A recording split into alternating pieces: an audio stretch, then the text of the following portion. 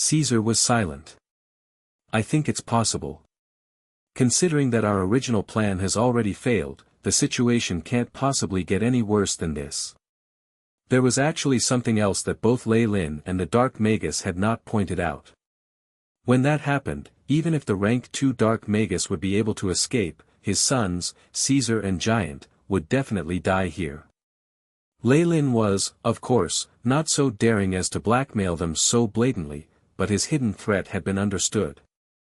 I don't trust you. Unless you let me give you a branding of your consciousness, the Dark Magus slowly spoke. Impossible. Leilin resolutely refused. Though receiving a branding of consciousness was slightly better than receiving a branding of the spirit, who knew what a rank 2 Magus could do? He didn't want to be in a situation where he was unknowingly being controlled. Leilin had a rascally attitude. In front of real power, only a person with a strength that others would be jealous of could have the guts to say this. Though Leilin was not yet on equal grounds with a rank 2 magi, he was confident that he could survive and escape, resulting in his more brazen attitude. A contract with the Trial's Eye. That's the furthest I can go. The Dark Magus pondered silently, and then responded in a low voice. Fine. Leilin hesitated for a moment and then agreed. As compensation for helping you, I'll need a large amount of resources and magic crystals, as well as some high-grade knowledge. After this, you also have to guarantee that I'll be able to enter Lighthouse of the Night. All of these things have to be written into the contract. The Magi acted quickly, and minutes later, the Dark Magus left with Giant. Leilin glanced at Caesar, who was standing strangely, with a smile appearing on his face. Team leader Caesar. Do you need me to help you back? After signing another agreement that could be said to be very harsh with the Trials, Leilin and Caesar were now allies once more. In the eyes of the Light Magi, the sight of 2 Magi who were always at odds with each other suddenly becoming friendly was quite strange. However, for the Dark Magi, this was just an everyday occurrence. In the Dark Magi faction, all sorts of battles happened every day. Betraying one's alliance for the prospects of more benefits was very common. Then I'll leave it to you. Caesar glanced at Leilin and actually let him assist him back. Doing something like exposing one's vulnerabilities was unthinkable to the Dark Magi, but Leilin could understand what he was thinking. Previously, Leilin and the rank 2 Magus from the 1,000 Meddling Hands had agreed and signed another contract. Through the Caesar's scrutiny of the contract, the conditions were very harsh. In order to prevent Leilin from making use of any loopholes, Caesar had practically gone through the contract word by word. He had basically made it impossible for Leilin to do whatever he wanted, not even giving him the chance to go back on his words. As he had to deal with a rank 2 Magus and the Dark Magi alliance, Leilin could only be placed at a slight disadvantage. In other words, the moment Leilin expressed bad intentions toward Caesar, the power of the contract would devour him before he could even use his magic. Hence, Caesar was quite trusting of Leilin now. We need to work quickly for our objectives regarding Wade. Caesar's lips moved slightly, his low voice traveling into Leilin's ear. As the one in charge of the hunting team, which actually had true authority, Caesar had a very high position in the Four Seasons Garden. He was second only to Reynold, and only a handful of people could match his authority. What was even more coincidental was that a few peak rank 1 Magi had died on the battlefield for a variety of reasons. Some had even been personally killed by Leilin. As long as Wade was disposed of, Caesar would immediately be in control of everything. Chapter 250, Lightning Corp. Lightning Corp. Leilin reflected briefly. Currently, in the entire Eternal River Plain's secret plane, the Four Seasons Garden had received a fatal blow. Other than Reynold, a great elder, the combat and defense team leaders had all died in battle. The person in charge of the Merit Points Exchange Center had been killed by Leilin, and it was unknown whether Wade, the envoy from the headquarters, was dead or alive. Leilin was stunned at the discovery that in the headquarters of Four Seasons Garden in the secret plane, there might only be 2 peak rank 1 Magi here, Caesar and himself. Under these circumstances, it would be an easy task to exploit his authority in the headquarters. Though the headquarters in the external world was sure to react quickly, dispatching large numbers of magi and even rank 2 magi here to investigate, that would take time. Caesar and Leilin could use this time to further diminish the power of the Four Seasons Garden and create opportunities for the dark magi. By the time the light magi found out, the battle array of the defense would have been controlled thoroughly by dark magi, and the situation would be set. Even if there were to be another large war, with the dark magi in charge of 4 entrances and 3 under the light magi's control, the dark magi would have an advantage. Leilin had thrown out such tempting bait, which was how he had gotten the dark Magus to bite. It's Lord Caesar. And patrolling Inspector Leilin. As they approached the headquarters of the Four Seasons Garden, the figures of Leilin and Caesar were quickly noticed by the large remaining numbers of the light magi. The surviving members quickly came forward to greet them. Leilin ran his eyes over everyone. These magi's robes were in tatters, and there were traces of dust and blood on their faces. To all these magi who had seen Caesar and Leilin, it was as if they had seen the pillars of their organizations. It seems like the loss of the higher levels in Four Seasons Garden is worse than I thought. Leilin admitted to himself that in the time he had been a patrolling inspector, he'd done nothing good, instead extorting much from every department. However, after these magi saw Leilin, they gathered and greeted him, their enthusiasm surprising him to no end. Unfortunately, there were no longer any peak rank 1 Magus in the Four Seasons Garden. That meant that Caesar and Leilin were the only 2 peak rank 1 magi on the light magi's side, which was why they were welcomed with such enthusiasm and ardent hope. If they found out that Caesar and I were the instigators of this recent attack, who knows what expression they would be wearing. Leilin was slightly dumbfounded, but he still put on a solemn expression. May I know who currently has the highest authority in the Four Seasons Garden? At this moment, a Magus with lightning designs on his silver-white robes separated the magi and approached them. I'm Caesar, the team leader of the hunting team.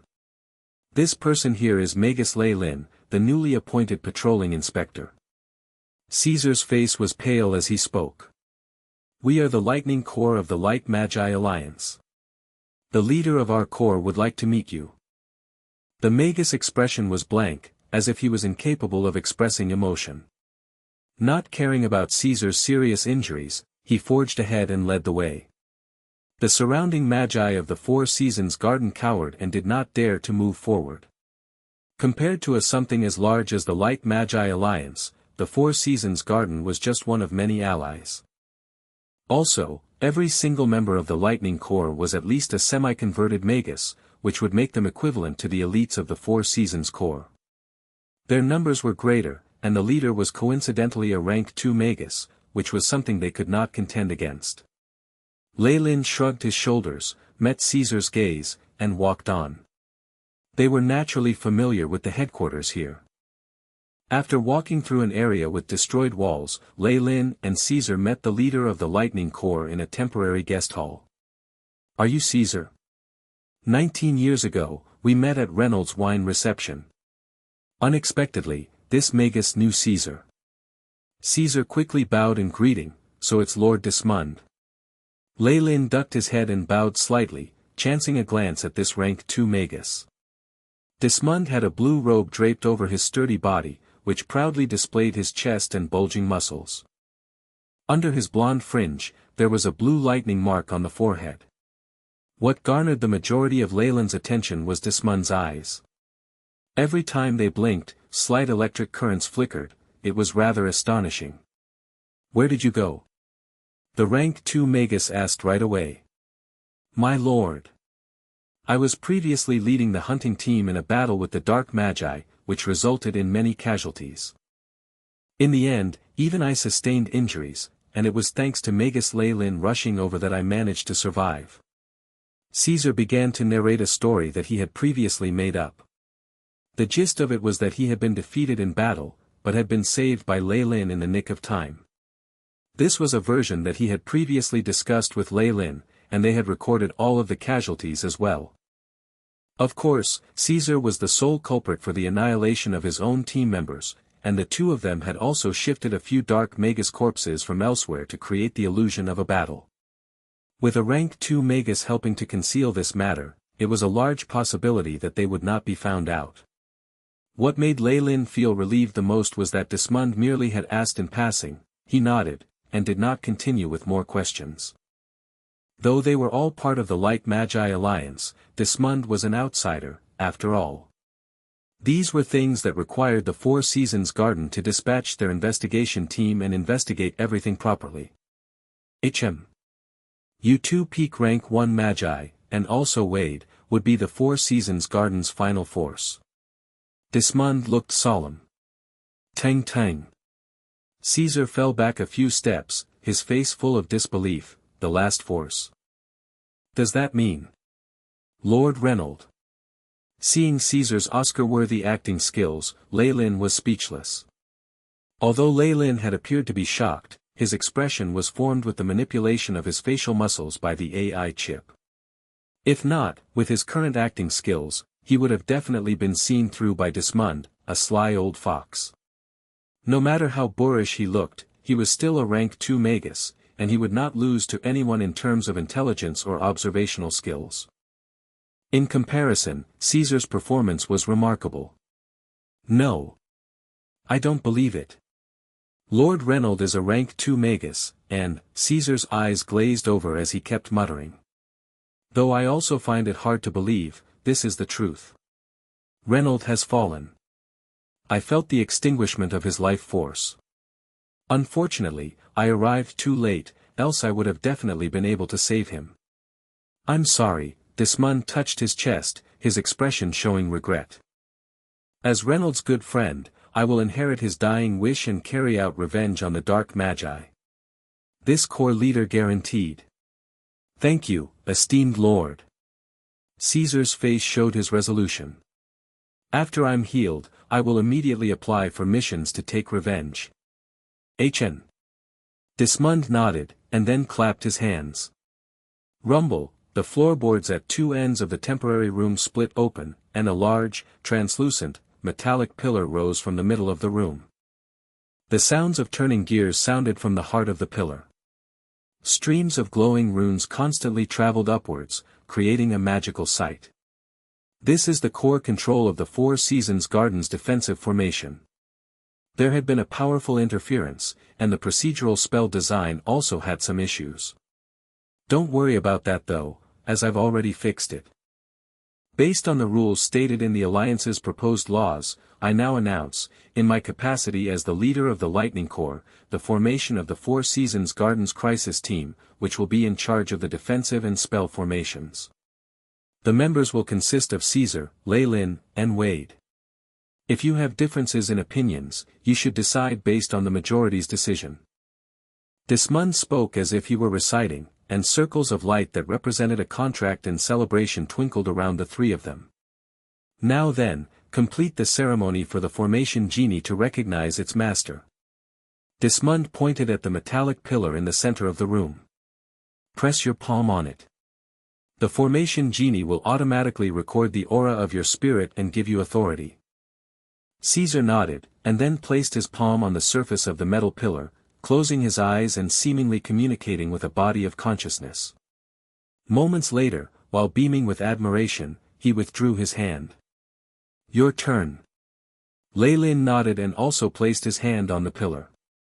The surface of the metallic pillar was very glossy, and there was a strange feeling when he touched it. It was very soft, as if it were not metal, but rather cotton. It was also different from the iciness of metal. The surface of this pillar gave Leilin a rather warm feeling. Recording spiritual aura. Conferring an authority of 7 stars. A robotic female voice sounded in Leilin's mind. It was different from the AI chip's genderless voice, and was instead a crisp feminine voice. Is this a formation genie?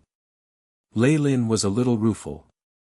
Whether science or magic, when it came down to it, there were basically different means to achieve the same end. However, this formation genie obviously did not have any intelligence, and could only robotically answer Leilin's queries. Communication with this conscious was quick, and in a quick 10 seconds, Leilin was able to largely grasp what his authority extended to, and the function of the formation genie. This formation genie was the core of all the defensive spell formations that the Four Seasons Garden had set up. Through the formation genie, one could easily check any single region. However, this spell formation had previously been heavily interfered with by the dark magi, which resulted in the unexpectedness of the attack this time. As for the limits of his authority, this referred to how much manpower he could command. The chain of command consisted of a total of 9 stars, with 1 having the least authority, and 9 commanding the most. Leilin currently had a ranking of 7 stars, and was therefore capable of dispatching most of the defensive forces in the Four Seasons Garden to besiege anybody, as well as having access to all available information, save a few top-secret documents. In the past, Reynold had had 9 stars, and was capable of ordering the formation genie to self-destruct. Leilin, Wade and Caesar were merely granted 7 stars temporarily to deal with this emergency. Chapter 251, Bribery. Bribery. Where's Wade? Why don't I see him right now? Caesar asked carelessly after Leilin had also completed the ceremony, and the metal pillar had automatically retracted into the ground. He sustained serious injuries and was also cursed by a very troublesome spell. Hearing this, Dismund's expression darkened. It was caused by a dagger soaked in the poison of the abyssal spider. I've never seen such a cruel matchup. Though he's already awoken, the poison and curse will eat his flesh and spirit, consuming all the nutrients in his body and turning him into a dried-up corpse.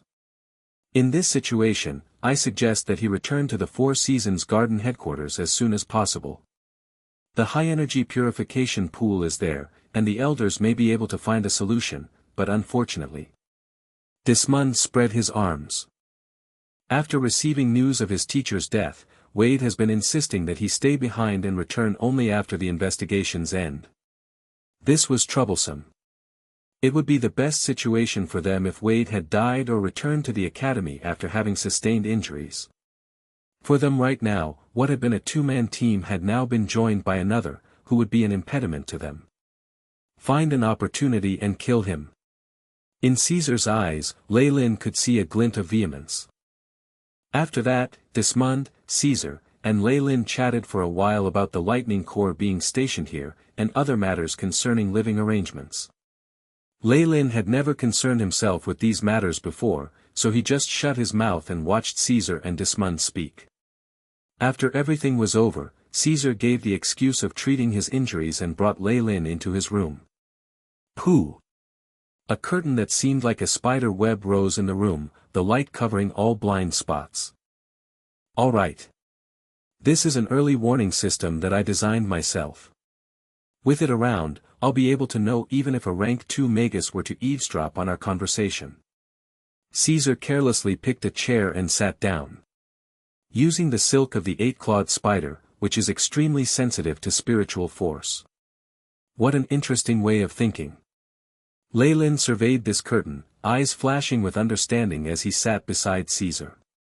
You're very learned. This type of material is very rare, and only a few people in Nightless City's scholarly institutions are able to recognize this. You should be able to go and pass the exam to become a professor there. Caesar sighed in admiration. It astounded him to no end that this spell formation, which had been developed for him by his father, had easily been recognized by Leilin. You don't seem to be that worried about Dismund. He's made his stance clear that before the reinforcements and investigation team from the Four Seasons Garden arrive, he will keep watch here. Rank 2 Magi have a lot of tricks, aren't you afraid that he'll discover something? Leilin showed no politeness as he asked this team leader, who had once been his superior. His relationship with Caesar was quite unique. He could now tell that the person who let out the word of his identity within the 1,000 meddling hands and transferred him here from Nightless City was definitely Caesar. His goal was probably to obtain another helper in the inner circle of the Four Seasons Garden, or perhaps just cannon fodder. Hence, after seeing through this scheme, Leilin unhesitatingly chose to betray them and injured Caesar to the point that he was near death. However, with the knowledge that he was backed by a rank 2 Magus, Leilin did not dare to go too far. After all, offending a rank 2 Magus was not a very sensible decision. Don't worry about Dismund. Caesar waved his arms. Rank 2 magi all shoulder different responsibilities. When they oversee a place, they are usually unable to leave. I'm familiar with the place Dismund has been guarding. It's the lightning region at entrance number 2 to the Eternal River Plain's secret plane. As long as the dark magi apply pressure to him from there, Dismund will eventually be transferred back there. After all, that was the region that his academy is in charge of.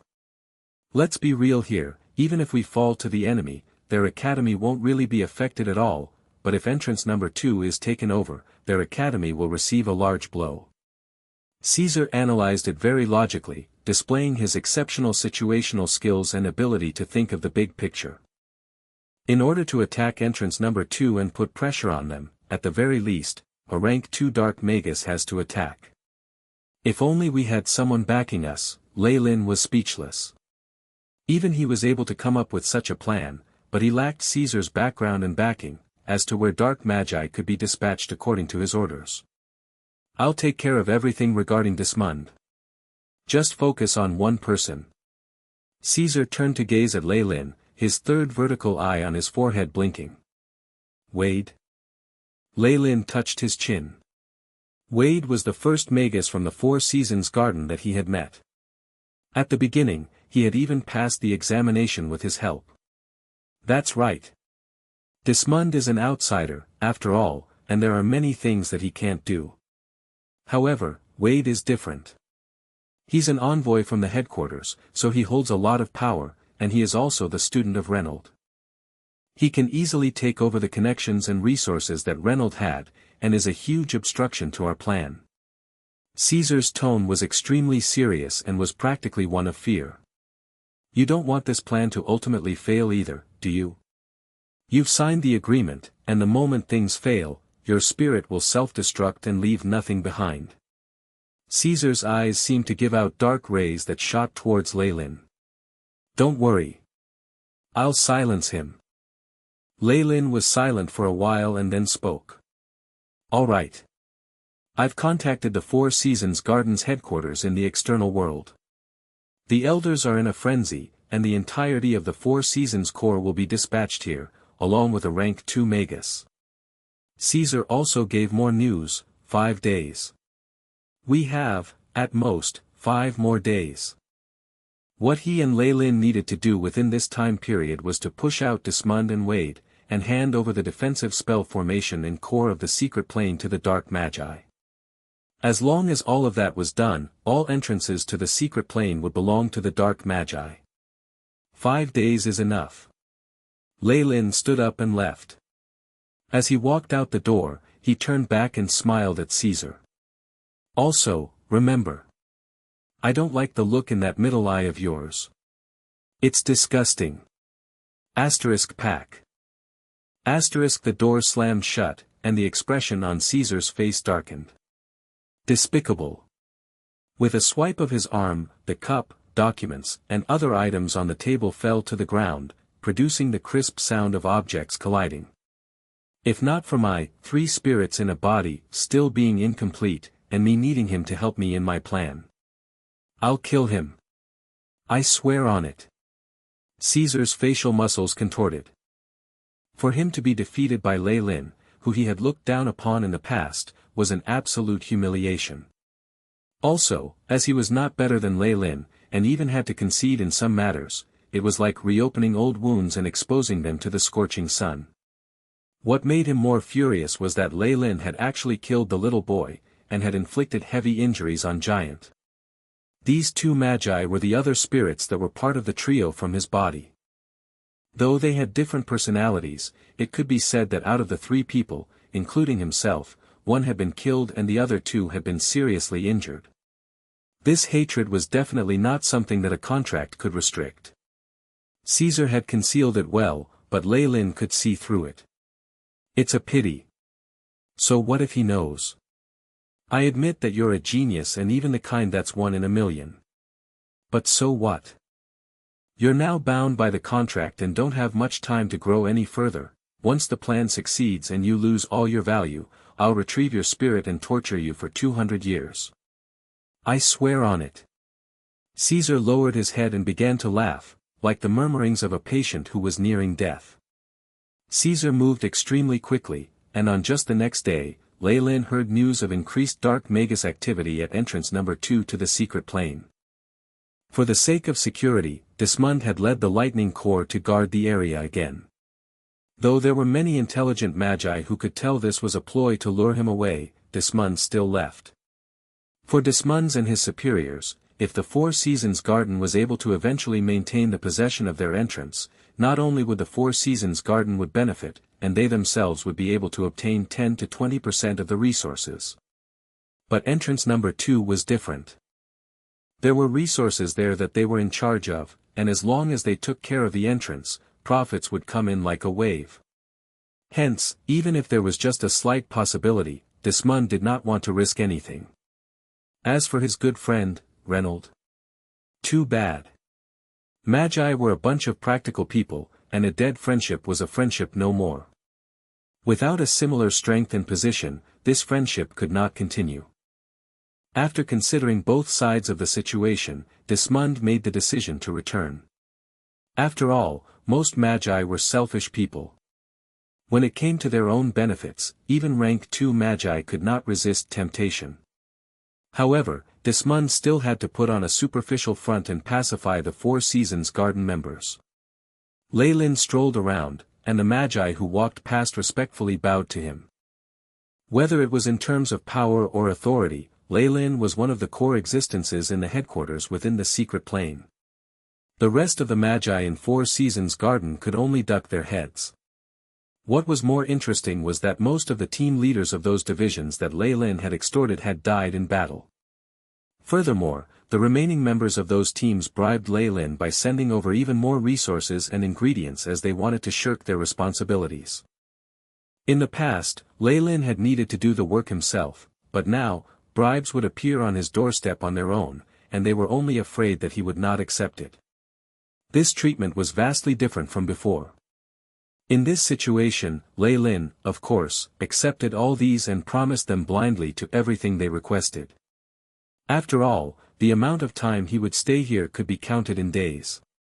Once he was to leave, these magi would only be left in shock. Chapter 252, Unrestrained. Unrestrained. When the time comes, these magi who bribed me before will, unfortunately, be apprehended and accused of helping the enemy. I wonder what expression will be on their faces when that happens. Leilin thought to himself as a sly grin appeared on his face.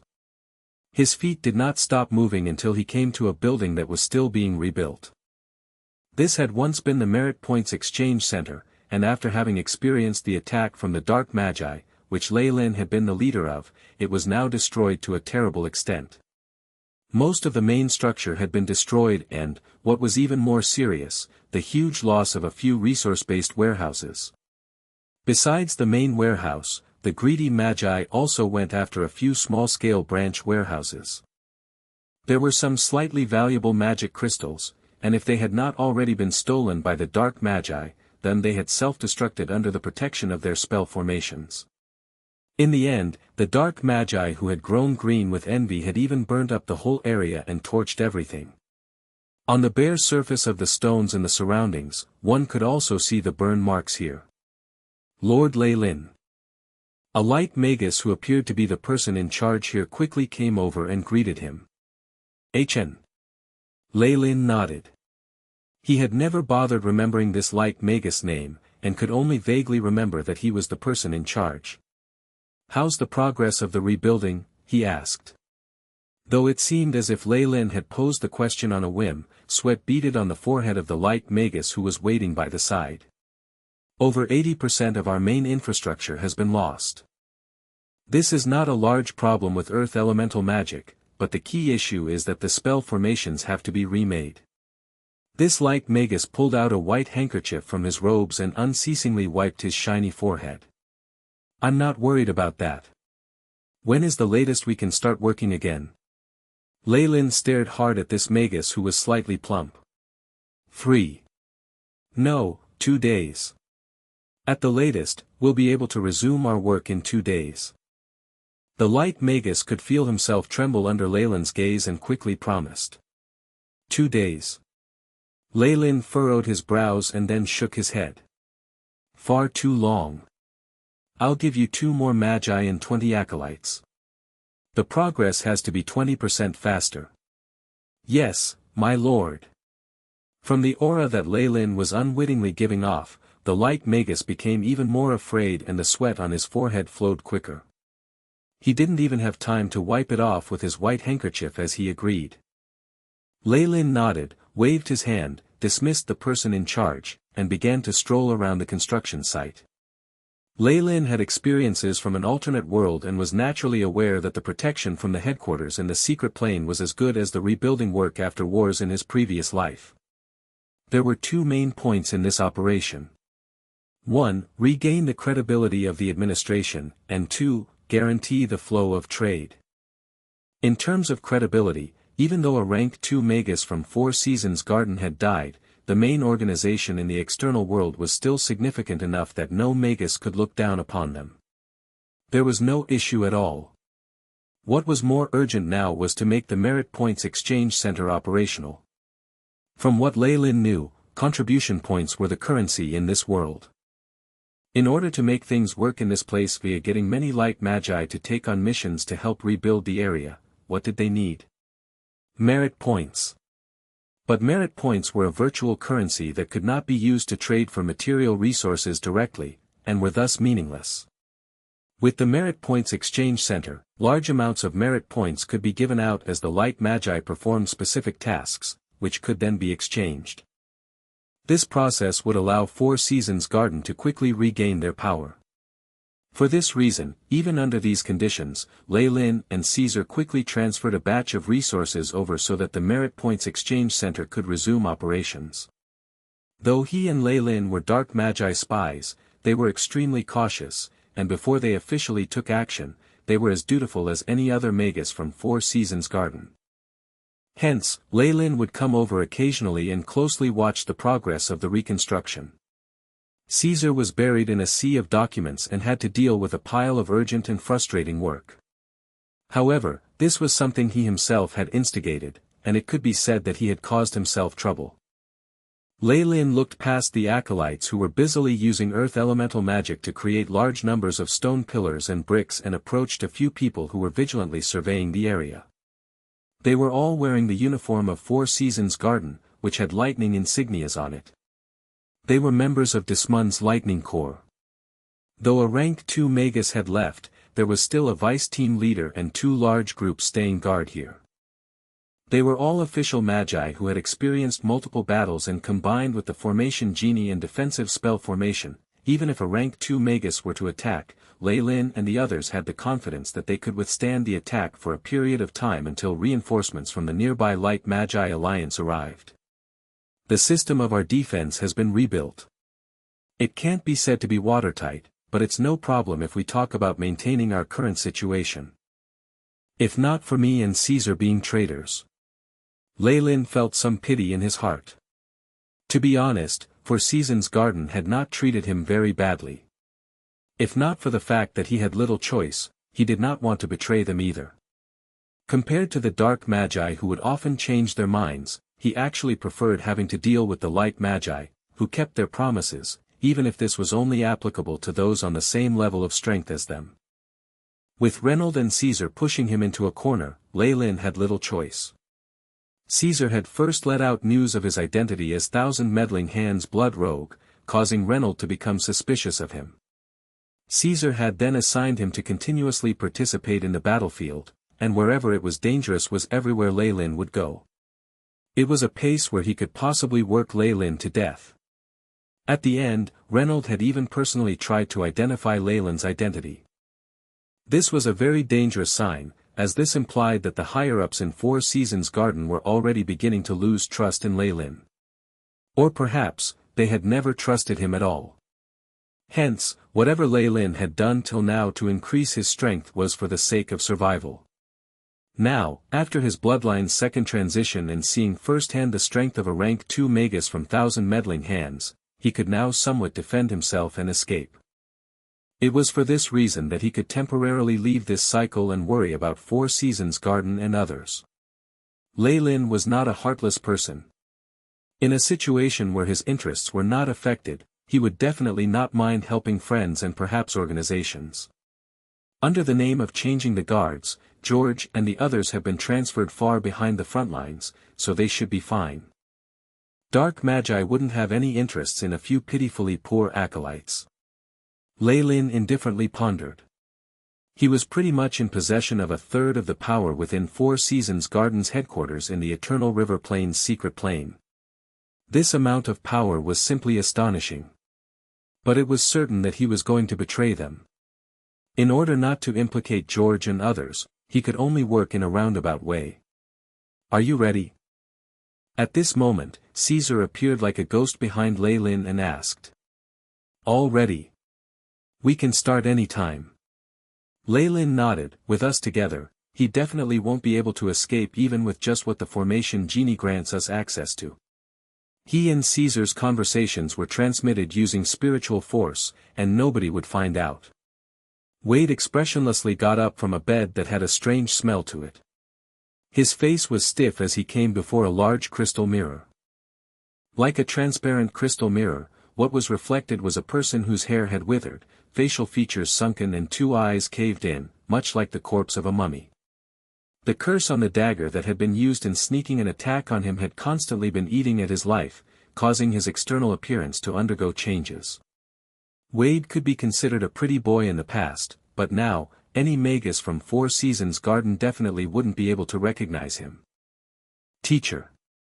A low mumble emerged from Wade's dry and cracked lips. For Wade, the first half of his life was the model of someone who was treasured by the heavens.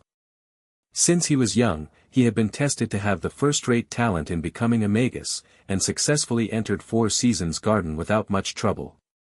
He had even become the student of a powerful rank 2 Magus.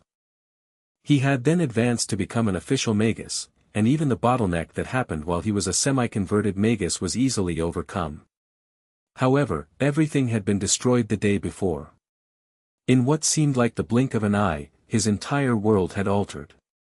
Four Seasons Garden's entrance to the secret plane had been attacked, causing his teacher, Reynold, to die in battle.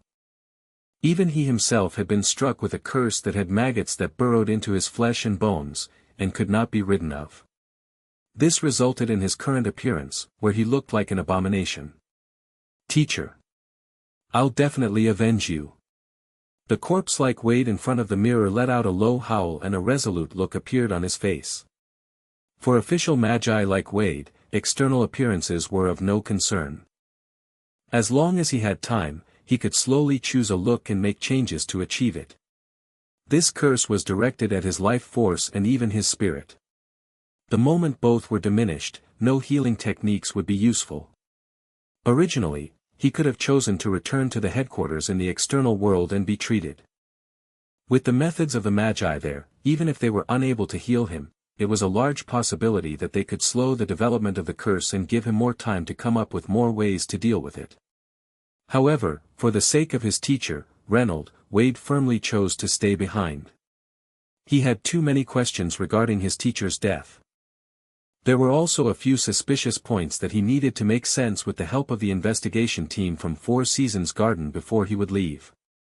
Hence, even if the conditions here were simply terrible and the curse was constantly eating at his body and turning him into a horrific state, he would still choose to stay behind. "My lord. How do you feel today?" A Magus wearing an armor of thorns entered. Chapter 253, Divulged. Divulged. "Goro. It's you." Wade glanced at one of the few surviving members of the Four Seasons Corps, his tone displaying his regret. That day, he had sustained serious injuries, and practically all of the small team from the Four Seasons Corps had died.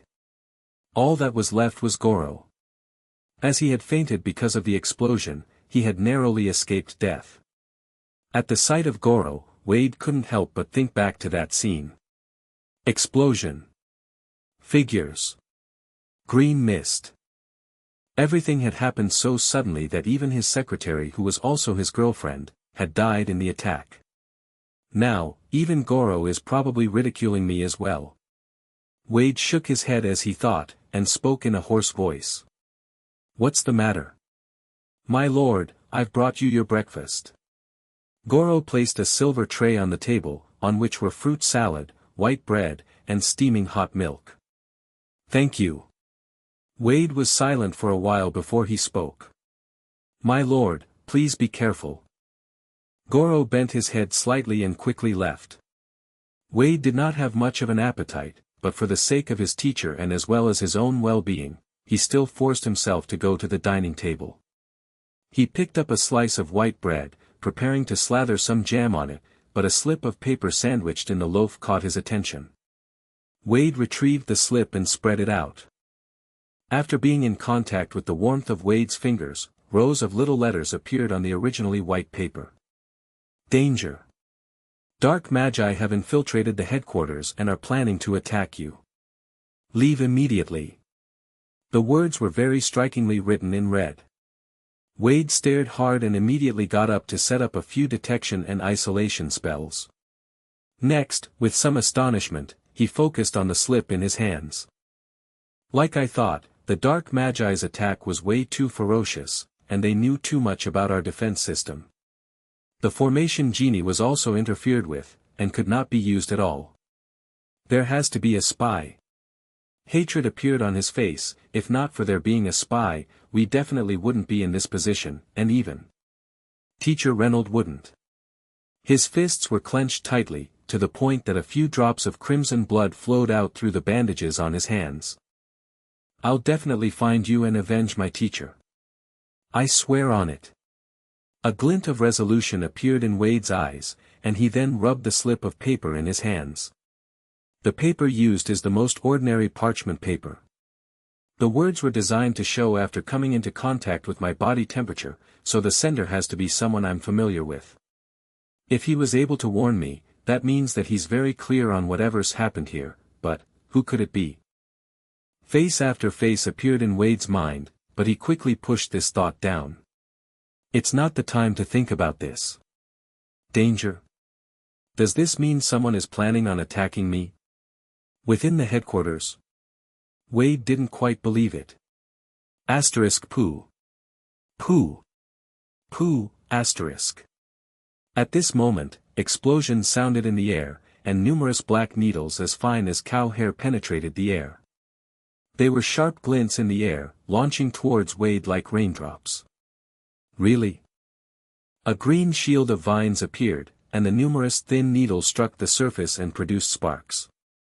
He then dropped to the ground and rolled. Boom, a black dagger punctured the area that he had previously been, and the bench split apart like tofu. Even the air had been cut, producing two pure, white gusts of wind. TSS, from the area where the chair had been sliced, the sound of an object corroding was heard, with much white smoke accompanying it. The bench that Wade had been sitting on was corroded in a few seconds, not even leaving behind any residue. The person holding the dagger was a dwarf-like figure. The dwarf was surrounded by a layer of black gauze, and his movements were extremely agile. After seeing Wade avoid the attack, he pounced towards him like the wind. The black dagger was like the tooth of a poisonous snake, searching for Wade's weak points.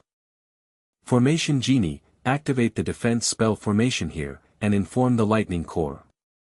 Wade looked pitiful as he dodged a few attacks, and quickly swiped at a ring on his hand.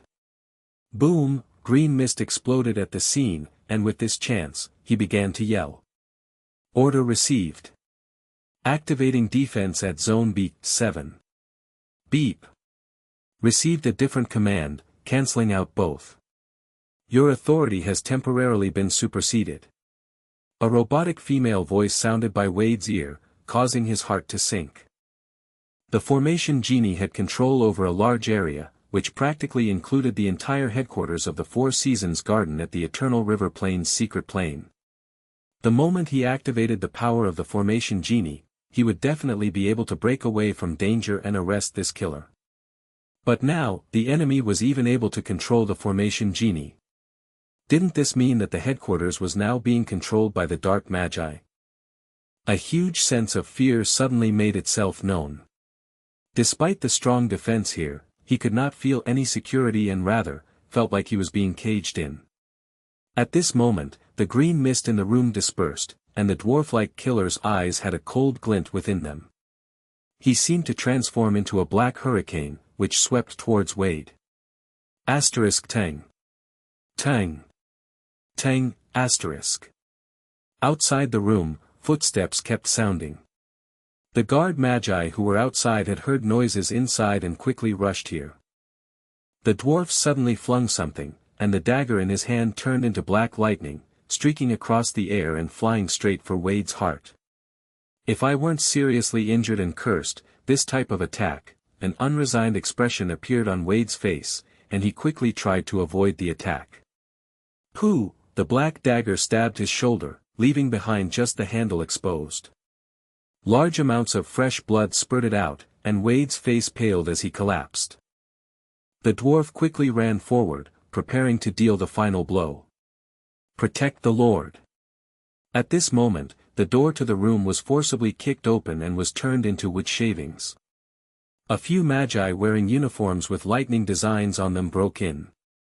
Seeing Wade collapsed on the floor, they roared, and a few people produced blue and white electric currents. The bolt of electricity arced across the air and arrived in front of Wade. Pack. Pack. Asterisk. The blue and white electric arc struck the dwarf, causing green smoke and the smell of charred flesh to spread throughout the room. The dwarf's body trembled, before he glared hard at Wade as if staring at his prey, and suddenly threw two black balls to the ground.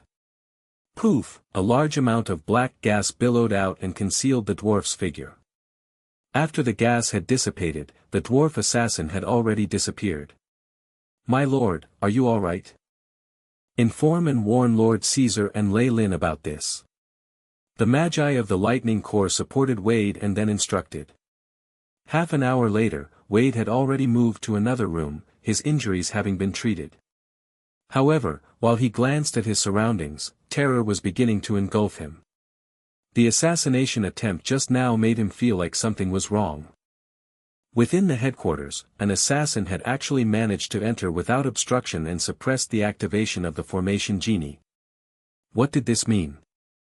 Who could be the thief who seized the authority to command the formation genie? Or is it Caesar? Leilin? Did they both join hands? Wade was expressionless as the gears turned in his mind. No. The headquarters are extremely dangerous, and there are too many hidden enemies that I don't know of. If things really are like the what slip of paper said, where the dark magi have infiltrated here, I'm in even more danger. Wade glanced around his surroundings. A few magi were patrolling the area, walking back and forth. After the attack, Caesar had brought over guards, but all he could feel were bad intentions in their gazes, causing him to sweat profusely. This isn't going to work. I need to leave here as quickly as possible. It'll be best to meet with the Academy's investigation team. Wade's eyes showed his staunch resolve. What? Wade's missing? Leilin glanced at Caesar, shocked. How did this happen? You couldn't even carry out such a simple task. He must be suspecting us now. In front of Leilin was the three-eyed Magus, Caesar, who did not look to be in a good mood. Even if he's an idiot, he'll definitely know there's something up with both of us after his authority in using the formation genie was suspended. If he were to report this to the investigation team. That's impossible. Leilin shook his head. The entrance to the secret plane is in our hands. I've checked all the recent records of people entering and exiting, there are no problems. Communication between the secret plane and the external world is very unstable, and the few communication towers we have don't work unless we use a spell formation exclusively for communication. Unfortunately, with our access to the formation genie, we can seal this entire area and turn him into a caged bird. So the only thing he can do is to escape to other light magi regions. Caesar added. Exactly. A very daring decision. Leilin nodded. The area of the Eternal River Plain's secret plane was enormous, and the distance between each entrance was vast. One even needed to pass through a few extremely dangerous zones. The difficulty would be too much for Wade while he was in his best condition, much less while he was cursed. This is your problem. You solve it. Caesar answered in annoyance. All right. This situation is actually what we wanted, though, isn't it? Leilin got up while he continued speaking. Dismund has been transferred away, and nobody knows whether Wade is dead or alive. In these next few days, he won't have the chance to communicate with any Magus from the external world. Hence, the entire headquarters of the Eternal River Plain's secret plane now belongs to us. Chapter 254, Query. Query. After having spoken, Leilin made a show of flinging his robes, with the intention to leave. What are you doing? To take care of the mess that was left behind, and arrange for the dark magi to receive access to the information about our defenses and resources. Leilin's figure eventually disappeared into the distance, leaving behind the echo of his voice. Leilin went straight to his room, opened a secret door and revealed a basement. My lord. A dwarf in black clothing bowed towards Leilin. Leilin nodded, and then pointed at the dwarf. A bright light was sent out from his fingertips and disappeared into the dwarf's forehead. The dwarf's body swelled in an instant, green veins wriggling on his flesh like little snakes. Ka-cha. The dwarf's body constantly expanded, and actually transformed from a little dwarf to an adult, burly male. With the change in his body, his black clothes burst and revealed a manly and handsome figure. However, on what had once been a beautiful male body, all sorts of runic brands now covered it all over that formed a bizarre spell formation. The man's body, which was laden with brands, trembled involuntarily as bead-sized sweat constantly dripping.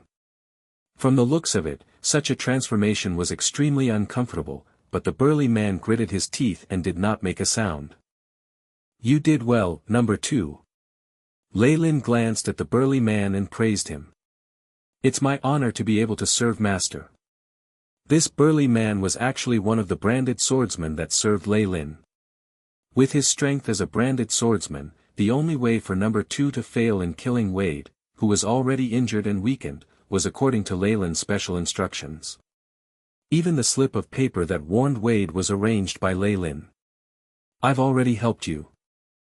Everything that happens next depends on your luck.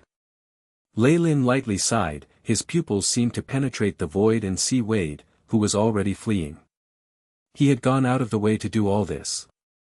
After all, he was on somewhat good terms with Wade and allowed him to enter Four Seasons Garden. He did somewhat owe Wade.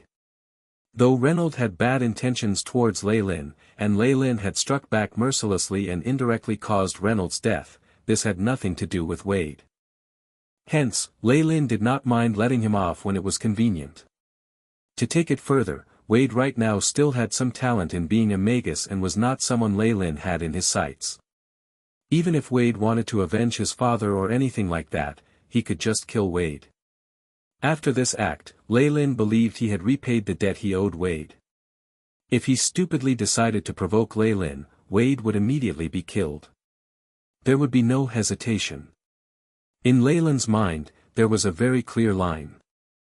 Wade was now a tiny bit helpful to Leilin, and they were on somewhat good terms, so he could let him off. If they were even closer, Leilin might even arrange for number 2 and number 3 to escort him out, rather than letting him fend for himself. Of course, before all that, the prerequisite was that none of this would harm Leilin's interests. If not, favors and things of that nature were not even worth considering.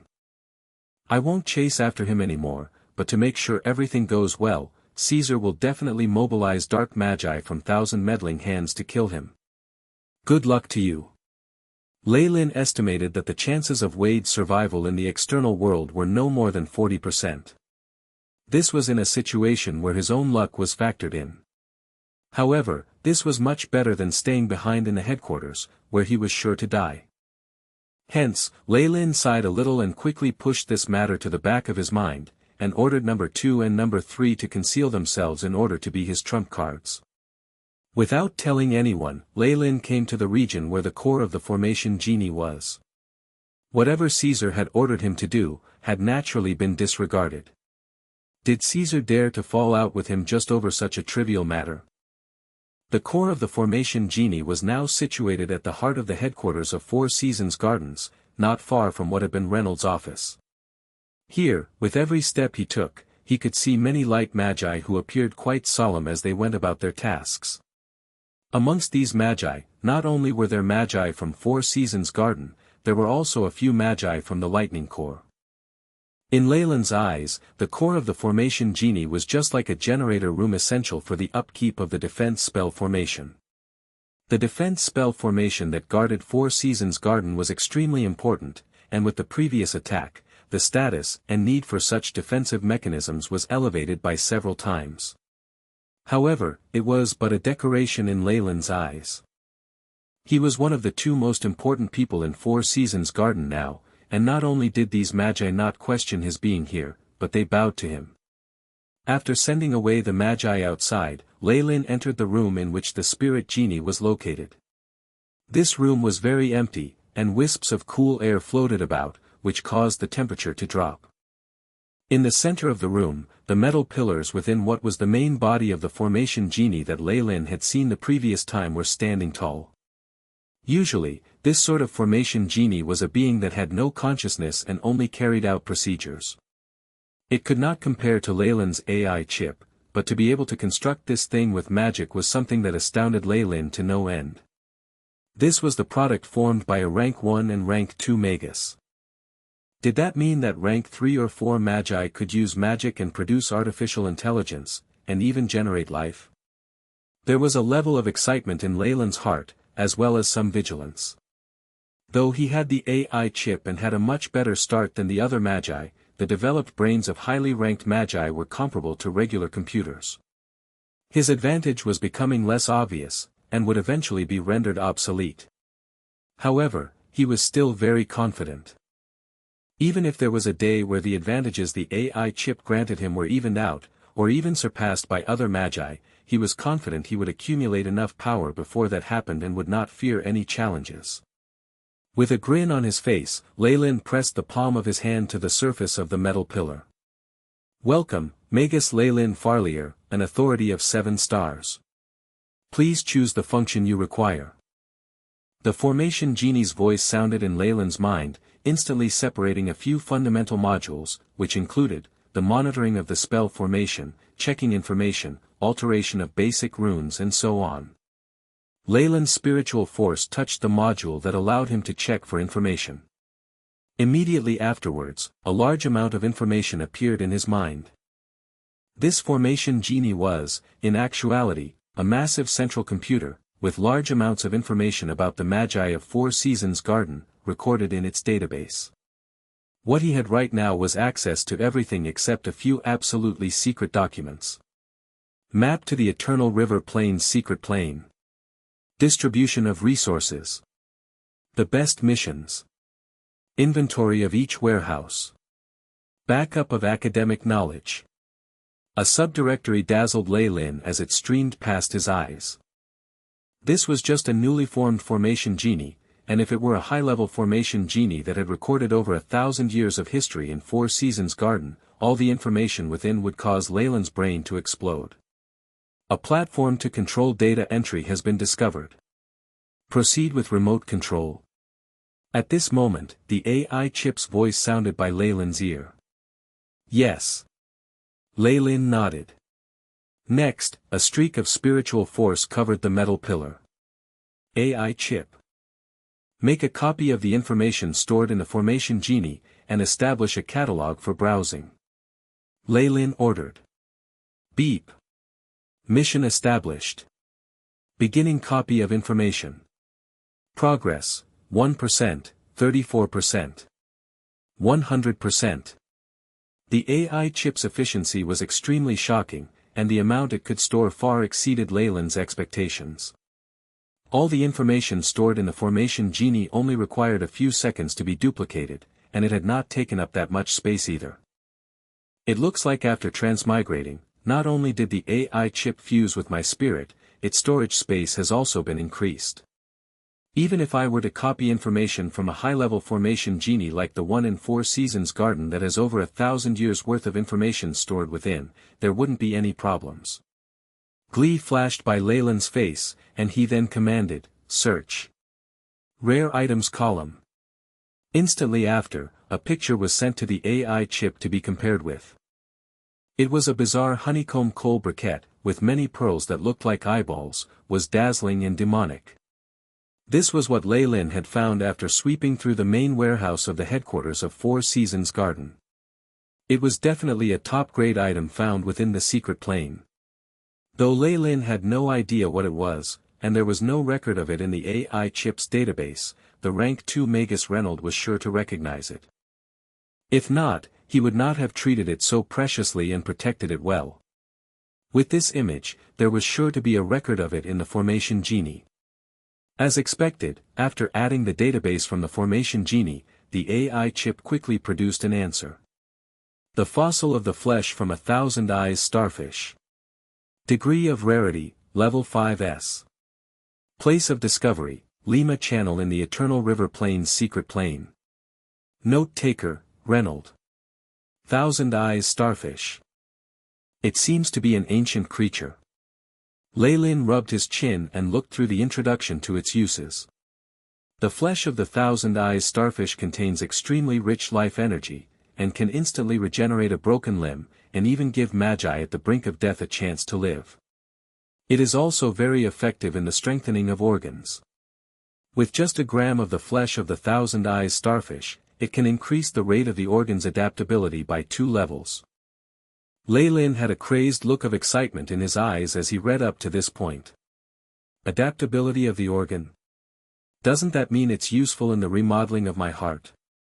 The progress of the remodeling of his heart had been stuck at 69%. After all, reforming the body was a very dangerous process, especially as Leilin intended to transform his heart such that it was similar to that of the giant Kamoyan serpent. Chapter 255, Contribution Token.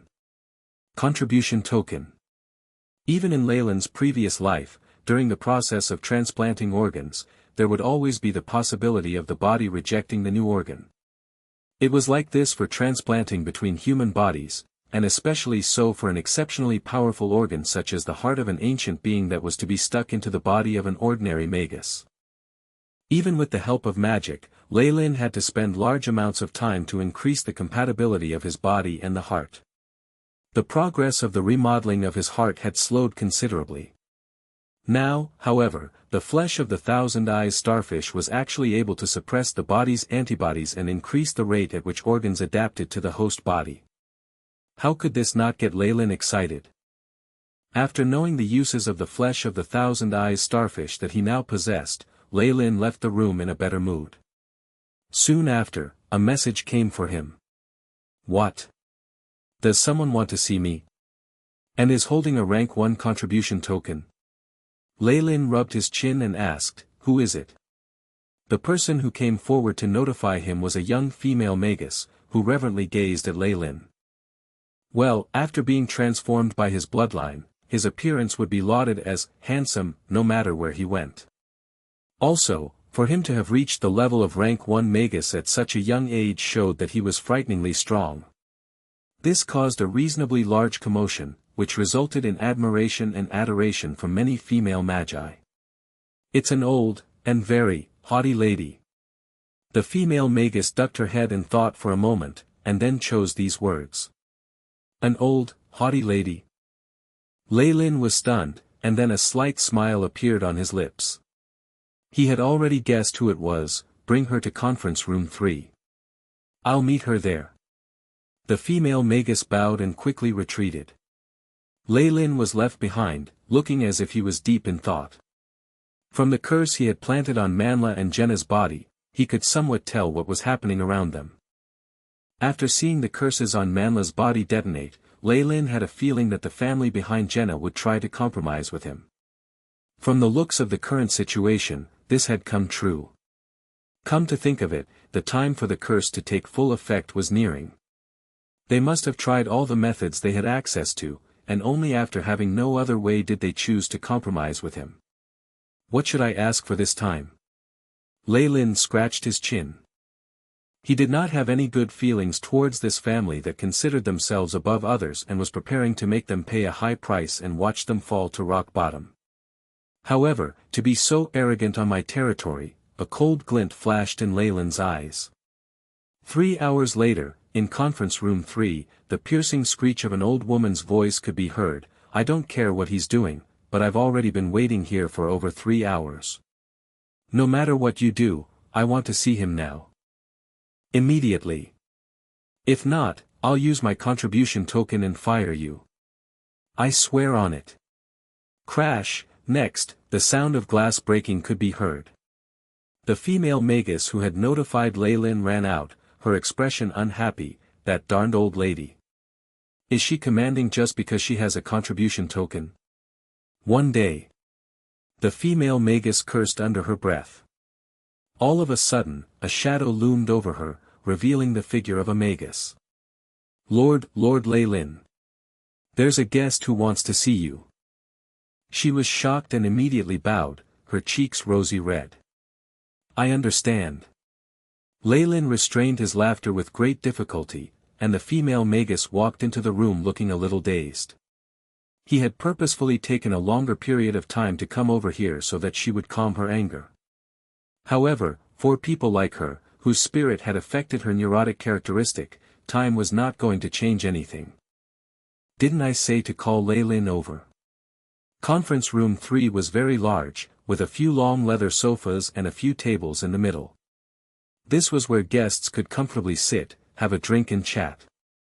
Now, however, one of the tables had been flipped over, and there were the shattered remains of a few cups and plates on the ground. An old woman who had on the clothes of the upper class had her face covered with gauze.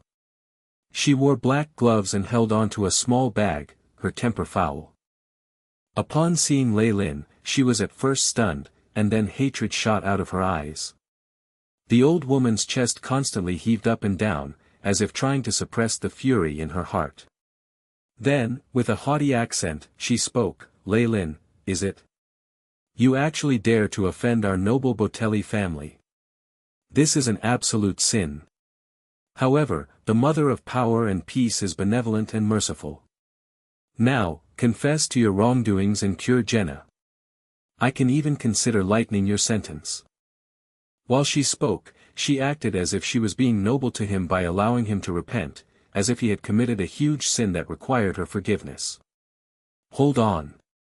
Such a pitying gaze made Leilin extremely annoyed, and he rudely interrupted her. What? Are you preparing to confess? The old woman held her head high. No. I just wanted to ask you, are you crazy? Leilin did not beat around the bush. What did you say? The old woman's expression showed her shock. She could not believe that someone dared to speak to her in such a manner.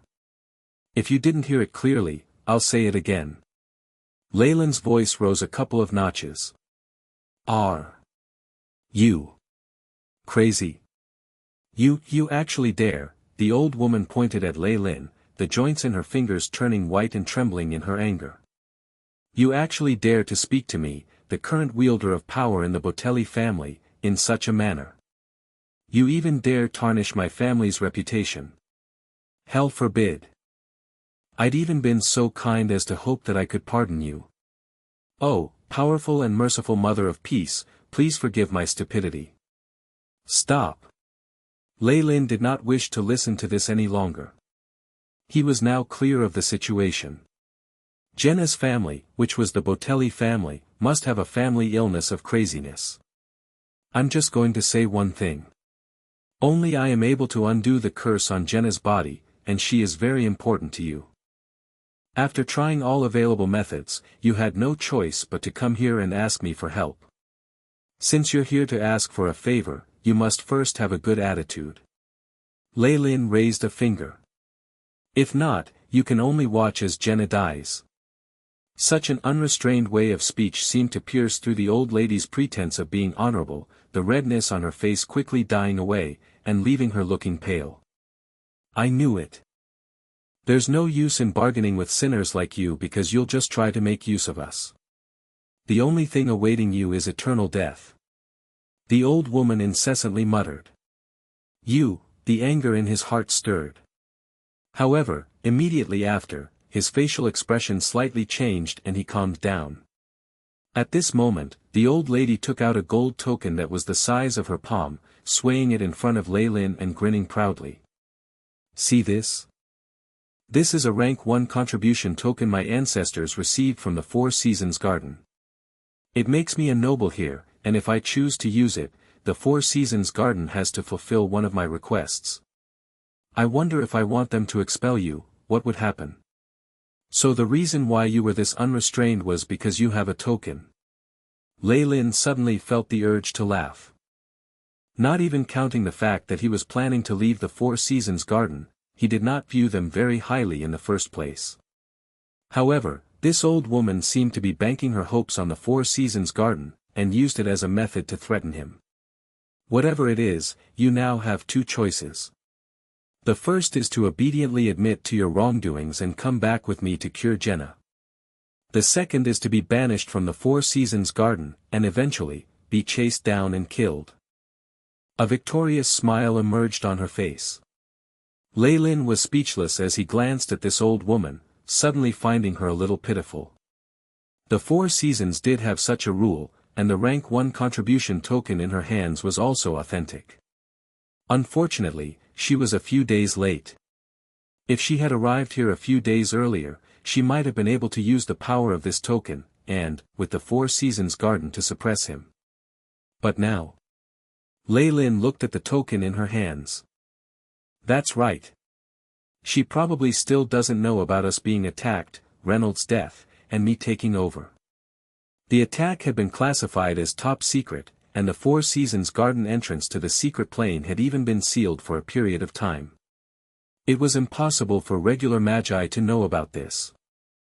As a result of a time difference and various other factors, this old woman was obviously still not aware that this branch of the Four Seasons Garden had already changed owners, what with her charging in so loudly and brazenly. What's wrong? Can't make a choice. Do you want me to help you? Leilin's long silence gave her the impression that he was afraid. Hence, the expression on her face was more arrogant, and she loudly bellowed, "Guards! Guards! What is the matter?" Minutes later, a few magi in white robes charged in. "In the name of the Four Seasons Garden, I command you to arrest Leilin." The old woman raised the gold token in her hands, which flashed and glinted to form a four-colored ring. An energy wave with a very recognizable frequency was emitted. It's a rank 1 contribution token. It can't be fake.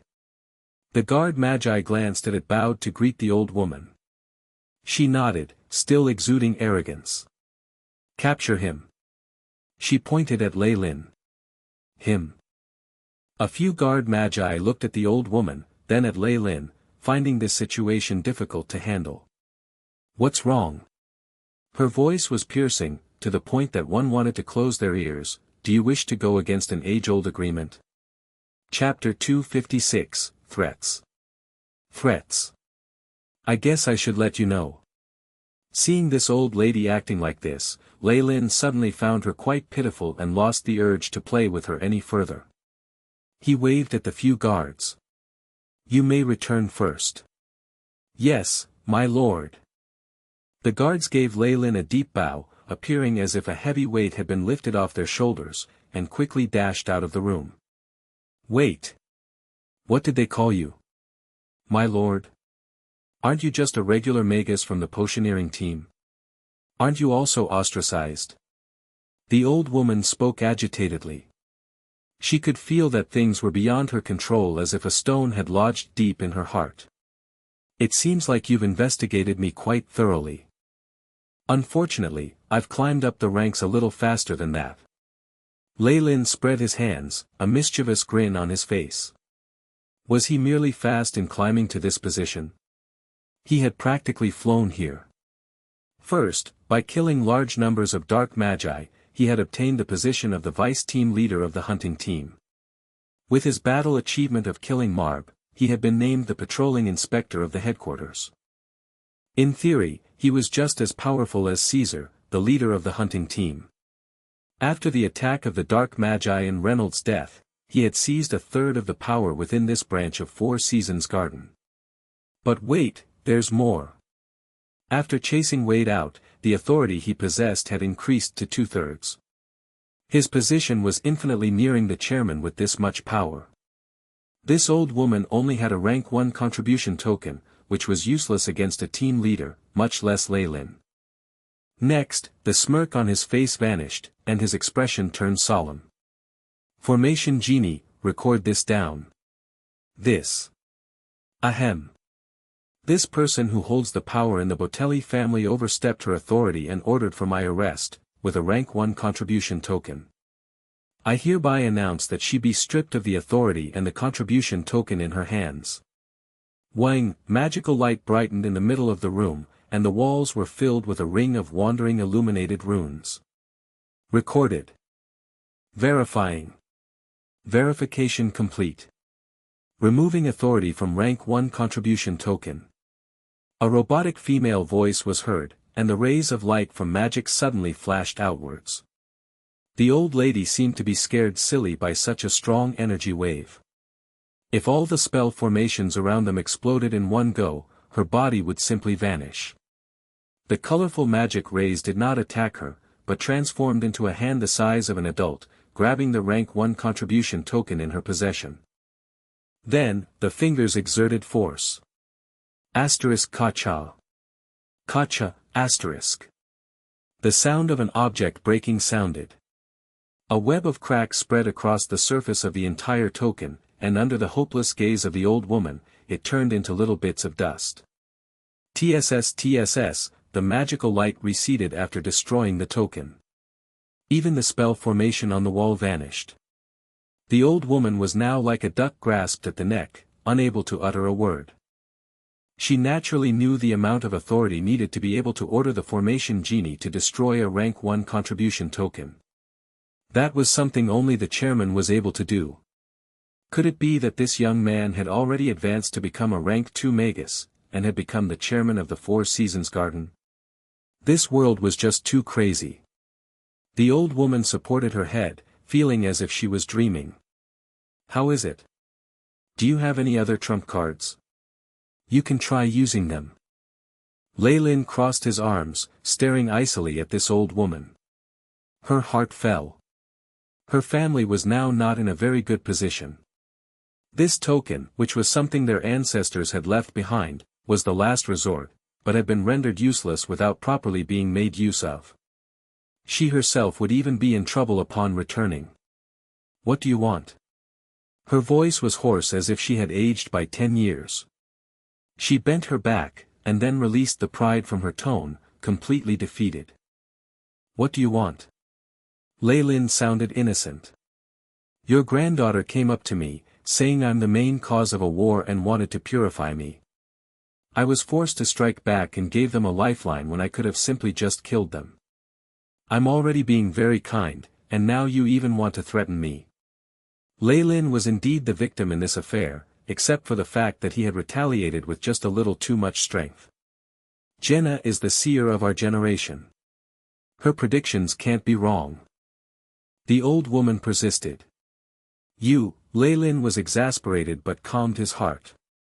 There was no point in arguing over a trivial matter such as this. Alright, now it's time for me to name my conditions. My requirements are simple. I'm interested in that divination ability of Jenna's. Impart me this technique, and I'll release the curse on her. Oh, Mother of Peace. Not only does a sinner like you want to control us, you even dare to covet our family's meditation technique.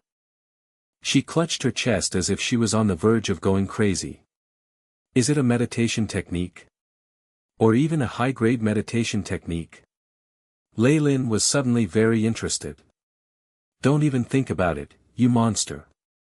Devil. Don't even think about trying to obtain our Bautelli family's meditation technique. The old woman resolutely rejected him, a cold glint that could not be concealed flashing past her eyes. Hee hee. You may not know this, but the curse on Jenna's body can only be released by me. Otherwise, you could try finding a morning star Magus, or else you'll just be waiting for a dead body. I'll give you 1 day. Think it through. Leilin clapped his hands and 2 guards immediately entered. Send this lady away to get some rest. Do not be negligent. Leilin's tone was slightly different, and the 2 magi who knew what he was implying quickly came before the old woman, ready to take care of her. Leilin nodded and left. Though the old woman had concealed it well, the coldness in her eyes was still apparent to Leilin. All that she was thinking had long since been discovered by Leilin. Trying to swindle me with a fake meditation technique? No. Magi are intelligent people. If you give me a fake one, I'll definitely know. If I can't tell, I can just find a few acolytes and perform tests on them. Unless. If she really gives me a high-grade meditation technique, but it has a very obvious flaw. Only with these conditions will magi who lack high-grade meditation techniques be tempted to use it. What a pity. Leilin cracked a smile. If he was a magus without a high-grade meditation technique, he would definitely be unable to resist the temptation, and would end up training in it. After all, it represented an increased chance of advancing, as well as ensuring a better future. Unfortunately, he already had a high-grade meditation technique of his own, Kamoyan's pupil. No matter how amazing the Bautelli family's meditation technique was, he would only use it as a reference, and wouldn't do something so stupid as to switch meditation techniques. With a smile on his lips, Leilin went inside a secret room. The 4 walls of this secret room were made of thick stone, with numerous runes that could isolate energy placed all over. In the middle was a rather strangely shaped, little stone counter. 3 pillars supported a triangular section, large amounts of green vines crawled along it. Formation Genie, activate the communication spell formation. Leilin spoke. Authority verified. Activating communication spell formation. As the formation genie spoke, a dusky splendor shot out from the little stone counter, and all the runes in the room began to glimmer. Leilin nodded upon seeing this. Communication between the secret plane and the external world was all but impossible, and could only work through a particular communication spell formation. This was a specially constructed communication spell formation that could penetrate the isolation effect of the secret plane and was considerably expensive. The Four Seasons Garden only had this one formation in the entire Eternal River Plain's secret plane. Before, Wade's authority to communicate with the outside world was sealed through the combined efforts of Leilin and Caesar. Hence, in a situation where he could not contact anyone, Wade had no choice but to flee. Leilin took out his own secret imprint book and flipped through to the most recent page. At the end was a blue imprint that looked like a beacon. Leilin lightly tapped it. Asterisk boom. Asterisk the blue beacon suddenly became bigger, and the runes in the room unceasingly lit up. A red line shot out of the stone counter, connecting to the surface of the blue beacon's secret imprint. Is this Sir Hyder? How have you been feeling recently? Leilin asked, full of smiles. It's you. Quick. Give me the cure. From within the blue secret imprint, a haggard voice came on and off, as if the owner had been severely injured or was being tortured by some illness. The owner of this voice was Hyder, the magus who was on good terms with the Bautelli family, who had been invited by the old woman to treat Jenna. Previously, he had failed in his treatment methods. Not only had he been infected by a poison that Leilin had made himself, but the poison had also come with a communication imprint. Hence, Leilin was able to know a lot about the Bautelli family. The grin on Leilin's face widened. Sir Hyder, I want to tell you something quite unfortunate. The wielder of power in the Bautelli family has already approached me. She implored me to remove Jenna's curse, but never said anything about you. Upon hearing his words, the imprint became quiet, and then came the sound of something breaking. That whore, that lunatic. To think I worked so hard for her. Cough cough. After just 2 sentences, Hyder began to cough violently. Leilin's smile was even brighter. Sir Hyder. How's the effect of my shadow corrosion? I spent a lot of effort on it. You're also a very outstanding healing magus. I would like to know your evaluation of it. After a long time, Leilin once again heard Hyder's voice from the secret imprint. You've won. The composition of the poison is much too complicated, and they're intricately linked together. I really have no way to remove it. Give me the cure, and not just medication to suppress it, and I'll tell you everything I know. Fine. I want to know everything, especially your knowledge regarding the contents of the meditation technique. Chapter 257, Thousand-Eyed Starfish. Thousand-Eyed Starfish. A day later, Leilin met the old woman from the Bautelli family once more.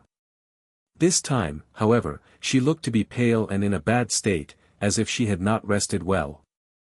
At the sight of Leilin, her eyes seemed to come to life and she spoke in a low voice, I can give you information regarding the secret high-grade meditation technique that belongs to our family.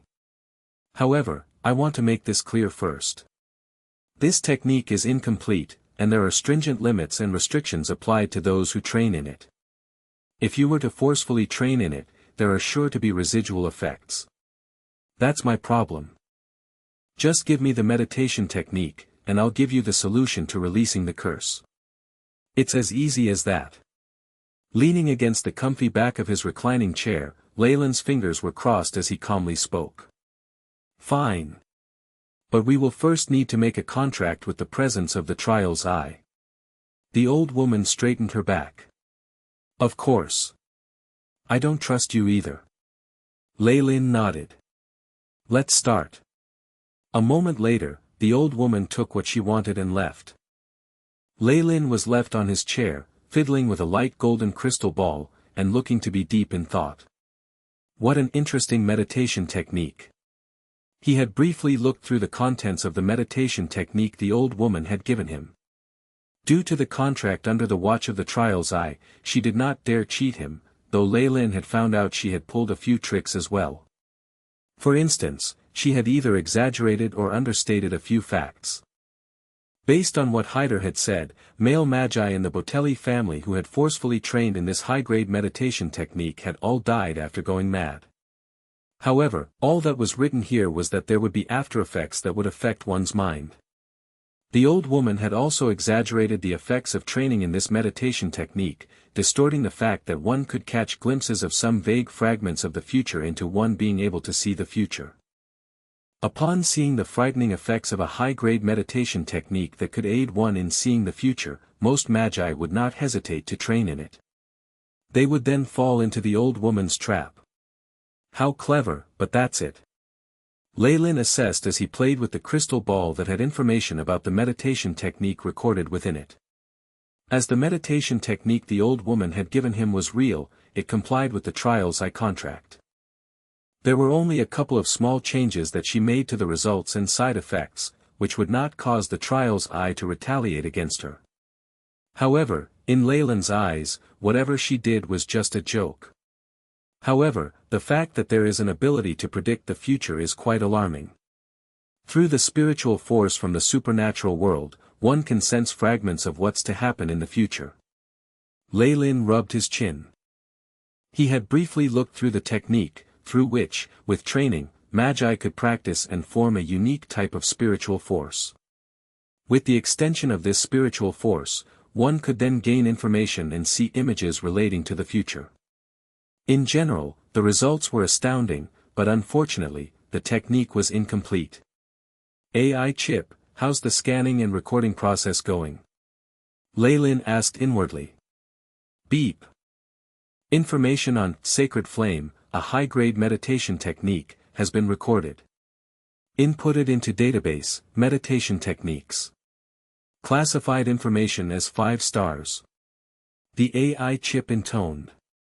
After scanning through, the percentage of incompleteness of the meditation technique is at least 79.52%. If this technique is trained in, it will result in mental issues. Chances of developing bipolarism is at 98%. 98%. Then there's definitely going to be a problem. Leilin sighed and then asked, AI chip, is it possible to complete this meditation technique? He suspected that the strict limitations of one's body and bloodline, as well as the horrifying aftereffects, were all issues born from the incomplete state of the technique. If the rest of it could be filled in, most of the problems would be solved. Beep. Due to a lack of information regarding high-grade meditation techniques, this technique cannot be completed. Unsurprisingly, this was the AI chip's answer. There was nothing he could do. High-grade meditation techniques were connected to the life or death of a magi organization or family. Even with his power now, he could only get a hold of 2 high-grade meditation techniques. One was his own Kamoyan's pupil, and the other was the incomplete sacred flame. Based on his guess, the AI chip would need a large number of samples to analyze and compare. Only after that would it be able to analyze and complete the sacred flame technique. The samples required would be around 10 high-grade meditation techniques. They also would have to be completed. 10 high-grade meditation techniques. Leilin gave a long sigh. Even in the entire South Coast, it was uncertain if there were that many high-grade meditation techniques. With his current power, it would be impossible for him to obtain them. No matter what it is, this is still a high-grade meditation technique. It's priceless. Leilin caressed the golden crystal ball in his hands. All of a sudden, black mist appeared within his hands. Ka-cha. Ka-cha, cracks appeared on the surface of the crystal ball, and the ball turned into dust in front of Leilin's eyes. All the information about sacred flame had already been recorded in the AI chip's database, and he would not be able to lose it. There was no point in keeping this crystal ball, and Leilin was naturally a little suspicious of anything the old woman left behind, and he found it best to destroy it. Within Leilin's room, in a laboratory. As one of the 2 current leaders of the Four Seasons Gardens branch in the Eternal River Plain's secret plane, arranging a better room and a laboratory for himself was nothing difficult. This laboratory had once been provided to magi who were team leaders. The equipment here was the best and newest technology brought in from the external world. No laboratory that Leilin had worked in his previous world could compare to this. Leilin was currently in front of a large, silver experiment table. On the surface of the metallic table, there was a black honeycomb-like coal briquette that silently lay there. There were many depressions on the surface of it, in the middles of which were dark green pearls that emitted dazzlingly bright lights. This was one of the 3 most precious ingredients found in the main warehouse of Four Seasons Garden, the fossil of the thousand-eyed starfish. After receiving the information regarding its name and uses from the formation genie, Leilin quickly found himself a laboratory, and prepared himself to make good use of it. The flesh of the thousand-eyed starfish has already turned into a fossil. It's going to be troublesome to extract and use the useful portions of it. I'm going to need many potions to do that. Thankfully, I have this. Leilin laughed, retrieving a mysterious test tube from his pouch. After obtaining the spatial high-grade magic artifact made from the skin of the void white-eyed snake, Leilin had placed all his belongings into it. As all of his baggage was gone, Leilin now looked much slimmer. The entire test tube was made from glass, and the liquid contained within had a very strange color. The top half was an olive color, while the bottom half was a grayish-black. There was a clear line of separation between these two. A high-grade reactive potion. Even in ancient times, this was one of the most precious potions used to awaken the life energy hidden deep within an item. The formula for making this ancient potion had been found within the database of the formation genie. As a few of the ingredients required to brew it had already gone extinct, this formula was not made confidential. For Reynold, this was probably something of little interest. But Leilin was different.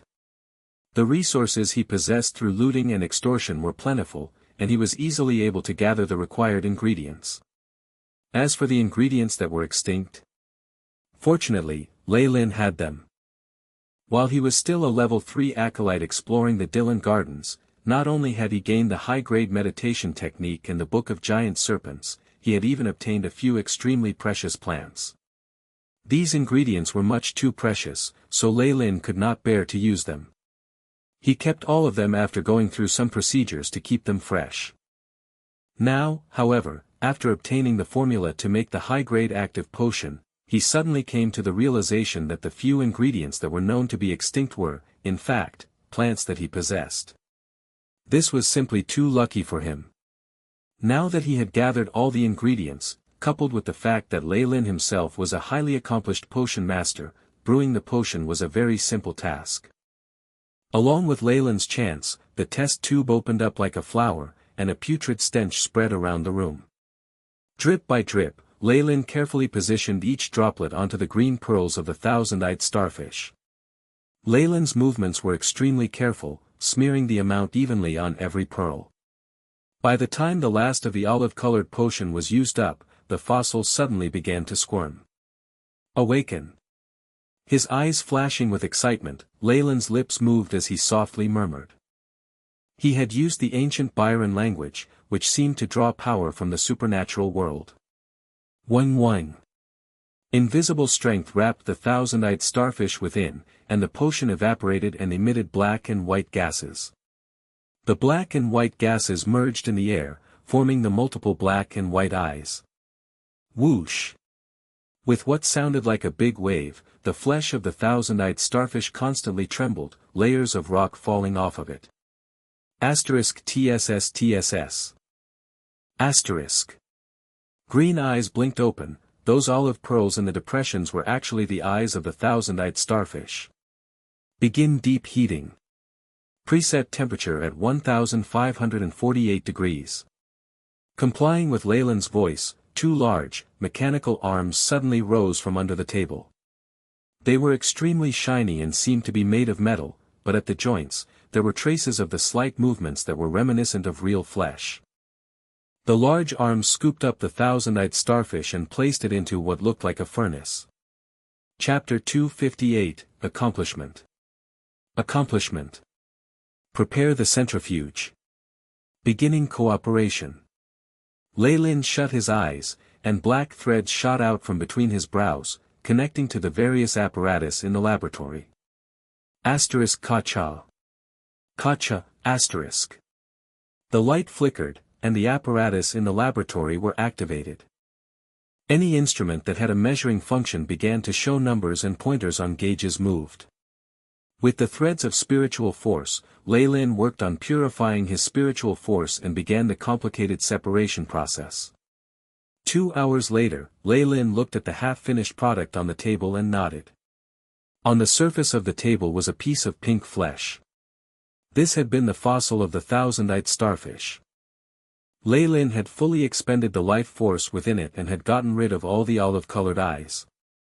There was a very troublesome poison held within the eyes of the thousand-eyed starfish, and as such, they needed to be removed.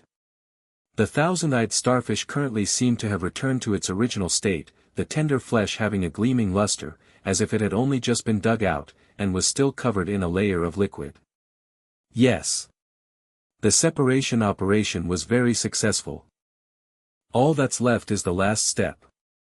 Leilin took out the gray-black, high-grade reactive potion, of which only half remained. He poured all of it onto the pink flesh. TSS. The moment the gray-black potion was poured onto the flesh, large amounts of steam were produced.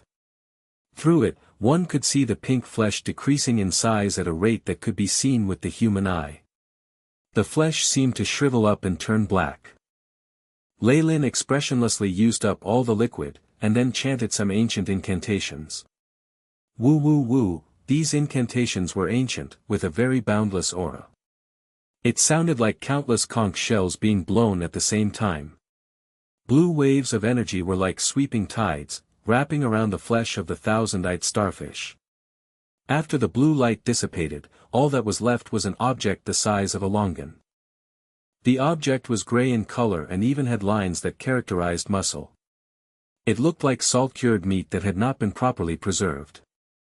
The salty meat began to emit the smell of something burning. Rumble.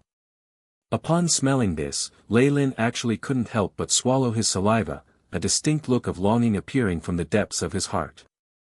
Eat it. Eat it. Hungry. Hungry. Hungry. This thirst seemed to come from every cell in his body. It was extremely difficult to resist, and this feeling was the strongest at his chest, where his heart was. Leilin could feel every blood vessel in his body pumping in excitement, urging him to swallow that piece of flesh on the table. Ah, haha. Primal desires. How can a mere thing like it control me?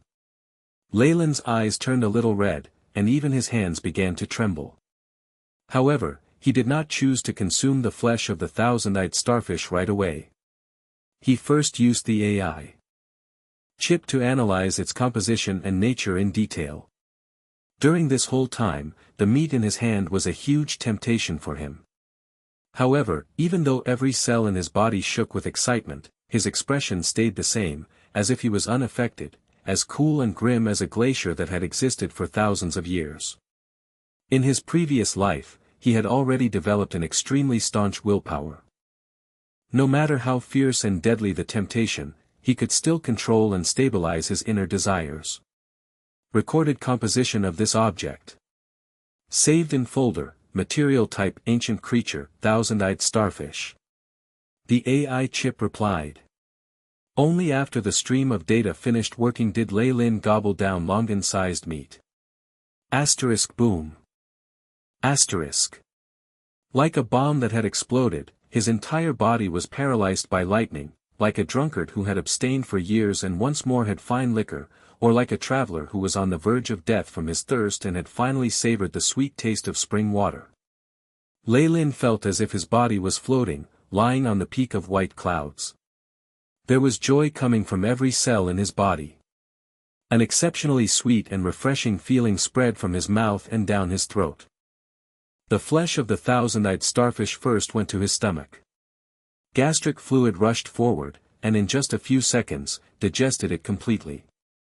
Streams of water like from a hot spring spread throughout Leilin's body, and especially his heart was like a person dying of thirst, greedily absorbing this warm flow. Leilin closed his eyes.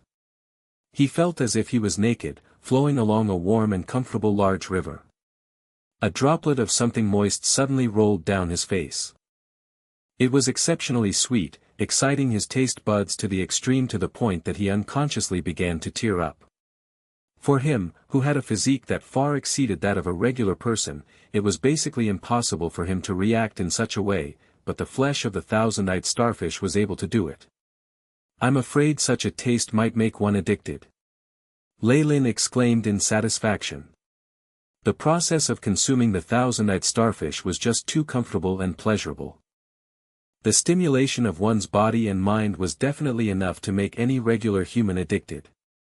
However, Leilin was a magus, and he was basically invulnerable in terms of his mind. His awareness of himself was as strong as steel, which was how he was able to keep a hold of himself and resist this temptation.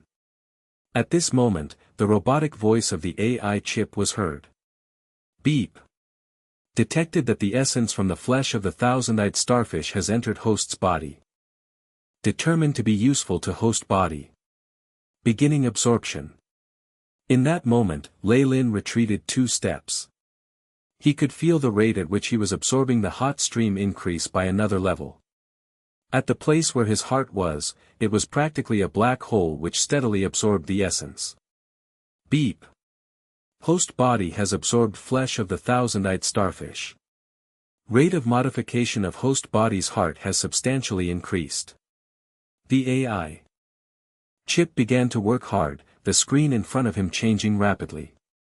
Immediately after, Leilin could see in the column that displayed his stats, the number that showed the progress of the modification of his heart flying up quickly. 70%, 75%, 80%, 85%, 90%. The number rose like a fiery arrow but faltered slightly at the 90% mark. What came next was an eruption of heat, and the progress broke through 90% to reach 91%, and continued to rise. 97%. 98%.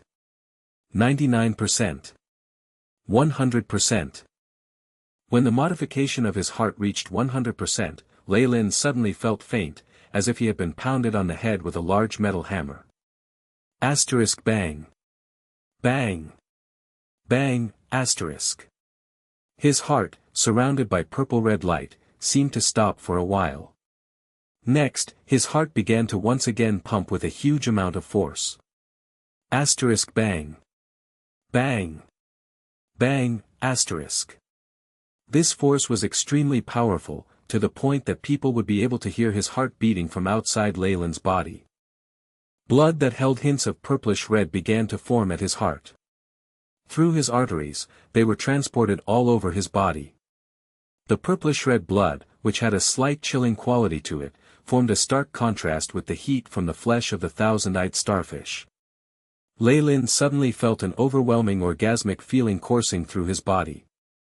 Minutes later, the heat dissipated, and what replaced it was an extremely comfortable, refreshing feeling.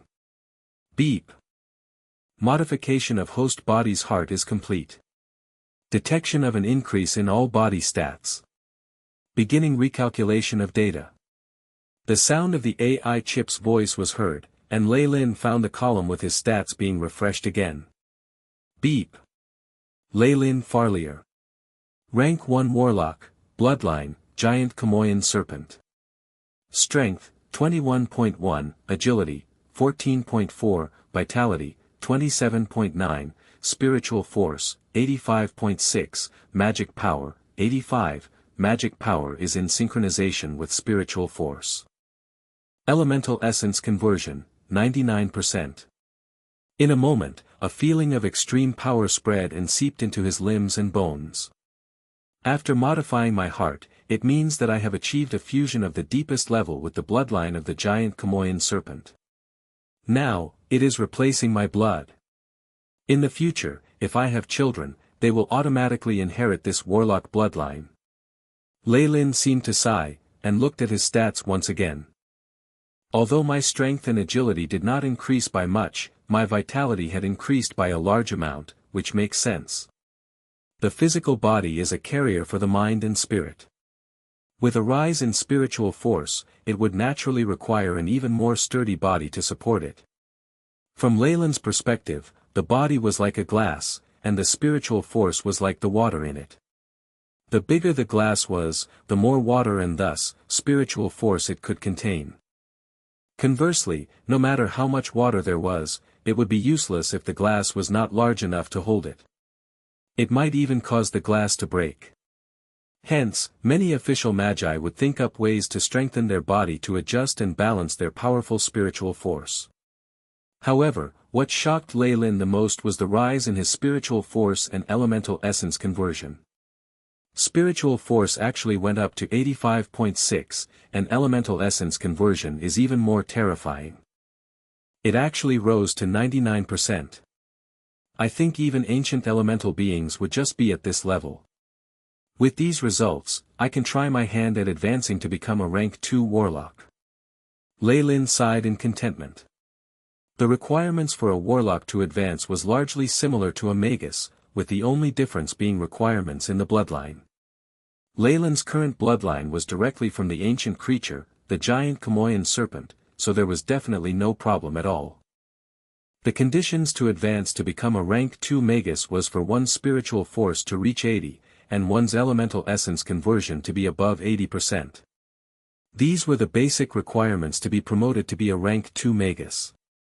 In terms of spiritual force, many magi were able to reach it. However, they were often stuck in terms of their elemental essence conversion and were hence unable to proceed further. There were also ambitious people like Caesar and Descartes who had reached the requirements to advance but had not done so.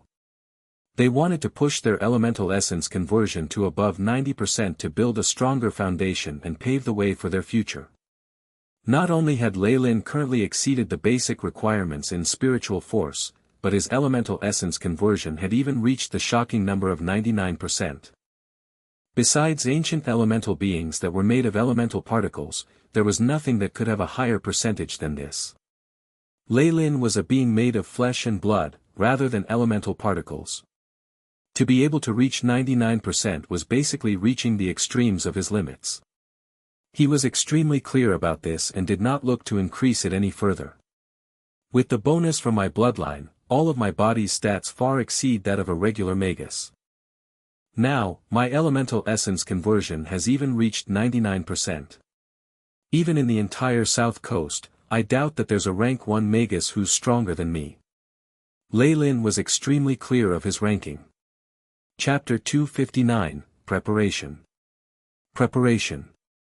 Compared to the regular magi who did not have high-grade meditation techniques and were unsure of their futures, Leilin knew exactly what he was going to do.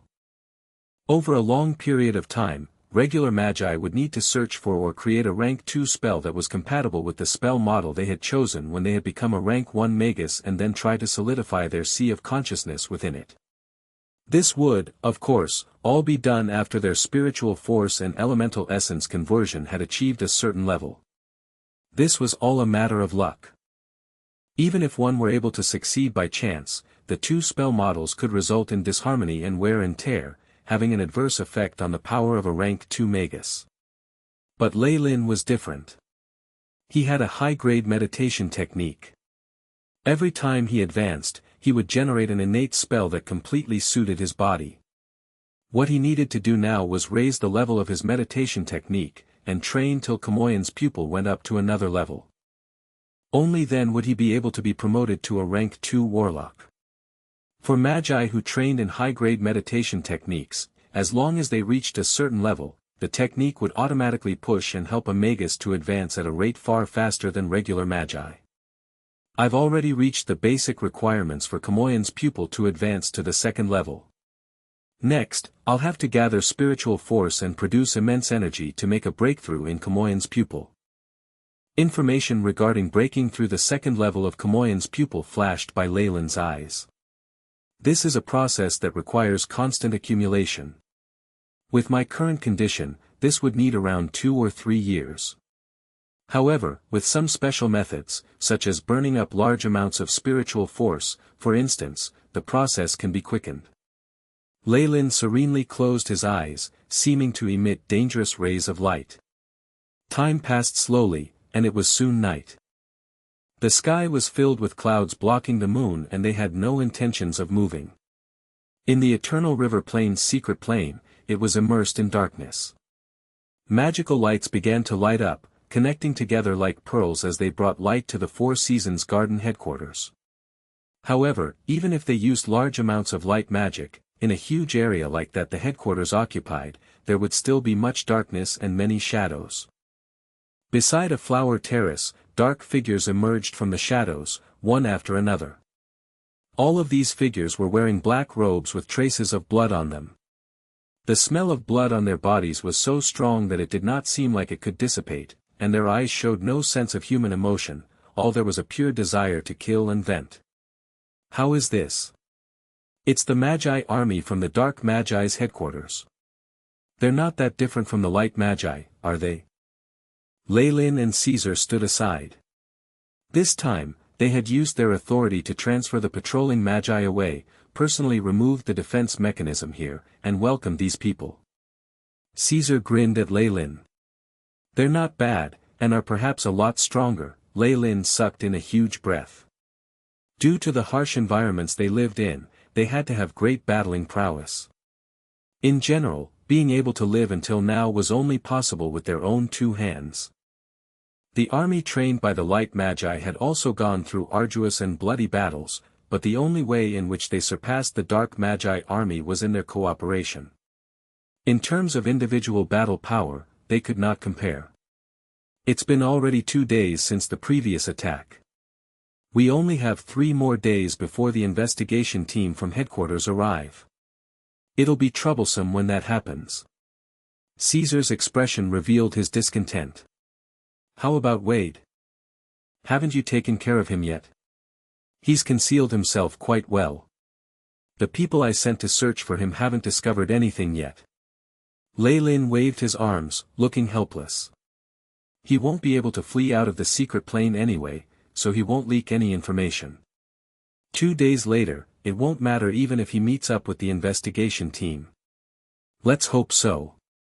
Caesar stared coldly at Leilin for a long while and then forced the words out of his mouth. He had guessed that Leilin was not doing this work himself and had intentionally let Wade off. However, as long as Wade was not able to spread any information, it would only be a small matter. In terms of general benefits, as long as there were limitations from the contract with Trials I, Caesar believed Leilin wouldn't do anything that harmed their interests.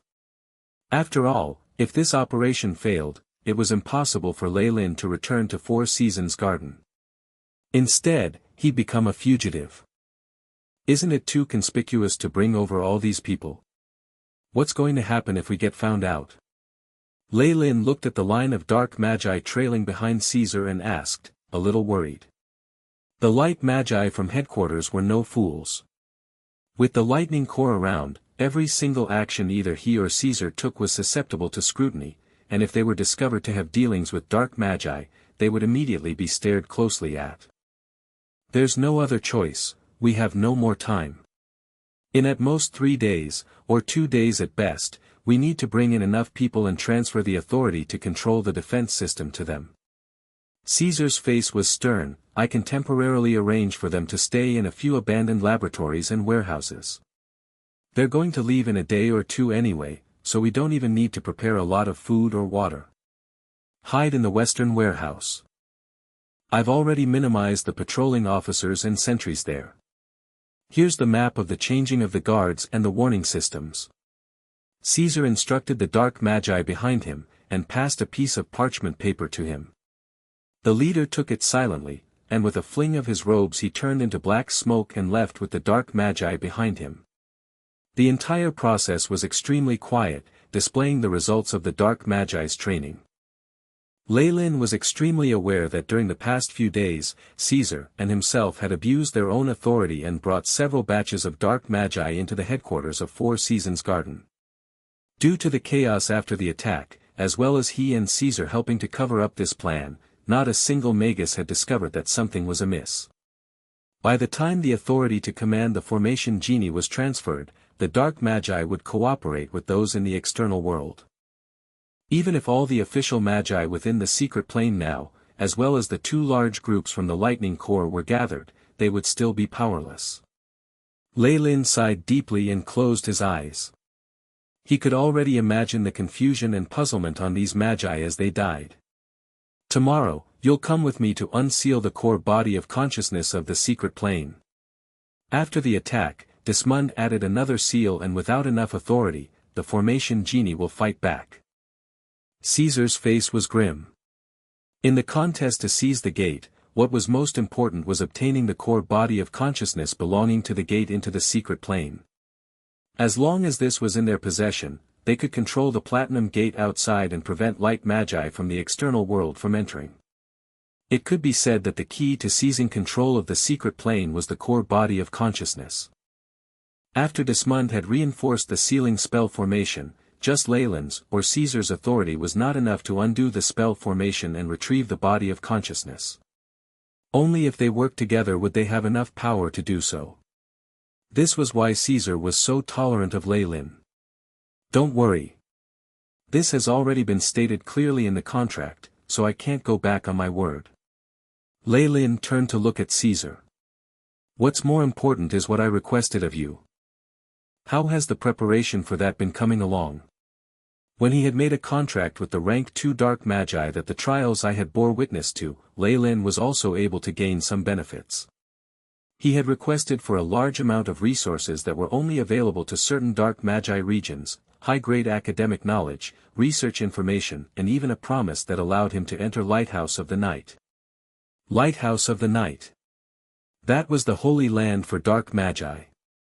It had a rank 3 dark magus in charge, and its reputation was spread everywhere. The original leader had even used his own strength and defeated, with a single blow, the combined attack from the director of Abyssal Bone Forest Academy, Siley, and a few other rank 2 magi. Leilin's request was a little difficult for the rank 2 dark magus to handle at first. Though he was a delegate from the Dark Magi Alliance, recommending someone so that they could enter Lighthouse of the Night also required him using a lot of resources and favors. As for materials, knowledge and the like, it was another huge issue. However, Leilin had absolutely insisted on this, and the Dark Magus had no choice but to include this in the contract. The moment he thought of this, Caesar's expression became dark and his chest heaved up and down fiercely. Even his breathing had become harsh. Don't worry. The black blood ores, bone flowers and other resources have already been sent to your room. As for the promise for you to enter the lighthouse of the night, you'll get it after we succeed here. Very well. Leilin nodded, and then disappeared into the darkness. Behind him, there was the sound of something shattering. 2 days later, the day before the investigation team arrived. It was noon, and the blazing heat shined hard upon the ground, resulting in a heatwave. Four Seasons Garden's headquarters in the Eternal River Plain's secret plane had already regained its vitality. Many light magi were entering and leaving the Merit Exchange Center as they completed all sorts of tasks. The magi from the outside with neutral stances went out to gather all sorts of resources within the secret plane before coming to the exchange point set up by the Four Seasons Garden and traded them for magic crystals to purchase useful potions and high-grade information. Everything seemed to be in order. With Caesar and Leilin heading this work, the headquarters had already returned to its previous prosperity and stability. Of course, this was just on the surface. Within the shadows, at least 50 dark magi had been smuggled in, and a few important places with defense spell formations were taken over by dark magi. The busy light magi had absolutely no idea that the headquarters of the secret plane here had already changed ownership. How is it? How does it feel to see the headquarters that you built up yourself be destroyed by your own hand? A voice traveled from behind Leilin. Leilin expressionlessly turned, and answered Caesar who approached, I feel nothing. Chapter 260, Another Round. Another round. After speaking, Leilin turned to gaze at the bustling market. Life and death happened all the time, much like the way flowers bloomed and withered away.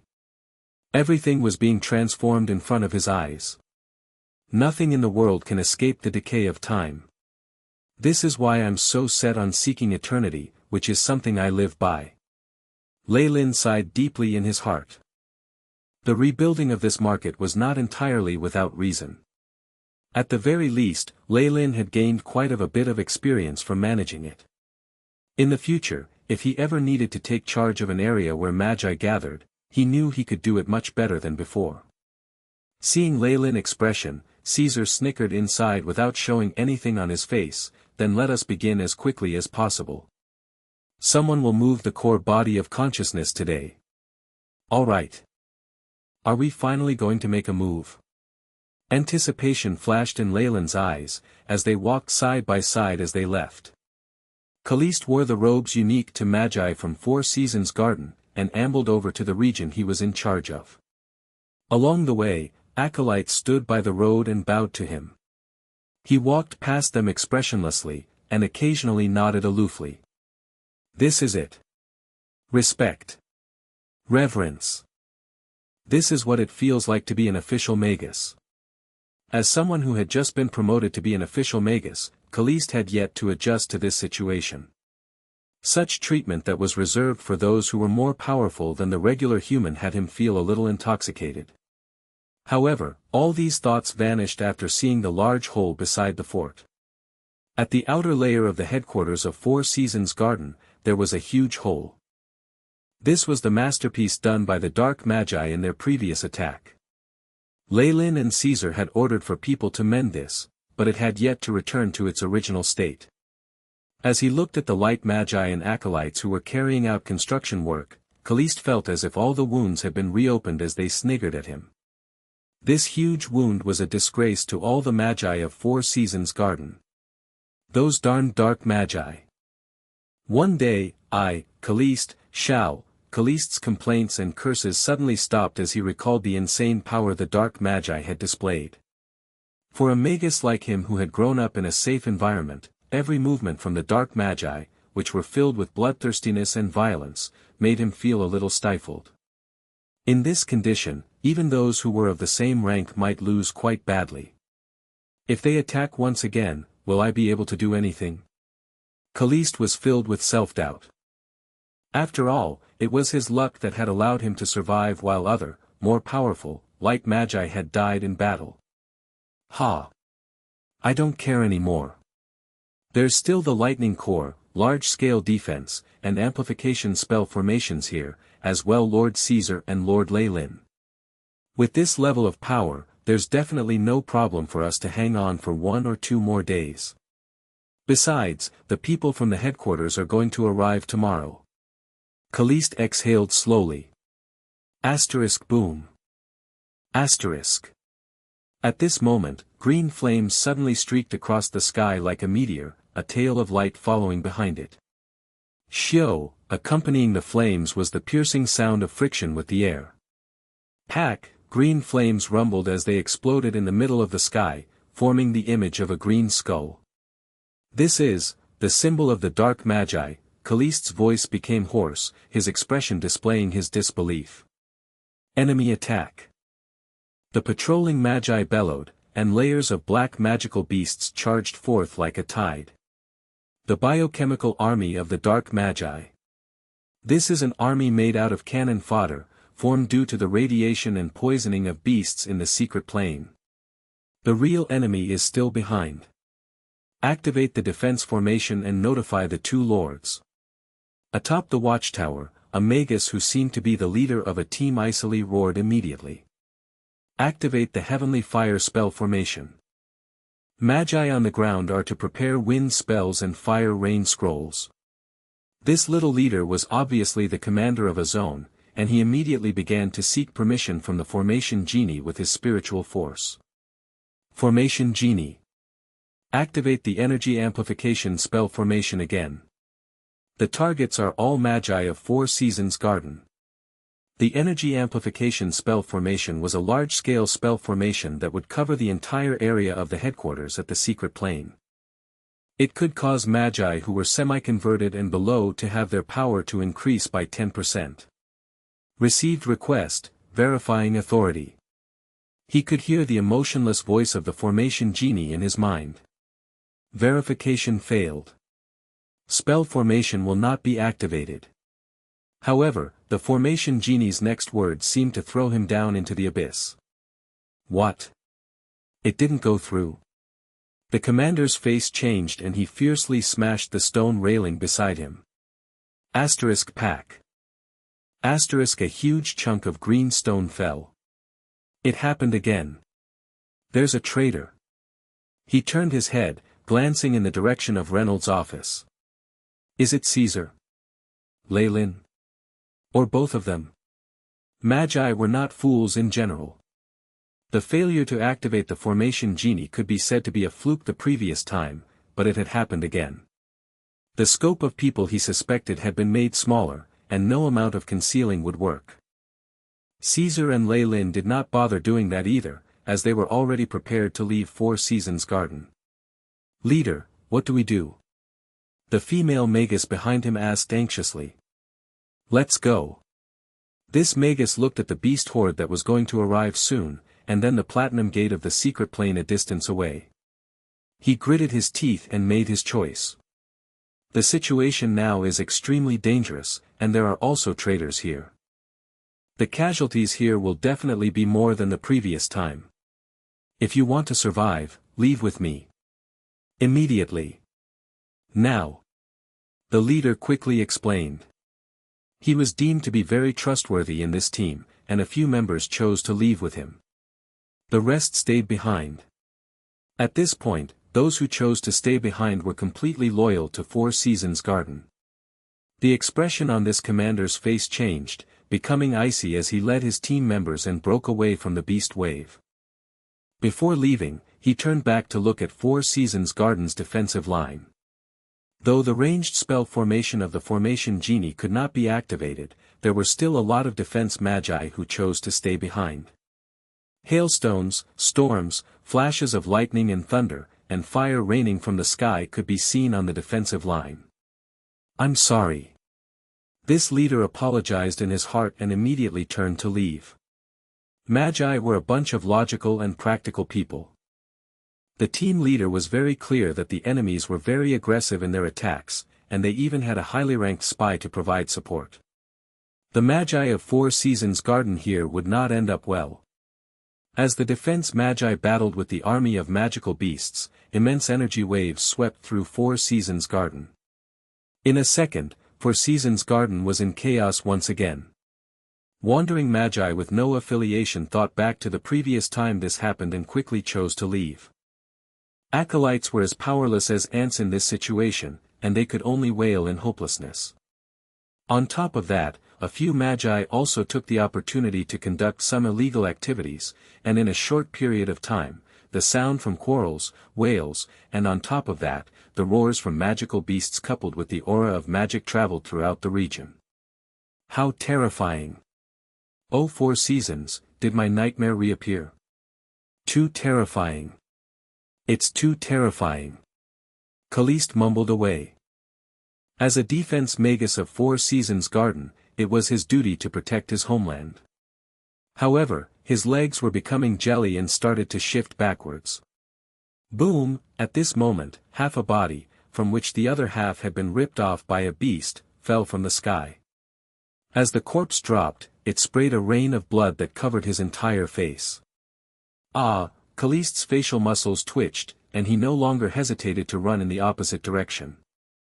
While running, his lips moved slightly and a ring of green energy particles appeared, causing his weight to decrease by half.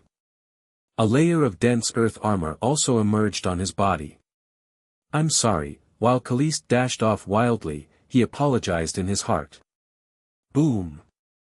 Just when he passed by a building, the building suddenly began to shake violently, and then exploded in flames. The wave of flames and heat spread out in all four directions, with sparks and rocks flying everywhere. A few acolytes who were nearby turned into ashes instantly in this explosion. Asterisk bang. Bang. Bang, asterisk. Caliste had his innate defensive spell formation, so he was physically alright. However, a few larger rocks had struck his chest, causing him to pale and fall backwards. What happened? How could the dark magi enter so quickly? Confusion was apparent on his face, which would be the last expression that he would ever make. Asterisk TSS. Asterisk a large crimson sword that was still burning with yellow flames pierced through this magus' innate defensive spell formation, sticking into the area where his heart was. So there was one more official magus here. I almost let him escape. Behind the cold voice, a magus in black robes appeared before Caliste's corpse and pulled out the crimson sword. He gazed at the ruins around him, unexpectedly producing a crazed look of enjoyment. Kill. Cry. Only after feeling the deepest sense of hopelessness will my weeping skeleton sword be able to exhibit its most formidable power. He glanced at the acolytes around him that were completely stunned, and the sword in his hand began to flame once more, charging into the crowd of magi. Corpses that piled as high as mountains, blood that flowed like the sea. Caesar had brought in many elite dark magi troops secretly using his authority, situating them at various core areas and had them unleash attacks together. Immediately, Four Seasons Garden was turned into a sea of flames once more. Dozens of areas went up in green smoke. Dark magi brazenly slashed and killed as they liked, venting their innermost desires. In this situation where attacks were coming from both within and outside, Four Seasons Garden was definitely not going to last long. Chapter 261, Conflict. Conflict. How is it? This is the masterpiece we created together. In what had originally been Reynold's office, Caesar used the Formation Genie's observation spell formation to survey the situation in the headquarters of Four Seasons Garden within the secret plane. The sea of blood and flames gave rise to a morbid look of pleasure on his face. I don't feel much. Every living being is born, grows, and dies. Such is the law of nature. Leilin answered expressionlessly like a preacher. The reason why he and Caesar were here was naturally to do something of utmost importance, to move the secret plane's gate's core body of consciousness. This process was extremely troublesome, and getting past the defense of the Formation Genie and sealing spell formation were trivial matters. A consciousness core was a very delicate and fragile thing that could be obtained from a body. If there was the slightest attack from the external world, it would instantly die. Previously, Caesar had planned on destroying it and had not thought through the process but simply used the most violent methods. However, it was different now. The person who would hand over the core body of consciousness to the dark magi needed to ensure its safety. This was an extremely delicate job and there were immense benefits to it. As long as they possessed the core body of consciousness, that meant that they could control the entrance of the Eternal River Plane's secret plane. Such a benefit would cause the Light Magi Association to lose their senses, much less the Dark Magi. Who's going to take over? Can you tell me now? Leilin stared hard at Caesar. Within the office were a huge crowd of Dark Magi. The group of commanders in charge of the core and the secret plane had been completely infiltrated and taken over by Dark Magi. This was simply hilarious. However, no light Magus inside could laugh at the situation because they had all become corpses in the corridor outside. The Dark Magi gave off the feeling of people who had gone through specialized military training. They were swift and decisive in their actions. The smell of blood was so dense on their bodies that it could not dissipate. These were the elites of the Dark Magi. Their battle power was far from what an ordinary Magus could compare to. Even the troops from the Lightning Corps were a level lower than them. Just standing there gave off a very intimidating pressure. Compared to them, Leilin only had number 2 and number 3 beside him, looking rather pathetic in strength. You should be quite familiar with who it is. Caesar laughed, seeming to be rejoicing in Leilin's misfortune. It's me. A hoarse voice sounded in the room. Dark green flames spread in the air, eventually turning into a door. A tall and slender Magus with green eyes in a black robe emerged from the door of flames. Silver solidified spiritual force particles were hovering around his body. The waves from the spiritual force were like ocean waves spreading across the area. Lord Cabourn. The surrounding magi quickly bowed. This rank 2 Dark Magus was the one that Leilin had seen previously. He was also the person that backed Thousand Meddling Hands, Caesar and Giant's biological father. Kiki. We meet again, young man. The dark green flames in Cabourn's eyes was extremely vigorous, and he was measuring Leilin up with what seemed to be bad intentions. So it's Lord Cabourn. Leilin's expression did not change and he gave a small bow. Inside, however, he was beginning to get nervous, and worked even harder at using the spiritual force compression method from the old witch. Fortunately, the rank 2 Dark Magus fixed his attention on the core body of consciousness. Cabourn approached the place where the seal had once been. The seal had already been mostly removed by Leilin and Caesar, and this rank 2 Magus would be able to easily dispel the rest. Cabourn lightly tapped on the floorboard with his shoes. 2 sides of the desk split open, revealing the ceiling formation below. At this point, the spell formation had mostly been destroyed and the runes of the spell were dim. At the center of the spell formation that had split open, a translucent depression emerged. White gold flames the size of a pea were burning steadily. Is this the core body of consciousness of the Platinum Gate? Though these white gold flames were tiny and looked ready to go out, Leilin was able to sense the immense energy and solidified spiritual force within. This feeling was like lava that had yet to explode. It was like the sea during its tranquil stage, deep and enigmatic, enormous beyond belief. This is it. This is it. The rank 2 Magus, Cabourn, mumbled in a bewitched manner. Next, he turned to the magi present. What happens next is that I'll take over here until our people completely occupy this place. The core body of consciousness of the gate of the secret plane was basically like a key to the gate. It was extremely important. In order to prevent any accidents or unexpected situations, the rank 2 Dark Magus was going to take the core far away or destroy it right away. Black Blood Core. You are to guard the corridor that leads to this area. Unless I order you to do otherwise, do not let anyone enter. Cabourn immediately began to arrange defensive duties. After giving the dark magi in the room their orders, the rank 2 dark magus switched his attention to Leilin, eyes unable to conceal his desire to toy around with him. It looked like he was eyeing a white mouse inside a laboratory. Magus Leilin. The Dark Magi Alliance has seen your efforts. I wonder if I can get you to do a little more. Caesar, who was standing behind Cabourn, began to snicker. From his point of view, Leilin now held no value, and anyone controlled by his father in this situation would not have a good ending. What is it? Leilin's face did not change. Please die. Cabourn grinned strangely, and suddenly made his move. Silver solidified spiritual force unhesitatingly swept through the office, books and bookshelves flying everywhere and turning into dust under the silver light. The rank 2 magus, Cabourn, was actually not at all afraid of the contract with the Trial's Eye and had brazenly raised his hand against Leilin. Silver solidified spiritual force transformed into strange, huge bony claws, and bright red blood seemed to drip from the joints. You dare threaten me? A rank 1 magus like you actually dared to threaten me, Cabourn. You even treated Caesar that way. I want to extract your spirit and roast it under white bone flames for 10,000 years.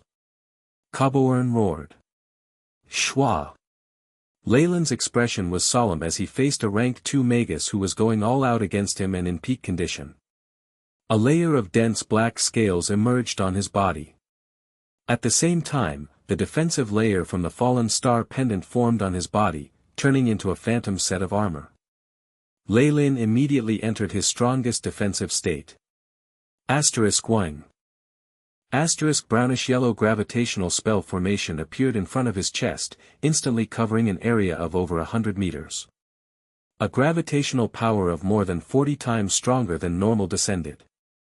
As if affected by gravity, the strange white bone claws sunk down a little, their speed also slowing. Latent fireball. Leilin rapidly chanted incantations, and a huge black fireball emerged, constantly expanding in midair.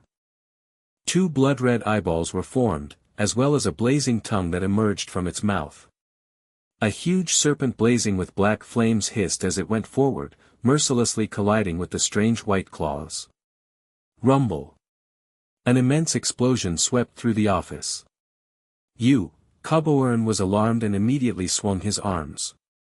A black defensive layer immediately protected the area where the core body of consciousness was. Next, black and silver-white energy began to extend and wreak havoc in the surroundings. First the floorboards, then the window ledges, roof. A giant black mushroom cloud ascended at the place where the 2 spells had collided and constantly became larger, eventually turning into a large round shape that devoured everything. The tremendous explosion even caused the battle going on not far away to be silenced. The dark magi who were manipulating the magical beasts and the light magi who were defending to the death had all halted, fearfully glancing at the scene at the center of the headquarters. By the time everything quietened down, what had been Reynold's office had been leveled, and the buildings nearby had all disappeared. Even a few layers of the ground had been shaved off. The dark magi who Cabourn had sent to stand guard had all been hit and they were lying around, fresh blood and broken limbs all over the place. If not for their immense power and formidable innate defensive spells, they would most likely be corpses instead of being heavily injured. Caesar, who was behind Cabourn, was in an even worse state.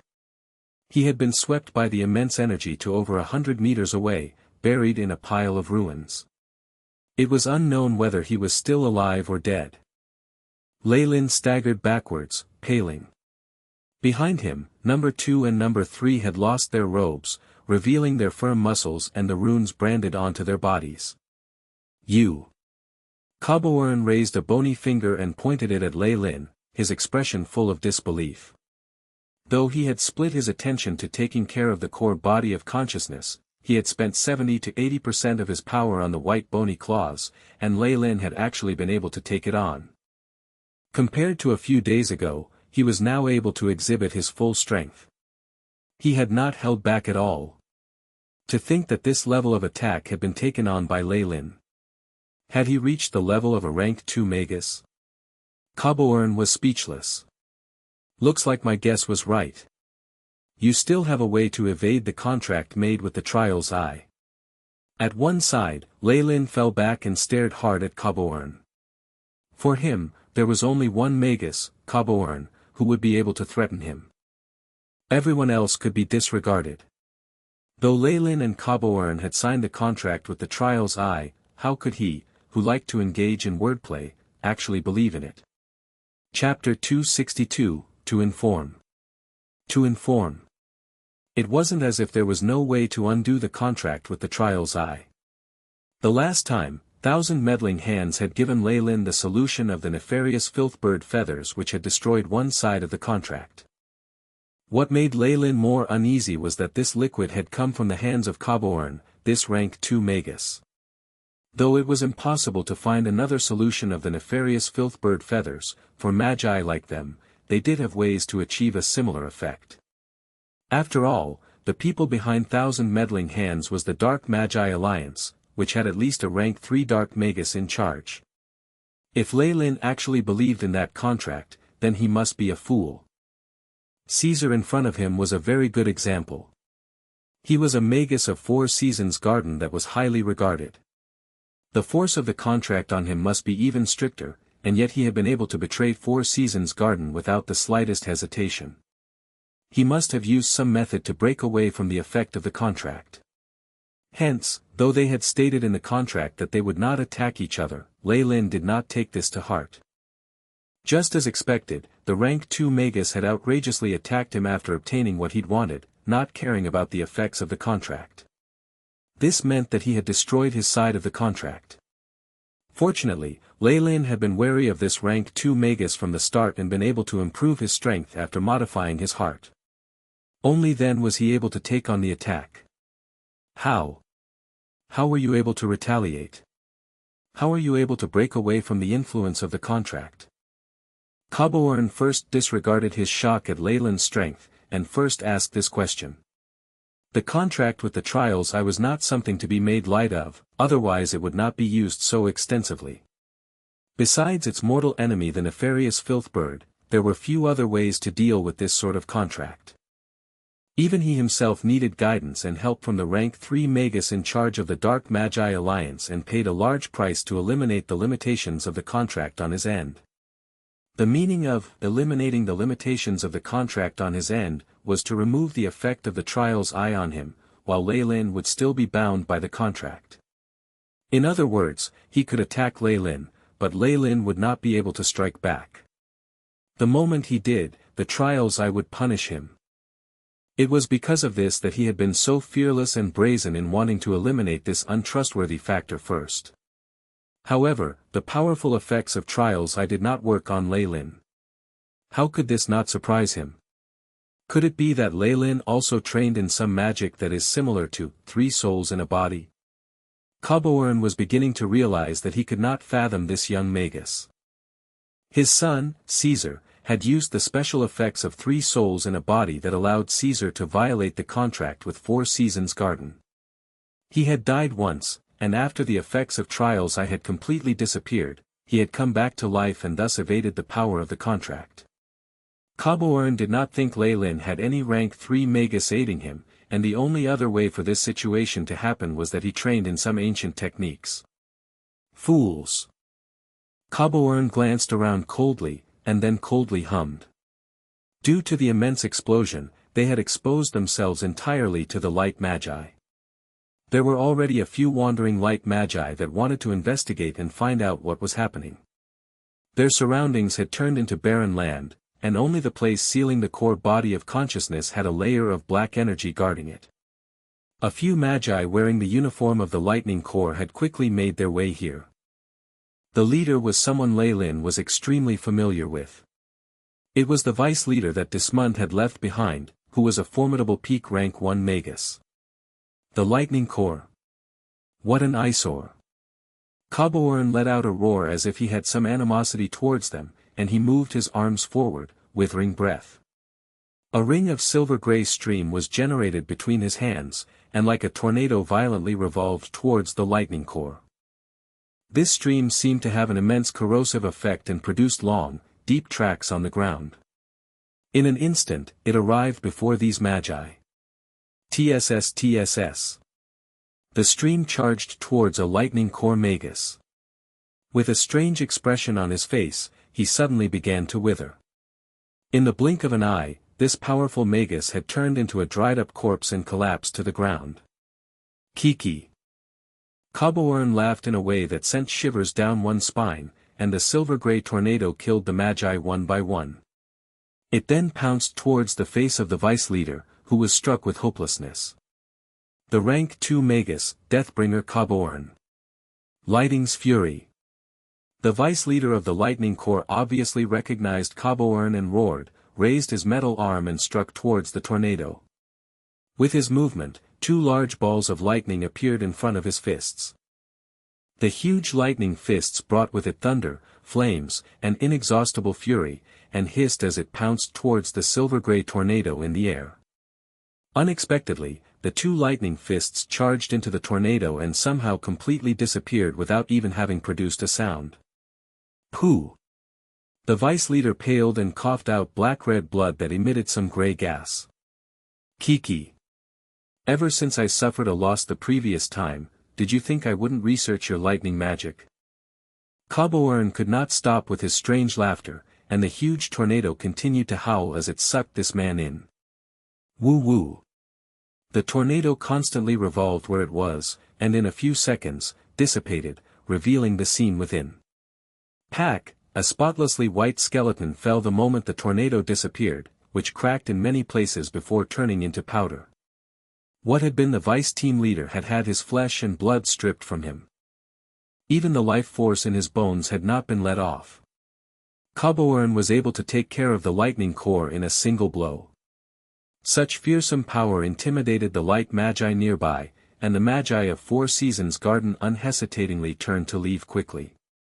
Though they were loyal to Four Seasons Garden, they were no fools.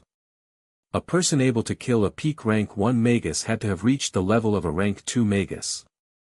If they went up against this sort of Magus, then they were simply committing suicide. Cabourn nodded in satisfaction and turned to look at Leilin. I've taken care of the hindrance. Now it's time for us to start again.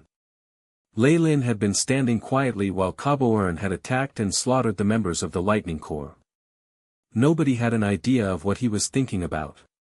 It's time. All of a sudden, Leilin exclaimed quietly. What time is it? Cabourn suddenly felt cold, having a bad premonition. Wang. The sound of something vibrating emerged, and the metal gate to the secret plane across the center of Four Seasons Garden began to buzz. The Magi were no strangers to this situation.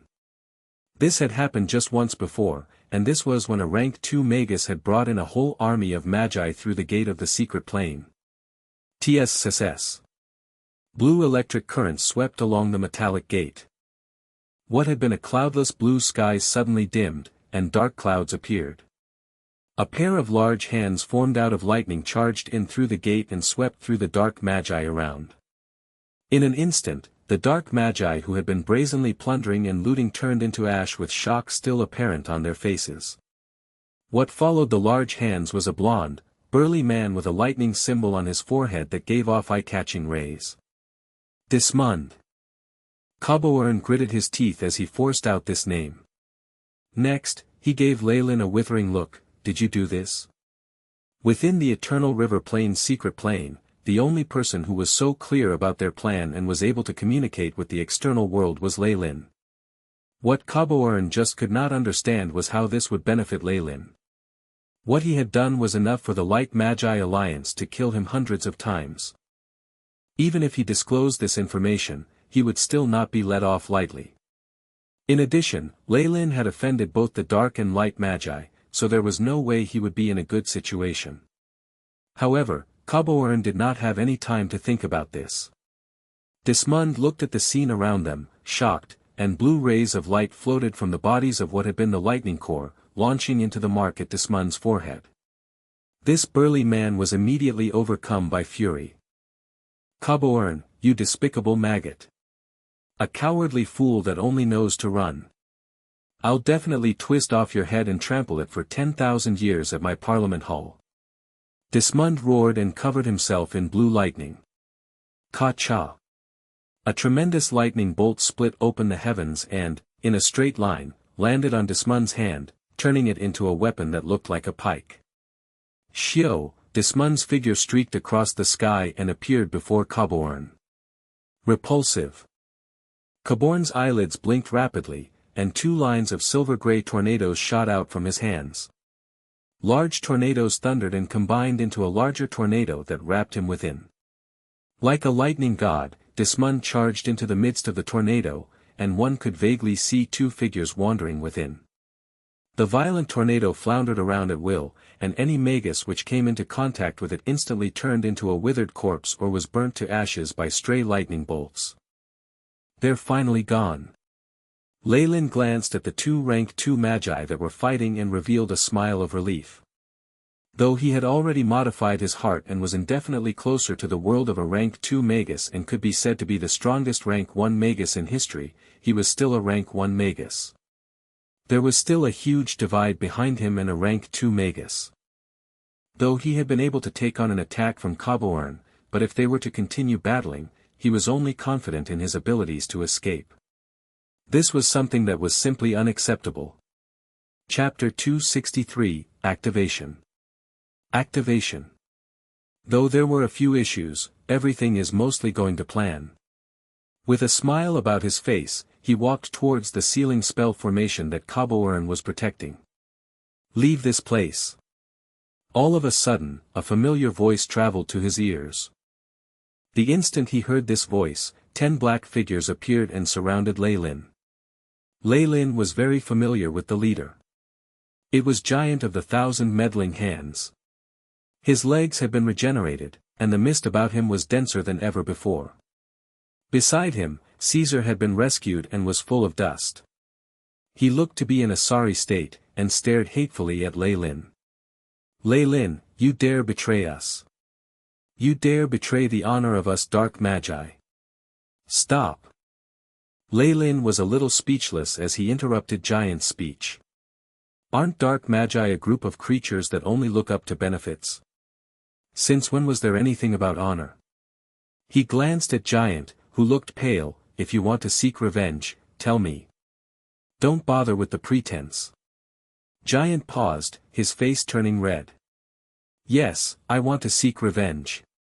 What I have here are elite dark magi whose elemental essence conversions are all over 70%.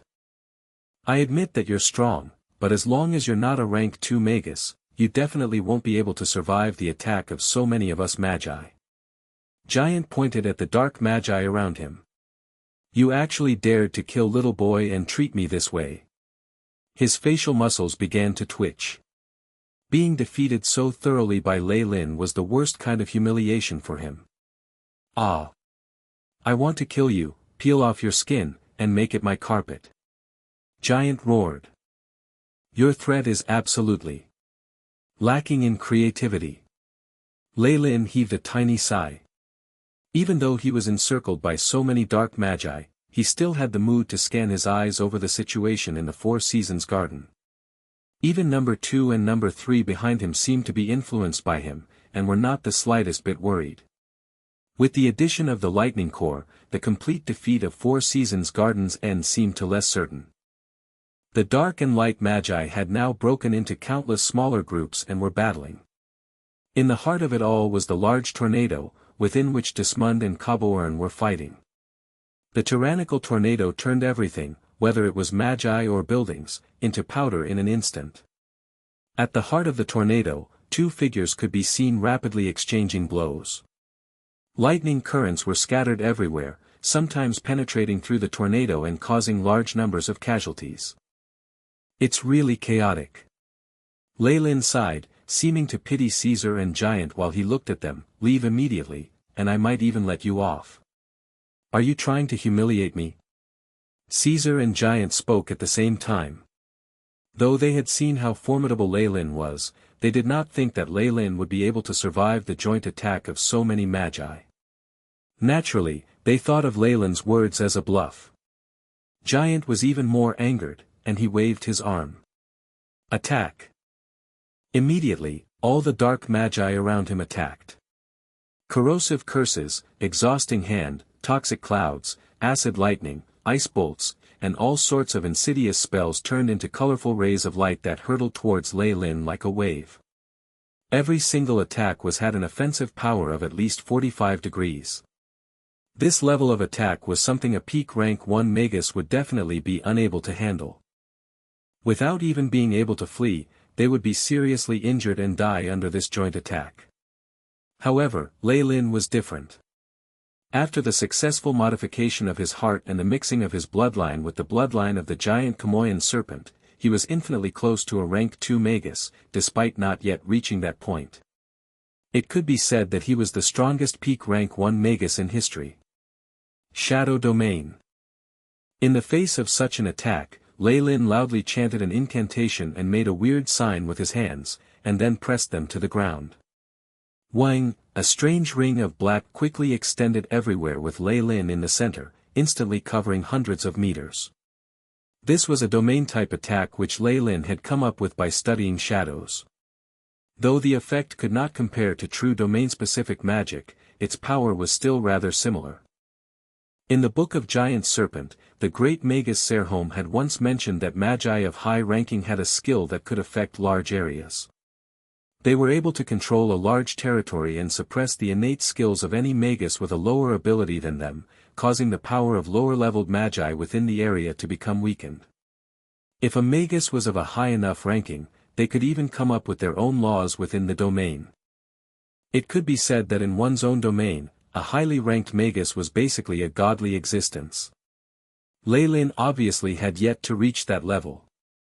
The shadow domain he had come up with was just an imitation that didn't even have the effect of suppressing the abilities of magi within.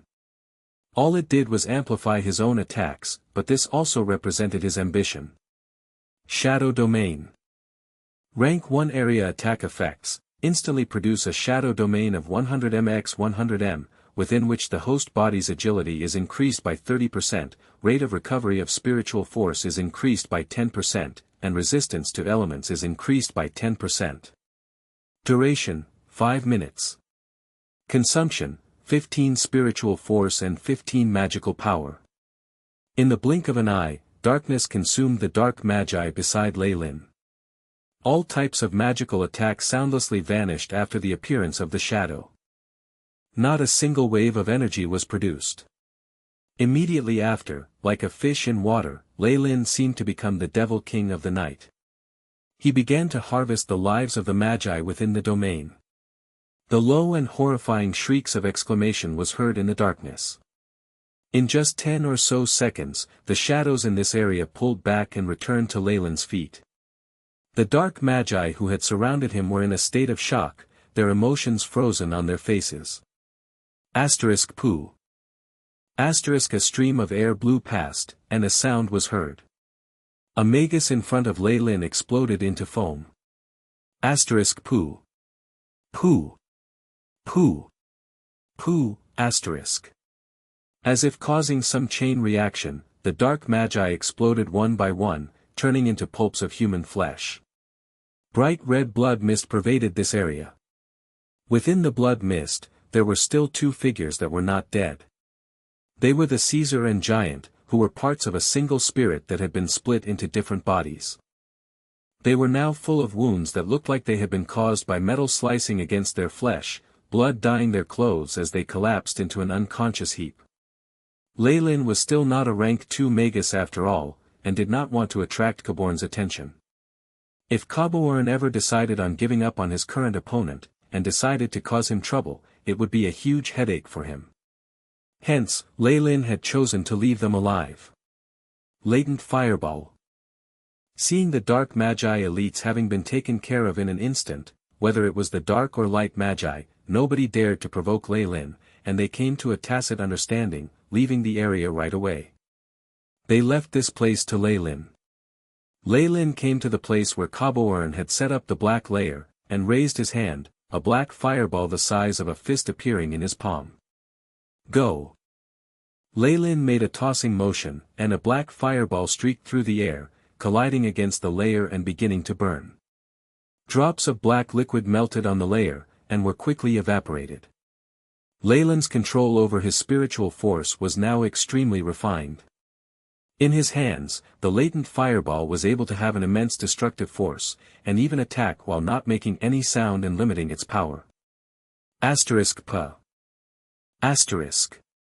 The black layer kept vibrating and was eventually unable to endure the attack, cracking into little pieces, and revealing the sealing spell formation within. Due to the special attention Kabourn, a rank 2 dark magus had put into protecting it, the area in which the sealing spell formation was perfectly fine despite Leilin's previous attack. One could even see a circular trace on the floor as the boundaries of the layer broke off. The core body of consciousness of the gate to the secret plane. Leilin's eyes saw nothing else. He concentrated on the white gold flames of the core within the sealing spell formation, eyes revealing his enchantment by it. Go according to the original plan. He spoke to number 2 and number 3 behind him, and headed into the spell formation. Understood, Master. Number 2 and number 3 glanced at each other. In their eyes, one could see a resolute expression and even preparation to die. As slaves bound spiritually to Leilin, even if Leilin wanted them to commit suicide, they would do so without any qualms. Next, they each produced a crimson, diamond-shaped crystal. For the glory of Master. Number 2 and number 3 roared, and shattered the crystals. A crimson screen emerged from the fragments of the crystal, and encased the area encompassed by the spell formation. These 2 crimson crystals were actually single-use spell formations. Judging the defensive power of the crimson screen, it could be said that this was very valuable. Woo-woo. Like the howls of a grieving spirit, or perhaps the laments of suffering, the wails of sorrow that came from the spirit sounded throughout the headquarters of the Four Seasons Garden. Along with the sound, tiny black runes appeared on the buildings around them. These runes twisted here and there like little tadpoles or stretched-out snakes, seemed to be very mysterious and strange. The runes assembled and eventually formed a large-scale spell formation. The spell formation had quite a wide range and included basically the entire headquarters. Whether it was the defensive area at the front lines or the entrance to the secret plane at the back, they were all covered in these black runes. Streams of black light constantly combined, and due to the continuous battles, even a few layers of the earth were scraped off. However, these black streams arranged themselves and immediately filled in the craters. This massive spell formation had been immediately activated. Chapter 264, Spiritual Force Crystallization. Spiritual Force Crystallization. Woo-woo. Along with the sound of wails, milky white and dull red rays began to appear and shine all around the battlefield. These spots of light were very bright, with some of them even illuminating a vague human face. The magi nearby kept crying out in alarm because what they saw within were the faces of their family and friends. Spirits. This is a spell formation that specifically targets the spirits of those who died in battle. A magus not far away immediately yelled, "Where have I seen something that can cover such a large area and not destroy anything before?" These white and red spots seemed to be attracted by an immense force and shot towards the surface of the crimson light screen at the center of the spell formation. TSS. The spirits dissolved into the crimson screen the moment they touched it. The crimson screen did not refuse anything that approached it. Whether it was the spirit of an acolyte or a magus, whether dark or light magi, all of these spots of light which represented spirits were absorbed into it. As the number of spirits that it absorbed increased, the reddish layer became darker until, in the end, it became a dark red large-scale defensive spell formation. It targets just spirits. This is magic that the Light Magi Alliance ordered to be made a forbidden technique.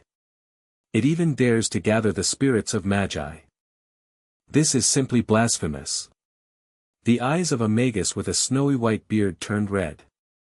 Just now, he had personally witnessed his lover's spirit being absorbed by that sinister screen. Even without using his brain, it was obvious that Leilin did not have any good intentions in gathering these spirits. Destroy it quickly. This sinister black spell formation immediately caused the magicians present much fear. Whether dark or light magi, neither wanted their spirits to be extracted and used by anyone else. All sorts of magic such as frost arrows, fireballs, mysterious spirit spells and holy magic of the light element struck and exploded against the building that was filled with runes. Rumble.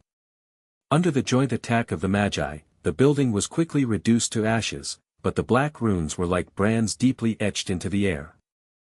Even the residual energy of the battle in the tornado between two rank 2 magi was not enough to destroy these runes. I remember what this is. It's the large formation of 10,000 spirits, Hades' sacrificial rites. The Magus who had previously recognized the function of the spell formation yelled again. This is a forbidden technique that was considered taboo even in ancient times. It's able to absorb all the spiritual energy from the spirits of the dead within its range. As it has a trace of protection from Hades, before the time limit is up, it will not disappear. I've heard about this spell formation too. Hasn't it been lost though? The Magi stopped their attacks and turned their attention to the dark red screen in the center of Four Seasons Gardens, their eyes displaying their fear. The huge black spell formation constantly thundered as it absorbed large numbers of spirits. Such a strange sight caused even the magical beings outside to feel a sense of dread. The battlefield was silent. Whether it was the dark or light magi or even the rank 2 magi who were battling shifted their attention to find out what was happening with the crimson screen. Within the crimson screen, Leilin gazed at the white gold flame in his hand and grinned. Power. He spoke. He had not had any intentions of abiding by the rules of the contract made with the Trial's Eye. All that he did was for this thing that was now in his hands. All that talk about a recommendation to enter Lighthouse of the Night was just a smokescreen. Compared to relying on another organization, how could it be any better than the thrill of freedom? As for the contract with the Trial's Eye, that was just a joke in Leilin's eyes. Using the solution from the feathers of the nefarious filthy bird, he was easily able to remove traces of the contract from his body. Though there was only one portion of the solution, Leilin still possessed many void hallucination flowers. This flower had a very unique property in that with some simple methods it could imitate all sorts of complicated ingredients. It was for this reason that the void hallucination flower was an essential ingredient in ancient potions. Giant had delivered the solution of the feathers of the nefarious filthbird into Leilin's hands. Leilin had confirmed the authenticity of the item and did not consume it straight away, but had instead used the AI chip to record the details concerning the composition of this solution. Next, after many rounds of testing and a little help from the AI chip at the atomic level, Leilin successfully made use of the void hallucination flower and simulated the composition of the solution. What happened next was obvious. With his authority of 7 stars for the formation genie, he had naturally secretly carved the runes for the large formation of 10,000 spirits and prepared for today. The runes and the setting up of the energy points was naturally information that he had gathered from the Book of Giant Serpent. Based on records regarding Kamoyan's pupils, Leilin needed to burn up large amounts of spiritual force and stimulate his high-grade meditation technique in order to spur on his own advancement to becoming a rank 2 warlock. Rather than accumulating slowly, he could use large amounts of ownerless spiritual force to replace what he required with this method. Spiritual force was as precious as one's own blood. If one were to burn up large amounts of their own spiritual force, this would definitely result in very dire consequences. And even if one could advance, a long period of time would be needed to recover from the damage. If he were to use spiritual force from the external world, this would not be a problem. If there was enough spiritual force and it was pure enough, it might even support the Magus and set up a strong foundation for them. After being made aware of this fact, Leilin immediately fixed his attention on the core body of consciousness. This core body of consciousness had formed after tens of thousands of years, and had a tremendous amount of spiritual force. However, its intelligence was very weak and was not even comparable to a 3-year-old. It was for this reason that it was so easily caught and sealed by magi. The spiritual force that would stimulate the meditation technique to power up would require refinement and purification of his own foundations. Hence, Leilin chose to use the large formation of 10,000 spirits in the Book of Giant Serpent, which was a formidable forbidden technique used specifically to accumulate spiritual power. What this formation needed was a battlefield, and the deaths of many magi who were extremely powerful in terms of their spiritual force. Leilin had therefore decided to activate it at this point of time. In the external world, most of the light and dark magi had already died. The spirits of these magi and acolytes, and even magical beasts, had turned into fuel for Leilin's advancement. Let's not waste time. Let's begin. With a thought from Leilin, milky white and dark red spiritual spots were like moths flying into flames, pouncing towards the white gold light in the palm of his hand. At this moment, Leilin seemed to feel the howls of a confined consciousness at the heart of the white gold flame. The spiritual spots were numerous but were heterogeneous. The core body of consciousness had a boundless spiritual force, but had a very weak consciousness. As these two collided, it was like boiling oil meeting water, they created a violent reaction. With the interference from the large formation of 10,000 spirits, Hades' sacrificial rites, the script that Leilin had prepared was beginning to put on a good show. The flames, which had only been the size of a bean, suddenly expanded and burned furiously. Just like that, the spirit spots were raised to ashes. However, these spots seemed to be boundless. Even though the spots in front of them had been burnt to nothingness, they still did not hesitate to pounce towards the flames. This was especially so for the spiritual spots that belonged to official magi. They could survive in the flame for a long time, almost extinguishing the white gold flames. Eventually, the consciousness of the white gold flame became increasingly weak. All the impurities in the spiritual spots had disappeared, and the consciousness vanished, causing it to be extremely pure. A clean, pure, ownerless spiritual force began to be produced from the heart of the flames. Sometime later, Leilin focused on the silver flames in front of him, his eyes revealed his joy. This was the crystallized spiritual force that he had refined. It combined the spiritual force that the Platinum Gate had gathered after many years, with the spiritual force essence from the magi that had died in battle. The effects are even better than I expected. Total amount of spiritual force has increased by 22%. Leilin mumbled quietly, and then looked towards the silver flame. There, a white gold ball of light like a ping-pong ball hovered, emitting spiritual waves that Leilin almost did not notice. However, the spiritual waves seemed to communicate with the silver flames, and there was even an urge to return to within the silver flames. This was the consciousness that he had separated. After fights with other spirits, it had become very weak and would probably be destroyed with just a blow from Leilin. However, as long as it was still not destroyed, the crystallized spiritual force flames in Leilin's possession would never be able to be considered pure. My apologies. Leilin spoke to the ball of light, and then blew. Pooh, like a bubble, it popped, and the ball completely broke open and it was on the verge of disappearing in the air.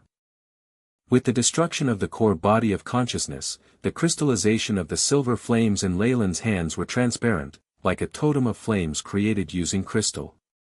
It produced a very pure feeling. This was its form after removing its pure consciousness. Large amounts of crystallization of spiritual force. Purity, 100%, the AI chip came up with a conclusion. 100%. Leilin shook his head. He was clear that at this point, he would not be able to identify the impurities in the spiritual force, and it could not be said to be perfect. The spirit was a wondrous thing. Even the AI chip right now was unable to examine it properly. Though it might not be able to detect a few ingredients, this did not mean that rank 4 or 5 great magi would not be able to find out. In the Book of Giant Serpents, there was a warning from the great Magus.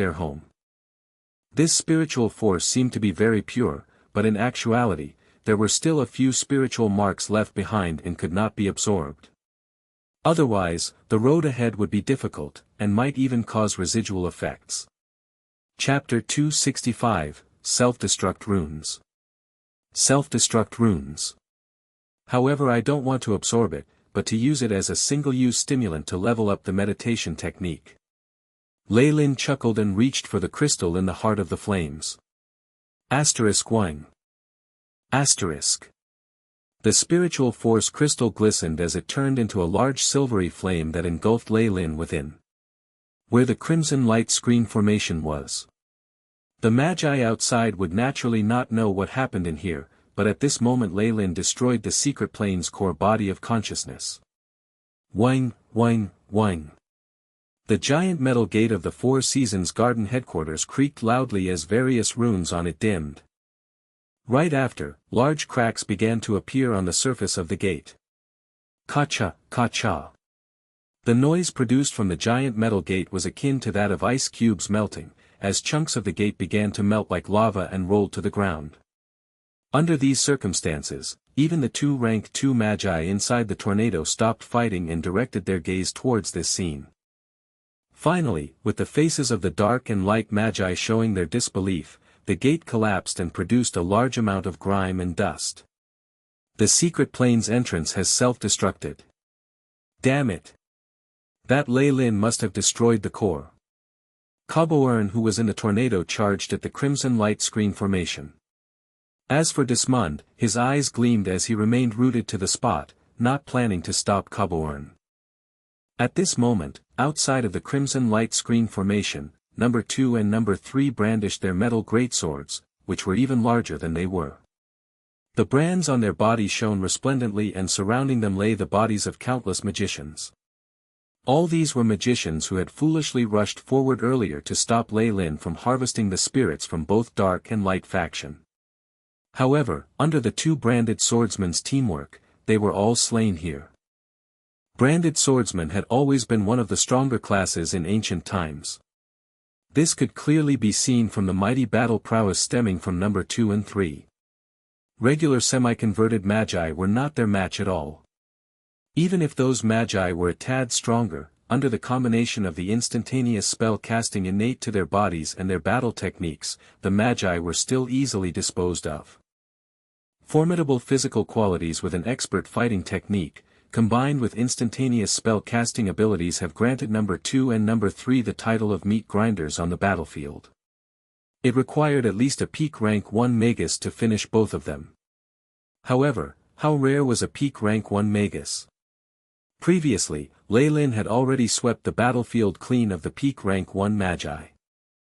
Not to mention those dark magi spies who were now dead, and even Caesar and Giant were severely injured and unconscious. At this moment, number 2 and number 3 were unstoppable. However, no matter how powerful a branded swordsman was before they advanced, they weren't a match for rank 2 magi. With the attack from Kaboern, number 2 and number 3 looked at each other with undying loyalty written over their faces. For our master. They grunted as the brand and runes on their bodies flashed 10 times more powerful than before as they charged to receive Kaboern's attack. You're overestimating your abilities. Kaboern smirked and released 2 black tornadoes from his hands. Sigh. The tornadoes, which contained a corrosive effect, hit the branded swordsmen bodies, but it only left several white marks. Their skin was even intact. What kind of modification is this? This time, it was Kaboern who was astonished. However, he no longer had any time. At this moment, number 2 and number 3 bodies began to bloat, like 2 overinflated balloons, as they came to Kaboern's side. Boom, boom. 2 huge explosions sounded. As a branded swordsman, in front of an unbeatable foe, there was always a final move. This was to fully detonate all of the brands on their body to generate a powerful one-time attack.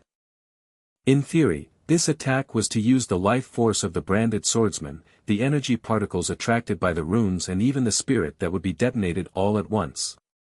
A rank 1 branded swordsman's self-detonation, which could even be a threat to a rank 2 Magus. When Leilin made modifications to the branded swordsman, he also increased the explosive effect of the detonation. As this information of the branded swordsman's trump card was not known to many, even Kaboern as a rank 2 Magus had never heard of it before. Hence, he had received 2 such explosive attacks without any suspicions. 2 giant red mushroom clouds formed in the air, whistling through the skies as they engulfed Cabourn completely. These flaming mushroom clouds even had scarlet flames at their edges. Anything that the flames touched, be it magi or concrete, would be instantly dissolved. What kind of spell is this? The might is infinitely nearing that of a rank 2 spell. The eyes of the surroundings magi twitched as they scrambled away as if having seen a ghost. Rumble, the splendor of the giant red mushroom cloud displayed its terrifying radiation and might. Several minutes later, the two clouds completely dissipated, revealing a black-robed figure within. Cough cough, Cabourn's appearance now was terribly miserable. His robes were all tattered and torn like a beggar's.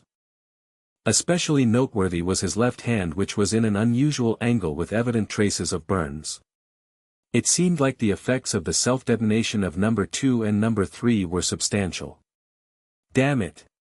Cabourn was now enraged. After advancing to a rank 2 Magus, when did he ever receive such a large loss like this? All the more so done by two unremarkable-looking fellows, how could he be appeased? Right now, Cabourn was in fits. If not for number 2 and number 3's spirit being destroyed in that explosion, he would have definitely held their souls captive and let them feel the greatest pain and despair. Bang, bang, bang, asterisk. At this moment there were some changes coming from the crimson light screen formation again. The formation continuously shrunk and expanded like that of a heart beating. On the surface of the light screen, the Hades sacrificial rites had black patterns inscribed on it, just like veins which bulged. With the continuous beating of this red heart, an energy so immense and overpowering which made Cabourn feel apprehensive began to form and grew increasingly bigger. This aura even caught the attention of Dismund, who was merely spectating, as his expression turned solemn. A rank 2 aura. That Leilin is advancing into a rank 2 Magus. Cabourn's eyes opened wide. How is this possible?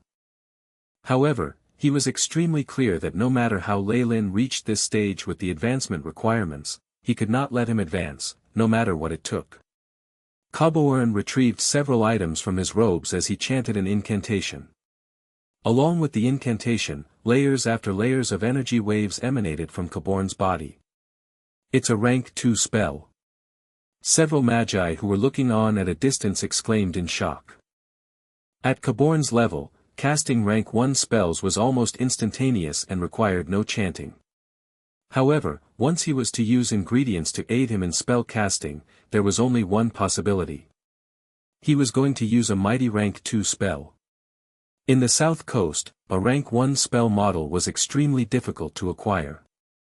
Regular level 3 acolytes had to at least amass contributions points for over 5 years before they could have enough to exchange for a spell model. If rank 1 spell models were this difficult to acquire, one can only imagine how much rarer a rank 2 spell model was. Even most rank 2 Magus did not own many rank 2 spell models. Each and every one of the spells were enough to obliterate a small village. As for now, Cabourn was casting a spell which contained such a might. As Cabourn chanted, he continuously fused the magic items which he took out, and eventually it held the form of a giant lance used by knights. The lance seemed to be metallic with a green sheen on it. At the same time, malevolent skulls began to emerge from the void and attached themselves to the lance. Wailing Lance. Cabourn even used this rank 2 spell. It seems like he's really agitated now. Dismund, who was watching from the sidelines, sniggered. He dispersed the golden blue lightning ball on his hands. It seems like I don't need to strike anymore. Although Cabourn was his enemy, Leilin, who had destroyed the secret plane's core, was not a good person either. Right now, Leilin was about to be killed by Cabourn, so naturally, Dismund would not stop this. Furthermore, if Cabourn were to fail, Dismund could then strike after and kill Leilin. The skulls on the giant green lance wailed loudly, emitting a loud whistling sound as they struck the crimson light screen formation. Sigh. The crimson light screen shuddered as the red and green merged and spread through the skies. The air in the surroundings contorted wildly as energy waves were violently released. Rumble. The green and red light began to shrink after stretching to their limits, and a mighty explosion erupted as the flames lapped everything in the surroundings. The surround buildings had previously gone through a large-scale battle and were already damaged. This time, the explosion shattered them to pieces and turned them into a rubble. The rebuilding efforts that Leilin and Caesar had put in were now completely destroyed by this explosion. Pooh, pooh. This Hades' sacrificial rites that was harvesting spirits finally succumbed to the pressure and completely shattered. What was left now was Leilin's final line of defense, the crimson light screen. The crimson light shuddered and then black cracks began to appear on the surface. Kacha, asterisk kacha. Asterisk. The light screen shuddered and finally shattered. The green lance that contained a monstrous might pierced the center of the light formation. Under the dazzling light, a barely visible human figure was seen. This figure was wrapped in a silvery flame which very soon was extinguished. Crimson palm. The human figure in the center spoke softly. Immediately, his hands turned into a fresh blood-red color. Two burning holographic claws appeared and grabbed the green lance, which created a whistling noise. As the red flames touched the green light was extinguished. Chapter 266, Toxic. Toxic. Although Wailing Lance was a rank 2 spell, after going through Hades' sacrificial rites and the Crimson Light Screen defensive spell formation, it had been weakened, and eventually perished under Leilin's Crimson Palm. The might of his Crimson Palm caused Cabourn, who was not far away, to turn pale and exclaim, "You've advanced to become a rank 2 Magus." Only a rank 2 Magus would be able to withstand his magic so easily. Phew. Leilin heaved a huge sigh, feeling the transformation completing in his body. And could not help but mumble, such formidable strength really makes one feel intoxicated. The AI chip had also shown a few notifications. Beep. Detected the burning of large amounts of ownerless spiritual force.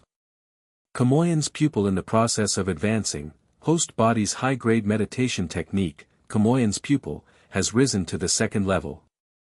Driving the advancement in host's rank. Host has advanced to become a rank 2 warlock.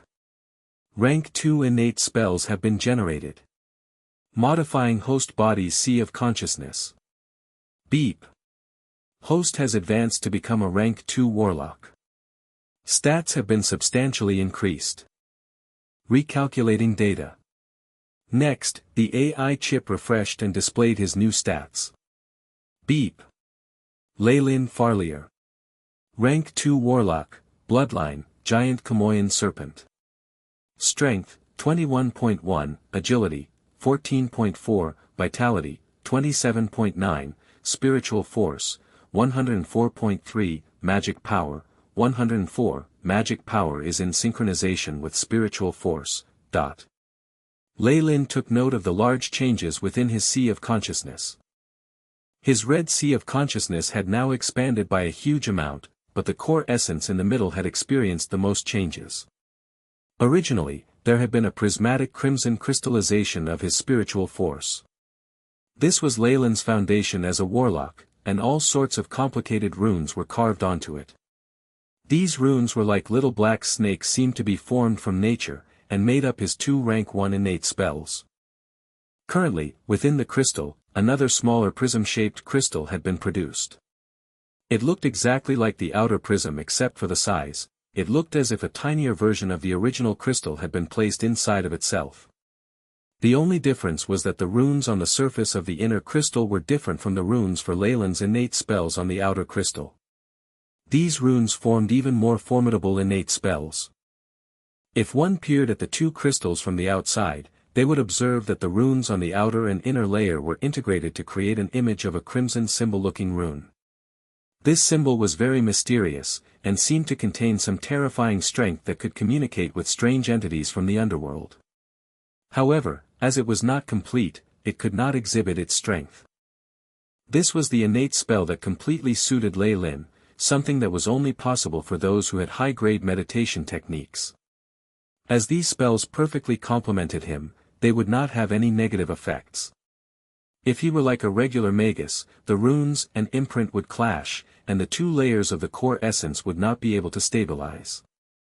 Even if one found a rank 2 spell that suited them well, it would still have a high consumption rate, and they would not be able to fully exhibit the strength of a rank 2 magus.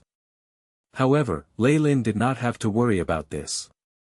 Glancing at the rank 2 magus, Cabourn, who was a distance away, Leilin sucked in a deep breath and looked at the rank 2 innate spell that Camoyan's pupil had generated.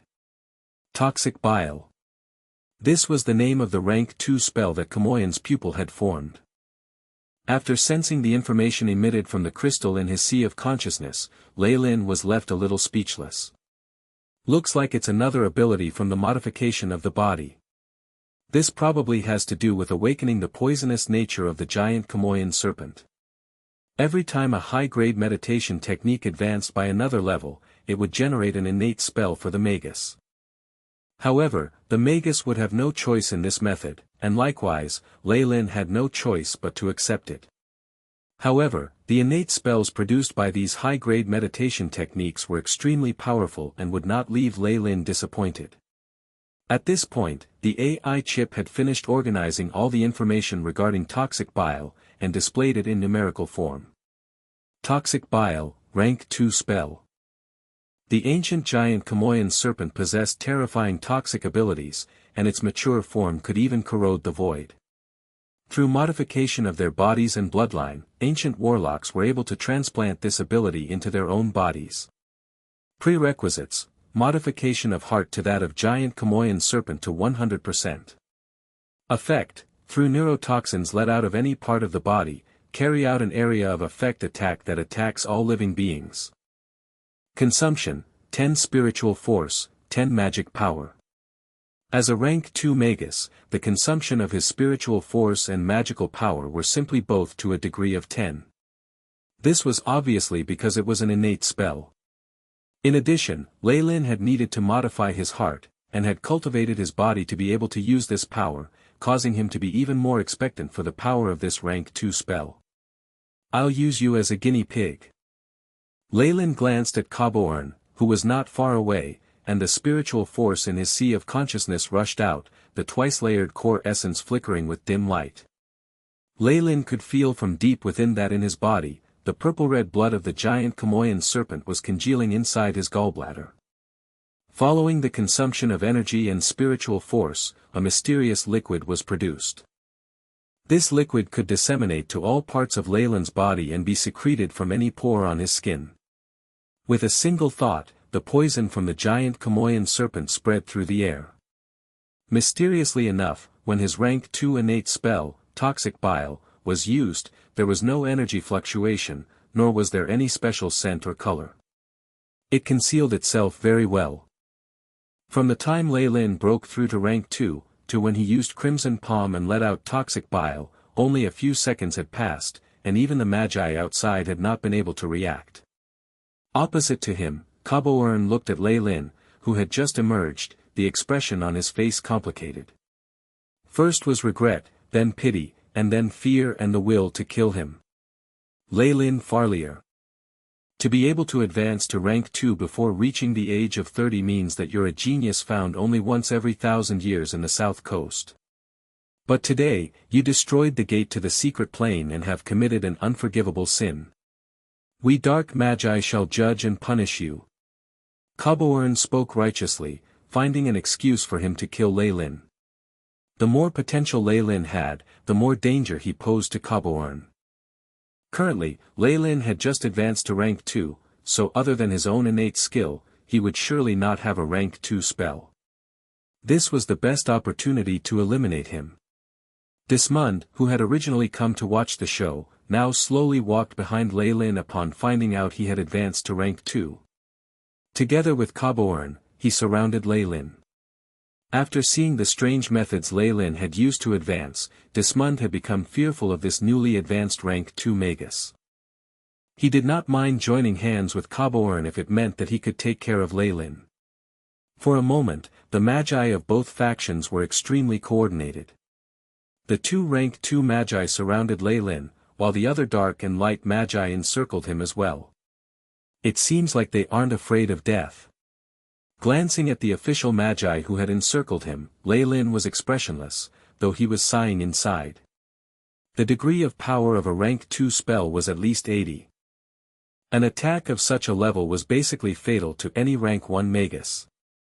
The attack of toxic bile was invisible and did not differentiate between enemies and allies. The nearer people were to Leilin, the faster they would die. Thump, the light magus who was closest to him collapsed, a strange purplish-black color appearing on his face. Thump, thump, like a chain reaction, whether it was light or dark magi, all who were around Leilin turned stiff, and collapsed to the ground. What's happening? He's poisoned. Be careful, it's a toxic attack. Use a spell that stops you from breathing or a barrier. TSS, large amounts of white gas were emitted, and the bodies of the magi who had collapsed began to corrode. One could even see the white bones within. The white bones eventually darkened, and then melted into a black liquid. The magi who saw this scene instantly paled, shrieks and yells sounding everywhere. Ah, yet another miserable shout was heard. A magus with a thick barrier fell to the ground, his body beginning to rot. The official magi near Leilin instantly collapsed and turned into black liquid. There was no time for anyone to rescue or move them. Such a terrifying effect intimidated the two rank 2 magi. Even a protective layer is useless. Blinking rapidly, Cabourn and Dismund flew backwards. Dismund produced large amounts of lightning, cleansing his body over and over again, while Cabourn grew huge green warts that continuously absorbed something. Hoo. With the passing of time, the poisonous attack increased its range. It started where Leilin was, and then spread to the entirety of the Four Seasons garden. In the end, even the magical beings in the external world began to collapse in large groups and turn into black liquid, the tart smell of decay spreading everywhere. Besides the magi who had quickly retreated from the very beginning, there were no living beings apart from Leilin and the two rank 2 magi. This situation surprised even Leilin, who had caused this. This is akin to the biochemical attacks in my previous world. For there not to be a single living being within the area of his attack shocked Leilin to no end. In addition, he knew the method through which his poison was spread. The toxin from the giant Chamoyan serpent could penetrate through any protective layer made from energy, and enter a magus circulatory system through his skin. For spells that helped one hold their breath, that was even more useless. This sort of poison not only corroded one's physical body but also did not let off one's spirit. Chapter 267, Scorching Touch. Scorching Touch. The largest issue Leilin had with this was that the poison worked too quickly, and even he himself did not have any methods to save the poisoned ones.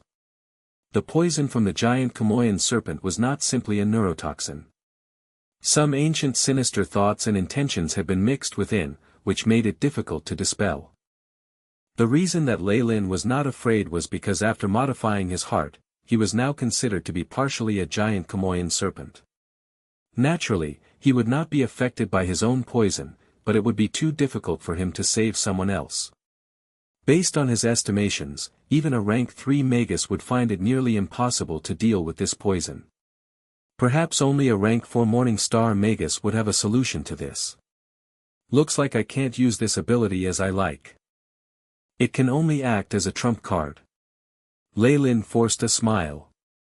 The area of attack was much too vast, and it did not differentiate friend from foe. If he used this, it would definitely result in the loss of many innocent lives and give rise to public anger. Though Leilin would not feel any guilt or shame, he did not want to become hated by many due to a simple accident. For instance, after seeing all their subordinates dead, the two rank 2 magi, Cabourn and Dismund, were on the exploding with rage. You actually. Dismund howled, the lightning imprint on his forehead shining crazily, you actually destroyed my lightning core. I will kill you.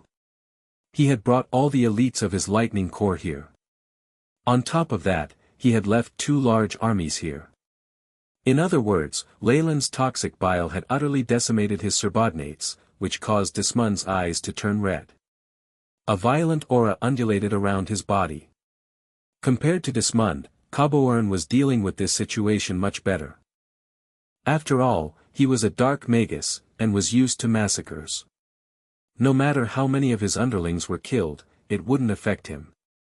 His mind was focused only on the strange spell that Leilin had displayed that intimidated him. What a terrifying ability! Is this his innate spell? A toxic area of effect attack that even a rank 1 magi cannot withstand? As a veteran dark magus, Cabourn immediately began to estimate Leilin's battle power. He could envision how terrifying such an ability would be in a war. This was a battle power that had a destructive power that could rival a natural disaster. Crap! Cabourn and Dismund paled at the same time, and their bodies, which were in midair, began to tremble. A purplish-black gas rose in front of their faces. This was the poison of the giant Chamoyan serpent. Even a rank 2 magus could not completely dispel it. Seal of 10,000 poisons. The lumps on Cabourn's shoulders exploded, and a red ring of flesh twisted into a circle rune, sealing the purplish-black gas within. Only after the poison was sealed did he have the time to look at the state of his old rival. Dismund was in worse shape than he was. Great amounts of lightning were in front of Dismund's face, and the lightning rune between his brows was moving around, forcing the black poison to coalesce into his right arm. With a resolute look, his left arm struck down as quick as lightning, and he chopped off his entire right arm.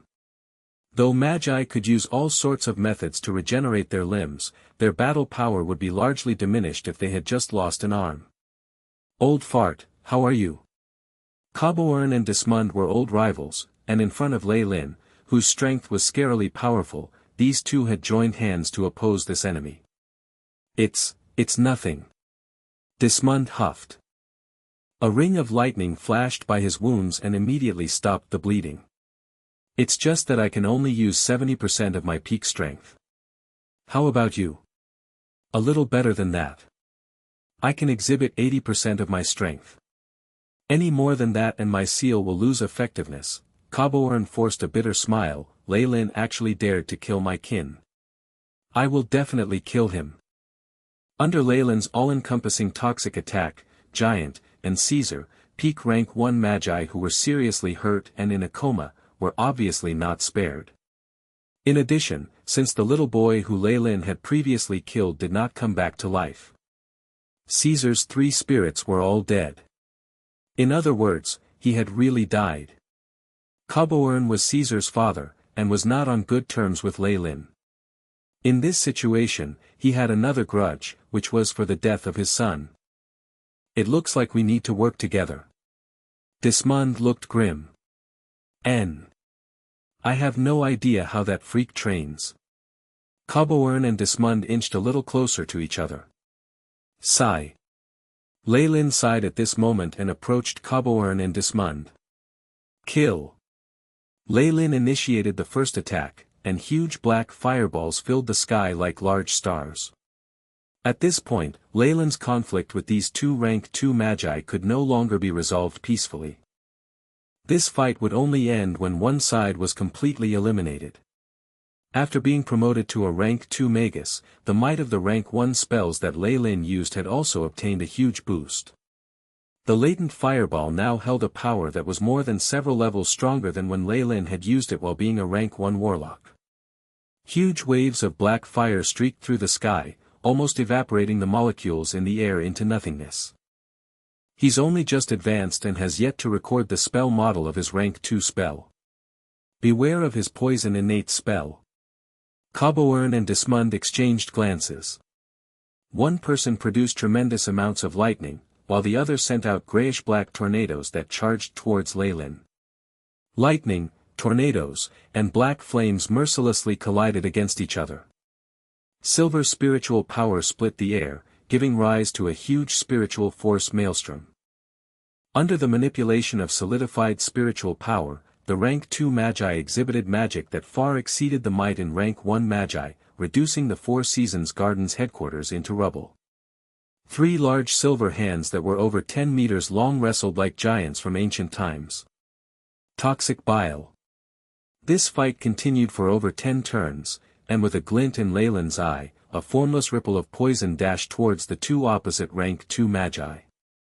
This time, even the air slightly rippled. Be careful of his poison attack. Cabourn and Dismund retreated as if they had seen a poisonous snake. Wang wang. Formless ripples smashed into the two magi's innate defensive spell formations, producing sounds of corrosion. A strange glint flashed through Leilin's eyes, and the formless ripples turned into transparent hands that grasped towards Cabourn. Pack. The innate defensive spell formation in front of Cabourn could not withstand the attack from this transparent hand, and a large hole was made. Omni Decay. Cabourn looked torn as he yelled the incantation. Black tornadoes whirled in all directions, looking like a black flower bud that was blooming. Rumble. The large transparent hand and black flower collided. Both attacks dissipated, and the stray energy spread outwards. A transparent tear in the sky exploded, and black spatial cracks formed. Leilin and Cabourn attacked in two different directions.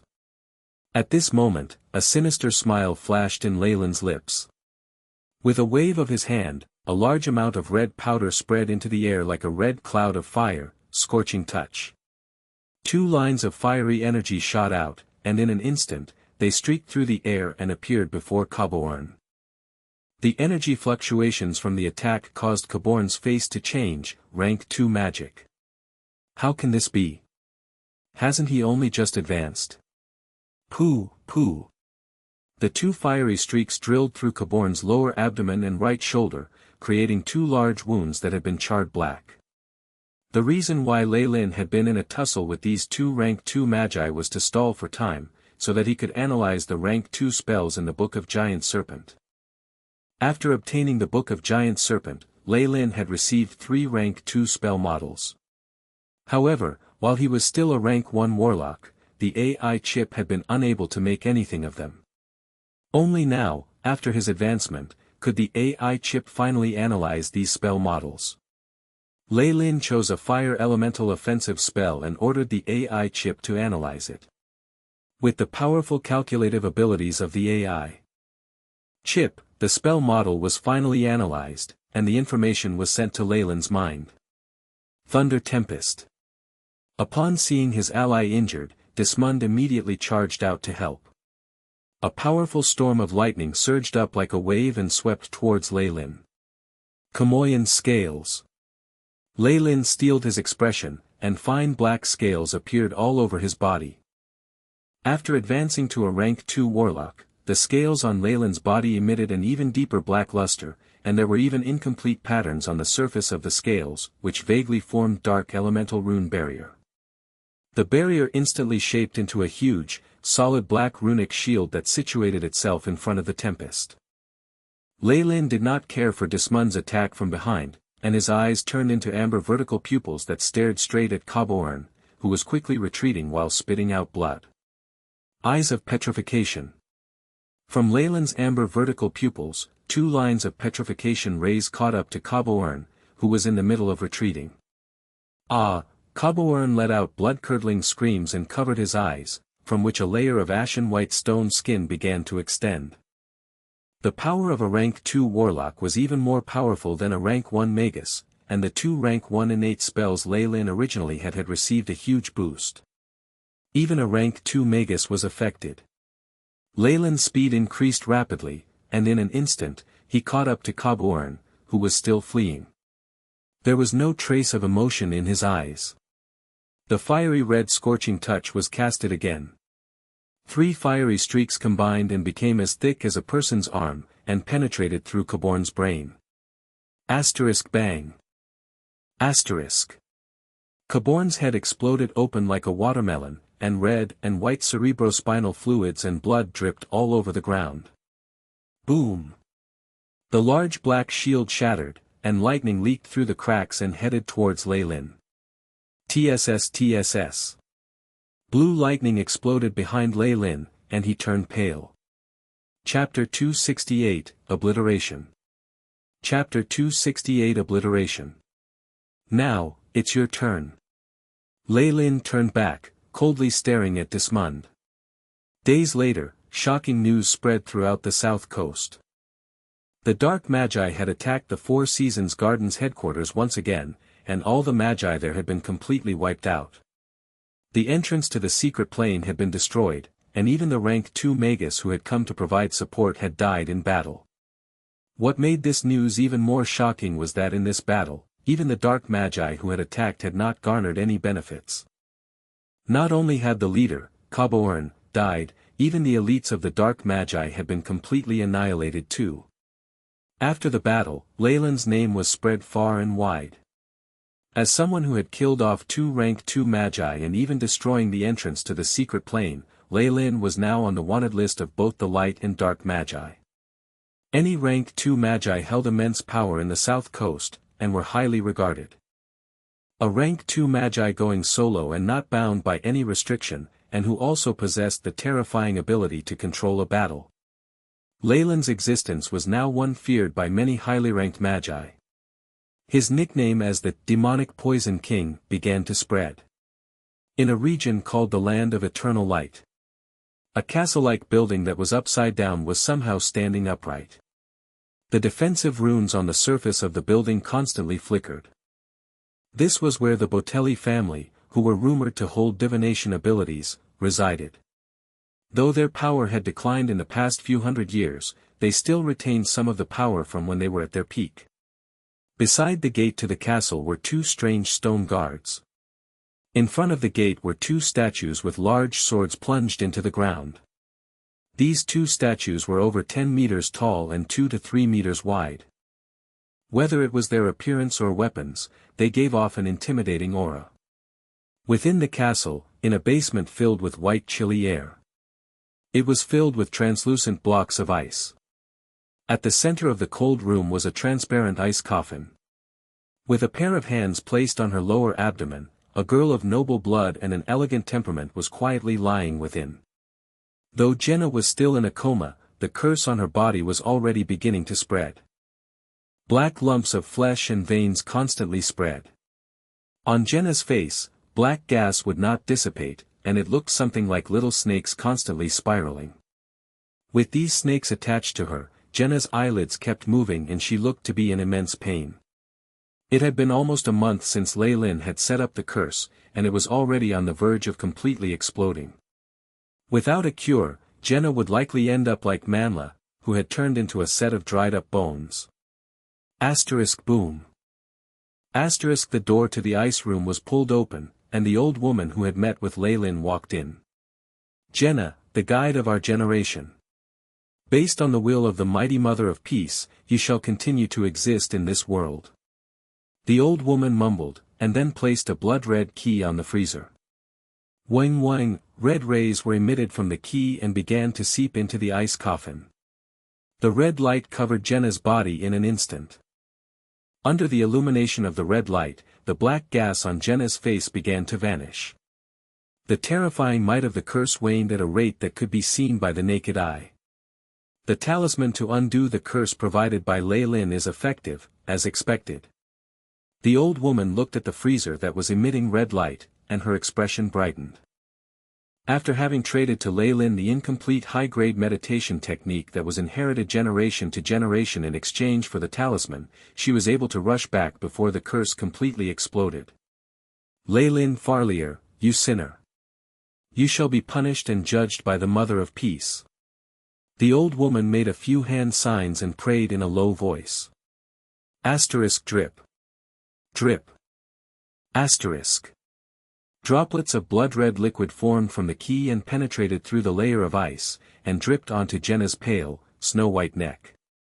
TSS, white gas rose from the area on Jenna's neck that was covered by the blood-red liquid as it began to recover at a visible rate. Whine. Jenna, who had been unconscious all this time, suddenly opened her eyes. Boom. Boom. Boom, the ice coffin shattered into pieces, and strange undulations traveled throughout the ice room. The old woman was extremely familiar with this energy fluctuation. This was a phenomenon that happened when their guide was making a prophecy. She's going to start now. A bewildered look appeared on her face. I see countless deaths. Demon King. A demon king with toxic abilities is approaching. Jenna's eyes suddenly rolled back to show whiteness, and a low and gasping voice was heard. Toxic? Demon King? Could it be? The old woman was startled and suddenly recalled the latest news. Wang Wang. The blood-red key from before suddenly hovered in the air, producing glaring rays of light. A tracking imprint? This is bad. The old woman's eyes widened. At this moment, outside the upside-down castle, Leilin in black robes appeared.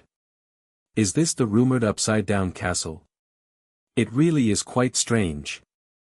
Leilin lifted his hood and sized up the building in front of him, sighing in admiration. After killing 2 rank 2 magi, he knew that he would be chased by both light and dark magi factions. Hence, he had changed his clothes and escaped out of the secret plane via another exit. Though there were strict testing methods at each entrance, these were all tests that picked out the aura of precious materials gathered from the Eternal River Plane's secret plane, preventing them from being smuggled out. With Leilin's abilities as a rank 2 warlock, it was naturally effortless for him to escape. As for the sensing of any items, Leilin had placed them in the spatial leather pouch. With the isolation from spatial runes, even the most refined detection spell formations would not discover any traces. Leilin raised his right hand, and on his wrist, a red key-shaped imprint was pulsating with light. It's here. Leilin grinned as he looked at the tracking imprint. The place where Jenna's family was located was hard to find. It could be said that even Hyder needed the old woman's directions in order to enter. There was no real map. In the trade with this old woman, Jenna's family's grandmother did not have good intentions and wanted Leilin to take this incomplete high-grade meditation technique and be taken over by it. Leilin, similarly, was not kind and added a tracking imprint into the talisman. With the help of the imprint, he was finally able to locate the nest of Jenna's family. Though the high-grade meditation technique, Sacred Flame, is incomplete, it is still unique. Its nature is extremely troublesome, and only one person in the world is able to train in it at a time. Leilin's lips curved as bloodlust overcame in. He did not have a good impression of this egocentric family. Since he'd found where they were, it was natural that he would want to get things over and done with. Halt! The 2 statue guards at the gate came to life and their muscles rippled as they yelled in a low tone. 2 magical beings. Together, their power is almost equivalent to a rank 1 magus. Leilin's eyes flashed, already pinpointing information about these guards. This level of defense for a magus family is not half bad. Leilin waved his arm and 2 large black fireballs flew out, meeting the large statue guards that had whipped out their weapons. Asterisk bang. Boom. Asterisk. The fireballs smashed into the large stone swords, and like water engulfed the bodies of the guards. The 2 guards immediately turned into 2 huge, black torches that burned furiously. Under the attack of Leilin's latent fireball, the 2 statue guards that had been around for thousands of years instantly turned into a pile of black powder. Enemy attack. Who is it? Countless urgent voices sounded in the castle, and then the mournful, piercing sound of a copper bell. The runes on the surface of the castle began to move. For the defense of such an ancient family, even a peak rank 1 magus would not be able to penetrate through if it was completely activated. Ha! Leilin let out a long sigh, and streaks of silver spiritual force extended from his body. His body then mysteriously hovered in mid-air, forming a huge silver face. Toxic bile. From the lips of the large silver face, a cold incantation was exclaimed. The poison from the terrifying ancient creature, the giant Kamoyan serpent, soundlessly penetrated throughout the insides of the castle. The runes outside were entirely useless towards poison attacks. Every single person inside, whether it was an acolyte, servant or even official magi collapsed to the ground, their bodies beginning to rot. Not only the castle but in a range of half a km away, all the plants were beginning to dry up and rot. Silence. The eerie silence of death. It shrouded the area, with the castle at the center of it all. In this large area, no being was lucky enough to survive and sunk into the eternity of death.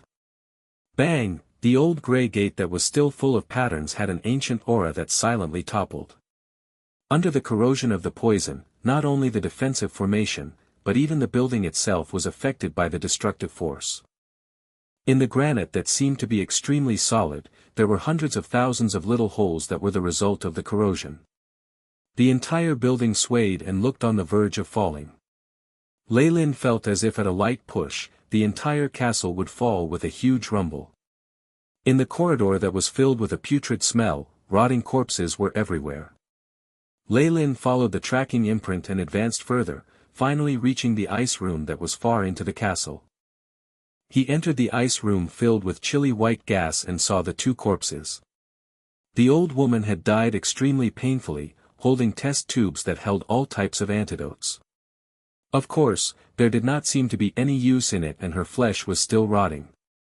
As an official magus, her resistance was obviously more powerful than a regular person. Even when dead, her body was still more difficult to destroy. Chapter 269, Arrangement. Chapter 269, Arrangement. On the icy counter in the middle, Jenna's corpse lay silently. On her face, which had mostly been eaten into, all sorts of craziness could be seen, as if the expressions of different people had been mixed together. There was even a trace of relief in her smile, which made it even stranger. The poison from the giant Kamoyan serpent had a vigorous corrosive effect, and the spirits of all the spirits residing in Jenna's body were being eaten into by the terrifying toxins.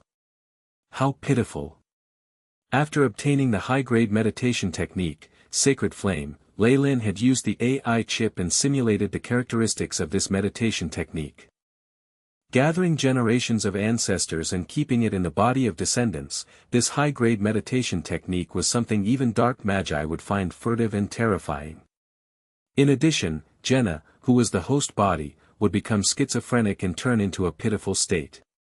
To some extent, after training in Sacred Flame and inheriting the spirits of her ancestors, Jenna had already died. What a strange meditation technique, and a pitiful family. Leilin touched his chin.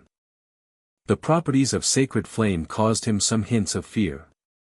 Before he completely made sense of it and researched methods to evade these effects, he was not willing to go anywhere near it. Half a day later, Leilin left the castle. Crash after he left, little stones constantly slid off the castle, and huge cracks appeared on it. Rumble. The castle completely collapsed and turned into a pile of rubble. From here on, the Bautelli family was no more. Dense clouds covered the sky, thunder and lightning occasionally could be heard. Moments later, black raindrops descended from the horizon. At the Tel Jose volcano that was not far away, a great pillar of flames suddenly erupted towards the heavens. Large amounts of volcanic ash flew to the air, and along with some man-made structures, they turned into fertilizing raindrops and descended, which provided the Tel Jose plains with great vitality. The peasants who were farming quickly knelt by the roadside, singing praises to the magi of Nightless City. With the protection of the magi they had plentiful harvests that were enough for them to live on without fear for lack of food or clothing, even after paying the large taxes and contributions to their lords.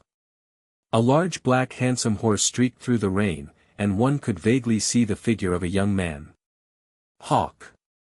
What a shame! While urging on his horse, he lamented inside. In the Eternal River Plain's secret plane, the range of his toxic bile was too fast and powerful. Even Hawk, who had been kept at the edges of the headquarters, could not escape. In this attack that did not differentiate friend from foe, Leilin lost this very convenient mode of transportation. Leilin had needed to deal with Caesar and set up the 10,000 spirit spell formation. He even needed to secretly notify Dismund, and his mind had been whirling at high speeds. The venom wyvern hawk was just a pet that was a means of transportation. Without taking it into account, it had died together with the magi on the outer layers under Leilin's poisonous attack. However, due to the limitations of its kind, the venom wyvern can only become as strong as a rank 1 magus. After I was promoted to a rank 2 warlock, Hawk's usefulness will only decrease bit by bit. I was going to find an opportunity to set it free, but... Leilin sighed, taking a moment of silence for Hawk's unfortunate passing. He then tossed this thought to the back of his mind, focusing his attention on the large nightless city that was towering in the rain, a cold smile about his face. He turned the horse's head, and it diverged from its original route and galloped towards a little town inhabited by regular humans. Due to its huge popularity, there were tens of large towns near Nightless City where regular humans lived. Like satellites, they surrounded Nightless City. Everyday regular humans from all walks of life, people having the desire to become a magus, fugitives, or even people who were only here because of their youth and adventurous nature discovered the brutality of reality. These humans were chased out of Nightless City and could only dither around in this sort of town. Leilin came to a town called Clint, found a bar and entered, ordered mead, and drank it silently. Master. 10 or so minutes later, a few people dressed in black clothes with hoods arrived, and an old man who was the leader exclaimed. N. Come with me. Leilin tossed out a silver coin and brought this group of people away from the bar. Next, the old man brought Leilin to a villa on the outskirts of the town. Master. After receiving your message, we immediately tidied up the supplies and left Nightless City. We rented this house and have been awaiting your return. After entering the villa, the leader removed the hood and revealed a silver-haired old man. This was Damien, the level 3 acolyte slave Leilin had bought, who was also his butler. He was in charge of Leilin's property in Nightless City. Number 4 and Number 5, the two female Grand Knights were also around. Like guards, they were vigilant by the door.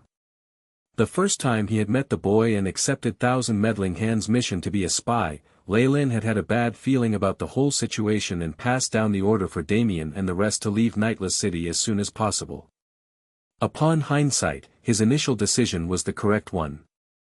If not, Damien and the rest would have long since been taken captive by the light magi. Damien.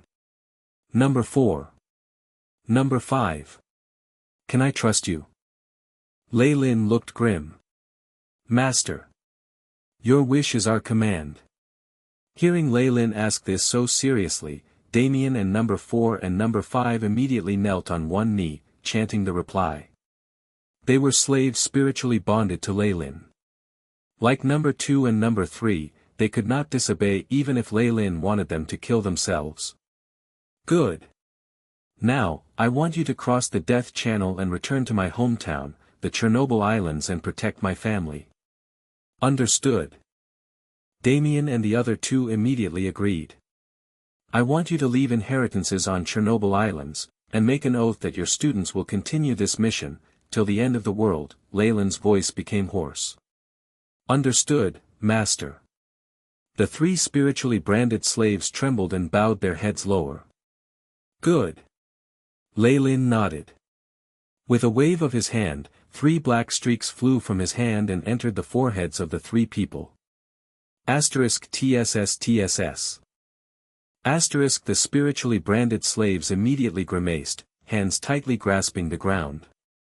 On their foreheads, Leilin's own secret imprint emerged. This is my blessing. Within is a magic attack that is as powerful as an attack from me going all out. With some rituals, it can also be passed down. Leilin was now a rank 2 warlock, and there were few who had this level of strength in the entire south coast.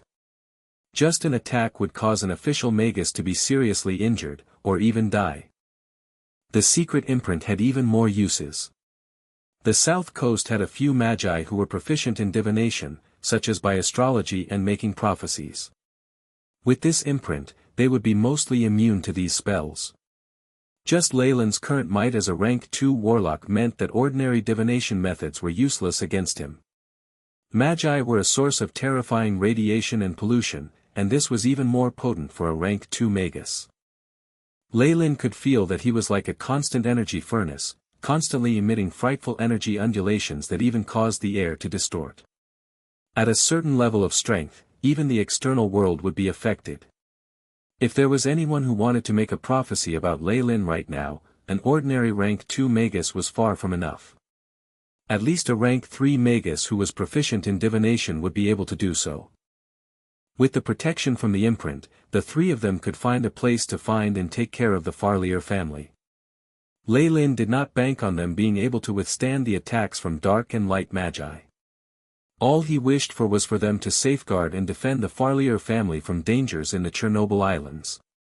Based on standard practice in the Magus world, before confirming that Leilin was dead, any dark and light magi would not dare strike against the Farlier family. If not, they would be met with the crazy retaliation from a Magus who had already reached rank 2 and had a terrifying destructive might. This level of attack was something that not even the Lighthouse of the Night, which had a rank 3 Magus, would be willing to go up against. Hence, with the protection from these spiritually bound slaves, the Farlier family that was on the Chernobyl Islands were completely safe, and would also receive a huge boost to develop further. These three people and their successors should be able to protect the Farlier family for at least 500 years. In that case, I do not have to feel any more guilt towards them. Leilin huffed out a sigh. His body belonged to the original Leilin Farlier. No matter what kind of person he had been, he was still apologetic for having possessed someone's flesh and blood. But if he had to return and acknowledge a bunch of strangers to be his relatives and even parents, then he was not going to do that. In the end, not concerning himself with them was his best choice. If that did not work, it was still possible for him to wait a few hundred years and wait till everyone Leilin knew died, and then give their family some advantages. And this. Leilin pondered for a moment, and then removed the dark red cross pendant from around his neck. This was the middle-grade magic artifact he had carefully made, the Fallen Star pendant. After becoming a rank 2 warlock, the help this magic artifact rendered him was insurmountable. Due to the limitations of the resources he had, it was difficult for the Fallen Star pendant to be powered up any further. Bring this back too. If a successor of the Farlier family with potential to become a Magus appears, give it to him. Leilin handed the Fallen Star pendant over, and at the same time, he felt as if a weight had been lifted off his shoulders. Chapter 270, Returning to Town. Returning to town. The cold breeze swept past, leaving behind pieces of dried leaves swirling in the air, which danced like butterflies. The crystal-clear stream flowed silently, adding to the tranquility in this area. A gray squirrel shook its fluffy tail and ascended the tree as fast as lightning, and rapidly gnawed on the acorn it held. From time to time, it would twist its little head to observe its surroundings. Gotcha! A dried piece of wood was stepped on and broke. The squirrel was startled as it let go of the acorn it held and climbed even higher in the tree. It looked down in apprehension at the human figure who had broken the piece in the area. The last time I've been here was less than a year ago, wasn't it? To think that it had actually changed this much. Leilin exclaimed as he glanced at his surroundings. He had returned back to the small town where the old devil had brought him on an expedition to the ancient spirit-slaying sect. Only this town had already been reduced to ruins. A murky green vine crept around the town's ruins, in which the occasional figures of animals could be seen flitting past. However, there were no signs of human traces at all. From the many visible indications, the inhabitants of this town had voluntarily chosen to forsake their homes soon after Leilin's expedition. This is the fear towards magi. Leilin shook his head and did not feel the slightest shock regarding this turn of events. Although Leilin and the others came here covertly and did not slay any of the inhabitants, they still put the townspeople in a deep slumber for 3 days. However, the residents would only associate these eerie methods with magi. It was known that magi of the light magi domain would be more friendly to regular humans on the surface. However, who could have guaranteed that the residents would not see a dark magus? Hence the flustered residents immediately chose to report it to the authorities. However, during that time the Eternal River's secret plane had just been made public knowledge to all magi. The strength of the light magi had been concentrated there, so no one had the leisure to bother with a desolate little town who had suspected dark magi activities. Furthermore, no deaths were reported. Hence, the Light Magi Alliance only sent out several level 3 acolyte to investigate the matter. Naturally, these acolytes would not be able to see past the disguise set up by an official magus. Hence, the entrance of the ancient spirit-slaying sect's secret plane was not discovered. After searching the area to no avail, the group of acolytes could only conclude and report that there were dark magi who had long since left, apparently achieving their goals in the area. This degree of danger would naturally not attract the attention of the Light Magi Alliance, and things had been dragged till this state. Even if the Light Magi did not treat it with importance, how could the residents who had been living in the town their whole lives not mind? After all, under the influence of the Light Magi, they had often heard of dark magi eradicating kingdoms throughout their childhood and as they aged into adults. Although the investigators had already concluded that the dark magi left, there was always the what-ifs. Hence, without any further support, the residents chose to leave this town. Afterwards, several supernatural incidents in the area had caused the few elderly folks in the town, who had chosen to stay back, to disappear without a trace. These incidents had caused the town to be fully abandoned by all. Leilin indifferently thought back to the news he had received of the town. After instructing Damien and the rest to defend his family, he had journeyed to this area and prepared to look at the ancient teleporting spell formation once again. For the sake of advancing into a rank 2 warlock, he had destroyed one of the gates to the secret plane and even killed 2 rank 2 magi. This animosity that was created was unusually huge. Although Leilin had confidence in his own strength, he still had to be wary of the fact that the light and dark magi had their trumps cards, magi who had reached rank 3. Right now, Leilin was admittedly not a match for opponents of that level, hence he had decided not to tarry after choosing his escape route. The dark and white magi had already infiltrated every corner of the south coast, hence it was not possible to hide here. Many terrifying and dangerous regions were also located on the south coast. Even for official magi, going there would mean a 90% chance of death. If Leilin were to wander in those areas without any detailed information, then he would be a fool. Moreover, even if Leilin's luck was good and he successfully managed to traverse past those domains, he might arrive in a barren wasteland like the Chernobyl Islands. Leilin still wished to walk further down the path of a magus, hence he would not be willing to go to such an area. However, the ancient teleporting spell formation was different. The distance of the teleportation was vast, it would at least span a distance several times that of the south coast. There was even a possibility that it would lead to another world. Around the Magus world, there were several mighty worlds and planes. In ancient times, the ancient magi conquered one world after another, and analyzed the unique laws in those worlds to strengthen themselves. This ancient teleporting spell formation was very likely linked to a world or domain that the ancient spirit-slaying sect had once dominated. Moreover, the place that the teleportation would lead to was definitely a place abundant with resources, at the very least on par with the south coast. Otherwise, why would the ancient magi have the leisure to create this teleporting spell formation? The cost of creating one was not a small figure, it was enough to cripple the finances of a faction like the ancient spirit-slaying sect. Leilin strongly believed that its creation was not merely for the sake of having a means to escape. Speaking of which, I wonder how that Gargamel, Old Devil, and Jr. Leilin stroked his chin. Although he had already advanced into a rank 2 warlock, he still had fear towards the Gargamel which had been born through the fusion of countless vengeful spirits.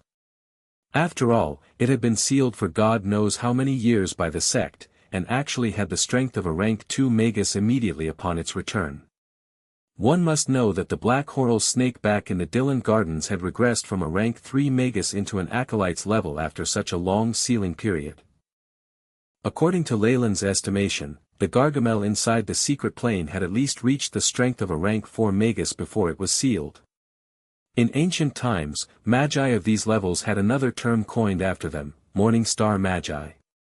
According to the description of the Book of Giant Serpent by the great Magus Serhom, after a magus enters rank 3, their body will undergo a very long bottleneck period. For a rank 3 magus to advance into a rank 4 magus, the difficulty will surpass every prior advancement. It could even be likened to the fact that the difficulty of a regular human into a rank 3 Magus was far simpler than that of from a rank 3 Magus to a rank 4 Magus. Even in ancient times, rank 4 magi were rulers of their regions. As for their title, it was Morning Star.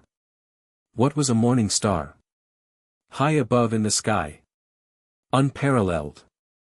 Eternal. Magus who were able to advance in rank 4 were worthy of such a title. Moreover, their lifespan would be lengthened by a massive amount.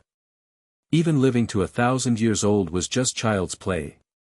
To regular humans or even lowly ranked magi, this was already reaching the realm of being immortal.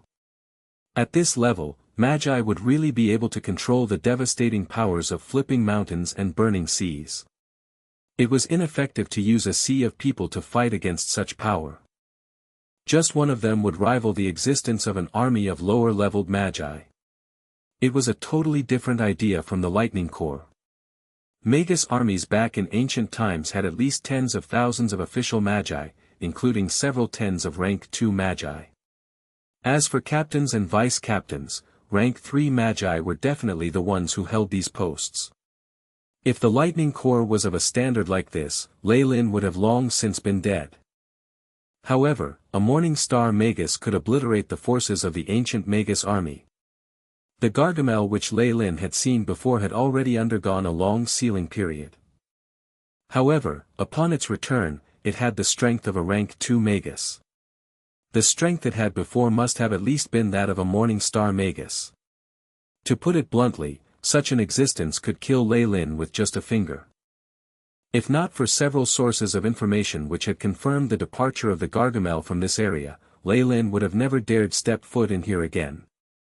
In an area close to the Nightless City, Leilin had given several of his spiritually bonded slaves missions before infiltrating the city. With his methods now as a rank 2 warlock, he could even avoid detection from a fellow rank 2 Magus, not to mention regular guards, by using the spiritual force compression technique. After spending some of his magic crystals, he then easily obtained the information he needed. All of the attention in the south coast was still on the Eternal River Plain's secret plane. As for the latest and hottest news, it was the birth of a newly advanced rank 2 Magus, Leilin. As someone who had destroyed a gate to the secret plane and killed 2 rank 2 Magus, Leilin had already been put in the crosshairs of the dark and light magi alliances. Even the danger level attributed to him was of the highest level. In the south coast, a rank 2 Magus was already a force to be reckoned with, like Chairman Siley of Abyssal Bone Forest Academy. If Leilin was still in the academy, he could even participate in the turmoil for the chairman's successor. Although Leilin was listed as wanted on the surface, many organizations had secretly offered him a position and even promised abundant benefits. However, Leilin only chuckled at such ideas. The resources he had pilfered were enough for him as a rank 2 Magus. Moreover, it was not easy to come out from this mess. He did not wish to be embroiled in such troublesome issues once again. Apart from his information, the other news which had piqued his interest was the spirit plague in the western part of the south coast. In several regular human kingdoms, there had been a very odd disease spreading. People who had caught this disease would not suffer from any illness. Only that several tiny black spots would appear on their face and waist areas, where they would slowly be thinned down. After 7 days, when the black spots became extremely huge, the diseased would then die without a sound. After the light magi's investigation, the spirits of the afflicted had disappeared without a trace. As for such methods, they were very similar to the spirit plague released by the ancient spirit-slaying sect. This disease had a high contamination rate, which had already amounted to a casualty number of over 100,000 regular humans. Even the Light Magi Alliance, who had their sights set on the Eternal River Plain's secret plane, sent a rank 2 Magus as the investigation head for this matter. The most useful piece of information they had acquired was that in areas where the contamination rate was the highest, they had discovered the traces of the devout from the ancient spirit-slaying sect. As for their leader, it was none other than the Gargamel. Chapter 271, Materialization. Materialization. Ha! It's harvesting spirits to recover its strength, huh? Leilin figured out the purpose behind this Gargamel's actions. This Gargamel, which had apparently regressed from the Morning Star Magus rank, would most likely be harvesting a massive amount of human spirits in order to regain its former strength. As a collective body that was fused from countless vengeful spirits, the Gargamel did not have to increase its spiritual force through meditation like other magi. What it needed to do was to absorb vengeful spirits. The more afraid and in anguish they were, the faster it could recover its strength. And after it had collected all the spirits it needed, the Gargamel would regain the power it had once wielded. For the South Coast, this was a calamity. To regain back its strength, the Gargamel had to absorb the spirits of at least 30 million regular humans. This number was equivalent to 1/3 of the total population in the South Coast. The dark and light magi would definitely not agree to it. Moreover, no one could say for sure what the Gargamel would do after regaining its strength. Leilin sneered. But what has all this got to do with me? I'll leave this headache to the respective chairman of the Dark and Light Magi Alliance. He was no saint, nor was he like that bunch of lunatics from the Bautelli family, who had assumed the role of the protector of the world. With his memory, Leilin was extremely familiar with the route to the small town. He walked towards what had once been the town center, to where the two-story wooden house was. This location itself was rather remote, and cobwebs and dust were strewn in the entrance. This appearance made it look extremely unstable, as if a gentle breeze would blow the house down. However, Leilin was not fooled by such an appearance. He raised his finger, on which a white glow of light converged. Wang wang. Leilin's finger seemed to have caused some sort of resonance, and covert runes began to crawl like ants to where Leilin's foot was. The barrier to hide this area is actually still present. Leilin was somewhat astonished. Soon afterwards, he walked to the second level, to where there was an oil painting of an upper-class lady. This was the entrance to the secret plane that had long since been destroyed by Leilin. This secret plane was only a small-scale one, and the barrier of the space and isolation were not so strong. If they had strength comparable to the ones in the Eternal River Plain's secret plane, that Gargamel would most likely still be confined in here. Leilin reached out his right hand and touched the rough, black surface of the wall. There was a thin layer of grayish-black material, which had a granule-like feel to the touch. Leilin's expression was extremely solemn. On the wall, apart from him feeling that his fire energy particles were affected, there was an additional spiritual force. This force was extremely subtle, and could not have been discovered if one was not being cautious enough. It gave Leilin a vaguely familiar feeling. This spiritual force is filled with evil intent. There's no doubt about it, it's the spirit residue from that Gargamel. It had already escaped. Although he could surmise the escape of the Gargamel from the information that he had received, Leilin could only relax after confirming the evidence with his own eyes. However, it even laid an alert-type barrier. It seems to have been set up for me. Leilin grinned. This Gargamel's methods were extremely covert. However, it was only useful against regular magi. The Leilin from before might already have noticed it using the AI chip, not to mention now, when he had the strength of a rank 2 warlock. This Gargamel's tricks were ineffective against him. Furthermore, Leilin's strength had increased by leaps and bounds, and that Gargamel had only set this alert to match the strength it had witnessed when it had first seen Leilin.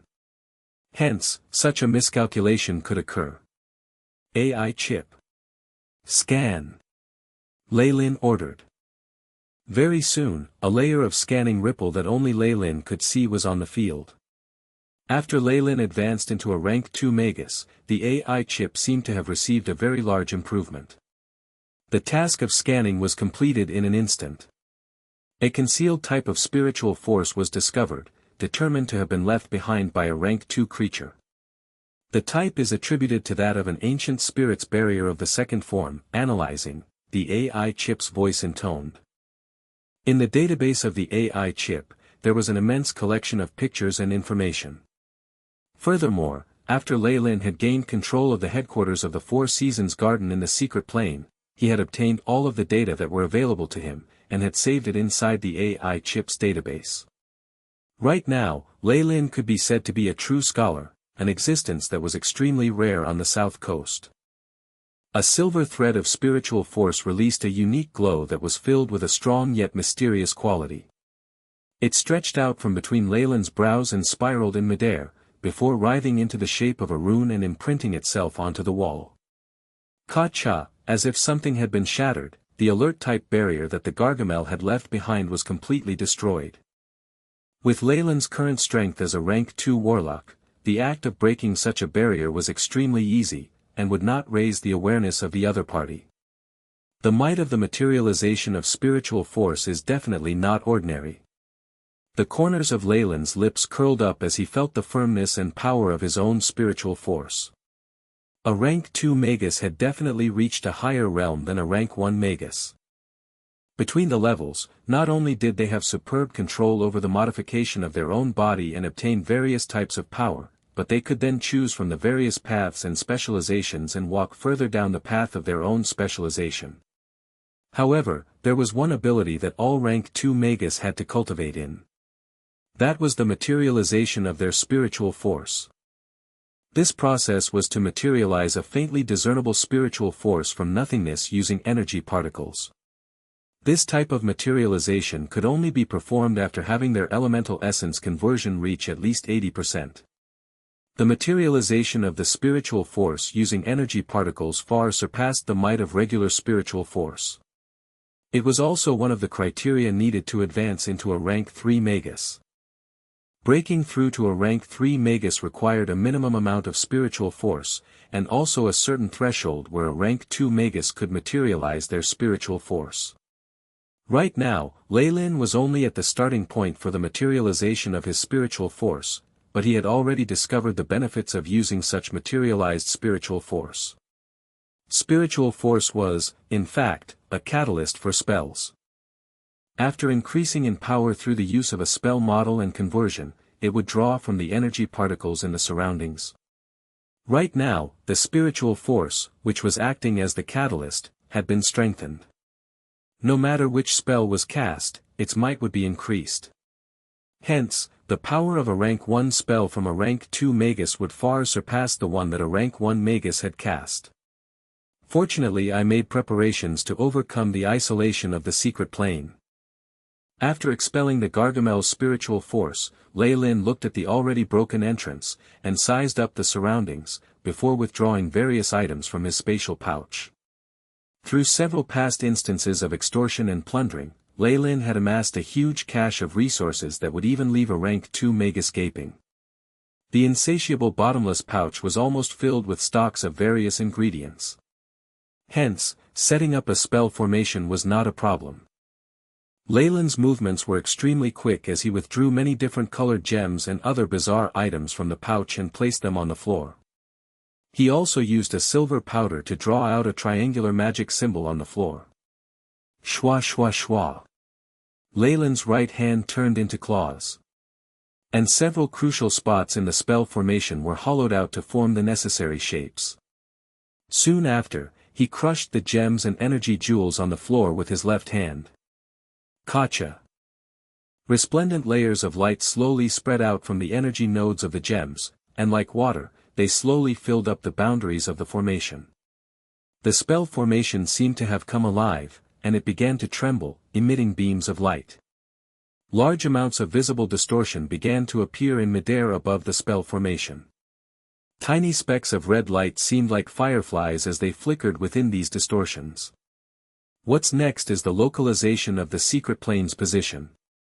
Leilin shut both his eyes and recalled the memory of when he was last in the secret plane of the ancient spirit-slaying sect, searching for this familiar aura within the distortions in the air. The various red specks of light, which were the weak spots of the void, flickered. If Leilin were to choose the wrong one, he would immediately be lost in the chaos of space and ripped into shreds by it. At this moment, a darker colored red glow appeared, and in it was an aura of spirits that Leilin was familiar with. Leilin opened his eyes in solemnity, and a silver light flashed from his pupils. It's in here. Sword of Memphis. Leilin raised his right hand and clenched his fist as he slashed downwards. In the twinkling of the silver light, a transparent longsword appeared in his hands. The slim blade accurately slashed at the darker red glow of light. Ka-cha. The slash was as fast as lightning, and very soon, the darker red glow exploded, turning into a pitch-black tunnel. Without the slightest hesitation, Leilin dashed into it. Moments later, after traveling through the darkness, Leilin once again emerged in the ancient spirit-slaying sect's secret plane. Woo! Leilin rubbed his forehead. Opening the isolation tunnel of space is, indeed, very troublesome. It's very difficult to pinpoint it through the chaos of space. Very soon, he sized up his surroundings. It was not very far away from the entrance that he had entered before, and Leilin still had some recollections of this place. However, what was different from before was that the surroundings here seemed to have been abused by a hurricane that was over magnitude 10. The surroundings were in shambles. Gargamel definitely threw a tantrum in here. I hope the teleporting spell formation is still alright. Leilin thought, before sitting cross-legged on the floor. Hiss. A huge black mist spread from behind his body, turning into many tiny black snakes with red eyes. Go forth. Leilin whispered. With his command, the countless tiny black snakes began to roam around in the surroundings. As for Leilin, he closed his eyes and used his spiritual force to sense everything inside the secret plane. As he had the map of the secret plane that he had previously recorded, the searching was much simpler this time around. Chapter 272, Mending. Mending. Previously, on the peak of the mountain of white bones where the Gargamel was sealed, Leilin had made a map. He later found out that this was the main map of the ancient spirit-slaying sect, and it was essential in his escape from there. What he now needed to do was to explore the area and make a comparison with the map that he possessed. Time passed slowly, and the state of the secret plane was presented in front of Leilin. The secret plane of the spirit-slaying sect was largely ruined. Not only had all sorts of mechanisms been completely destroyed, but Leilin could not even find a single complete building. It seemed that the Gargamel that had been sealed here must have been full of grievances. That huge mountain of white bones and all the materials in the laboratory were all gone. Even the cabinets full of information were all empty, and it was obvious that the Gargamel had ransacked the area. The little black snake that Leilin controlled with his mind approached a silver passageway meant to be used as an emergency exit. The metal was well preserved and seemed to emanate a strong power that could subdue spirits. However, there were a few large stones that had been thrown inside, which were now obstructing the way. The black snake easily slipped through the gaps in between the rocks and came to the place where Leilin had initially found the secret room. Rumble, after pressing the power switch, a side of the wall slowly opened to reveal a secret room. This room was extremely small, with a black spell formation in the center that was surrounded by 4 stone pillars. Beside one of the pillars was the remains of a Magus. Psi. The little black snake circled the spell formation and suddenly began to hiss. Black flames began to burn from the surface of its scales. The flames became increasingly intense, gradually forming a doorway with abstruse spatial runes on its frame. It's here. Leilin came out from the door of flames, and upon seeing that the spell formation had not been damaged, he looked satisfied. AI chip. Scan the teleportation spell formation. Leilin pressed his temples, and a blue light that only he could see began to sweep the spell formation. Beep. Scanning complete. Intactness of spell formation is 98.7%. Lack of energy present. The AI chip quickly responded. Compared to 98.8% from the previous time, it has slightly been worn down. Looks like the area of destruction by that Gargamel was quite substantial, for even this place to have been affected. Leilin rubbed his chin and ordered, based on the information I received regarding teleportation, begin tests simulating the restoration of the formation. In his previous exploration, Leilin had obtained a diary from the skeleton here, which included information regarding the teleportation formation. With additional information that he later gathered, he had learned the complete technique of the ancient teleportation spell formation, correcting this little imperfection would not be the least bit difficult. Based on the calculations of the AI chip, the formation only needed to be 97% completed to work, but it was still possible for there to be problems. Leilin was not going to risk anything when it came to this long-distance teleportation. Whether it was spatial distortions or the explosions of spatial elemental particles, anything could leave him dead without leaving any traces. He did not want to die in some stupid accident. Beep. Scanned incomplete portion, beginning simulation of restoration process. As the AI chip sounded, Leilin felt as if he had arrived right at the spell formation.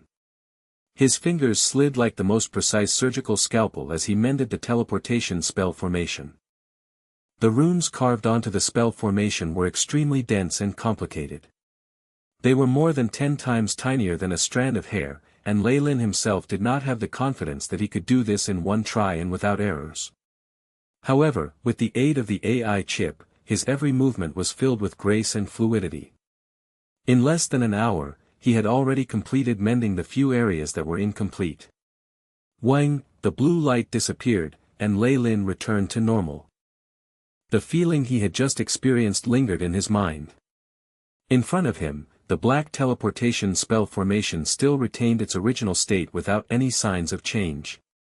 The AI chip simulated experiments are becoming increasingly vivid. Leilin's hands flashed as they moved, his fingers forming all sorts of symbols and hand gestures. These were techniques that he had used while mending the spell formation. All sorts of complicated and profound signs were flawlessly made with his hands, as if they had been practiced countless times. Such a unique feeling had already been put to muscle memory. Seeing the signs being made so fluently despite only being used once in the simulation, it looked as if Leilin had trained for a decade. A flash of awe appeared on his face. Leilin immediately thought of other areas in which this would be useful. For instance, learning rank 2 spells. Though he had used the AI chip to aid him in using magic spells through the use of spell models, the movements were stiff and robotic, just like magi who were training in something for the first time. But this situation was different.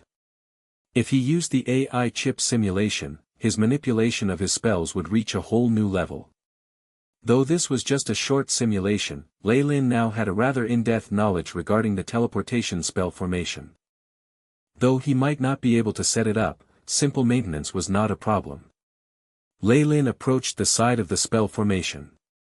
"Thank you for your teleportation spell formation, Lord Magus." He first went to the skeletal remains of the Magus and bowed towards it. A large black hand then descended, countless tendrils extending and propping up the skeleton. Boom, a huge pit was dug with the hand and the skeleton was placed within. Soil and stones fell, and this became a grave. "The area is ugly, so this is the only way to give you a proper burial." Leilin sighed and then came to the front of the spell formation. Naza's hand, 3rd formation. Leilin made a spell pattern, and from the tip of his fingers, silver threads were sent out and entwined themselves along the surface of the spell formation. 2 hours later, the teleportation spell formation was now completely restored to its original state, as if it were brand new. Not only were a few damaged portions mended, even some of the original runes were improved using the AI chip. Leilin looked at the surface of this new spell formation, and his breathing became a little coarse. Next is the most important step, which is to test whether this spell formation is functional. The leather pouch at his waist automatically opened, and a black crystal flew out and dropped into the energy groove in the teleportation spell formation. Within this crystal was a pure darkness, with even some transparent, distorted flames burning within. This was the essence of the magic crystals he had purified. The consumed had totaled over 1,000 magic crystal cards, which meant a value of over 10 million magic crystals. Although the ancient teleportation spell formation could send a Magus far away, the energy required to do was also monstrous. If not for Leilin's recent successes in plundering, it would be difficult to gather this amount of magic crystals. Rumble, after the essence of the magic crystal was deposited into the groove, the spell formation began to rumble. Mysterious magic runes began to light up, and bright rays lit up every corner of the spell formation. Asterisk Ka-cha. Ka-cha. Ka-cha. Ka-cha, asterisk. Threads of pure energy from the magic crystal was extracted from the spell formation and poured into the ancient spell formation. From the bottoms of the 4 stone pillars, rings of light emerged and spread to the tops of the pillars, until the tops suddenly exploded to reveal a hole. Piercing light rushed out of the center of the pillars and formed 4 differently colored bundles of light, which hovered at the tops of the pillars. Earthen brown, fiery red, heavenly green, and azure balls of light silently appeared in midair. Oh! This power! Within these 4 balls of light, Leilin could feel the familiar air of energy particles. These are earth, fire, wind and water. Leilin was dazed and immediately recognized the natures of these balls of light. He touched his chin and pondered deeply.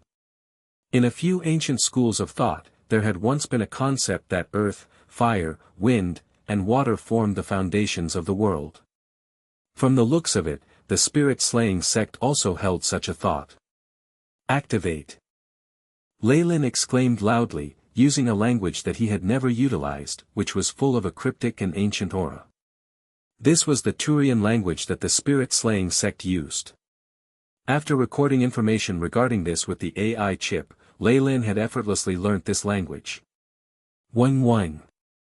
For energy balls constantly fluctuated, and different colored rays extended from the balls, converging above the heart of the teleportation spell formation. Asterisk Ka-cha. Asterisk. As if the fabric of space had been split in 2, and as if lightning had descended, huge spatial distortions appeared in front of Leilin and became a depthless hole. Now the teleportation is working. Leilin immediately came up with a backup plan. No matter whether or not he would need this teleportation spell formation, it would be an escape route if he ever required one. Should I go over? A tempting thought appeared in his mind, but he mercilessly suppressed it. Based on his conjectures and the AI chip's estimations regarding space, spell formations like these did not consume a lot energy from the magic crystals, but the moment a real and living subject went through, the required energy would be enough to extract and consume all the power in the essence of the magic crystals. Leilin was still not clear about the situation at the other end of the teleportation formation, and naturally could not take such a risky chance. In addition, the magic crystal consumption from the trip was bound to break Leilin's heart. Without seeing the teleportation spell formation at the other end, Leilin was unable to tell if he could return safely. What if it was a one-way trip? Spiritual force can't penetrate through, and detection spells are useless. There has to be another way. Chapter 273, Bramble's Iron Door. Bramble's Iron Door. After that, Leilin used a couple of different methods to try to investigate the situation at the other end of the tunnel, but none of them worked. His spiritual force still wasn't able to see through space, and every detection Magus spell was connected directly to spiritual forces, so all of his plans didn't work. After taking one last deep look at the tunnel, Leilin was extremely reluctant as he deactivated the Magus formation. Ka-cha! The magic stone crystal in the groove of the magic formation automatically flew to Leilin's hand, and the various light rays emitted from it became slightly dimmer. 10% of its power was consumed. Leilin frowned a little when he felt the loss in power of the magic stone crystal. It was similar to using 1 million magic stones in the span of a short moment. Moreover, Leilin didn't send any living creature through it and just used his spiritual force to investigate it. Otherwise, the magic stone crystal would have been instantly depleted.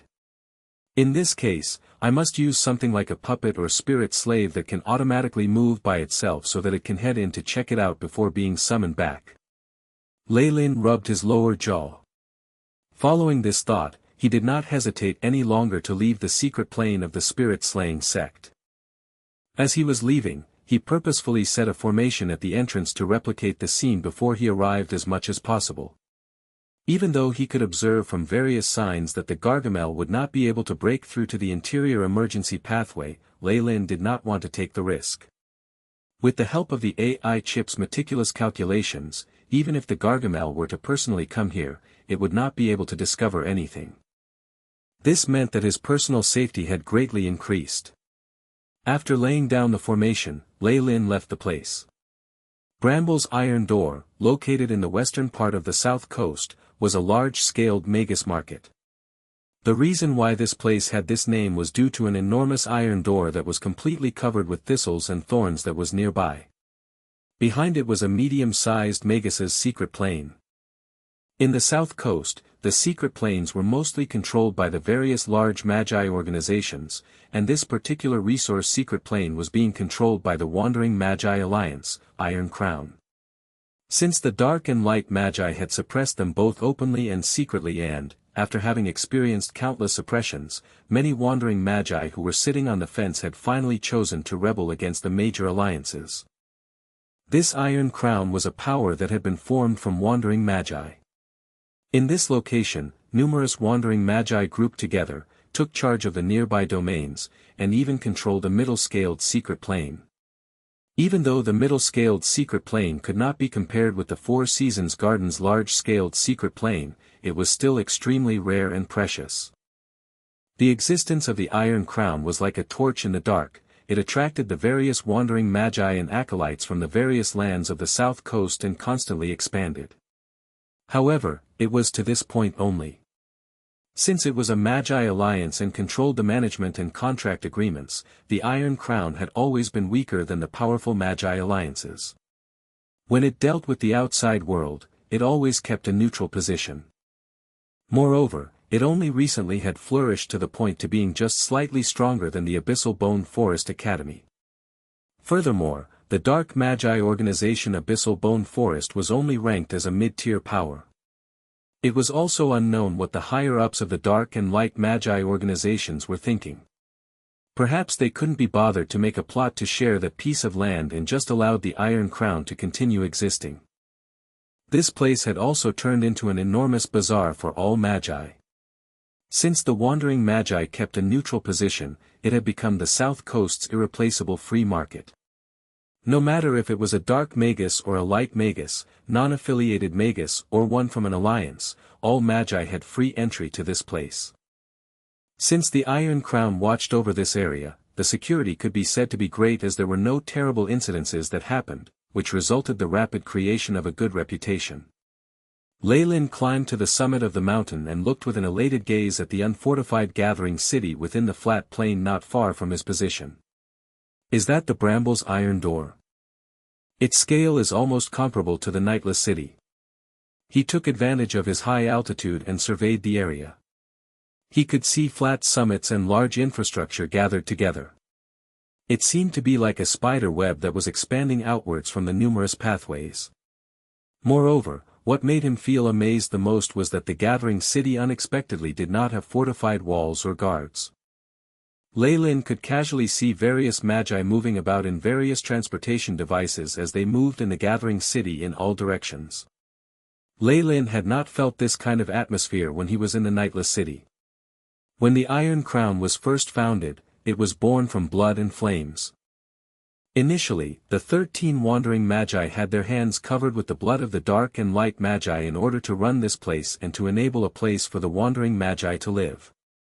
Leilin sighed as he put on his hat before heading towards the Bramble's Iron Door. The specialty of the gathering city was that there were no obvious boundaries. After entering the perimeter of the Bramble Iron Door, Leilin saw various kinds and types of stalls on the roadside. Those stalls were set up by the Wandering Magi.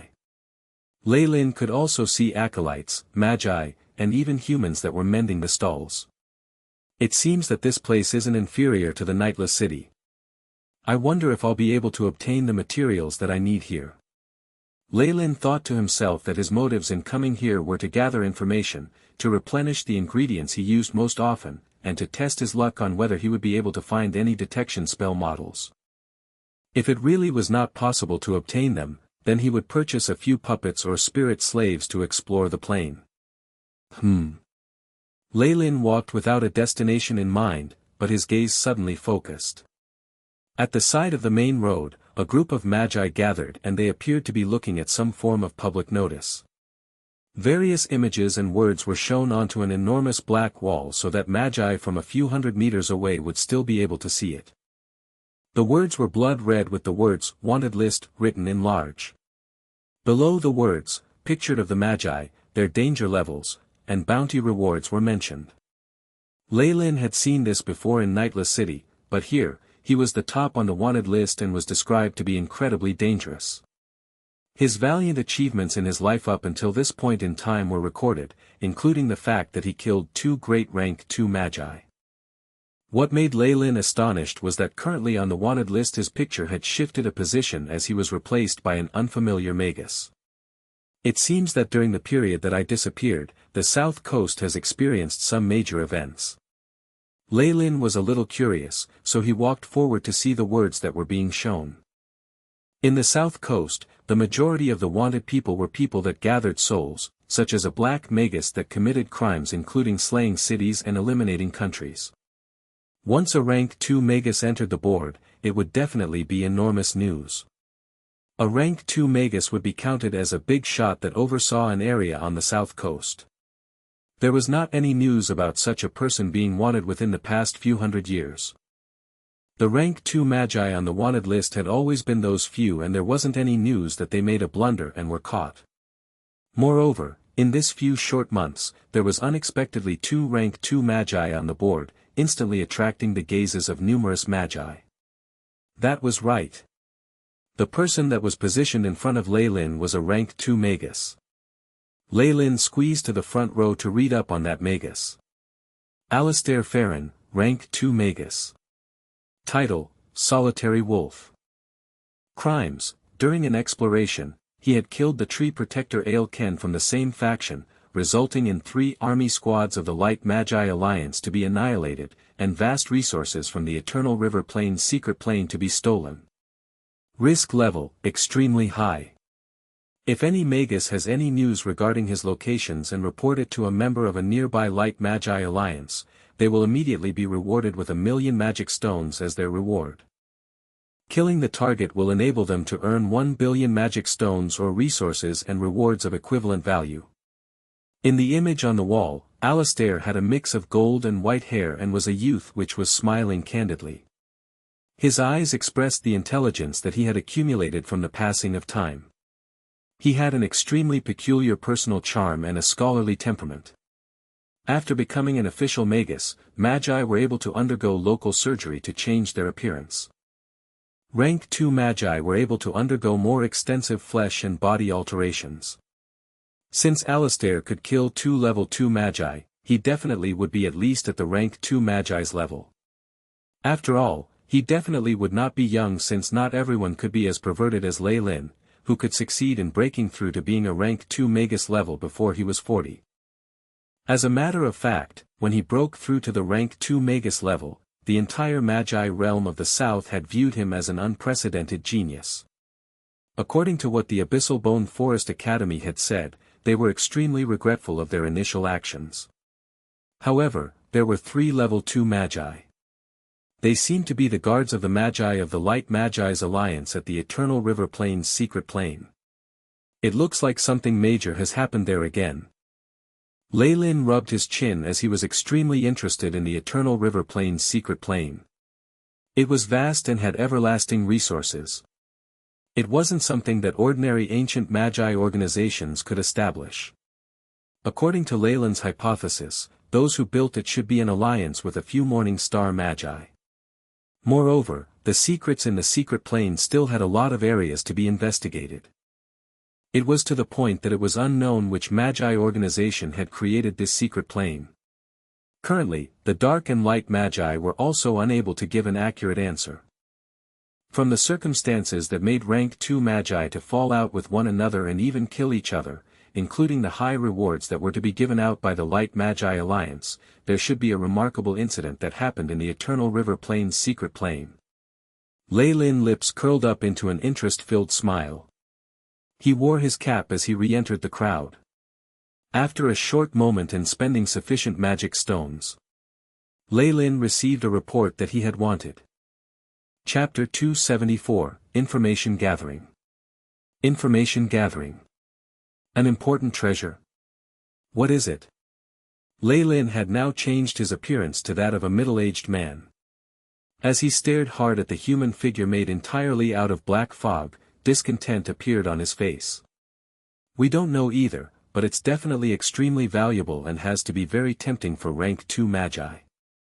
Upon seeing that treasure, Alistair betrayed the Light Magi Alliance without any qualms and plotted against Alex and Juna, and then snatched it away. The voice of the person in the black fog was very hoarse and its body seemed to be on the verge of disappearing at any moment. All right. One last question, where is he now? Leilin heaved a long sigh and asked. I'm not sure. Somebody seemed to have found traces of him in Nightless City. We made a conjecture of where he's going, and he's probably fleeing towards the endless ocean. Upon hearing this answer, Leilin shook his head. The endless ocean was on the east side of Nightless City, and was in the complete opposite direction from the Bramble's iron door. Even if you were to chase after him right now, he would not make it in time. Also, to dispatch a large number of people for a piece of news that he was still unsure whether it was genuine was simply not worth it. There were definitely a lot of magi after Alistair. There were even rumors of a rank 3 Magus around, and Leilin was not going to participate. He himself was a significant fugitive as well. Do you have any more questions? The figure in the fog asked. No. Leilin got up to leave this room. Clang, the large door rumbled as it closed shut, and the room sunk into darkness while the figure in the fog gradually dissipated. Dear customer, you have asked a total of 2 4A level and 3 B level questions. The total cost comes to. After Leilin walked out, a woman dressed in a revealing manner emerged, swinging her enchanting hips. She looked like the boss of a pub. A pair of ample breasts were almost pressed onto Leilin's chest. All right, I understand. Leilin seemed to be provoking her as he smiled, and a small black pouch with gold edges made a long arc in the air and accurately fell between the female boss' ample breasts, causing her to pout playfully. After rejecting her intentions and attempts to make him stay, Leilin quickly left. Walala, the bricks on both sides of the door shifted, revealing a secluded and dirty pathway. A distance away the sounds of magi clamoring could be heard. Leilin turned back, only to find that the door had already vanished without a trace. There was only a regular wall there, and the place where he had first entered was completely different from where he was now. These magi organizations that sold information as a living usually had a perfect mastery over methods in concealing themselves. Leilin could guarantee that their entrance at the Bramble's iron door was definitely one of many others, and it was impossible to find out where their headquarters were from these entrances. Even this female boss was not easily dealt with. Leilin rubbed his fingers and left with a smile about his face. After Leilin left, in the place where the trade had taken place, the female boss' face changed and she collapsed onto a sofa, revealing her beautiful curves. At the same time, the immense spiritual force that did not lose out to a peak rank 1 Magus was gradually exhibited. This female boss was actually a peak rank 1 Magus. Even in the entire South Coast, such strength could be enough to awe or intimidate anyone. Now, however, cold sweat rolled down her face. How terrifying.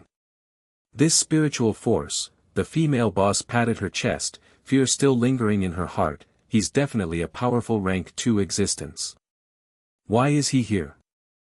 She could sense Leilin's probing at the beginning, and in actuality if not for Leilin holding back at the end, she would definitely be in a worse state. The alluring female boss lay on her sofa for a while longer, thoughts rapidly running through her mind. All of a sudden, her expression changed. Could it be that he's here because he received that information as well? Immediately, she paled and murmured in a low voice, "It's getting harder and harder to do business here. This is not good. I need to leave as soon as possible. These kind of things happens every 2 or 3 days. I can't take it any longer." Leilin, who was elsewhere, was also recalling the whole matter.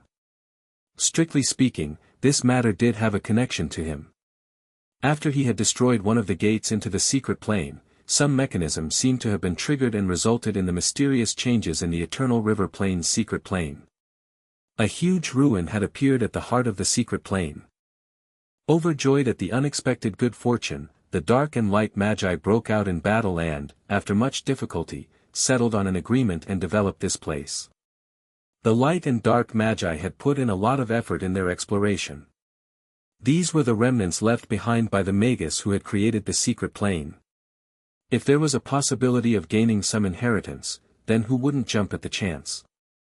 The light and dark magi immediately dispatched their elites, and teams that were headed by at least rank 2 magi entered and explored the ruins. In this exploration, Alistair, Alex and Juna's 3 teams worked together and overcame a few difficulties. It seemed like they had obtained some incredible item. This treasure seemed to be an amazing item effective for rank 2 magi. Alistair had chosen to betray his teammates for this item, and after dealing with Alex and Juna on the sly, he had swept up the treasure and fled. Upon receiving this news, dark magi immediately attacked, and this had serious repercussions on the light magi's end. Not only had 2 rank 2 magi died, even the corps that were guarding the area outside the ruins were attacked. At least 3 corps had been systematically annihilated.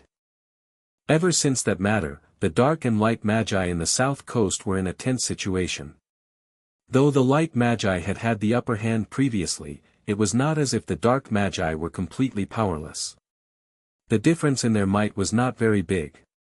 Now, in the span of a few months, including Alistair, the light magi alliance had lost a total of 4 rank 2 magi. This definitely had an effect on the ratio of the power between the 2 factions. Though there were no losses in terms of their rank 3 magi, which were the strongest they had, the dark magi were starting to become restless. Of course, this had nothing to do with Leilin. He was mostly attracted by that mysterious treasure. What could it be that would cause a rank 2 Magus to betray his faction and even plot against his companions? Traces of red appeared in Leilin's eyes, and there seemed to be a voice inside shouting, "Snatch! Snatch it! Snatch the treasure!" A desire that he could feel deep inside his bones invaded Leilin's senses. That's weird. When did I become so irrational? Leilin's expression changed and he grimly looked at the crystal at his wrist. The crystal at his wrist was currently emitting a circle of red rays, looking about to drip fresh blood. The situation is getting worse. An imposing look flashed by his eyes, and he opened a flask and drank from it. Gulp. Gulp. Large amounts of liquid that had a medicinal taste to it traveled down his throat, and Leilin's expression seemed to calm down. As time passed, the rays from the crystal dimmed, and it turned into a transparent, colorless crystal. It's getting increasingly serious. Leilin kept the crystal and a solemn expression appeared on his face. After drinking the potion he had brewed, Leilin could feel his spirit becoming tranquil, the impulse from before vanishing. The effects of being a warlock are really troublesome to deal with. Leilin furrowed his brows. After his heart had been modified such that he had completely fused with the bloodline of the giant Kamoyan serpent, Leilin could feel that the intense emotions due to the bloodline, which he had suppressed with this potion of tranquility, were now beginning to stir restlessly. After advancing to become a rank 2 warlock, this situation had become increasingly serious. Leilin now had no choice but to set up an early warning spell design on his wrist. This colorless crystal was a ward that Leilin had set up. The moment bloodline-induced emotions began to affect his rationality, the crystal would immediately emit blood-red rays. The graver this issue was, the more piercing the red rays on the surface of the crystal would be. Leilin now had no choice but to prepare potions of tranquility and keep it at hand, occasionally drinking some to prevent the emotions from affecting his mind. After all, for him to be able to come so far, the AI chip was an important factor, the other being a clear mind. If he lost this factor, no matter how powerful he became, it would simply be a tragedy. These emotional issues of warlocks were definitely complications in ancient times. Though the great Magus Serholm had come up with this potion of tranquility, it can only treat the symptoms but not the root cause. I need to find a way that can permanently deal with it. Leilin looked grim. As for that Alistair, it's not my place to think about that. Also, he's so much further away. After regaining a clear mind, Leilin touched his chin. Of course, if he's so blind as to offend me, then that's a different matter altogether. After thinking this through, Leilin wore his hood once more and left this deserted alley. A few hours later, Leilin emerged from a large building that had been built using gold and silver, a helpless look on his face. Behind him, a Magus that seemed to be the owner was watching him leave, an apologetic expression on his face. This was one of the top 3 commerce centers in the Bramble's Iron Door, and Leilin had just purchased some items. It was a pity that besides replenishing a few frequently used materials, there was no mention of the long-distance detection spell that Leilin had been hoping to obtain. As for a method to solve the warped emotions from his warlock bloodline, Leilin didn't even bother asking about it. Chapter 275, Trading Event. Trading Event. The inheritance of the warlocks had been lost from the south coast for many years, so Leilin did not think that he would be so lucky as to be able to find a remedy so easily. In addition, he did not want to reveal his trump card. I'm afraid I'll have no choice but to rely on the great Magus Serhom. Leilin scratched his chin, walking as he pondered over this. As a rank 4 warlock at the Morning Star level, the great Magus Serhom must have had certain methods to withstand the emotional side effects that ailed them. The potion of tranquility from before was evidence of that. Leilin planned to find some vestiges or ruins that had been left behind by him, and hopefully discover something. Leilin, who had already made up his mind, proceeded to the outer layer of the Bramble's Iron Door. He urgently needed some information or news regarding the great Magus Serhom. From this, he would be able to find some methods to relieve himself of the side effects of his bloodline. Is our guest here planning to leave already? Just as Leilin was planning on leaving the Bramble's Iron Door, he was suddenly stopped by a strange person who was wearing a hood. Who are you? I don't know you. Leilin, whose appearance was now that of a middle-aged man with a dangerous aura emanating from him. The person he was facing could definitely sense this. He was currently like prey that had been marked by an ancient creature, and his 2 legs began to tremble involuntarily. Wait. Wait. My lord, I have no evil intentions. The strange person began to wave his arms. To prove his identity, he even produced a metal disc and showed it to Leilin. On the surface of the black disc, a symbol of the Iron Crown had been deeply engraved. There was no ornamentation on it, and the style in which it had been carved was with smooth, firm lines. Someone from the Iron Crown. Leilin's tone became less aggressive, and his aura also calmed down. He sized up the strange man, who was also an official magus. What do you want from me? My lord. We from Iron Crown are extremely respectful and humble towards the many powerful Lord Magi. To be honest, the moment you entered the market, we had already noticed you. The strange person bowed towards Leilin. Please come with me. Leilin scratched his chin and followed behind him. From this person's actions, Leilin could assume that the Iron Crown had already discovered his true strength. Then again, as the ruler of this area, a rank 2 magus like him could easily disrupt everyday life here if he was not monitored. Iron Crown must have developed some sort of probing methods. How did you find me? Leilin, who was behind the strange person, couldn't help but ask this question. After hearing this question, the hooded person in front proudly patted the pouch on his waist. Shio, a black shadow instantly crawled up to his shoulder. This was a high-energy being that was similar to a mole, with eyes that brightly shone like shining sapphires. As it looked at Leilin's body, it couldn't help but shiver, even wedging its tail in between its legs. Pardon me. The hooded man patted the head of the mole-like being to comfort it. This is my lifelong magical companion, a crone mouse. Crone mice have a heightened awareness for powerful spirits. Hence, I was able to take charge and become the leader of the defense team of the Iron Crown. Leilin glanced at the mole on this leader's shoulder, a look of understanding in his eyes. To be able to make this creature that has already gone extinct your pet, it seems like you have pretty good luck. A magus magical pet or companion wasn't just some mount. They needed to sign a strict spirit contract, and could only have one magical pet or companion in his or her entire lifetime. Not only did many top-grade magical pets have amazing battle power, they could also enhance a Magus magic or body. It was said that some legendary magical pets were able to help magi break through bottlenecks.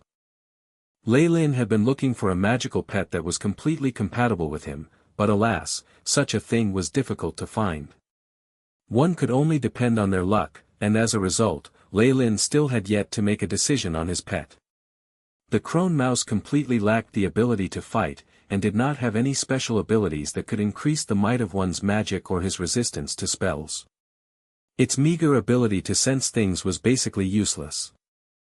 This Magus had completely abandoned all these possibilities in favor of obtaining a powerful ability in detection, and it was hard to determine whether or not he had made the wrong choice. Leilin followed the defense team leader into a private room that was opened up by other magi. It was extremely quiet, and there were even a few magi. It seemed that the entrance was tightly guarded, and was only open to members. "All right. Can you tell me why you brought me here now?" "I'll give you 5 minutes." Leilin was becoming a little annoyed. The leader, who had realized this, quickly launched into the main topic.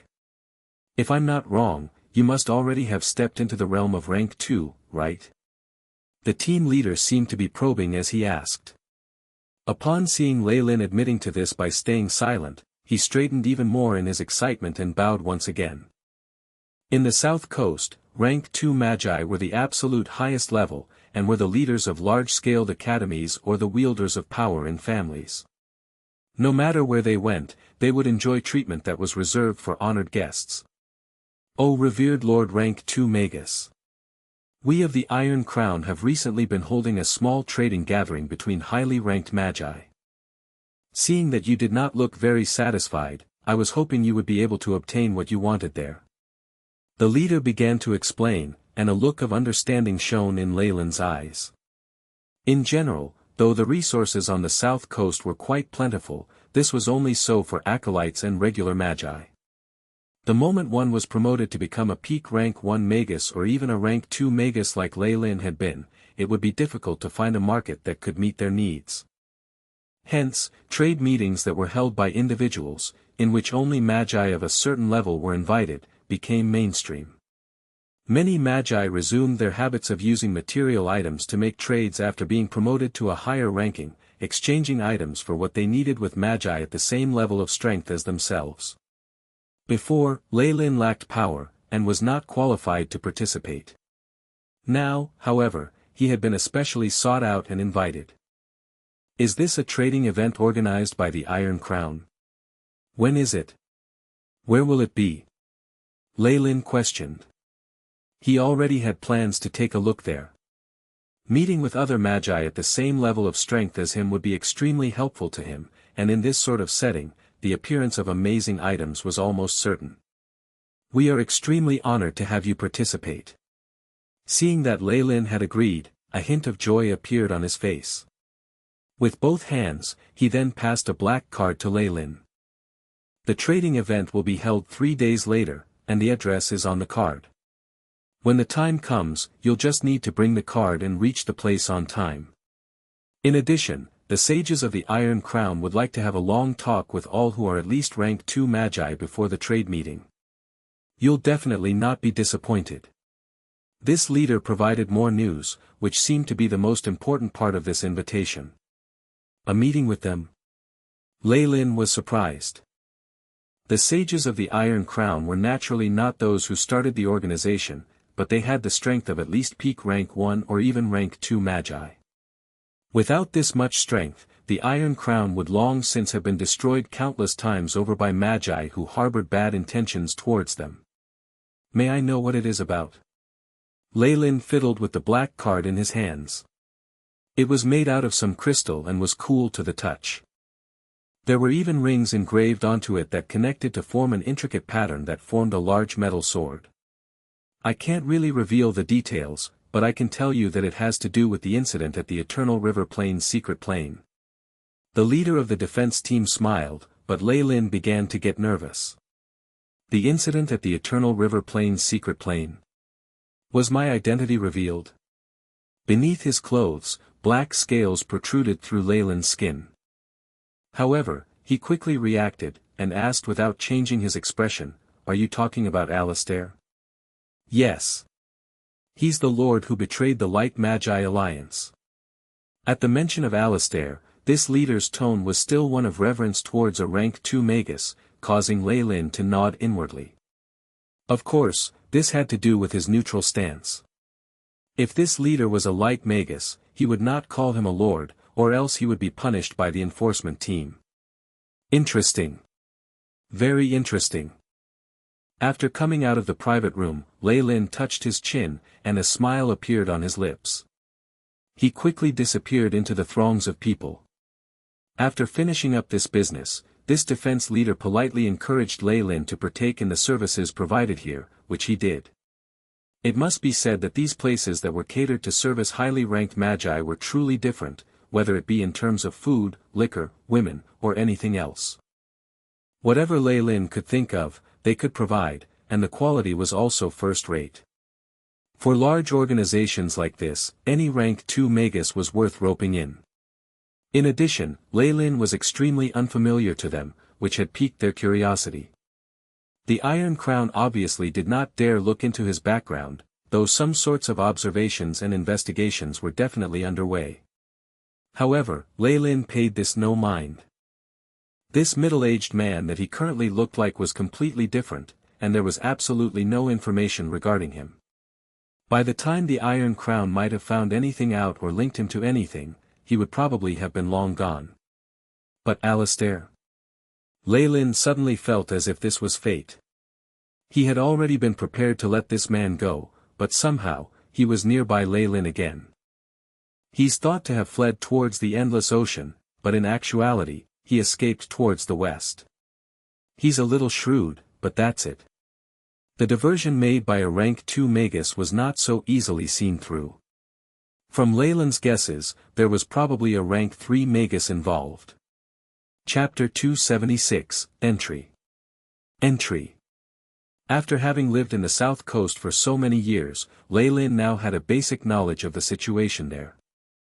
Geographically speaking, though the south coast was said to be a coast, it was a huge continent that covered mountain ranges, marshes, plains, snowy areas, and all sorts of topography.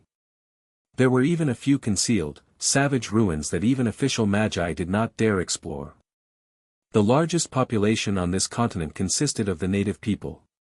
There were around 100 million of these regular human, and were divided into hundreds of dukedoms in various sizes. Behind these dukedoms were the dark and light magi controlling them. The nobility and lords who were in power were basically the descendants of many official magi.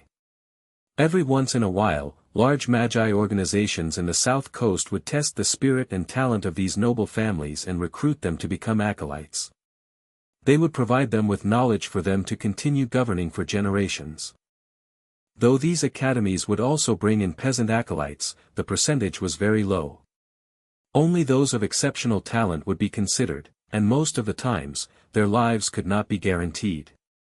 Some light magi academies would not even recruit peasant acolytes, only the dark magi were willing to do so. Even with such a large population, the number of peasants with spiritual talent was simply too small.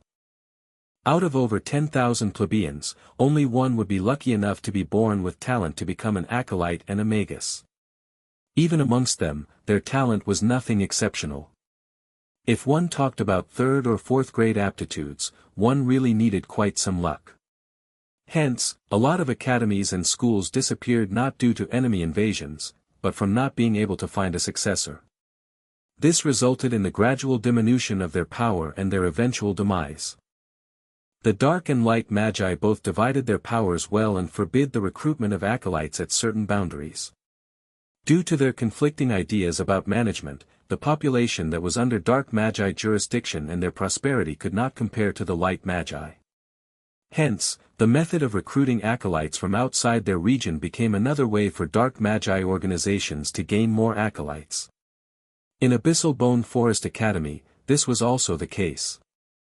They eliminated so many acolytes every year and were not able to steal people from the light magi domain. This sometimes resulted in a lack of new students to recruit, and they had no choice but to try getting students from the Chernobyl Islands. Though there were so many methods that could be employed, there were still few official magi in the south coast. In addition to this, the difficulty of the process of advancing to a new rank made this problem even worse. Those acolytes with grade 1 or 2 aptitude would basically be unable to advance. Their limit would be becoming a level 3 acolyte. Advancement to an official magus was even more difficult, and the method to being promoted was controlled. Acolytes who were peasants had not even heard of a high-level meditation technique, and even if they were lucky enough to advance, they would be mediocre at best. Rank 2 magi were even more rare.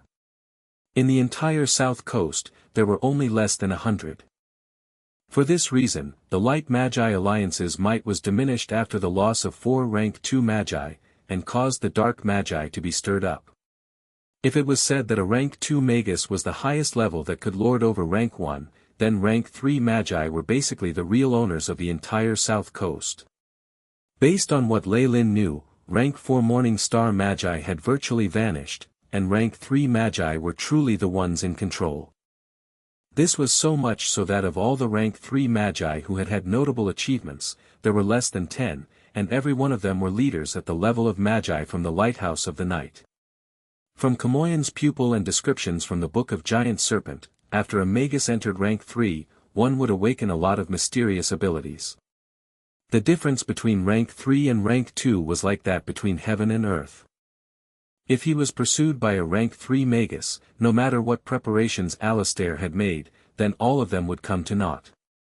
That Alistair is probably being pursued by a rank 3 magus, and has been fleeing in this direction. Leilin felt like he had deduced the truth.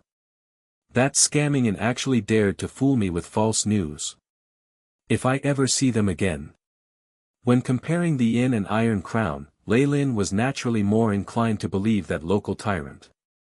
In addition, he was quite interested in that exchange meeting. An exchange meeting held by the Iron Crown? I think I really should go take a look. Leilin pondered, and turned in a corner. Next, a silver-haired old man walked out, quickly vanishing into the market. 3 days later. Not far away from the Bramble's iron door, at an overhanging cliff. The high black cliff seemed to cross the horizon. In the air, there was a little platform that was formed from a large protruding rock. On its surface was some soil, and weeds as well as vines and flowers that nobody knew the names of were growing. Hoo-hoo! A black ray of light shot out from a distance away, arriving on the platform. Rumble, a pit appeared in the soil, revealing a middle-aged, burly magus. Based on the directions provided by the AI chip, this should be the place. The burly man took out a black card and came beside the rock stratum. The simple methods used by regular magi to conceal things were easily seen through, and the burly man laughed, sending out spiritual force waves towards a layer of rock wall. Bow. Bow, asterisk. The rock walls were separated like waves, revealing 2 magi in uniform, a metallic insignia on their chests. At the sight of the man, they were extremely polite, so it's Lord Black Snake. We are the Black Iron Guards of the Iron Crown, and we've been here waiting for you. Upon seeing him tossing out a card, these 2 were even more respectful as they bowed, please come with us. They then entered a hallucinatory spell formation, and the burly man expressionlessly followed them. Within the spell formation was a flight of stairs, and after walking hundreds of meters, the magi respectfully guided the burly man into a luxuriously decorated room. After sending away the servants, the burly man surveyed the area. In front of him was a huge crystal glass, through which one could see a large dome of spectator seats and raised platforms. There were a few magi already seated, and the energy waves on their bodies were concealed well. However, under the eyes of this burly man, nothing could be hidden. This might was that of a peak rank 1 magus, on the verge of breaking through. Recalling the many passageways and large number of magi, the burly man could not help but sigh, Iron Crown has really worked hard to open up a passageway for us rank 2 magi. This burly man was naturally Leilin's disguise. After receiving the invitation, Leilin lost his desire to look around Bramble's iron door, and found a random cave. He spent the day training in his high-grade meditation technique, and quietly waited for the time of the exchange meeting to arrive. For magi, meditation was something that had to be done every day, and this was even more so for Leilin.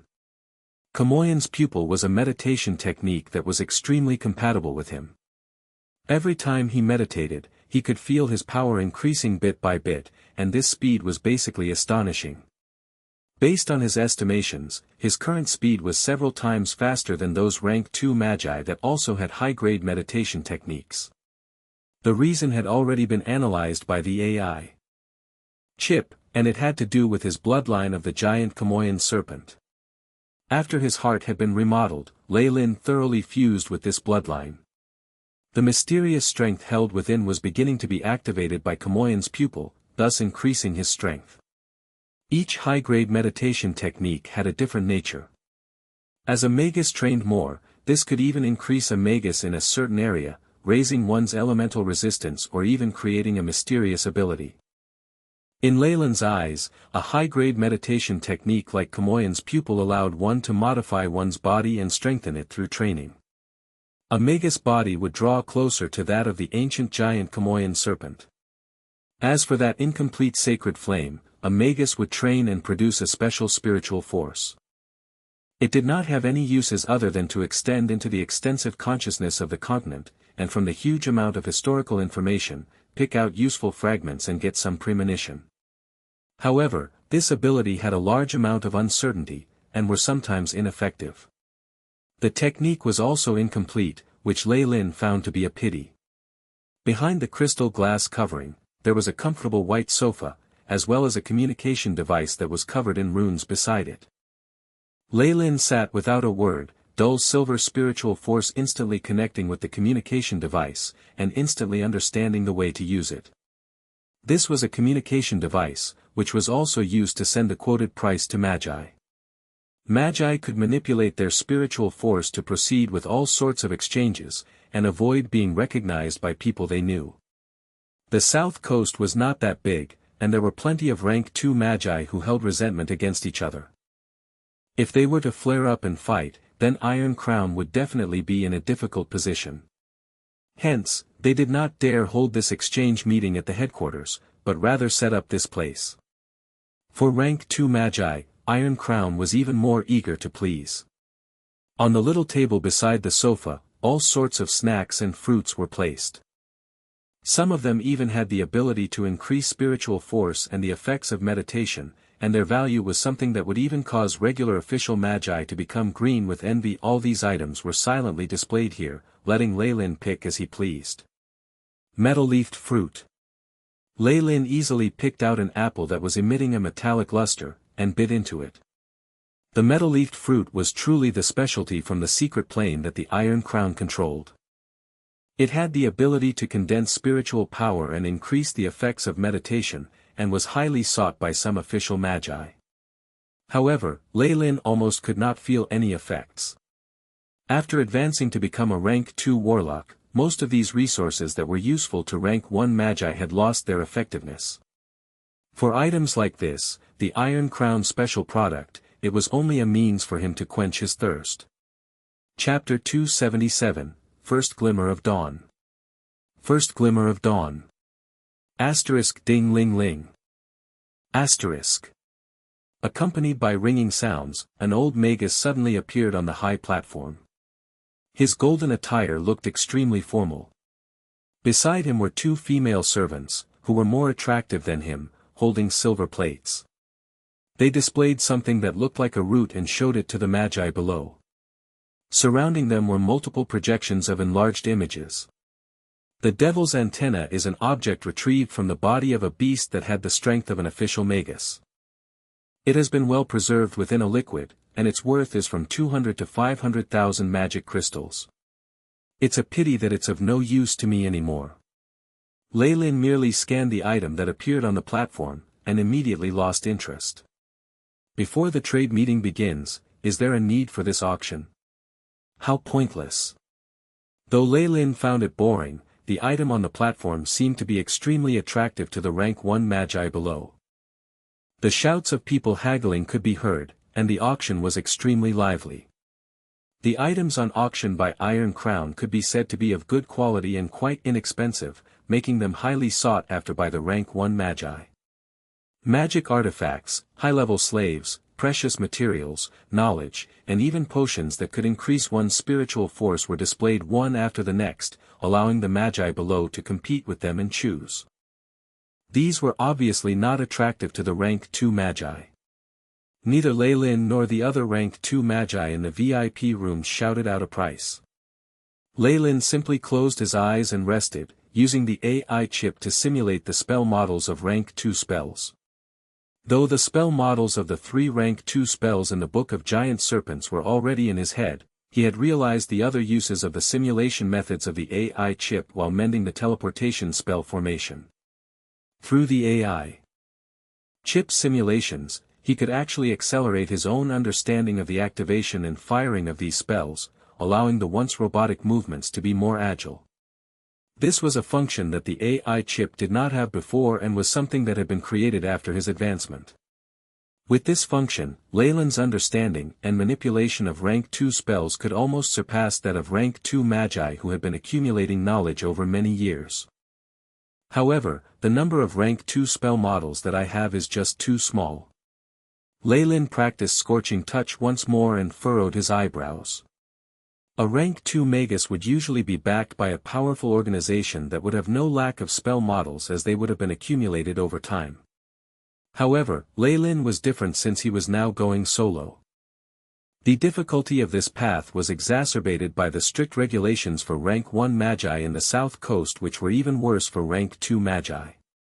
Even when he was in Four Seasons Garden, Leilin didn't even have the qualifications to come into contact with rank 2 spell models. From killing Cabourn and Dismund, he had gained some experience and realizations regarding the use of rank 2 spells.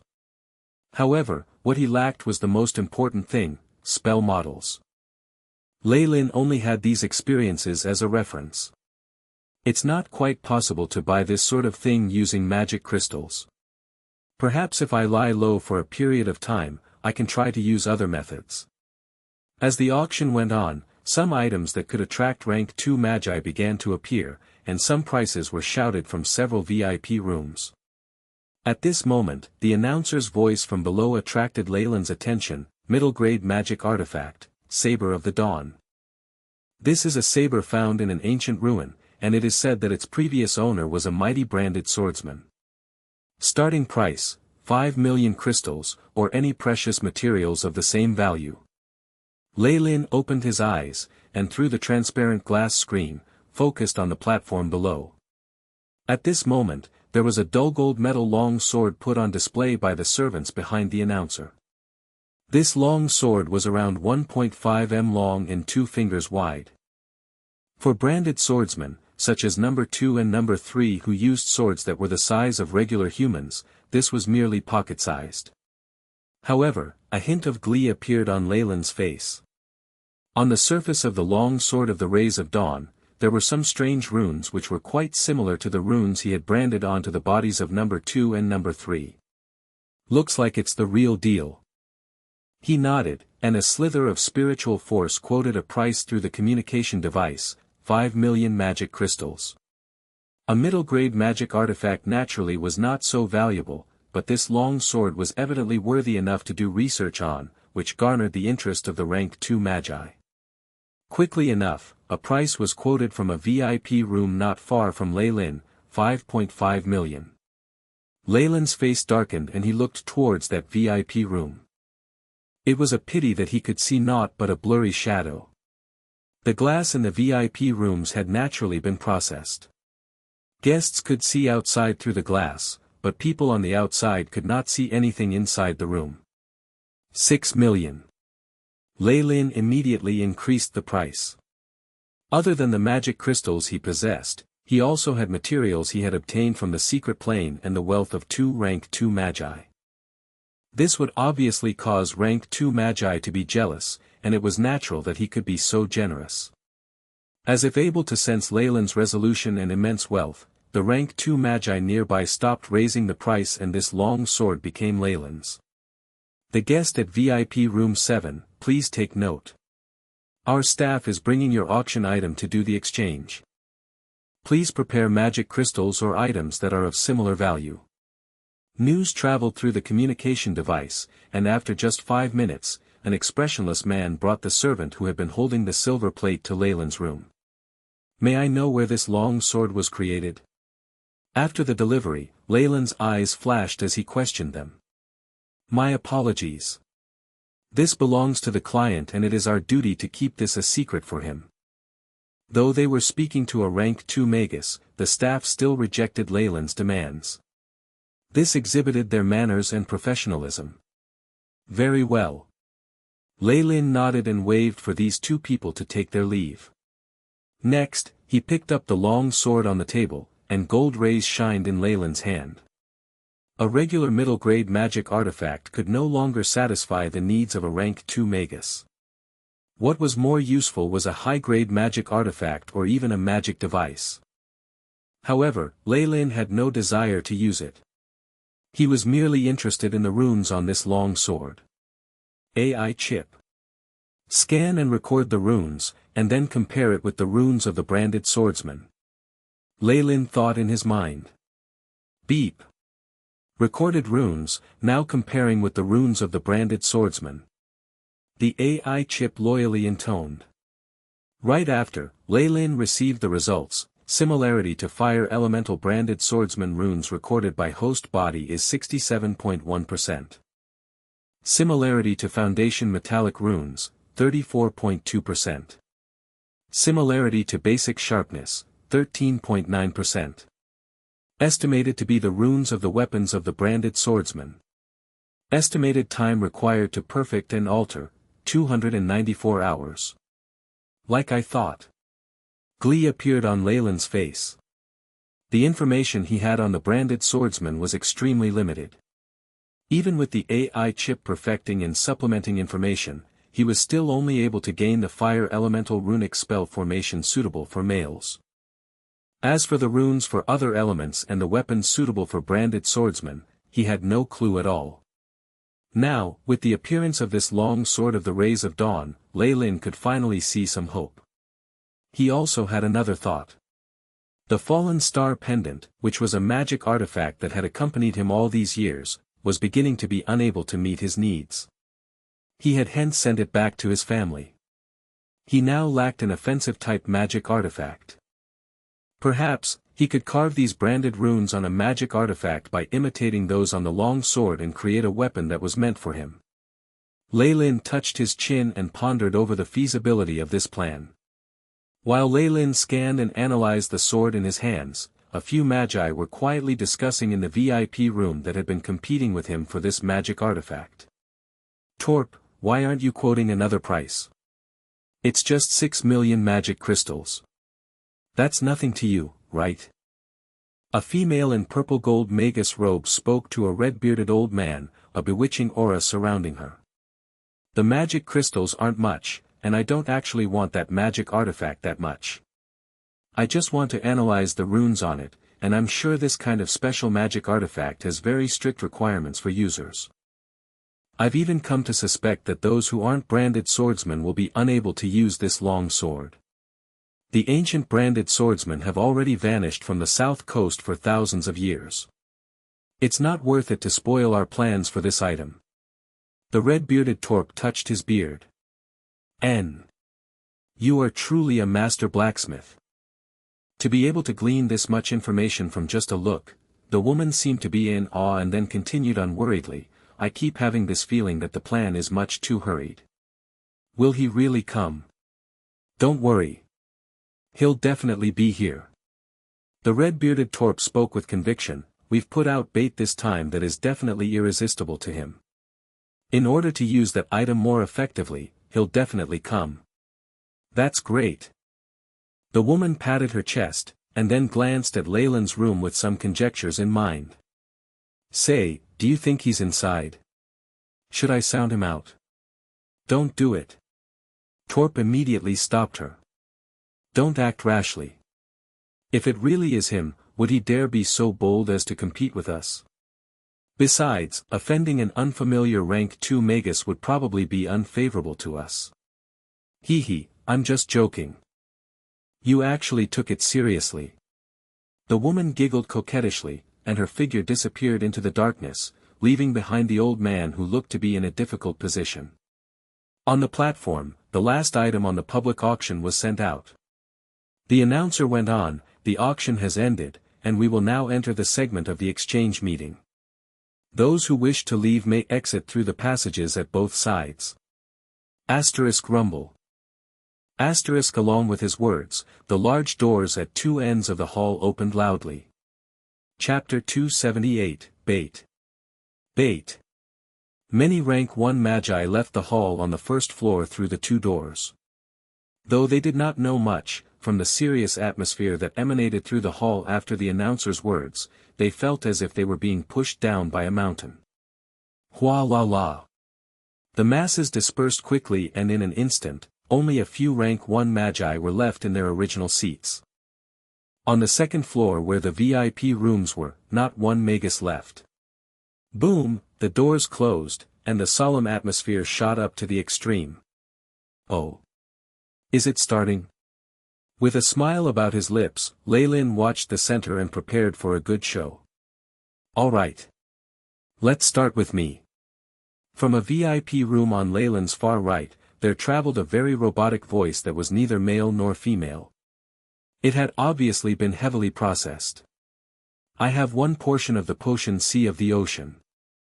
I wish to exchange it for the hearts of 3 fire scorpions, or the core of a lava tyrant. Is anyone willing to make this trade? Along with the words, a projection of the potion was sent over, and could clearly be seen by everyone in the hall. I have 2 fire scorpion hearts, and wish to replace the rest with magic crystals. How does 6 million sound? A hoarse old voice sounded. No, I only need fire elemental materials. However, I can buy those 2 hearts from you for whatever price you name. It was a pity that this offer was rejected by that Magus. Next, these 2 magi spoke through the communication device, their conversation now a secret to the magi outside. The MC on the platform was already just standing aside, leaving the area for the rank 2 magi to use. Leilin waited silently and watched as all kinds of precious items were traded. His expression was calm, like that of a cheetah waiting for its prey to rise up to the bait. After discussions with Iron Crown and Leilin's own judgment, he could now confirm that this exchange meeting was a setting that Iron Crown or the Light Magi faction were using to lure out Alistair. All that they were putting out were items that Alistair could not resist. At this moment, an item that made Leilin's eyes twinkle was exhibited in the hall. A high-leveled alchemy notebook, recording terrifying information from the abyss. Those who possess too little spiritual power will see illusions while flipping through it. The previous owner has already gone completely crazy and died, so the next buyer has to be careful. Along with this voice, a book that was black on the outside and had blood-red eyes projected in the middle of the notebook was displayed. This notebook looked to be extremely torn, and even a few corners were damaged. However, the red eye in the middle was still extremely agile. Though it was just a projection, Leilin felt as if this eye was focusing its attention on himself, causing him to tremble inside. In addition, Leilin also noticed something interesting on the surface of this black notebook. Beside the red eye, there were countless veins and black runes. These runes were all twisted together, and actually seemed to resemble little black snakes. This, silver light flashed at Leilin's palm, and the book of giant serpent that had been kept in his spatial pouch appeared in his hands. The runes on the surface of the book of giant serpent were extremely similar to that on the notebook. The great Magus Serhom. This is likely to be the notebook left behind by him, Leilin mumbled to himself, eyes shooting out crimson rays. At the same time, blood-red rays furiously exploded forth from the crystal on Leilin's wrist. 89. Warning. Warning. Too much adrenaline is being secreted, and there is an 89% chance that this will stimulate the nerves indefinitely, and result in a detrimental effect on the mind.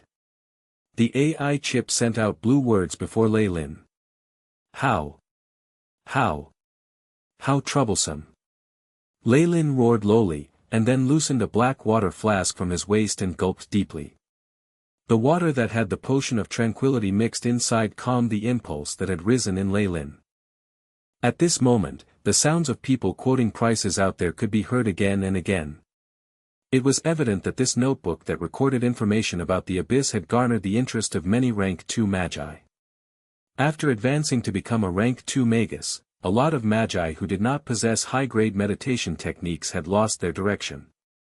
Hence, they were extremely enthusiastic about researching information regarding the ancient era as well as other geographical locations, hoping to discover methods for them to advance. The aura of the abyss on this notebook was extremely strong, to the point that Leilin's face paled slightly. For this reason, this alchemic notebook had received the attention of numerous rank 2 magi. I really like this notebook. What do you want? Leilin contacted the magus selling this notebook through the communication device, speaking in a low voice. What do you have for me? Evidently, this notebook was extremely popular and the seller was waiting for something good before he would sell it. 3 standard portions of an ancient spiritual force potion that can be said to be useful in helping a magus break through. I can even add in 500 G of filthy magic dust. Since you have this notebook, you must have done some research on items in the abyss.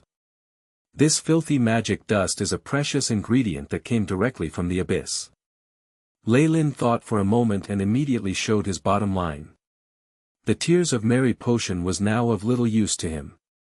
In addition, after advancing to rank 2, they were now nothing in his eyes. Also, he was now disguised and this person would not be able to investigate his background. Even if that happened, would anyone dare make things difficult for a rank 2 magus? Leilin now had the power to take care of himself on the south coast, and was not afraid of any challenges. HSS. Ancient spiritual power potion that's useful in breaking out of a bottleneck. And filthy magic dust from the abyss. It was evident that after Leilin quoted this price, the magus was shocked into silence for a long while. After a few minutes, Leilin received his reply. Show me the potion. Fine. Leilin pondered for a moment and then produced a test tube filled with the Tears of Mary. Some silver light bundled up a bit of the potion and disappeared into that magus room. It really is an ancient potion. All right. Let's proceed with the trade. Though the magus tried his best to suppress it, Leilin could still hear the impatience in his voice. All right. However, I'm not getting the better end of the deal here, so you need to tell me about the origins of this alchemy notebook. Leilin, on the other hand, was extremely composed and hoped to gain more clues. All right, I'll tell you everything I know. The voice was quiet for some time and then sent some information over to Leilin's room. Leilin carefully skimmed through the information and then nodded. The trade between these 2 VIP rooms was extremely rapid. Outside were the spiritual forces of many rank 2 magi, seemingly extremely curious about the trade between these 2 people. However, Leilin nor the magus had any intentions to reveal anything. A moment later, rank 2 magi continued with the exchange and one after another, all sorts of precious and rare items were displayed. Next up is a treasure from the Eternal River Plain's secret plane. A lazy voice sounded from the VIP room right smack in the middle. In a split second, people seemed to even stop breathing, focusing on the VIP room from which this voice was produced. The secret plane was now a hot topic and all the precious materials from there were sold at a very high price. Upon hearing that the rank 2 magus in the VIP room wanted to make a sale, even the few rank 1 magi downstairs began to whisper amongst themselves after getting over the shock. Is it coming? Kamoyan's scales surfaced on Leilin's skin as he stared hard at the room. From the information he had gathered, Leilin knew that the rank 2 magus Alistair had only stolen a treasure from the ruins. What he did not know was that this treasure could display its might only when coupled with another item in the ruins. It could even help a rank 2 magus to advance. With his fervent desire to break through, Leilin could confirm that even if he knew this was a trap, there was a high chance that Alistair would still come charging in. What appeared on the screen was a concentrated green liquid that formed a ball, floating in midair. This is the extract of a wisdom tree. Its purity is at 5, the highest level. The ancient wisdom trees have the intelligence of an enlightened magus, and its extract has the effect of raising one's spiritual force. When used with other treasures to break through, it is extremely effective. The hall broke out into a large commotion. Even potions that could help acolytes or rank 1 magi to increase their spiritual force would result in a mad scramble for them. A precious item like this that could help a rank 2 magus break through to rank 3 was something that had not ever appeared in the entire South Coast. Wisdom Tree. Understanding flashed in Leilin's eyes. Indeed, only the crystallization of ancient wisdom like that in the legends has enough spiritual force to help a rank 2 magus break through. In myths and legends, the wisdom tree was a very amiable old being, and many famed ancient magi had received its teachings and enlightenment, and even its blessings and gifts, which helped them to accomplish much. In the information in ancient texts, Leilin had seen how magi had received gifts from the wisdom tree. After drinking the extract, the magi were able to break through. For rank 2 magi, just the effects of the extract are hardly enough. It needs to be stored for a period of time, and for this reason, the item in Alistair's hands is necessary. Leilin quickly discovered the entire story. We'll just have to see if Alistair's coming. Chapter 279, Lone Wolf. Lone Wolf. Usually, the extract of the ancient wisdom tree would be stored securely in the light magi headquarters, and there might even be a rank 3 magus keeping watch over it. It would basically be impossible for Alistair to obtain it. To lure him out, they had brought the real essence of the ancient tree. That rank 3 magus had also temporarily left his post. Magi were not idiots, and Alistair was no exception. Before confirming that there was no rank 3 magus around, he would definitely not appear. Alistair's nickname is Lone Wolf. He's definitely used to working alone, and has the strength to overpower groups of people. He must have a certain level of confidence and strength. To be able to heavily injure 2 rank 2 magi in a single move, he himself must be rather difficult to deal with. Leilin was sure about this. Even within rank 2 magi, Alistair was definitely above the middle level and might even have reached the peak, and was just a step away from advancing to rank 3. Once he verified there was no rank 3 magus here, there was a large possibility that he would attack and attempt to rob this item. When that happens, it's all up to us. Leilin surveyed the VIP rooms. How many of the ones inside were dark magi, and how many were light magi? How many were like him and harbored ulterior motives? Evidently, the extract of the wisdom tree had attracted the attention of all the rank 2 magi present. One after another, spiritual force from multiple magi, each carrying a strong desire to complete the trade, rushed into the room that Magus was in. For regular magi, rank 2 was usually the limit if they did not possess high-grade meditation techniques. When that happened, magi's innate spells would have already been finalized, and even if they were to switch to a high-grade meditation technique, it would be impossible to advance further.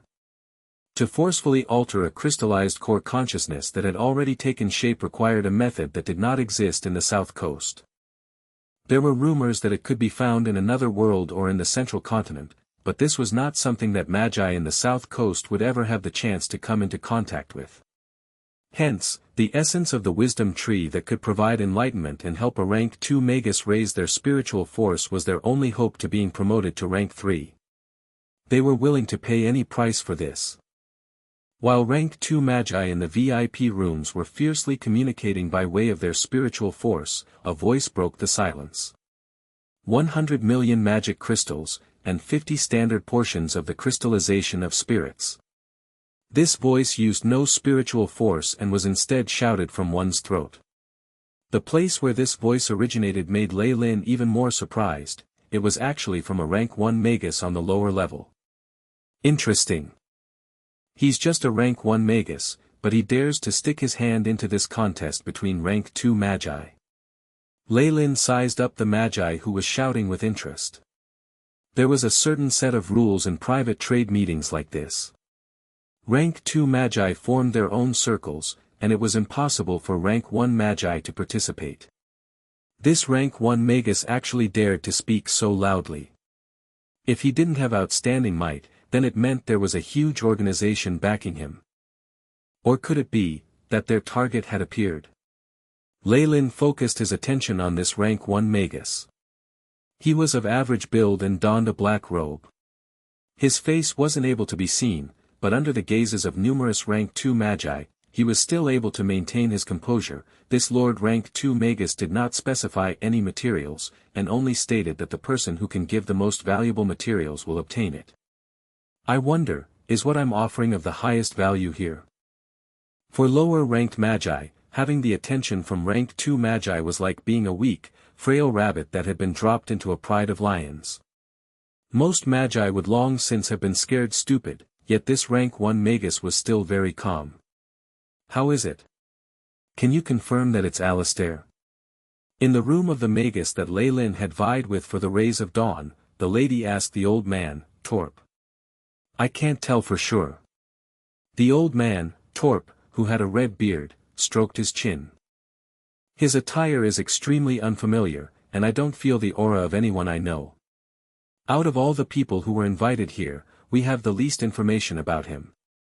That means there's a high possibility that it's him. The woman extended a forked tongue and licked her lips. It's very possible. Prepare to attack. Torp nodded, and concealed waves from a spirit imprint began to spread. Target is suspected to have appeared. Prepare to attack. All right. Understood. Clear. Different voices sounded in the surrounding VIP rooms. All right. The place became silent, and the voice of the rank 2 magus who was selling the extract of the wisdom tree was heard from the VIP room. As he spoke, golden yellow rays of light wrapped around the green extract that was filled with vitality, and it slowly floated out of the VIP room. Many thanks, my lord. A glint of excitement appeared in the eyes of the rank 1 magus who had bid, and he bowed slightly. A bunch of materials and crystals flew from his body. The items that were to be traded met in midair. Bang, all of a sudden, fierce red light shone from the green extract. The extremely dazzling red light looked intense, and was very similar to an alert signal. It's him. It's Alistair. Move. As if triggering some switch, the VIP rooms belonging to rank 2 magi exploded. Each and every one of the magi who had reached rank 2 brazenly showed off their strength, and immense energy waves were constantly produced, causing an earthquake in the surroundings. Binding of Azora. A streak of golden white light fiercely attacked the area where the rank 1 magus was. Awoo. At this moment, the magus that was suspected to be Alistair suddenly ripped off the clothes on his chest, revealing fangs and a black tattoo of a huge wolf still dripping blood.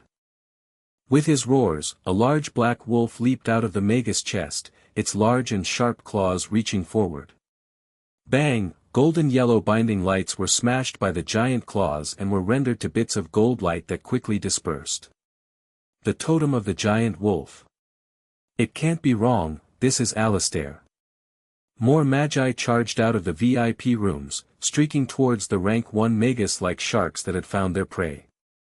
An immense repressing force field suddenly appeared in the arena of the trade.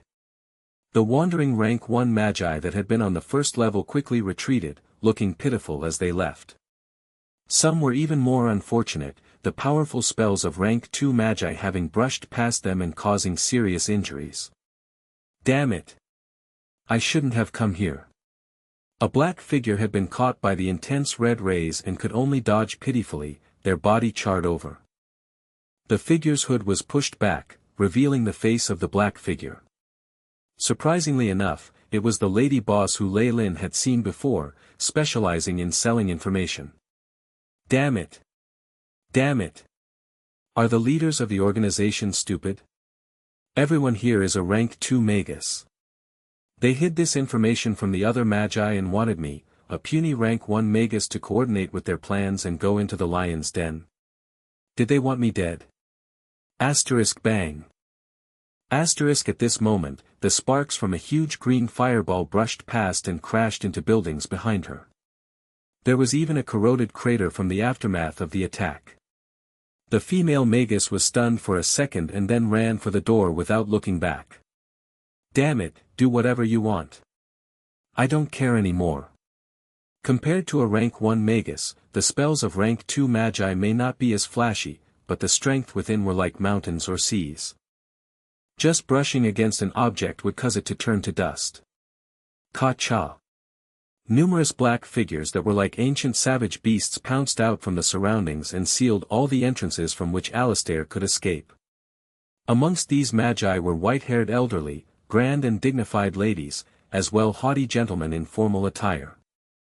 The common trait between them was the symbol of the Light Magi Alliance on their chests. Alistair, you actually dare betray the glory that represents the Light Magi. The Supreme Alliance will punish you. The red-bearded Torp yelled, and with a wave of his hand, immense flames and lava were produced from his hands, turning into a fiery red hammer. Lava hammer. Lava kept boiling at the surface of the red hammer, emitting energy waves that belonged to rank 2 spells. Kiki. I only temporarily entered the Light Magi Alliance. All that I have obtained are items I've gained through trade. How have I betrayed anyone? Alistair, who was in black robes, laughed in a strange manner that sounded like the howls of a wolf. This is definitely Alistair's voice. Go. What else is there to say to traitors who can't even repent? The many rank 2 Light Magi roared and colorful spells surrounded Alistair. The black totem of a large wolf that Alistair had let out quickly turned to dust under the combined attacks of the rank 2 Magi. Surprisingly, Alistair opened his arms and sneered at the rank 2 Magi that surrounded him. I have done no wrong. I need to advance to rank 3, and after that, darkness will eventually descend on this land. He chanted words that sounded like a prophecy, and his body began to crack under the continuous onslaught of spells. Pack, asterisk pack. Asterisk black fragments flew in all directions. This is a dark Magus corporeal body puppet. Noticing that something was not right, Torp immediately yelled, beware. This is not Alistair's real body, but a temporary flesh puppet. A ring of lava surrounded the puppet's body. Pack pack. The black fragments from the flesh puppet melted into liquid in midair, forming large black nets that were similar to spiderwebs, which covered all the nearby rank 2 magi. Asterisk boom. Asterisk.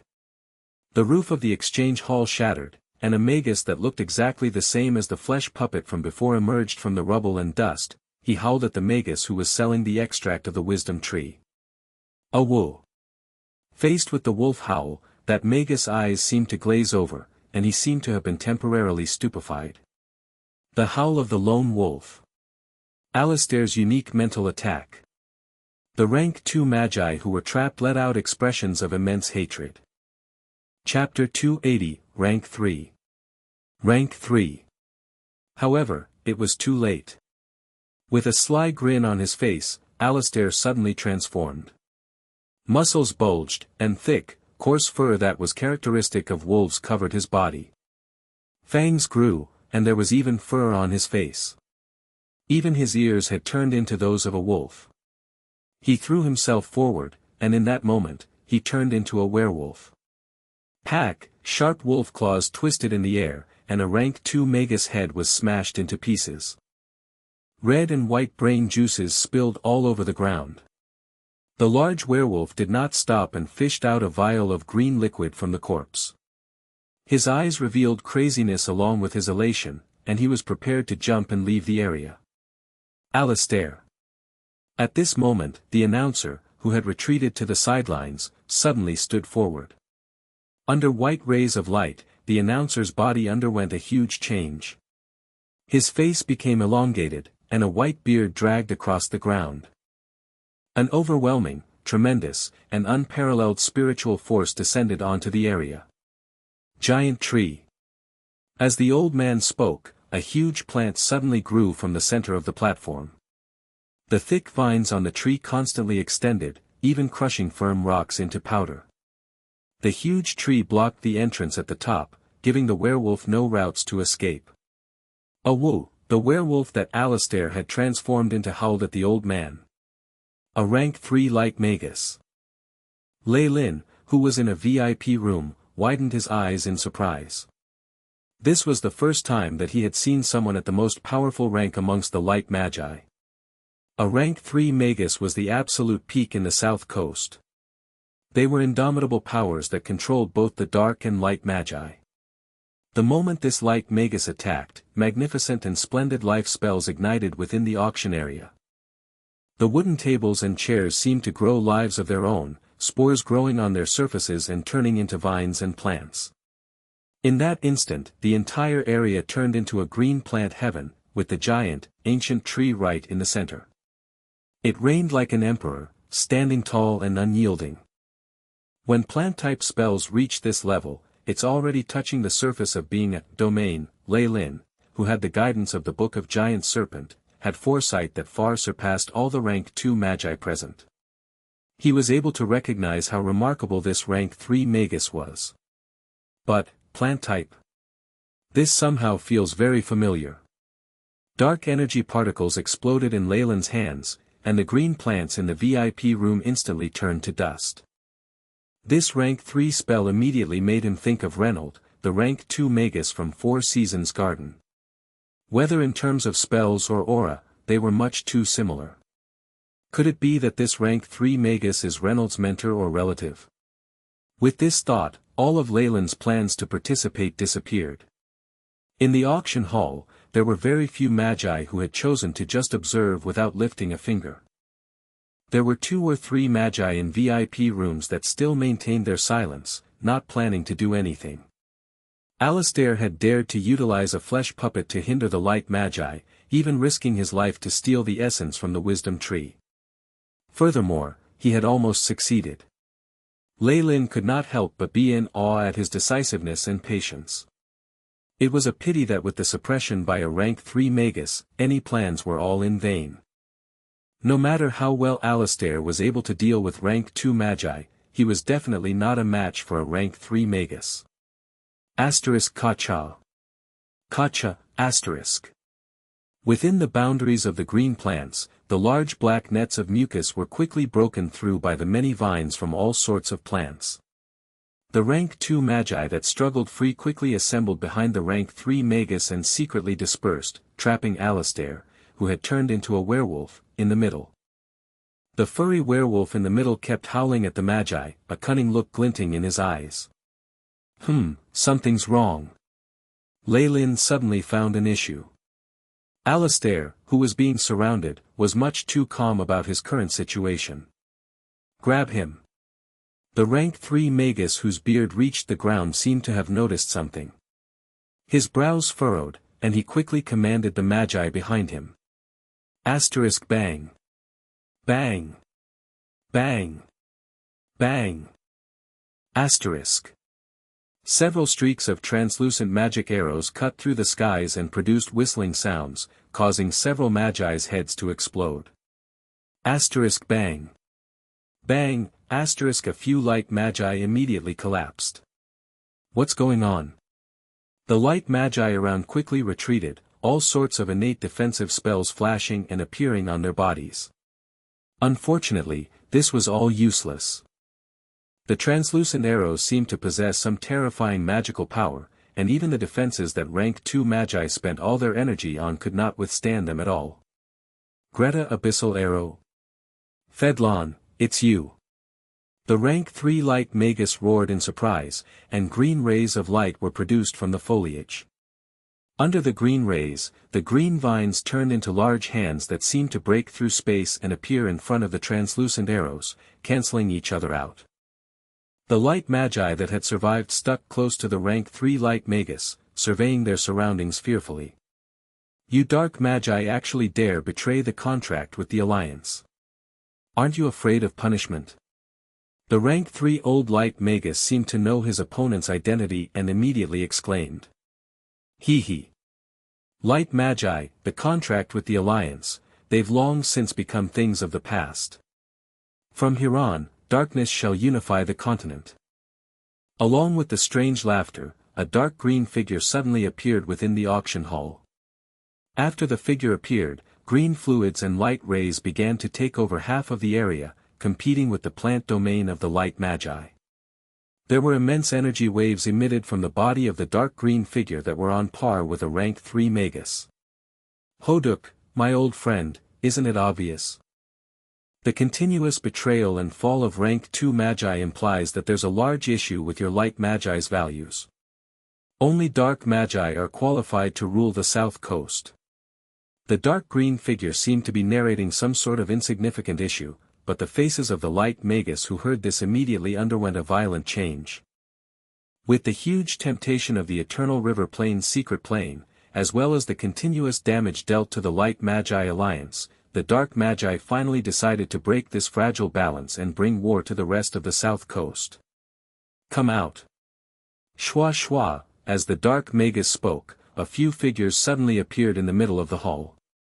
All these people had used black head covers to cover their face, and there was an overpowering scent of blood on their bodies. On top of that, the energy waves they emitted were not lower than that of a rank 2 Magus. Upon seeing this, the rank 3 light Magus expression worsened. Rumble, black mucus reached the heart of the giant tree, and covered by white gas, the tree shriveled up at a rate that could be seen by the naked eye. Eventually, it toppled and revealed a black rock with a hole in it. Let's go. Don't forget our agreement. Fedlon spoke to Alistair, who was still in his werewolf form. Awoo. The werewolf howled at Fedlon a few times as if in reply, jumped into the black hole that was a passageway and then vanished. The essence of the wisdom tree is extremely precious. They absolutely can't gain possession of it. Hoduk, whose beard touched the ground, turned pale. Upon seeing that Alistair had fled, he quickly ordered the Magi behind him, I'll hold back the dark Magi. You need to get the essence back. As a rank 3 Magus, Hoduk was well read and knew that the dark Magi were not very prepared. Whilst they were at a huge disadvantage, they couldn't just let Alistair leave. If not, it wasn't going to be just the problem of losing a few rank 2 light Magi. This was a matter of imbalance of power between rank 3 Magi. A portion of the extract of the wisdom tree might not be enough to help a rank 2 Magus break through, but with the treasure in Alistair's hands, it was a real possibility. Hoduk knew very well that the treasure in Alistair's hands would create a heaven-defying effect when paired with the essence of the wisdom tree. My old friend, we haven't exchanged blows in 200 years. I wonder what kind of changes your wailing earth technique has undergone. Hoduk muttered, while the power from vegetation began to vibrate. Hee hee. 20 years ago, I finally succeeded in my experiments and refined 3,000 pure-blooded quarks, and I blended their innate talents into wailing earth. I'm sure the result will not leave you disappointed. Fedlon laughed again. A huge phantom image filled with skulls and gravestones appeared, and it struck against the green mirage filled with plants. Is this the domain of rank 3 Magi? Leilin observed the two rank 3 Magi exchanging blows and commanded the AI chip to record everything down carefully. Battles between two rank 3 Magi were very rarely seen, so this was extremely precious information. Leilin, who possessed Kamoyan's pupil, the Book of Giant Serpent, as well as much information from the Four Seasons Garden, naturally knew that the power displayed by these two rank 3 Magi was still not a true domain. A real domain was a terrifying might that only rank 4 Morning Star Magi would be able to produce. In a domain, all Magi who were weaker than rank 4 would have their abilities suppressed by a few levels, perhaps even to the point that they became like regular humans. These two rank 3 Magi were only able to grasp a hint of this concept, and lacked the terrifying ability to suppress a Magus might. However, Now that he had been forced into these two rank 3 magi's domains, Leilin couldn't help but emit a few large darkness elemental runes, as if wanting to have a standoff with the domains. The domains of these two rank 3 magi are already beginning to affect the magi around them. Though the effect is very slight, it still isn't weak enough to be ignored. Leilin gave the two figures, who were now hard to differentiate, a long look, and stood without any hesitation. Chapter 281, Sage. Sage. Shadow Stealth. After standing up, Leilin used the spell that had the most outstanding concealing abilities out of all of the rank 1 dark elemental magic he knew. With the added bonus from his solidified spiritual force as a rank 2 Magus, Shadow Stealth was now terrifyingly formidable. Leilin's figure disappeared from the VIP room in an instant, such that even the rank 2 magi outside were not able to detect him. Alistair actually sided with the dark magi. With him as the leading cause, this sets the background for the Third Magus War. Leilin was unmoved by this, his body like a mirage as he hurried along. He's not my business anyway. I just need to know if he has anything I need in his possession. The essence from the wisdom tree must have some extraordinary effects for ancient magi to view it so highly. Though Leilin possessed a high-grade meditation technique, he wouldn't mind some extra assurance for when he wanted to break through. Boom! Alistair leapt, his powerful hind legs leaving behind 2 deep pits in the ground. With much momentum, he fiercely jumped out of the hole and began to run wildly on the field. He's over there. Following closely behind him was that group of rank 2 magi from the Light Magi Alliance. Upon seeing the situation, the leader immediately waved his sleeve. Wang wang. A concentrated volley of countless bugs was produced from his sleeves, and immediately after, a huge grey cloud floated out from the large sleeves of his robes. Upon closer inspection, this cloud was actually comprised of many densely packed bugs. These bugs had 2 compound eyes, and their mandibles were fierce and sharp. A pair of translucent wings flapped at a high frequency, producing waves of an ear-piercing sound that would cause one to feel fidgety. Go! This light Magus pointed at Alistair. The bugs chirped in a way that shook the heavens, forming the image of a human face without eyes, and chased after Alistair, who was currently still in his werewolf form. The huge human face streaked across the sky, looking like a black cloud of gas in the air. It quickly caught up to the werewolf who was fleeing, opened its mouth, and roared at him. Awoo! The werewolf faced the heavens and howled, gathering 2 large masses of wind elemental energy particles that turned into wind blades, one horizontal and the other vertical. It turned into a huge cross shape, and chopped towards the human face in the air. The wind blade trembled slightly as it streaked past the face. In that moment, the bugs scattered and then regrouped, completely unharmed by the attack. Chi-chi, along with the cries from the numerous bugs, a great grey flood was spat out from the human face, which engulfed the werewolf within. Upon closer inspection, within the flood were several worms that were even tinier than most insects, their sharp mouths glinting with light. Asterisk chi-chi. Asterisk. The grey worms wrapped around the werewolf in an instant, and the horrifying sounds of something being gnawed into were heard. Woo-woo, from within the grey worms, the werewolf's pitiful howls could be heard. All right. Now that he's been caught by the death insects, he can't run. The light Magus who manipulated the worms grinned, go, get him.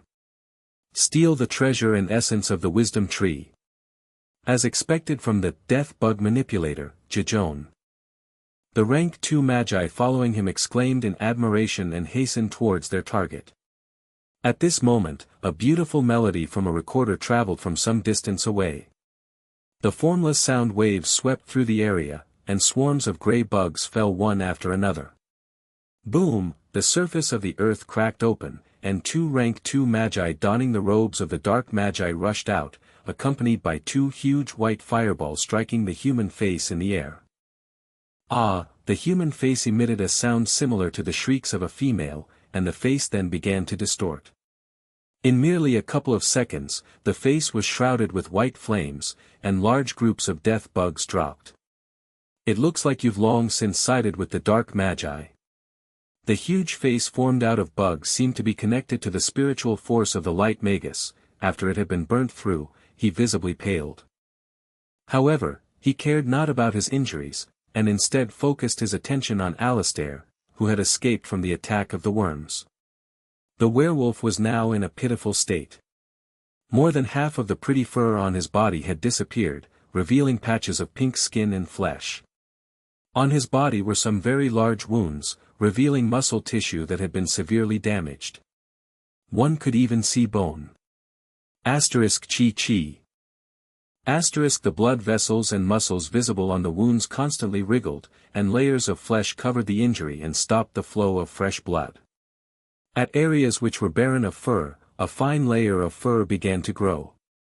The abnormal healing ability of werewolf exhibited its strength here. Let's go. With a wave from a rank 2 dark magus, countless white ribs and bone spurs appeared in front of the light magi, forming a large wall. The wall seemed to have a life of its own, cunningly moving and trapping the light magi within. Then, with Alistair in tow, the 2 dark magi left. Bang. Bang, From within the white bone cage, the dull thuds of people ramming into the cage were heard. One after another, hemisphere-like shapes appeared all around the cage, and around these shapes were even some minute cracks. These cracks increased in size, and eventually, the cage exploded open. The white dust from the broken spurs dissipated, revealing the figures of a few light magi. There are still rank 2 dark magi reinforcements. The situation is getting more troublesome. Send out the signal. The magus who was the leader of the light magi roared. A magus nodded and swiped upwards, and a shooting star with alternating red and green colors streaked through the sky. Shio. Minutes later, 13 magi in black robes with iron crowns on their heads arrived at the scene. Alistair has already sided with the dark magi. There's now a rank 3 magus holding Lord Hoduk back, and there are also 2 dark magi who took Alistair away. The light magus looked to be in a difficult position. It's the same situation that we are in. Don't worry though. We've sprinkled large amounts of the pollen of the 9-threaded flower at the auction area. As long as he was there, he'll definitely be unable to escape the pursuit of the patchy bees. A magus whose crown was a lot larger than everyone else answered. We are extremely confident in the setup of the great sage. The leader of the light magi bowed, displaying his respect towards the sage. These 13 magi were actually sages of Iron Crown, and were absolute existences in terms of their might. Their neutral stance also caused the light magus leader to have to do away with his haughty attitude. Now that the dark magi are also involved, we may not be able to provide you with more help. You know that the very reason why we have been able to maintain our reputations as towering existences is our neutral stance. The great sage continued. Great sage, the leader of the light magi's face fell, and turned icy. We signed a contract stating that you would pursue Alistair. What do you mean by those words, great sage? But, what about the dark magi? The great sage looked to be in a difficult position. Meanwhile, the leader of the light magi had a vile look on his face. Just attack. We will take on the pressure from the dark magi. The conditions in the contract we agreed on can be altered, and I can even concede on some matters. The leader was silent for a moment and then chose to make a compromise. Besides, they did not have much time left. After hearing this, the great sage of Iron Crown smiled, looking as if a weight had been lifted off his shoulders. He produced a transparent glass bottle from within his robes, a creature with numerous compound eyes at the center within the bottle. This creature looked like a bee with an image of a black eye on its yellow wings, and was quietly resting within the glass bottle. Traces of intelligence and quick-wittedness flashed through its eyes. The great sage opened the neck of the bottle, and after flying in circles a few times, the little creature, the patchy bee, began to fly in a certain direction. It has found them, the great sage exclaimed, dense metal plating appearing on his body and forming the armor that knights usually wore into battle. Bang! The white skeleton of a large horse rose from the ground, green spiritual flames burning in its eye sockets and being snorted from its nostrils. "My old buddy, I'll have to use you again." The sage in armor stroked an old and tattered pair of reins and sighed with regret. He fiercely rode the skeletal horse, and roared from deep within his throat. "Iron Crown. Glory for life. Advance for our responsibilities." The sages present answered in a loud voice. The skeletal warhorse neighed, and black liquid metal covered the entire body of the horse. In an instant, the skeletal warhorse turned into a giant metallic beast with sharp barbs protruding from the surface of its body. Lulu. One after another, metallic warhorses struggled out of the ground and carried the other sages. Some of the sages wore dazzling magic robes, while others donned metallic armor. Powerful spells were sent out in a constant stream. In an instant the 13 sages with iron crowns turned into steel knights possessing immense power. Chase after them. Following the orders of the great sage, the 13 warhorses charged forward, leaving behind traces of burning hoofprints. The inheritance from ancient magi. This is definitely a branch of the ancient magi. The light magi's eyelids twitched as they uttered these words in their hearts. In the south coast, there was a rumor floating around about the magi organization with a neutral stance, Iron Crown. These 13 sages of Iron Crown had received the power of the inheritance from some ancient ruins, and were henceforth able to set up and establish Iron Crown. Chapter 282, Obstruction. Obstruction. A full body armor, and a spirit animal with formidable attack power as a mount. The light Magus mumbled to himself. This must be the inheritance from the ancient steel knights. Beside him, another light Magus sighed in admiration. In ancient times, magi were able to obtain very abundant resources. Even high-grade meditation techniques weren't anything special, and mere official magi were able to obtain them as well. Many magi discarded all prejudices they had towards factions and sects, learning and improving together. They even formed a huge alliance, conquering one world after another. That was the golden era of the magi. He repeated, eyes burning with fervent passion. But for some reason, the ancient magi received some huge blow, and historians made a conjecture that there was a world that was especially strong, and our Magus world's attack on them was thwarted. In order to prevent the war from spreading to our world, the ancient magi made the painful decision to close the channel that connected them to this world, and sealed the other channels that were connected to other worlds. Even then, the ancient magi who had suffered greatly lost their ability to pass on their abilities, and eventually declined. The leader of the light magi sighed ruefully and then narrated this history like it was some ancient poem. Even if magi were able to receive the inheritance from ancient magi, they still lacked some of the required materials from other worlds, which made it impossible for them to progress. Hence, the magi of today now use meditation techniques to progress, because this is the best route, and many could use the experiences of their seniors to advance. The ancient magi who had acquired the inheritances were extremely pitiful. If they were lucky, they were able to find resources that were compatible with their bodies and improve, but most of them were stuck at rank 1 for their whole life. The leader said. The ancient steel knights are said to be from a world close to us. It's a specific profession unique to the steel lava world. After conquering that world, the ancient magi altered our bodies with some methods, which resulted in the special state of evolution that the steel knights can achieve.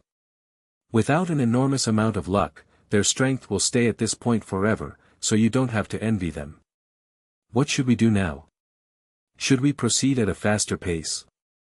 A Magus with an inverted crimson cross in his eyes asked. Asterisk whoosh. Whoosh. Whoosh. Asterisk.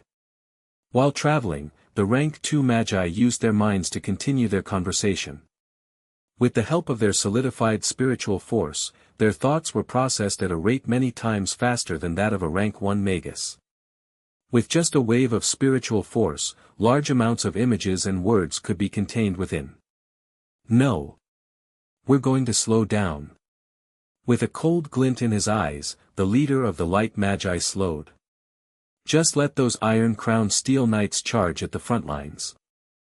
A portion of the essence of the wisdom tree and that treasure should be enough to motivate them to go all out. We'll follow behind them.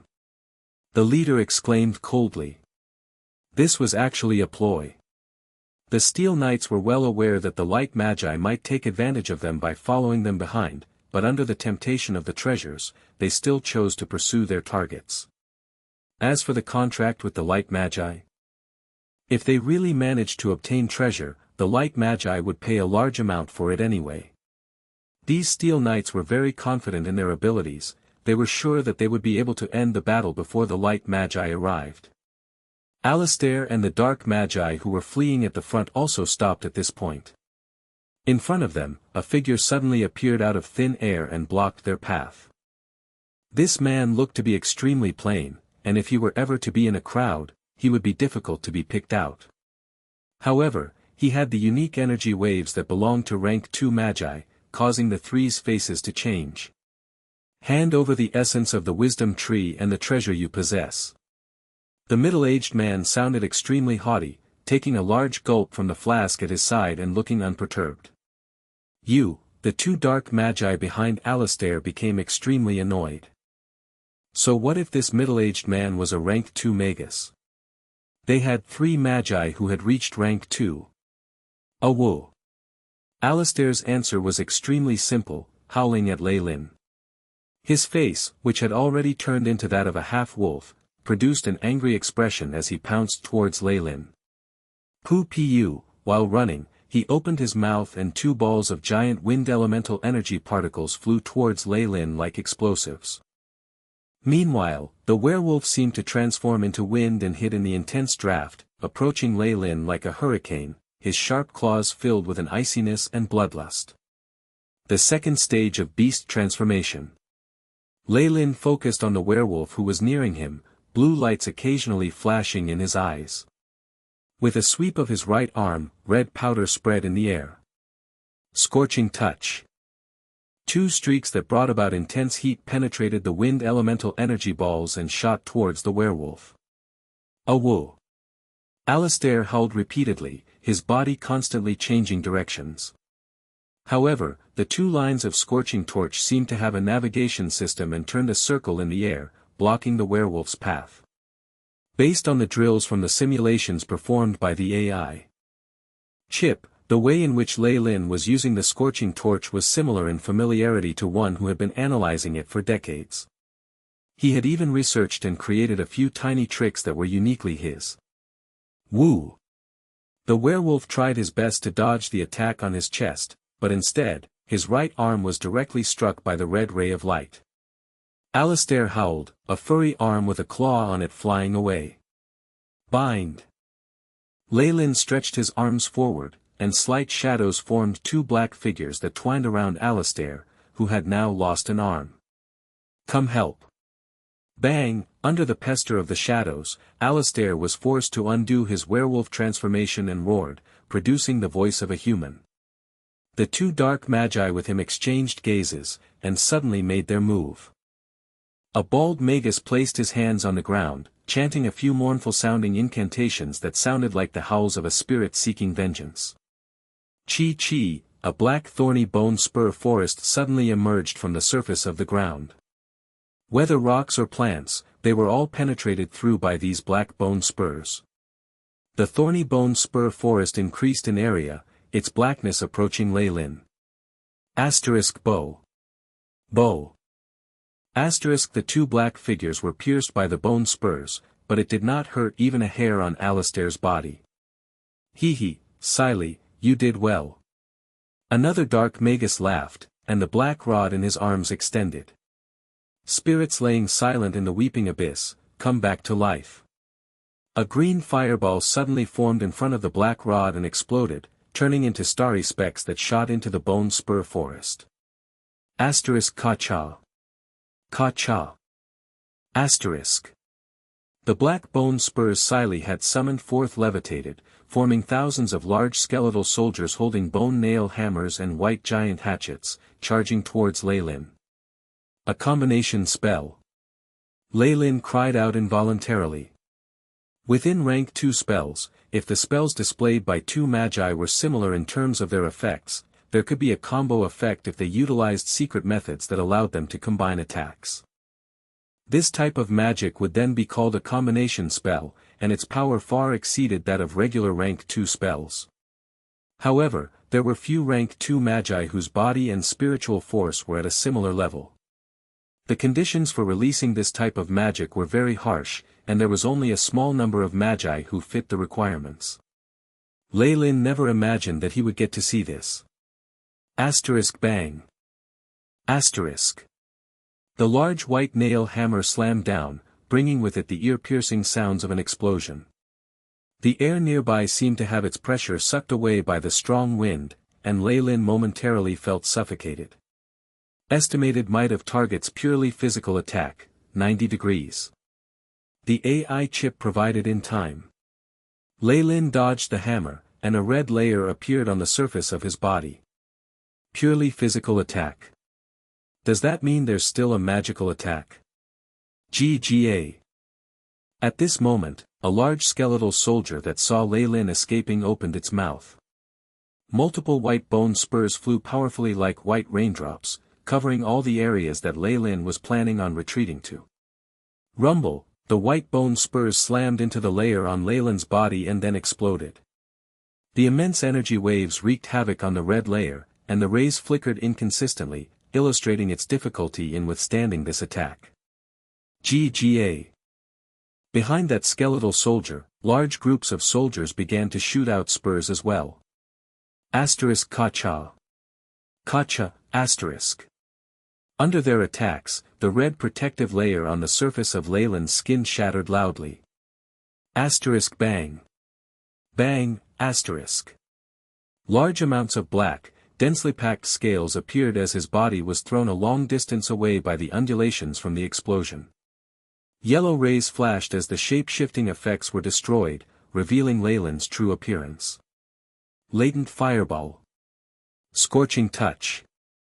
Red and white flames extended, and the bone spurs that filled the skies were burnt to ashes. Black flames. You're Leilin. The bald Magus who produced the black bone spurs couldn't help but exclaim, stunned. Long time no see, Director Leilin. Leilin grinned as he greeted Leilin. Leilin. Is this the student that betrayed the academy? He's actually advanced to rank 2. The rank 2 Magus who cooperated with Leilin gained interest as he looked Leilin up and down. He's quite talented. Chapter 283, Goodbye. Goodbye. Leilin, do you also wish to obtain the extract from the wisdom tree? Leilin looked at what could be said to be the most outstanding student in the history of the Abyssal Bone Forest Academy, a complicated expression on his face. On one hand, there was no need to prove Leilin's talent as a Magus. To be able to advance to rank 2 at such an age and at such a speed was something rarely seen in recent years of Magus history. Leilin believed if Leilin could maintain this rate, it was definitely possible for him to become a rank 3 Magus before he turned 100, and advance to the most powerful ranking in the entire South Coast. If he was still in the Abyssal Bone Forest Academy, the school would definitely be in its golden age. On the other hand, Leilin had already betrayed the academy, and his fierce strike back had resulted in the death of Marb, the elder of the Lilitel family, one of the 3 large families in the academy. He had even killed off a large number of rank 1 magi, causing the Lilitel family's power to decline by a large amount and almost have their name removed from the Magus world. Hence, Leilin had many thoughts regarding Leilin's appearance. Yes, Director. Since his shape-shifting spell had already been removed, Leilin no longer had anything to hide. I hope you don't interfere, as the essence of the wisdom tree and the treasure Alistair obtained are items that I need. Leilin bowed slightly. Looking back on things, the Abyssal Bone Forest Academy had treated him quite well, not taking into account the actions of the Lilitel family. They had abided by the basic principle of trading using equal values, allowing Leilin to be enlightened as a magus and walk the path of the strong.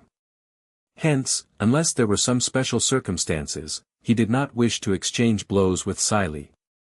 How arrogant! You're just a newly advanced rank 2 magus, and yet, you actually dare. Before Leilin had the chance to react, the dark magus with him had already furiously lashed out. In his eyes, no matter how much of a genius Leilin was, he had only just advanced. Though he had the terrifying battle achievement of killing 2 rank 2 magi, who knew if he had taken advantage of the situation and killed them while they were seriously injured. Hence, his attitude towards Leilin was a little too much. Young man, let a senior like me teach you how you should act in the circle of rank 2 magi. 2 masses of black rays were produced from this rank 2 magus hands, forming a skull. What pointless preachings! How bothersome! Leilin muttered to himself, the red in his eyes becoming increasingly intense. On his wrist, the transparent crystal had begun to emit a dim red color. What did you say? The rank 2 magi who was speaking was startled. I said you should do something about your habit of preaching. Otherwise, I don't think you'll live to see the sun tomorrow. Leilin suddenly raised his head, smiling brilliantly. *TSS. Large amounts of white smoke poured out of the body of one of the large skeletal soldiers from before. Suddenly, the frame of the soldier scattered, turning into a pile of bones on the ground. The fragmented bones were corroded again, and ended up as a pile of black powder. From a circle of charred earth, corrosion began to spread in all directions with Leilin at the center of it all, the grass rotting in an instant and turning into something similar to mud. Numerous bugs fell to the ground, and a mole flipped over, body stiff as it lay upside down, rotting. As if the Grim Reaper had arrived, the entire region sank into deathly stillness. Slam. Thud, One after another, the large skeletal soldiers fell, their frames falling apart as they turned into powder. You used a poison attack that affects a large area. Alistair was already injured from before, and under the powerful attack of Leilin's toxic bile, his right arm began to fester. Alistair looked miserable as he gritted his teeth, producing a test tube and pouring it on the wound on his right arm. Rumble, a tongue of flames covered the area down from his right shoulder, and the smell of flesh burning was produced. Alistair grimaced. After the flames disappeared, blood was no longer flowing freely from the wound on his shoulder, and the festering from before had disappeared. Go. I'll stay behind and teach him a lesson. The dark magus exclaimed coldly, with a hint of bloodlust. All right. Be careful of the light magi, I suspect that they have made some agreement with Iron Crown.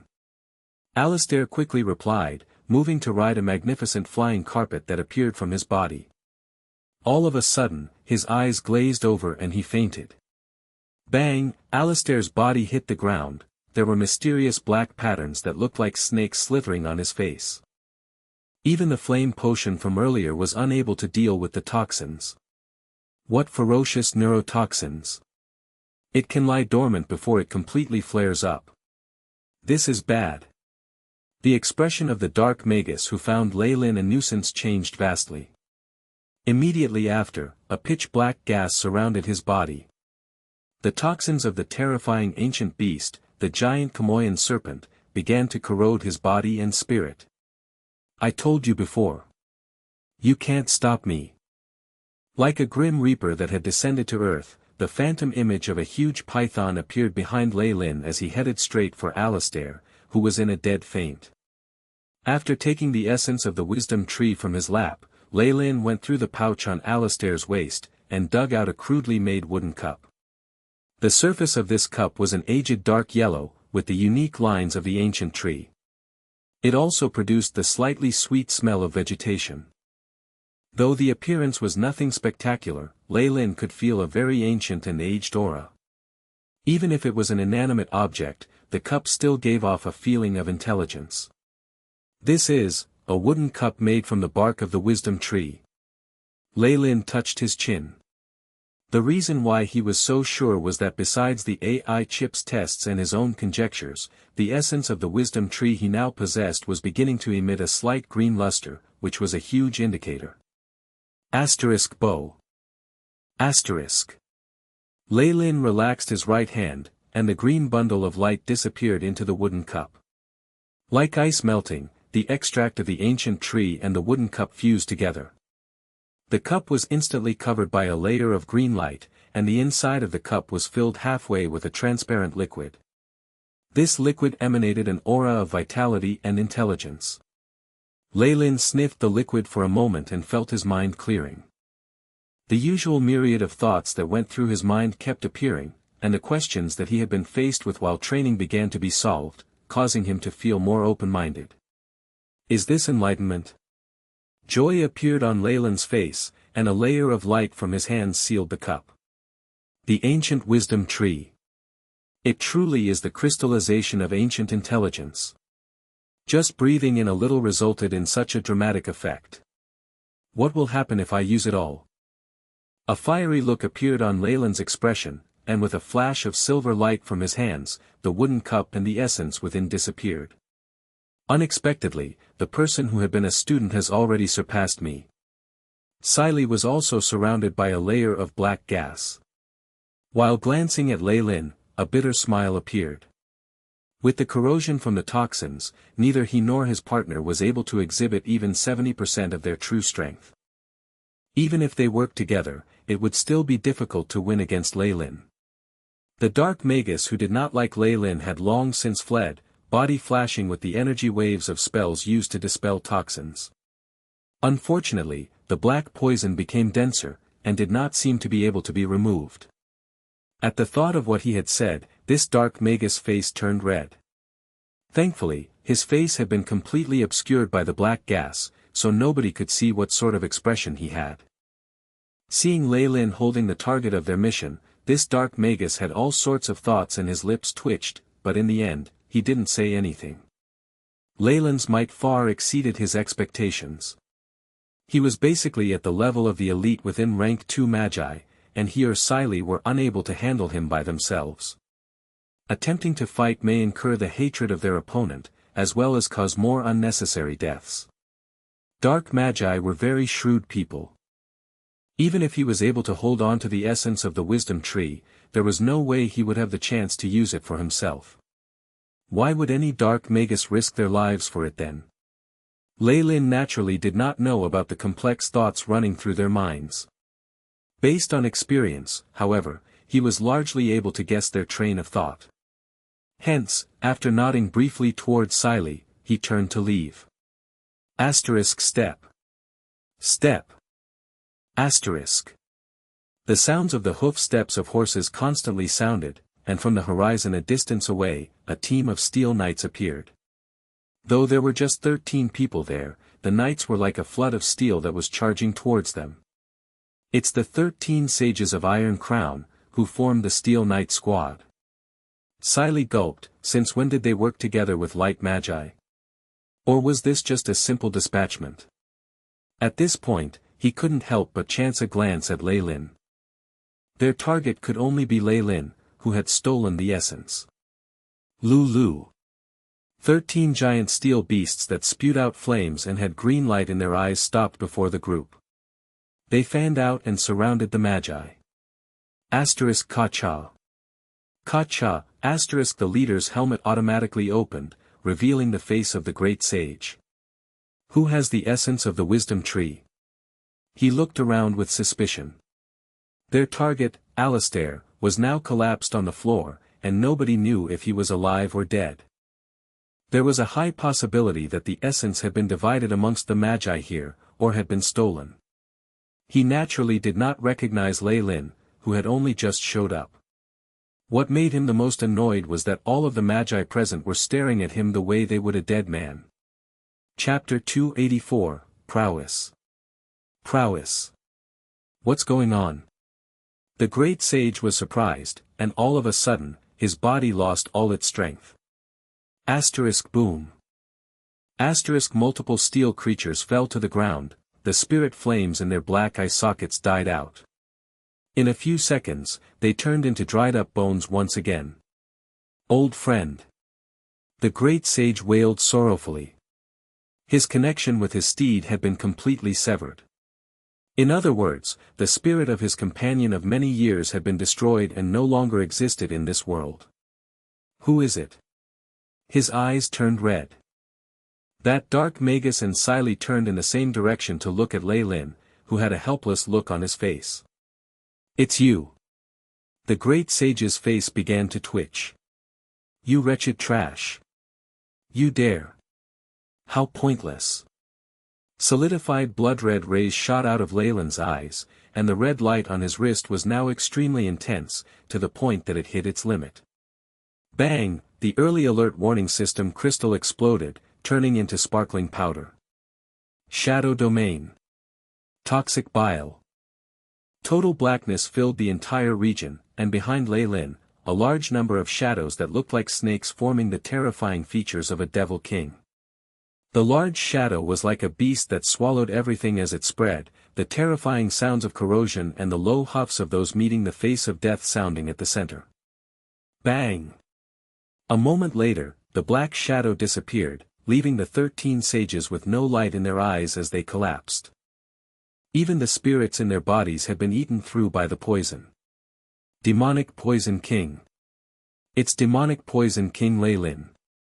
In an area not too far away, the few light magi who were planning to take advantage of the decision turned pale in fear at the rotted corpses under the black mist. Though they had heard of Leilin's nickname as the Demonic Poison King before, they had never understood how terrifying he could be. Leilin, you. Not just that dark Magus, even Siley was a little stunned as he looked at Leilin, whose eyes were still shooting out blood-red rays. The 13 sages of the Iron Crown were a firm force that had been safeguarding this region.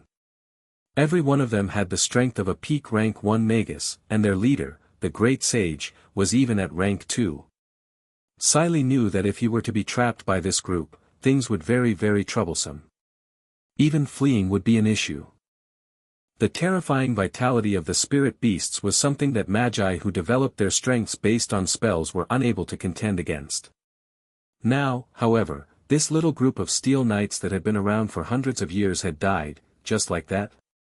And their killer was a newly advanced rank 2 Magus, Leilin. Siley scratched his bald head, wondering if he had been caught in some rank 3 Magus illusion. Who else is there? Leilin's expression was a little strange and he began to roar, the blood red in his eyes more prominent as they swept in the direction where the light magi were hidden. This is bad. He's found us. The leader whispered softly, and the entire group rapidly withdrew a large distance. It couldn't be helped. Leilin's poisonous attack that could affect a large area had terrified them. Ha! Leilin's current situation was not good. Not only were there a few small wounds left behind by the retaliation of the Steel Knights, his expression was also crazed. White streams of air exited from his orifices. Liveliness of blood cells in host's body has exceeded threshold. Beginning procedure to forcefully control situation. All of a sudden, a flash of bright blue rays covered Leilin's body, and his body temperature lowered. The white mist condensed into fragments of ice inside and scattered all over Leilin's body. Damn it, I got emotional again. Under the control of the AI chip and the stimulus from the biting cold, Leilin was finally able to regain his senses, eyes flashing with intelligence. I can't fight anymore, or else I'll descend into a crazed state and go on a killing rampage till I die. Leilin surveyed the area, keeping the sight of the battlefield in his mind. Though walking the path of a warlock with a bloodline allowed him to possess an incredible might, to the point that he could use his innate talents from his bloodline to achieve victory against experienced rank 2 magi or even kill them and gain a reputation for himself, this branch of ancient magi, the warlock, had quite a few flaws. The issue of becoming overly emotional was one of the problems. Compared to the rational magus, warlocks were easily affected by the external world and were often extremely emotional. Slaughter and battles would easily result in fury for warlocks, causing them to descend into a crazed state and lose part of their rationality. If he were to be surrounded by enemies, he would not be able to escape at all. My bloodline is much too pure. The moment it flares up, even the potion of tranquility will be rejected from my body. Leilin checked his stats. Leilin Farlier. Rank 2 Warlock, Bloodline, Giant Kamoyan Serpent. Strength, 21.1, Agility, 14.4, Vitality, 27.9, Spiritual Force, 104.3, Magic Power, 53, Magic Power is in synchronization with Spiritual Force. Status, large amounts of adrenaline is being secreted. Similarity to Emotional Outburst of Warlock, 98.7%. Dispelling Potion of Tranquility. AI Chip, use Plan C. Leilin could only laugh bitterly and give out the command. Received authorization, beginning small operation on host's body. The AI chip loyally answered. In that moment, Leilin's pupils turned sky blue, and cold energy particles were produced from all over his body. He seems to have a problem. Go. The light magi who had been pursuing them saw Leilin acting weirdly. Excited, the light magus who was the leader waved his sleeves and countless flying bugs came together to form half a human face, flying towards Leilin. You just don't know when to stop. A fire rose in Leilin's heart, but with the force from the chilliness, it was quickly suppressed. His right hand slashed downwards, and a formless, translucent ripple spread like a wave in the air. The formless ripple immediately collided with the sea of bugs. Bang! The half-formed human face stopped moving for a moment, and large amounts of flying bugs fell to the ground, their compound eyes no longer moving. The bodies became stiff and began to rot. Wawa wawa, like rain, the bugs fell from the sky and formed gray droplets. The formless poison seemed to be able to go through the void and connect to the magus' spiritual force, corroding his actual body. The magus who manipulated the flying bugs staggered back, black tendrils that looked like snakes spreading on his face. Quick, protect me and help me leave. At this moment, the leader of the group of light magi finally regretted his greediness. Even when Leilin was in a strange state, he was not somebody he could handle. You're thinking of leaving? Not far away, Leilin's lips curved up in a sly smile, and the black defensive item on his hand exploded. Black rays were pulled into a shape, turning into a longbow. Toxic Bile. Leilin used his innate rank 2 spell once more, his left hand pulling the string and releasing an arrow in the direction of the fleeing light magi. Bang. With vibration from the string, a formless toxic arrow streaked through the sky, distorting the air as it passed. On its way, the ground was charred black, plants died, creating a unique path that showed the arrow's route. No. You can't kill me. My father is the light magus who was in the middle of escaping was so terrified that it seemed as if his spirit had departed. Next, his body trembled and his expression changed. Ka-cha. The clothes on his back were ripped open, revealing a translucent palm. This palm was the size of that of a regular human, and it grabbed towards the transparent toxic arrow. Bang! A formless ripple spread, and the surrounding magi quickly retreated, fearing the toxins. The protection from a rank 3 magus? Leilin watched on not far away, his desire to kill even stronger now. Nobody can save you today.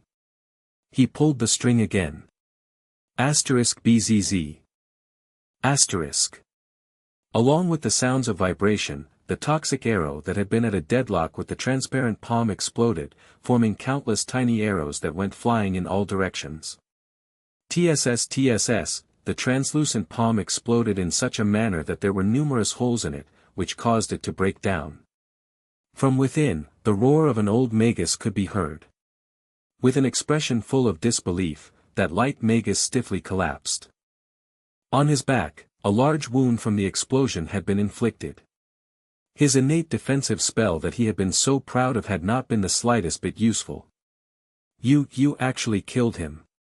His father is a rank 3 magus. Silei's voice trembled. Leilin, who was still under the influence of the warlock bloodline effects, paid no heed to this.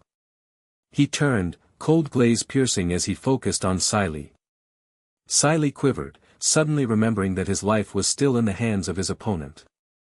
He forced a smile, "All right. I was just pointing it out. You can do whatever you want." Hesitation and struggle appeared in Leilin's expression, and dense black gas wrapped his body. Whoosh whoosh. Strong black gales blew madly towards the distance, and in a moment, disappeared into the horizon. That crazy guy is finally gone. Leilin and his partner glanced at each other, and then Alistair, who was heavily injured and unable to get up, with bitter smiles. "What should we do? Jijon's dead. Lord Eric won't let us off." The other light magi made sounds of indignation in unison. "Kill those dark magi and avenge Jijon." A light magus stared hard at Leilin and the rest with deep hatred. Leilin steeled his expression and stood with his partner, a ring of defensive energy particles appearing. Poo. Poo. Poo, asterisk.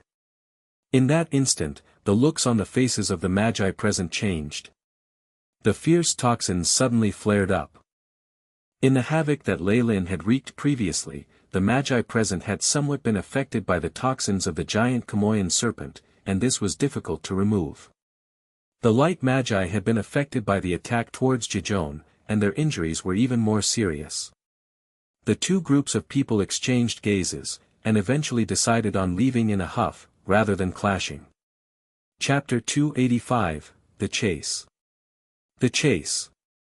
In a grassland filled with blood-red pastureland. An old male magus with a head of white hair and a kind smile was guiding a few acolytes along the pasture. In their hands were a few metallic items used for harvesting. The reason for our existence is to seek truth. The path of a magus is a continuous search for the truth, researching about phenomena and objects, and finding the rules in them and applying these concepts to ourselves. This is the source of motivation and strength for magi. While walking, the old magus taught the acolytes who were following behind him. "I've already told you about the unique characteristics of the bloody grass. However, you've only seen pictures and samples. Now, I've brought you here, where it is naturally grown. Arnold. Take a look at this. Is this bloody grass any different from the rest?" The old magus asked a male acolyte with freckles on his face. "Yes. It's thinner than others of its kind, and the veined pattern of blood on the surface isn't very clear. It might have met with some natural predator, specifically. Arnold was still a large boy, with some hair growing above his lips.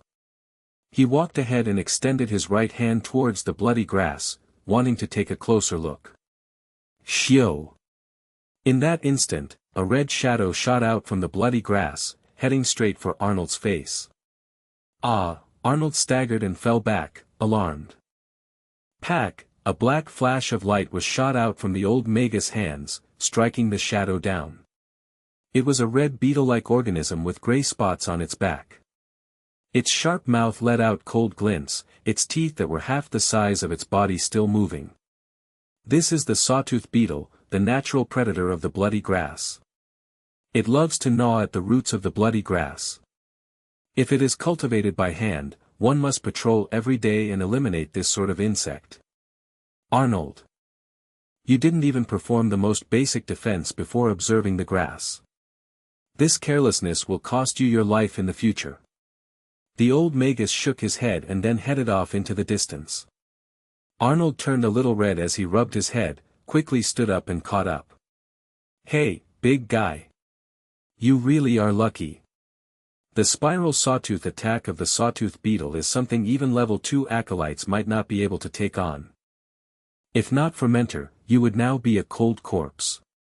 A female acolyte approached him, snorting in disdain. Hee. Arnold scratched his head, making him seem even more thick-headed. Let's go. How could you even become an acolyte with that level of intelligence? It's basically a disgrace to us and to our mentor. A boy wearing fancy clothes and seemed to have received education on the etiquette of the nobility walked past, leaving Arnold far behind. Mentor. The bloody grass can strengthen one's body to a certain extent, and is a huge temptation to some high-energy beings. It is usually found in places where high-energy beings hunt, so should we be a little more careful?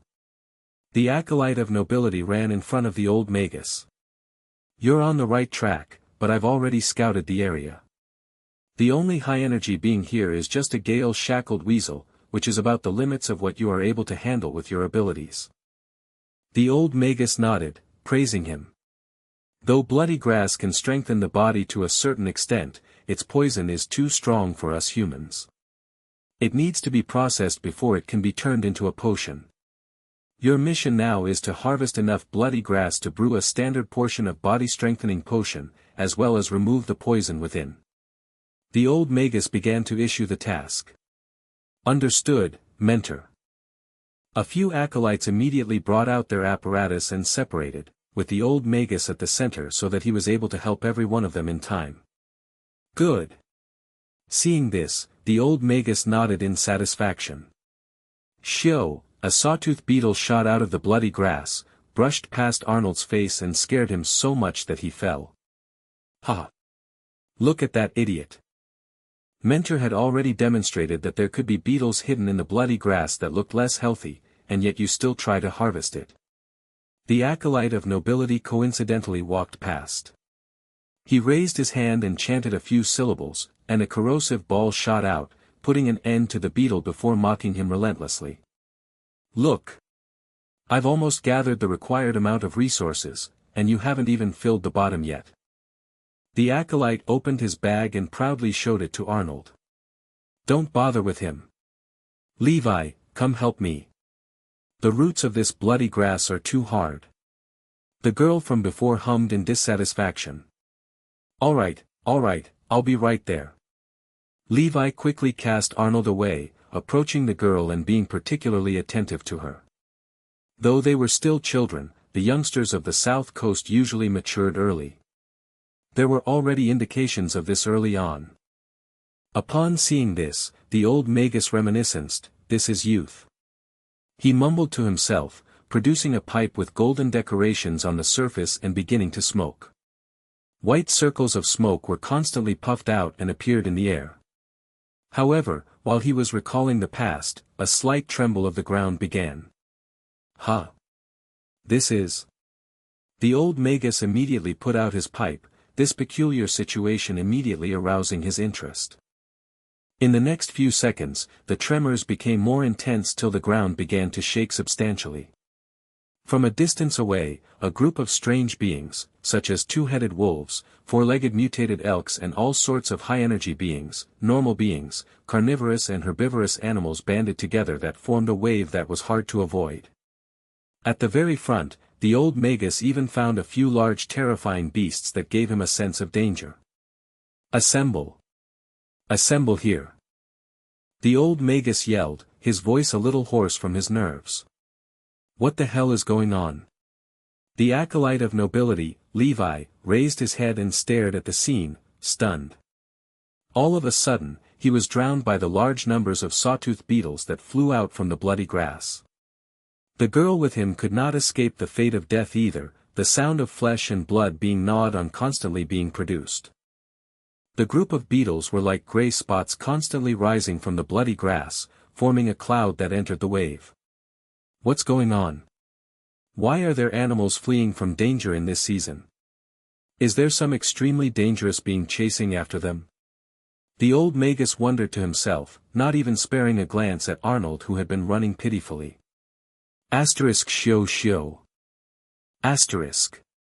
A human figure streaked through the sky at an incredibly fast rate, creating two air waves that had long ripples trailing behind. You can't escape. A massive voice traveled from behind the figure. Following the sound, a large bundle of white light immediately appeared in front of the black figure, turning into a large shield. Scorching touch.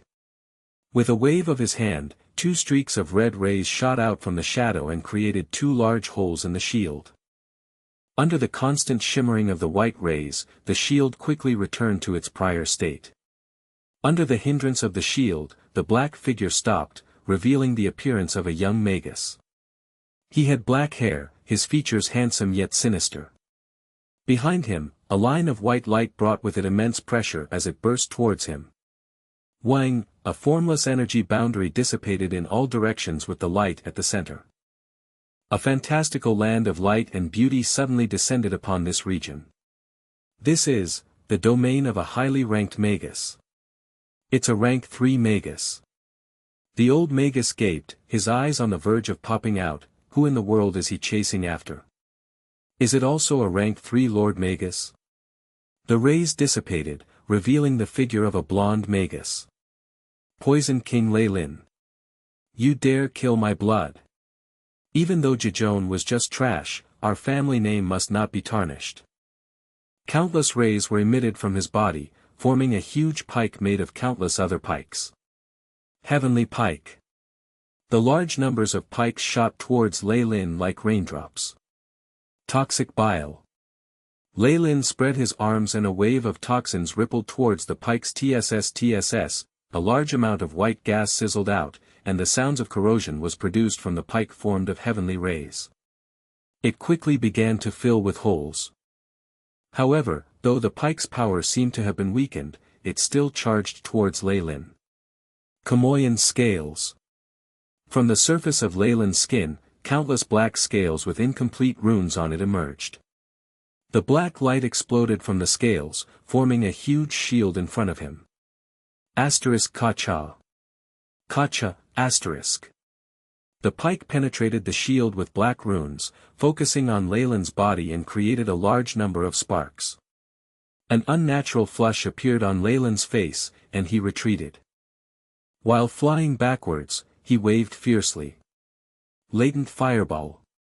Large amounts of black flames wrapped the shield of light from before, combusting fiercely. The shield of light had become slightly thinner after the attack of the scorching touch. Now, with the attack from the latent fireball, white rays constantly flickered and eventually exploded, turning into little milky white lights that were burnt till nothing was left by the black flames. Light domain. The blonde rank 3 magus suddenly spread his arms, looking ready to give a hug. Boom, the boundaries of light shifted such that it increased in area, including Leilin within. A huge suction power exploded from the light magus, and Leilin was involuntarily dragged closer to him. As expected of a rank 3 magus. Though this light domain is but an imitation, it is still slightly able to suppress my strength. Feeling the rapid increase of the number of light elemental particles in the air and the huge decrease in dark elemental particles, Leilin's expression became grim. Die. A white bundle of light carrying with it a terrifying destructive power rose from the rank 3 light magus hand, advancing towards Leilin. Chapter 286, Possession. Possession. Activate gravitational spell formation at full power, 100 times gravity. Leilin pressed his temples and ordered. Wang wang. A large, dark brown formation lit up and rose from the ground and tore apart the milky white domain.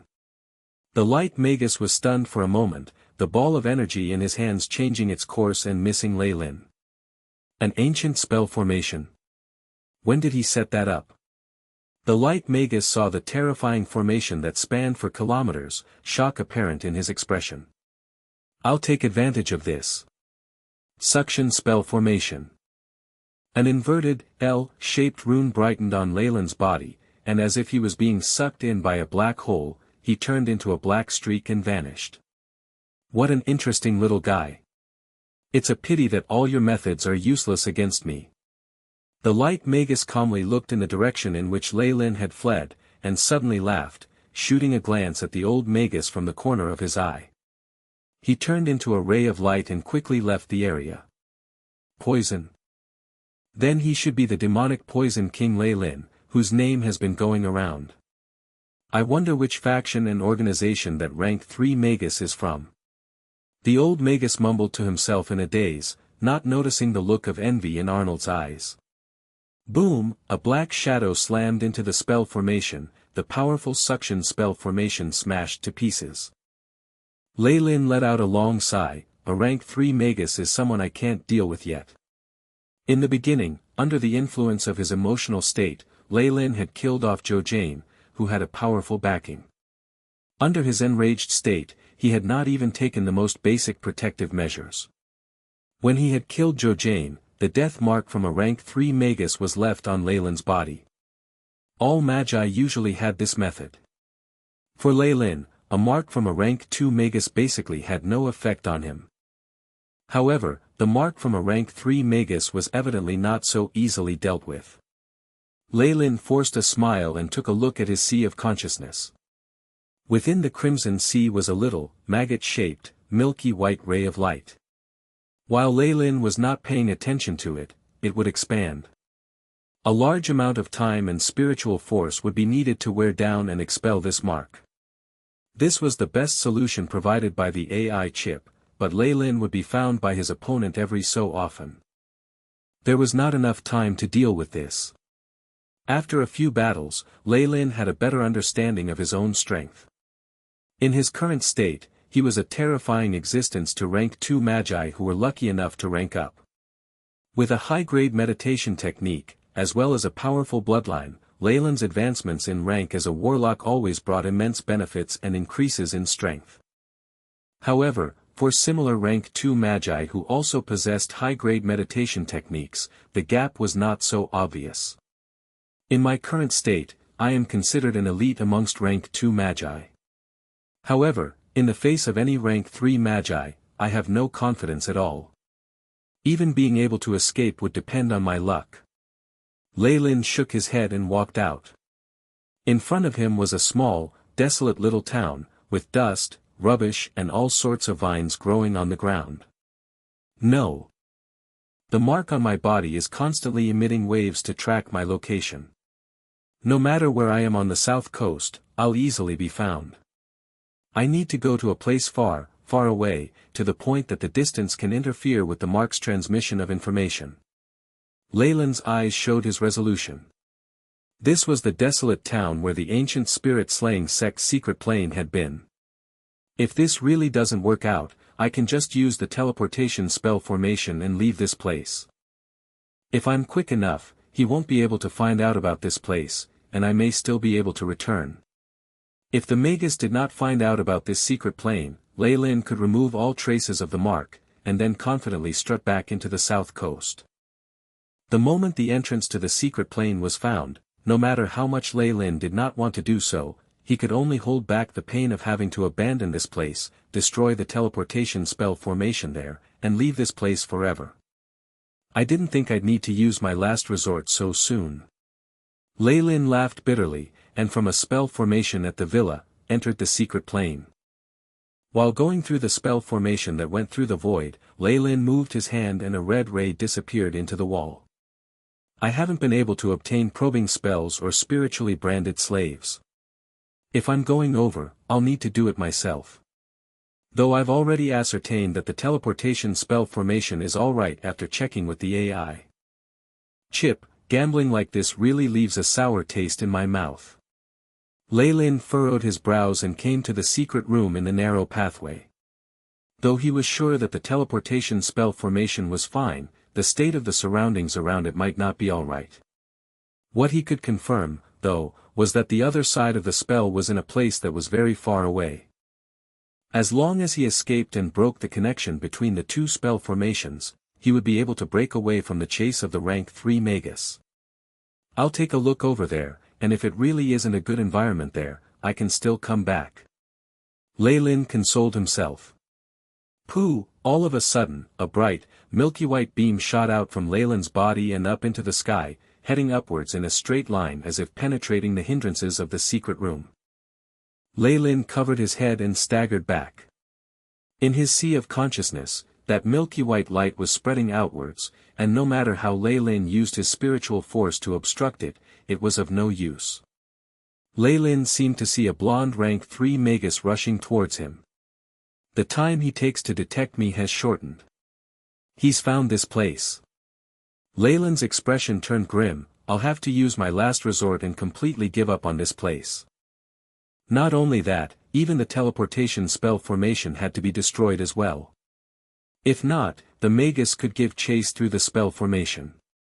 With the mark, it was impossible for Leilin to hide. TSS, numerous black tendrils of smoke were emitted from Leilin's body.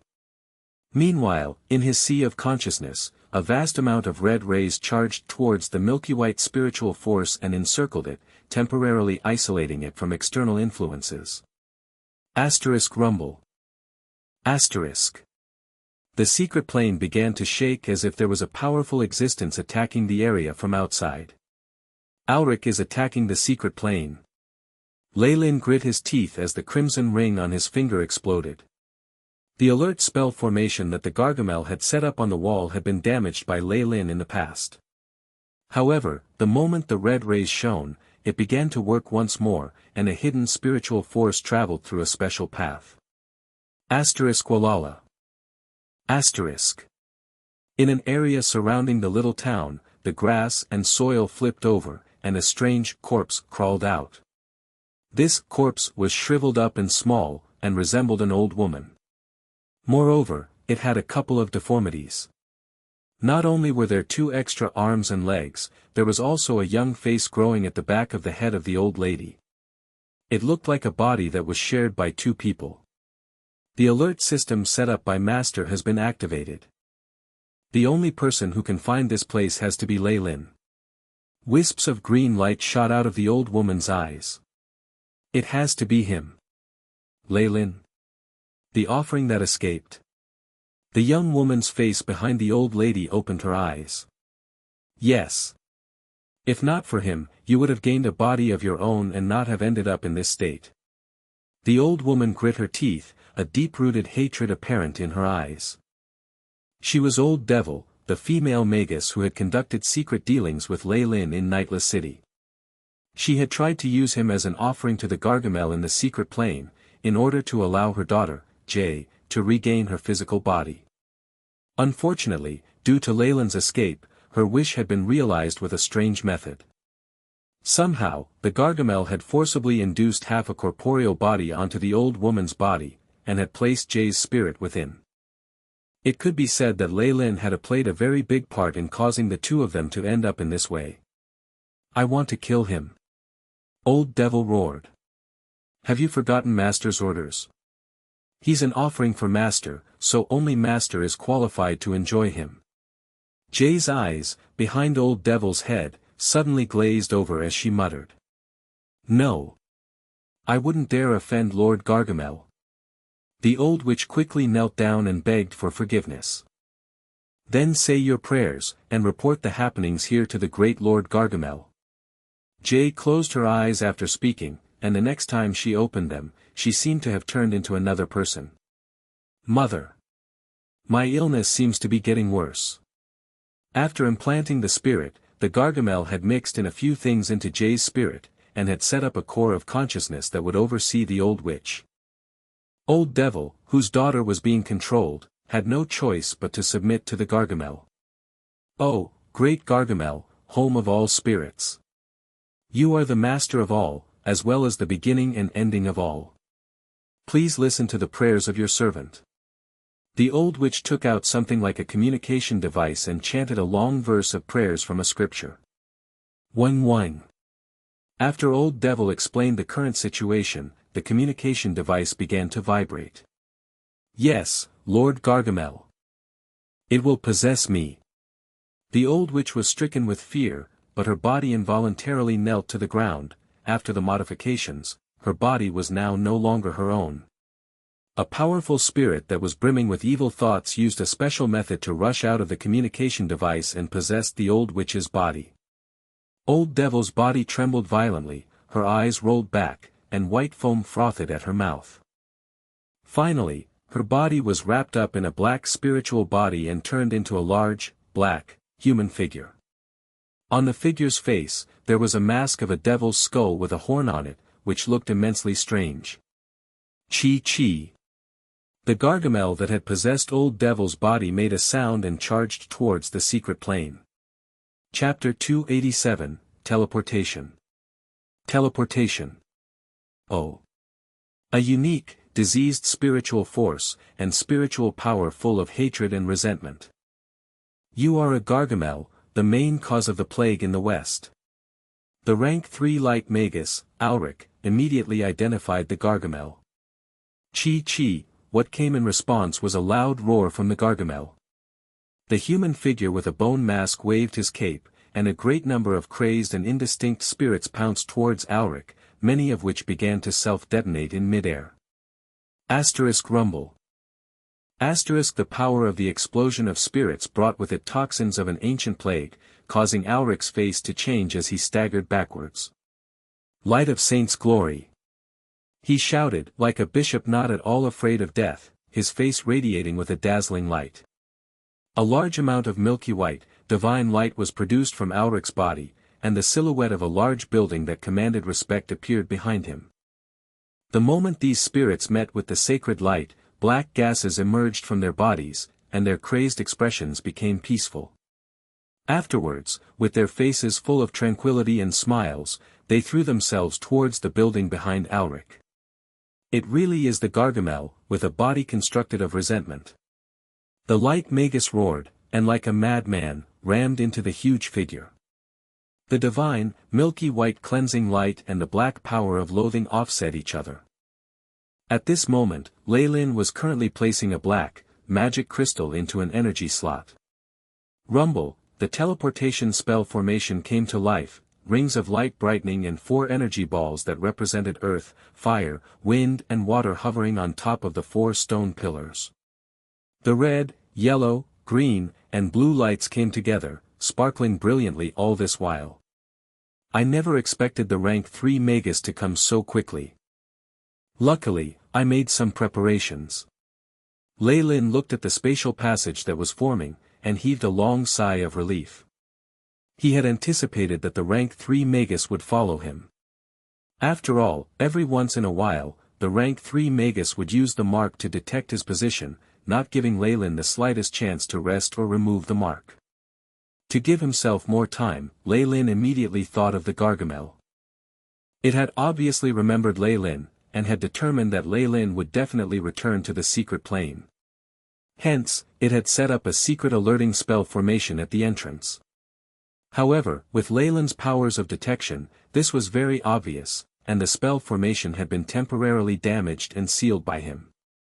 Leilin's previous actions had completely activated the alerting spell formation and had drawn the Gargamel here, which would give him more time.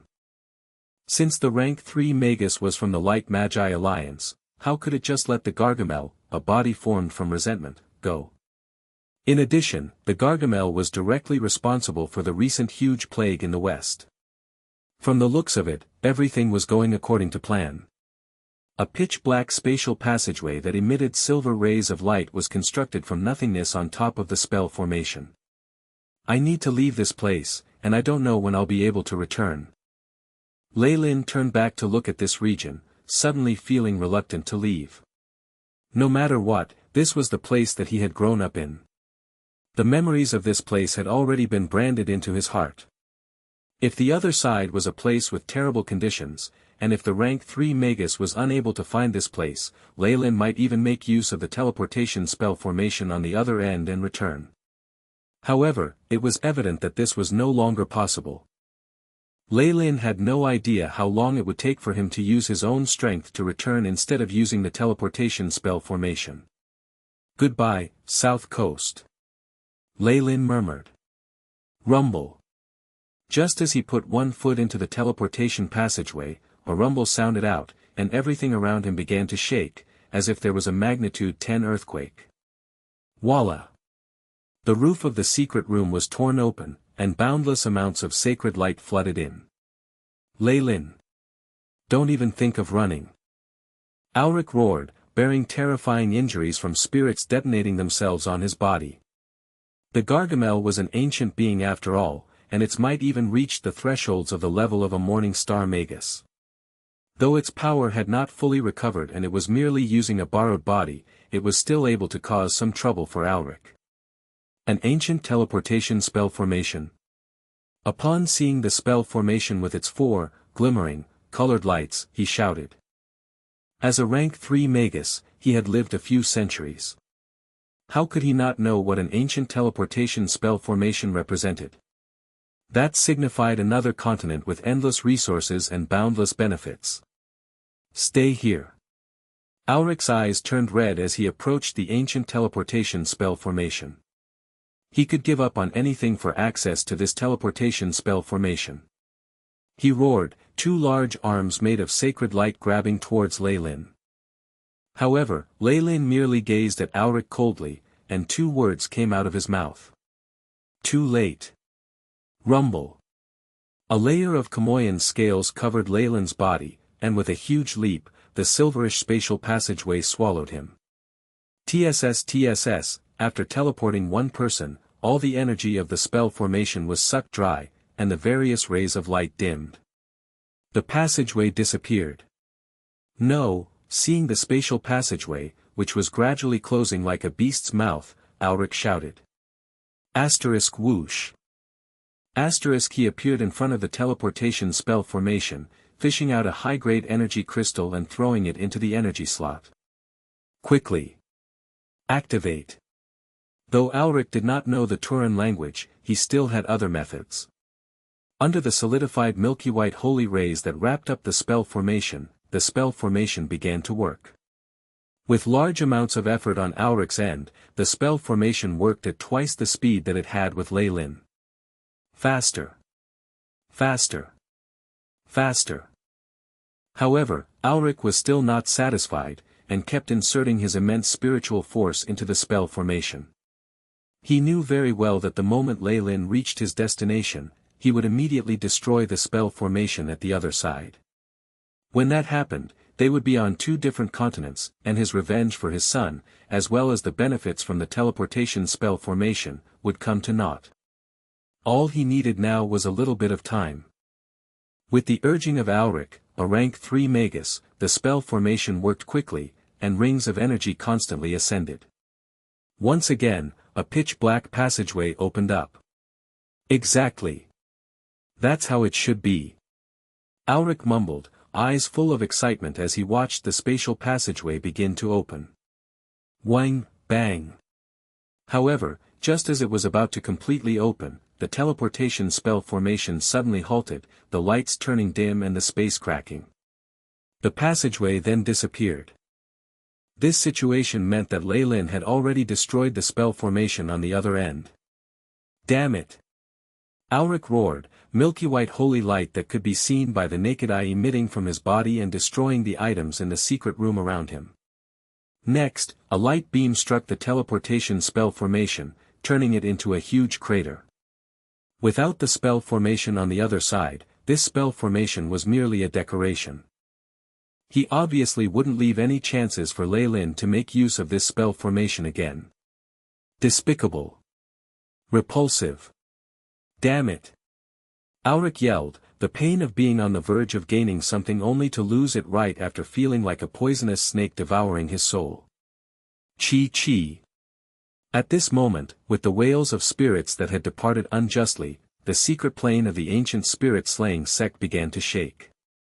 A pair of translucent, black arms broke through the hindrance of the secret plane, as if tearing through cloth, and charged towards the center of the secret plane. The main body of the Gargamel has actually reached rank 3. Auric's face turned grim. Without even having the opportunity to lament over letting Leilin go just like that, his clothes began to flutter despite there being no wind, and he flew in midair, confronting the Gargamel. After Leilin entered the spatial passageway, regret was apparent in his expression.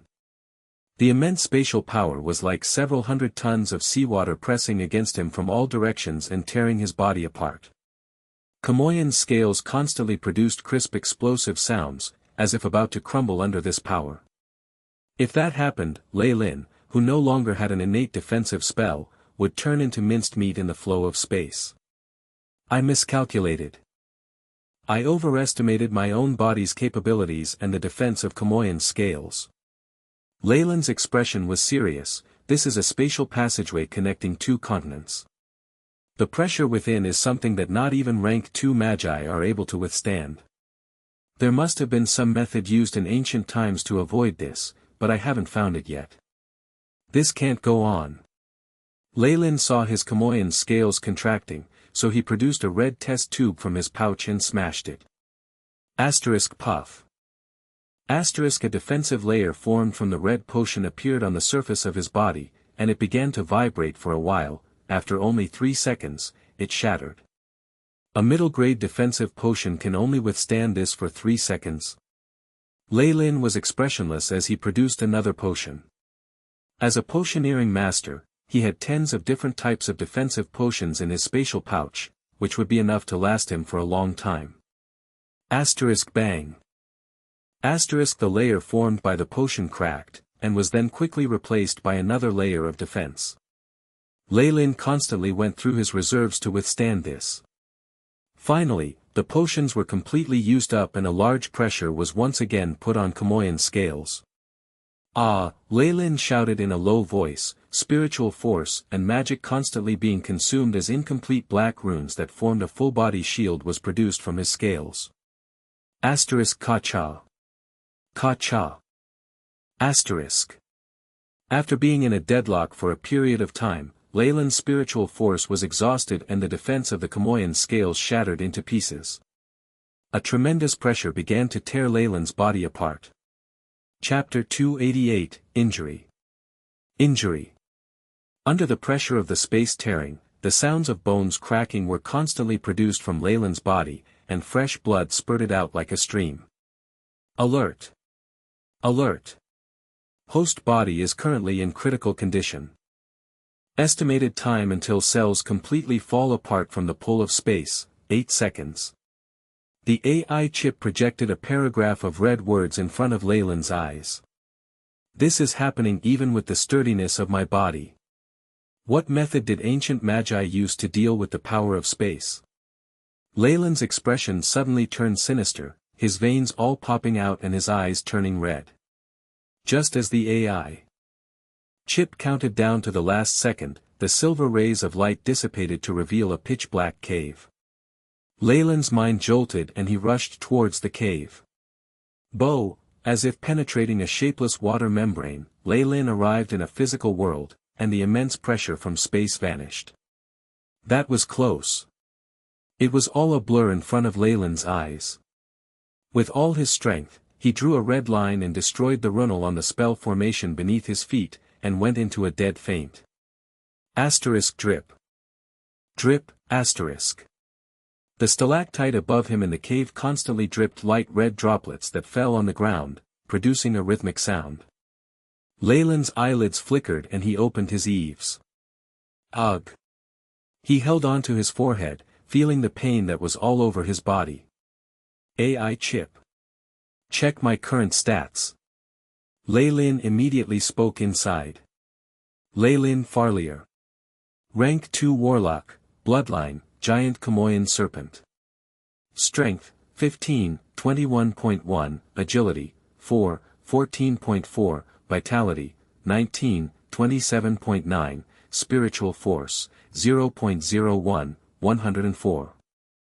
3. Magic Power, 0, 104, Magic Power is in synchronization with Spiritual Force.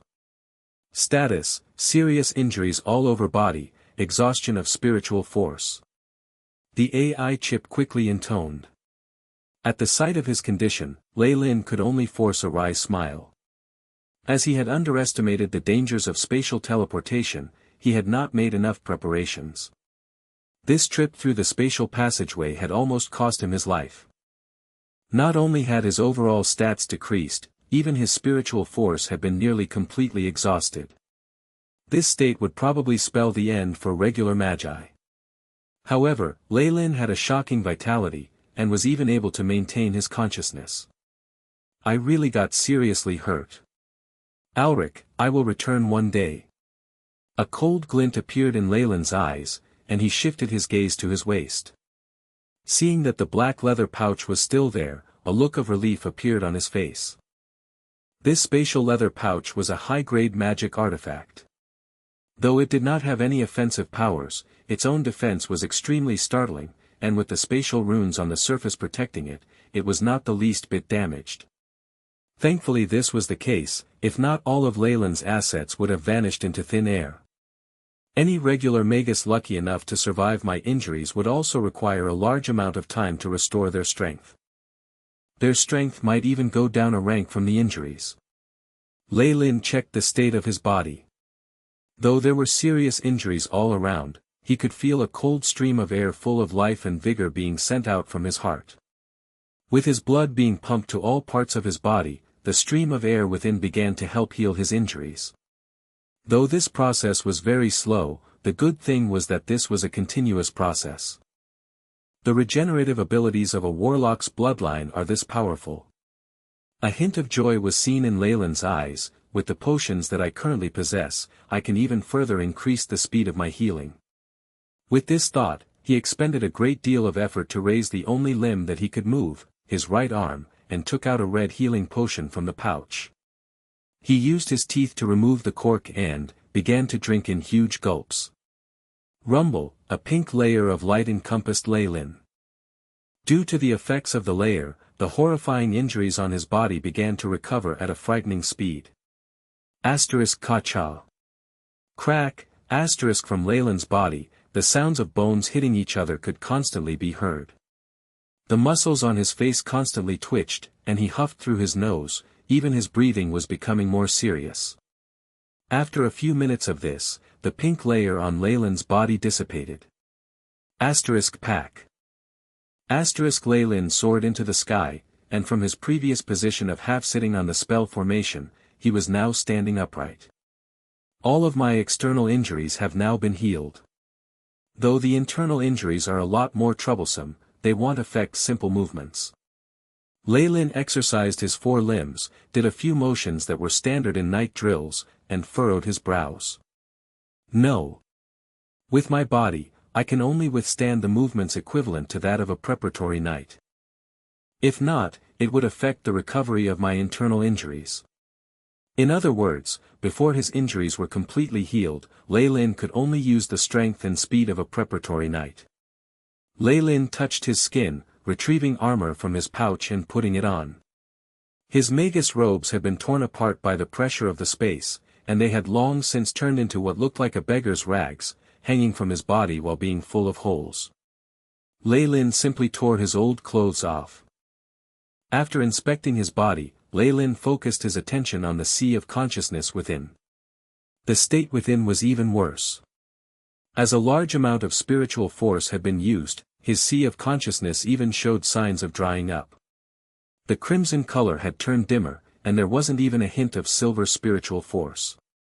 Leilin's expression immediately turned grim, as even fine cracks had appeared on the walls of his sea of consciousness.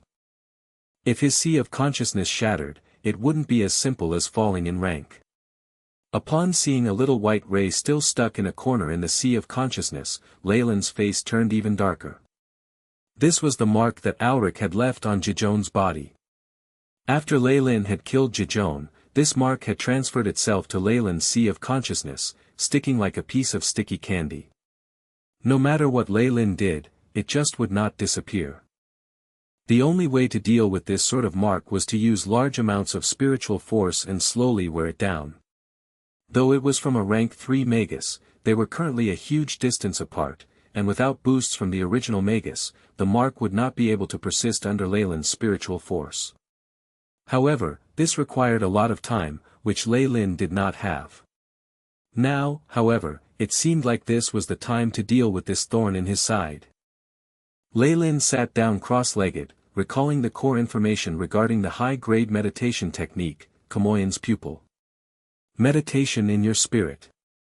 With your eyes, make eye contact with the giant Kamoyan serpent and gain its strength. The daily training of meditation techniques was something every magus had to do. Every time Leilin used Kamoyan's pupil, adjusting the frequency of his spiritual force until it was the most compatible with the operation of the meditation technique, he was able to penetrate through time and space and see the ancient, terrifying amber vertical pupils of the giant Kamoyan serpent. This state was a phenomenon written about in the Book of Giant Serpent, which only occurred after one had studied it to a very profound level.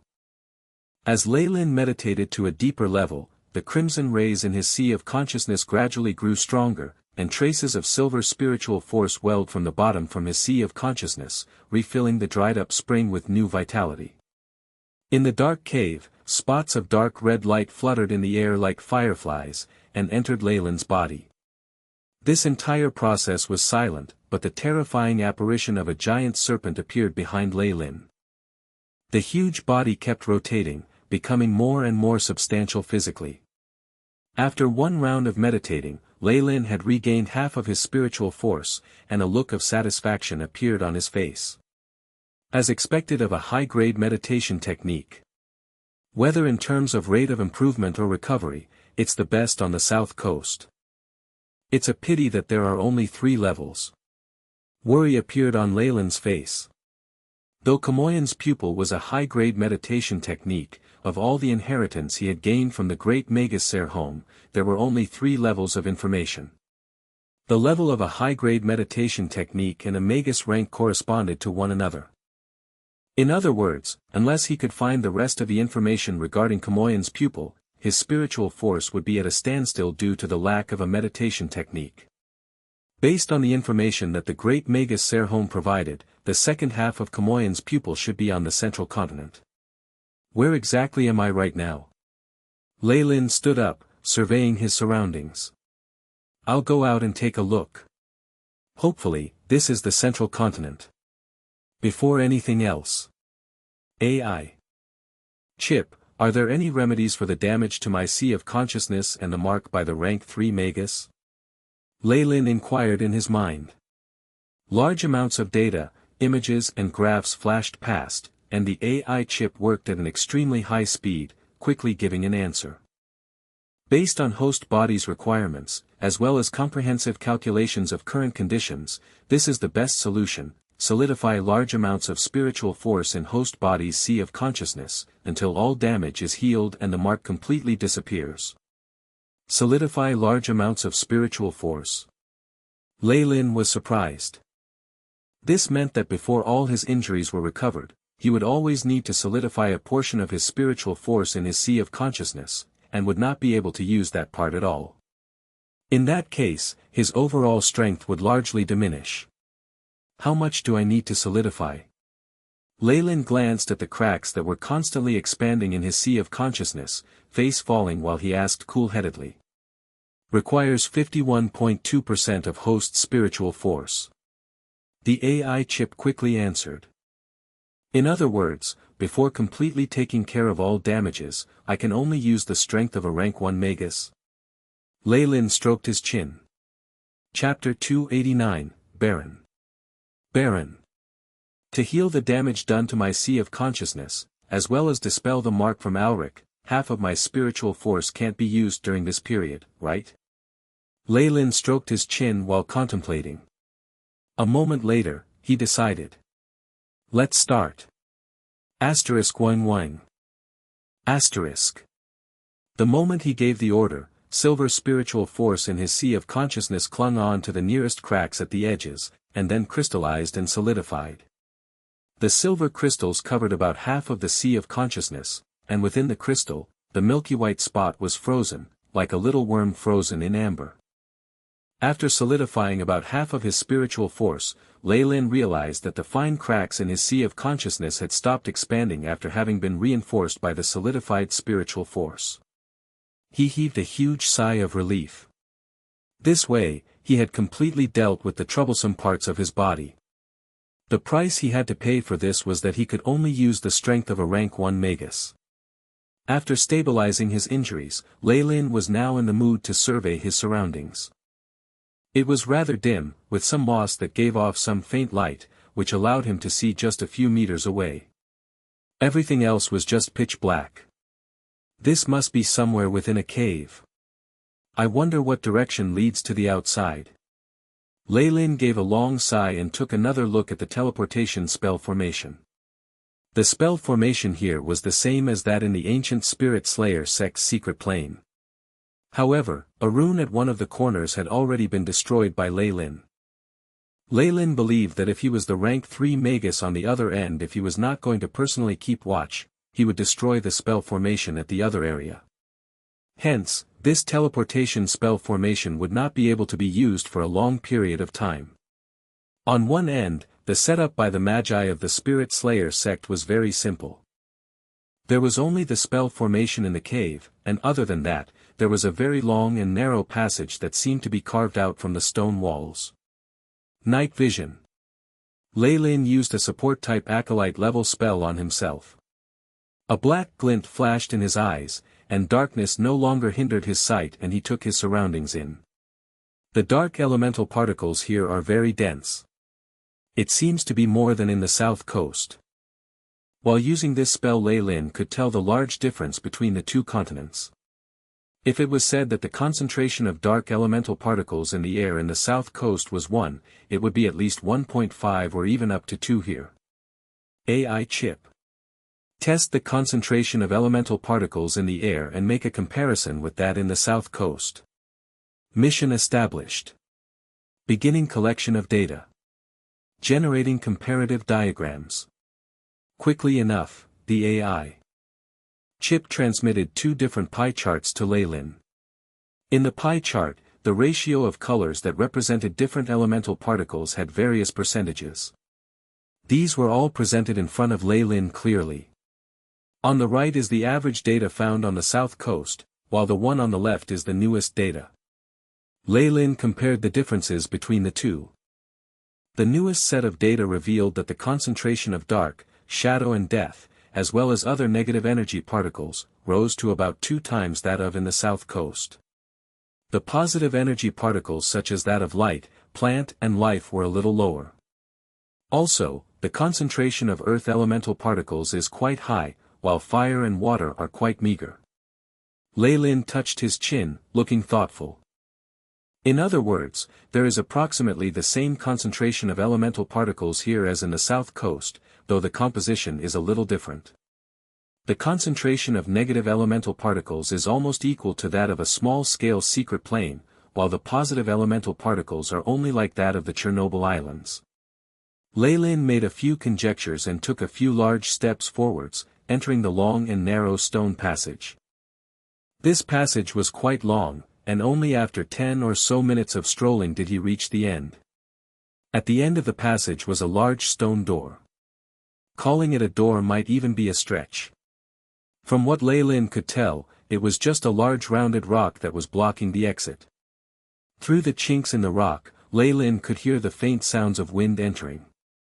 It's best to keep this stone door. When I need this teleportation spell formation in the future, I can still come back. With a thought, he used a rank 1 spell. Shadow Stealth. Black rays surrounded Leilin's body, and within the rays, he started to become transparent. The effect of Shadow Stealth was that the user would temporarily become hard to see, and would be able to hide within tiny shadows. He could pass through most physical objects, but in this mode, he would be unable to attack, else this stealth mode would disappear. Area of effect attacks using energy or sound waves were also the bane of this spell. Now, however, this was just meant to pass through a rock, so it was a simple task. The faint image that Leilin turned into easily passed through the shadows of the cracks on the rock and he reached the outside. Ha! This is... Leilin looked at the view outside, and was stunned for a few moments. He was standing on a little hill formed from large rocks, and surrounding him was a vast plain. There were also a large number of shrubs. A gloomy darkness encompassed the whole area, making it so that there was no light at all. The sky was dim and looked as if it would collapse at any moment. Vastness, gloominess, a deathly stillness. This was Leilin's first impression about the place. With the help of his night vision, Leilin did not have any trouble looking at his surroundings. This plant looks quite strange. Leilin picked up a dried-up twig on the ground. It has no leaves and at most, just has some thorns. On top of that, it seems like all the plants I can see share this characteristic. Leilin grabbed forward with his right hand, a little mole-like creature was captured from the ground. It constantly made chick-chick sounds.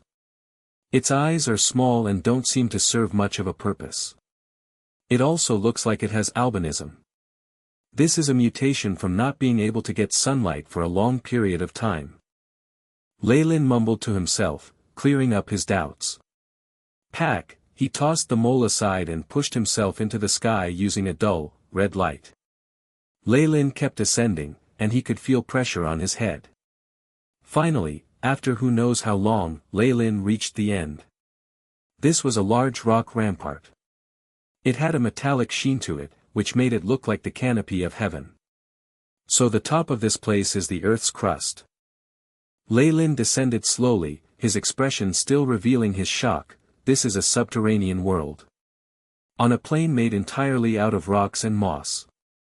Two gray boar-like animals that were a lot smaller used their thick and coarse snouts to dig into the earth, searching for edible food. Shio shio, two black arrows were suddenly released, and the sharp arrowheads penetrated the back of these two little beasts, pinning them to the ground. It's not a bad harvest today. There are two gray boars. I can change the menu. On a hill, not far away, Leilin saw this scene, and joy was present in his smile. Just 10 or so minutes later, he used a wooden frame and made a fire. On top, the gray boars that had been skinned and washed were being roasted, a little grease rolling off the boiling hot skin. There was also an aroma that could make anyone drool mixed with the scent of pine wood, and Leilin's forefinger couldn't help but twitch. It's been around a month since I exited from the large rock hill where the teleportation spell formation is. After gnawing away at an entire gray boar, Leilin sighed contentedly and kept the other one for later. After a month of wandering around, he now had an idea of how barren this subterranean world was. Here, it was possible to not see any life despite walking for days, and only moss and bugs were tenaciously surviving. The pig-like creature that Leilin named Grey Boar was the biggest animal he had seen thus far. It was also the tastiest. At this thought, Leilin couldn't help but feel a little regretful. While the precious spatial leather pouch was extremely spacious, there was a limit to how much could be stored within. It was already full of precious items that Leilin had gained through various methods, the value of which was something even rank 3 Magus would be envious of. Unfortunately, there was no good food or wine at all. Compared to precious materials, their value was much too low and it was not worth being stored within. Hence, Leilin found himself living the life of a barbarian. Water was not an issue. He was a Magus, and with a water elemental spell, he could easily produce large amounts of fresh water. If it was food, however, he had little in the way of options. Because he was a rank 2 warlock, it was fine if he didn't eat for 10 days or half a month, but if it was a full month, it wasn't possible for him not to eat at all. In addition, his living environment in his previous life, and even now, were all not unsatisfactory. He was used to having 3 meals a day, and even had some stringent requirements regarding the content of his meals. Currently, after a long search, Leilin could somewhat find a few starchy plants and roots that he could consume. He might also be able to have some birds or berries. Leilin was beginning to get tired of these meager meals. This boar-like creature that he had named Grey Boar was, by far, the tastiest out of everything else that he had seen here up until now. Damn it! I hope this isn't a completely barren land. After walking for a full month, besides this desert area, Leilin had also seen some plains. Leilin began to have some suspicions, as even large animals were rarely seen. Honestly speaking, as he was accustomed to sunlight, Leilin had never realized how precious it was. Chapter 290, Assistance Required. Assistance Required. Leilin had previously seen information regarding the resources of the subterranean world in an ancient book. Legend has it that the ancient Magus world was only a small part of the surface of the earth, and before the ancient Magi's focus had switched to the other worlds, their goal had been the subterranean world. The ancient Magi all wielded formidable power, even the sun and the moon would lose their splendor when put in front of these Magi. Many of the natives of the subterranean world had been subdued by them, and these Magi had then exploited layers and layers of the subterranean world to obtain endless wealth and resources. It was recorded that the ancient Magi had exploited the 7 layers of the subterranean world. It was said that the further down the layers one visited, the more powerful the ethnic race of that layer would be, and that at the core of the earth, there was an extremely terrifying female existence. But these did not stop the ancient magi from venturing further, and finally, the whole subterranean world had acknowledged them as their conqueror. This was all a part of the golden age of the ancient magi. Later, the still dissatisfied magi shifted their attention to different worlds, and conquered world after world until they ran into that extremely powerful world. After what was known as the final confrontation, although that opposing world did not end up getting any benefits, neither did the Magus world, they deteriorated instead. Even the passage that led to the subterranean world had been destroyed by this war. Since then, the subterranean world had only appeared in legends. At the least, within the entirety of the southern coast, Leilin had not seen any of the subterranean world's lifeforms, nor had he heard of any passages to the subterranean world. From the previously gathered information and the sights seen, this must be the subterranean world, I just don't know which layer this is. However, based on the dangerous lifeform that approached, it ought to be, at most, the third layer, else I would have ran into many dangerous, high-energy lifeforms. Also, the probability of the lifeforms I ran into being from the first or second layer is really large. Leilin kept on pondering this over. Although he was uneasy that this place was a barren region, Leilin continued forth. The recent appearance of the grey boar supplied him with huge confidence to proceed on his journey. While walking the whole journey, Leilin also made a record of his surroundings. At the location of the ancient magic spell, which Leilin had named Giant Stone Hills, the signs of life were so weak that, at most, one could see only moss and some insects, and nothing else. As Leilin went about his journey, the signs of life gradually increased, and later, he saw something like bat-like birds. He would occasionally see the grey boars, and as he traveled further, the rate of encountering them grew higher. Thus, Leilin was certain. He had already walked away from the life-restricting region and come to the outside world. Beep. Discovered energy waves. The estimate is that these waves are the aftermath of level 0 magic. Direction, 15 degrees east, at 3,123 meters. Now, the AI chip had issued a message. Ha! Leilin's thoughts shook. Finally, there are some traces of an organism with energy. He quickly packed up and soon went in the direction from which the energy waves were emitted. Although there was still a grave injury upon his person, and his sea of consciousness was even more injured due to him solidifying large amounts of spiritual force, he could still display the approximate might of a level 1 Magus. However, he did not pay any attention to this small point, and rushed to the scene of those energy waves. What appeared in Leilin's sight was the scene of 3 males and 2 females confronting a high-energy organism. These 5 people seemed to be a standard small squadron. 2 males dressed in leather, who were at the very front, served as human shields, constantly swinging their huge iron swords.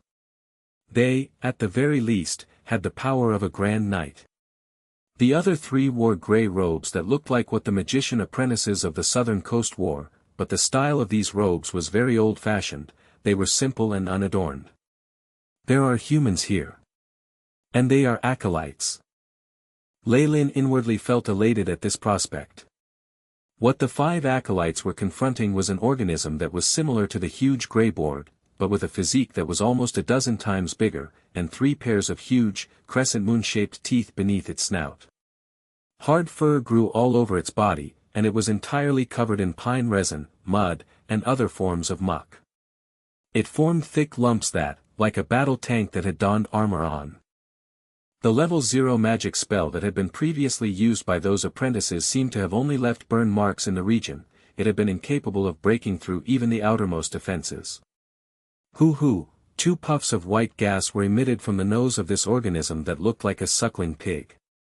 After pawing the ground, it suddenly charged, and its whole body was like a derailed train as it ran towards those 2 grand knights. Ah!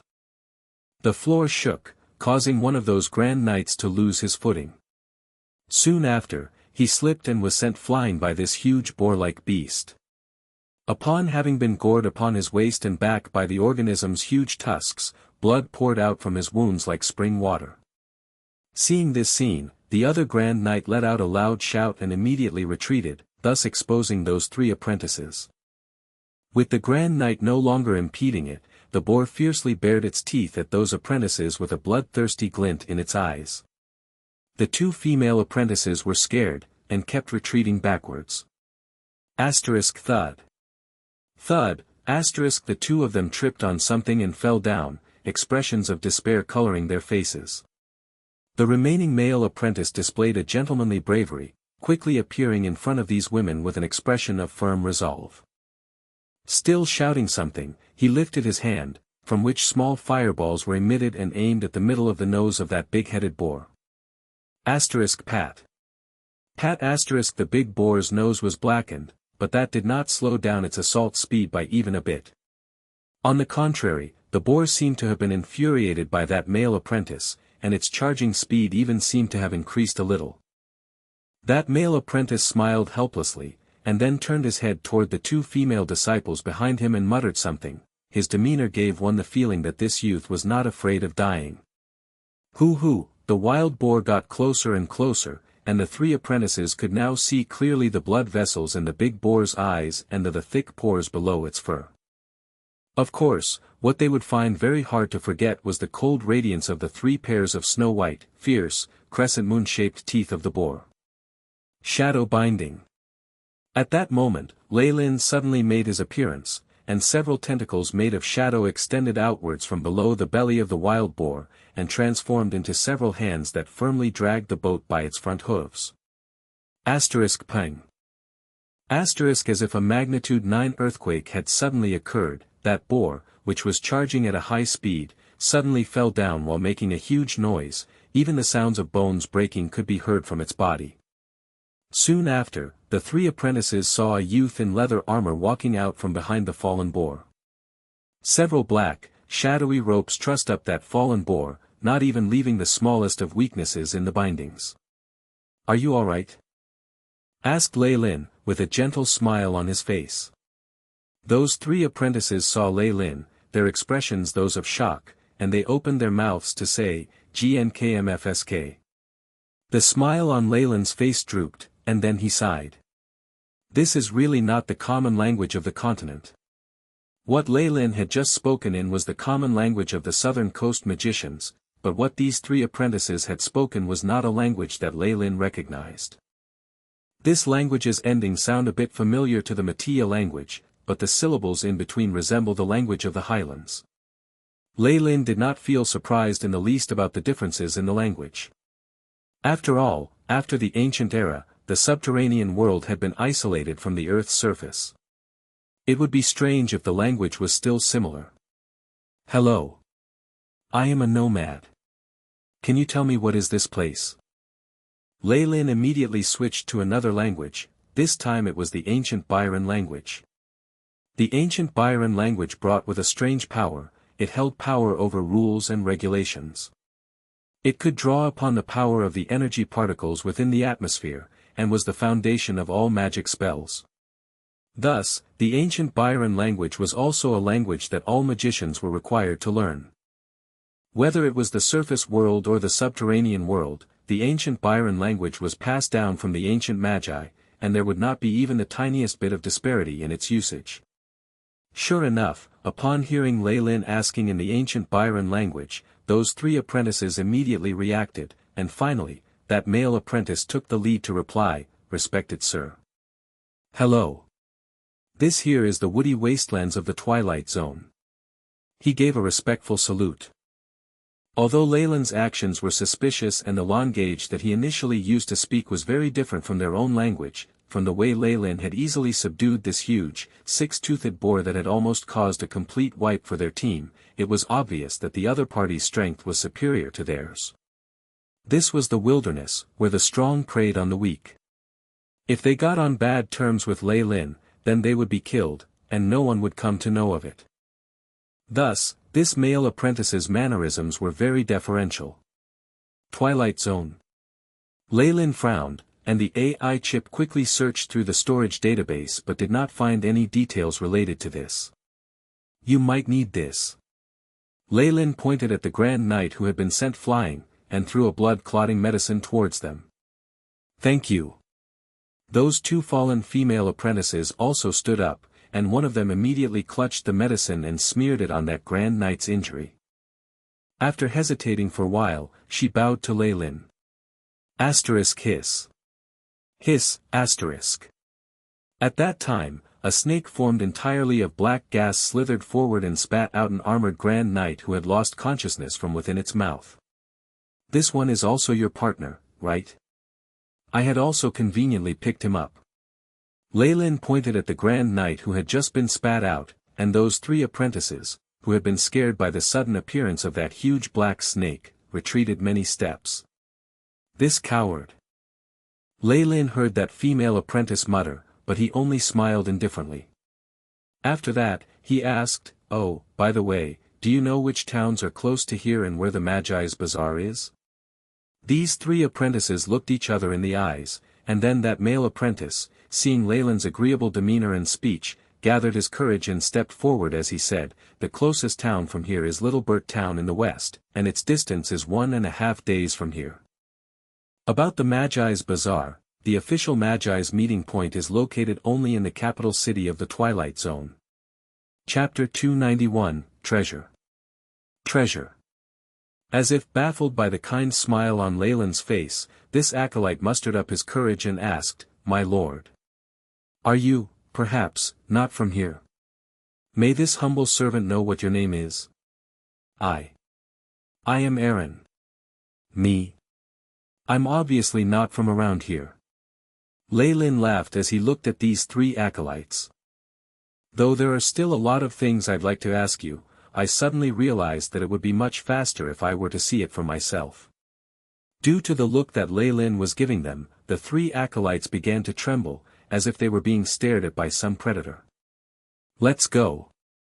Aaron yelled, getting in front of the two female acolytes and chanting incantations. "What a joke! You're too slow." Leilin shook his head, and 3 black streams of air shot out and entered the foreheads of the 3 acolytes. They turned dizzy, and without being able to even make a sound, they fainted. Leilin approached the male acolyte called Aaron, his right hand directly pressing on the top of his head. The acolyte's eyes turned jet black, and even his pupils vanished. Large amounts of images and voices were like a video, replaying in front of Leilin's eyes. The AI chip worked at full speed, gathering all the information it thought to be important and organized them. This was a spell that was like searching through one's spirit. It allowed Leilin to look through the memories of lower-ranked magi. However, this spell was not actually all that useful. It was only effective against beings weaker than official magi, and the targets couldn't be resisting. When Leilin had first seen this technique in the library at the Four Seasons Garden, he had merely gotten the AI chip to record it in passing. Unexpectedly, he was able to find a use for it here. Though it was a simple task for him to sneak into this little team and gain information with all the methods he had, Leilin couldn't be bothered to do all that. He didn't want to waste time either. In addition, no matter how hard he tries to conceal it, there were many differences between magicians of the South Coast and this subterranean world. This wasn't something that could be easily covered up with acting. Rather than being considered suspicious when the time came, it would be better to do something about it right now. Gathering information regarding subterranean language, named the Twilight language. Storing in database, the AI chip first collected information regarding the language. It would organize these data and transmit it to Leilin's memories. After some practice, Leilin would be able to quickly grasp the language used in this world. Next was information regarding the geography and factions here. Though Aaron was weak and had never left the Twilight Zone, his memories had been enough to allow Leilin to gain a better understanding of this subterranean world. After he had gathered all of the valuable information, a cold glint flashed in Leilin's eyes and he forcefully began to modify Aaron's memories, removing all traces of his existence and the happenings today. He left behind the false memories of a high-ranked Magus with unclear facial features that had suddenly appeared and had helped them subdue the 6-toothed giant boar. These acolytes did not have anything Leilin found useful, and he did not want to kill anymore. In a situation where he would not suffer any negative consequences, Leilin didn't mind doing some good deeds. After all, he wasn't some homicidal maniac who killed people for the fun of it. However, this method of altering memories carried a very high risk. Leilin paid no heed to Aaron's original memories and forcefully did it. If there were no aftereffects, his luck must be unbelievably good. Afterwards, Leilin repeated the process on the other 4. Though the information he gained was about the same, it created a rather complete set of information. This 6-toothed giant boar shall be your compensation. Leilin looked at the acolytes who were unconscious on the ground and laughed. The black ropes that bound the boar suddenly tightened, and splat. Blood flew in all directions. A long time after Leilin left, Aaron woke up while clutching his head. Ugh, my head hurts, where am I?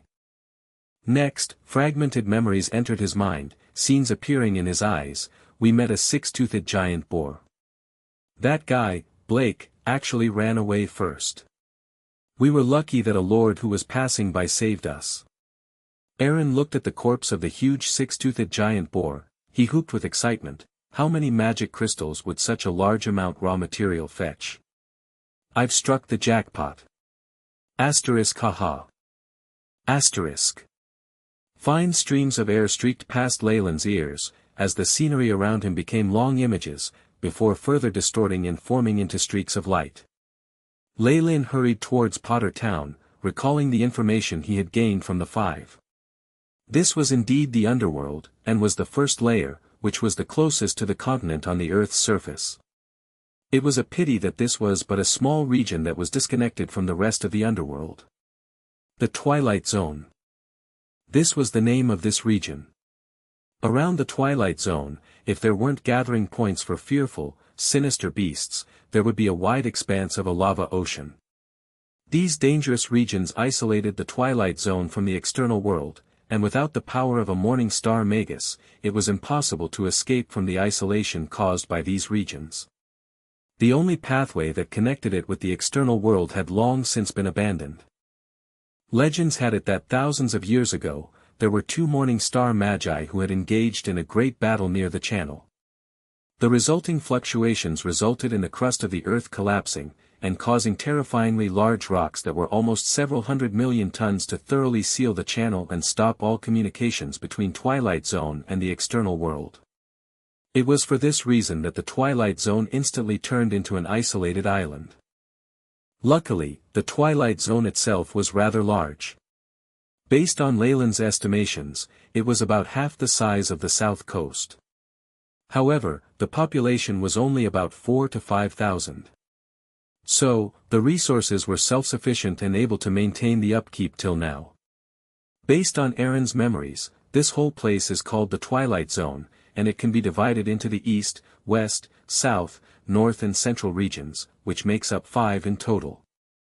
It is governed by zone, and there is no such thing as a kingdom or realm. From Leilin's perspective, every city here could be said to be an independent power. As land was vast and there were few people, it was no surprise that organizations would flourish and decline quickly. Hence, it was rather chaotic. Leilin was not interested in battles between mortals. What caught his attention was the information regarding the Magus world here. In the Twilight Zone, the Magus world here had preserved the traditions from the ancient era, still developing through taking in personal disciples and forming schools of thought. As for academies or anything of the sort, there was no mention of that in Aaron's memories. Aaron and those 2 female acolytes were taught by a single mentor, and the Grand Knight was an assistant that they had employed while they went on this expedition. However, what caused Leilin the most excitement was the information regarding high-grade meditation techniques in Aaron's memories. That's right. In Aaron's memories, there were mentions of great amounts of high-grade meditation techniques.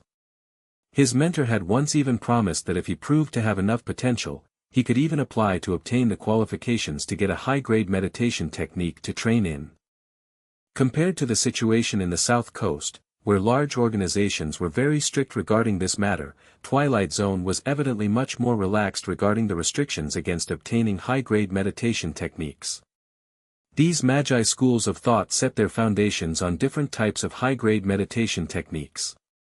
Basically, all high-ranked magi a given organization would train in a single high-grade meditation technique.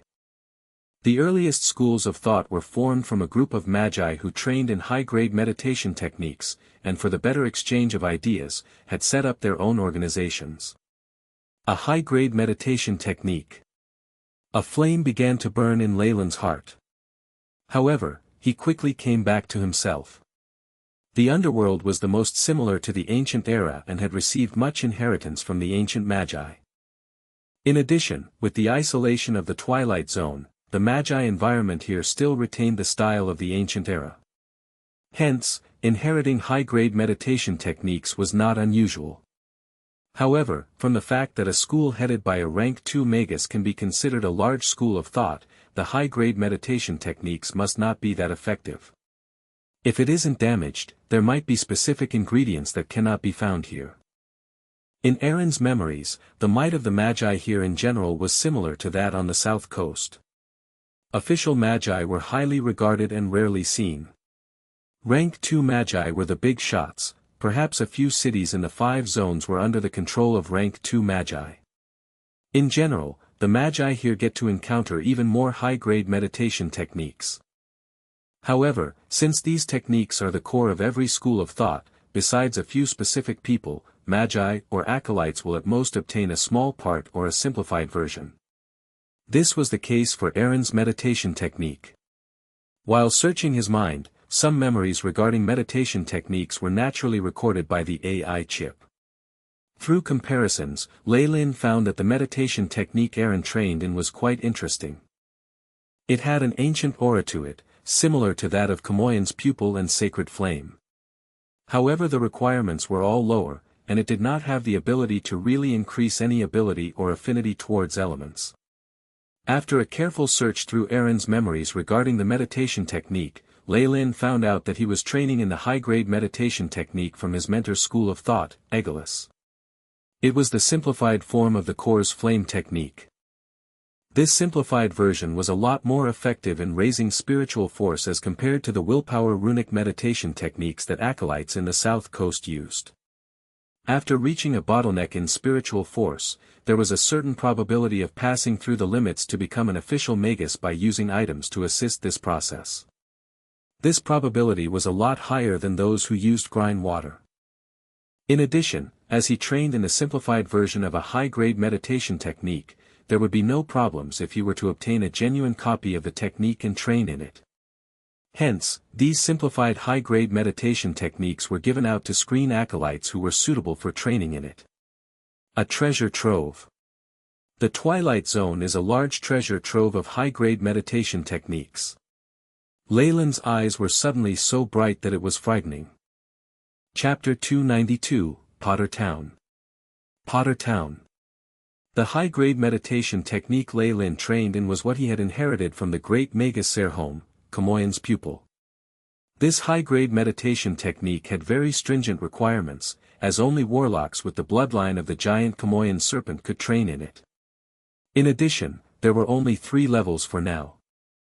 Though the great Magus Serholm had hinted that there was another part of the central continent, Leilin didn't even know where this central continent was.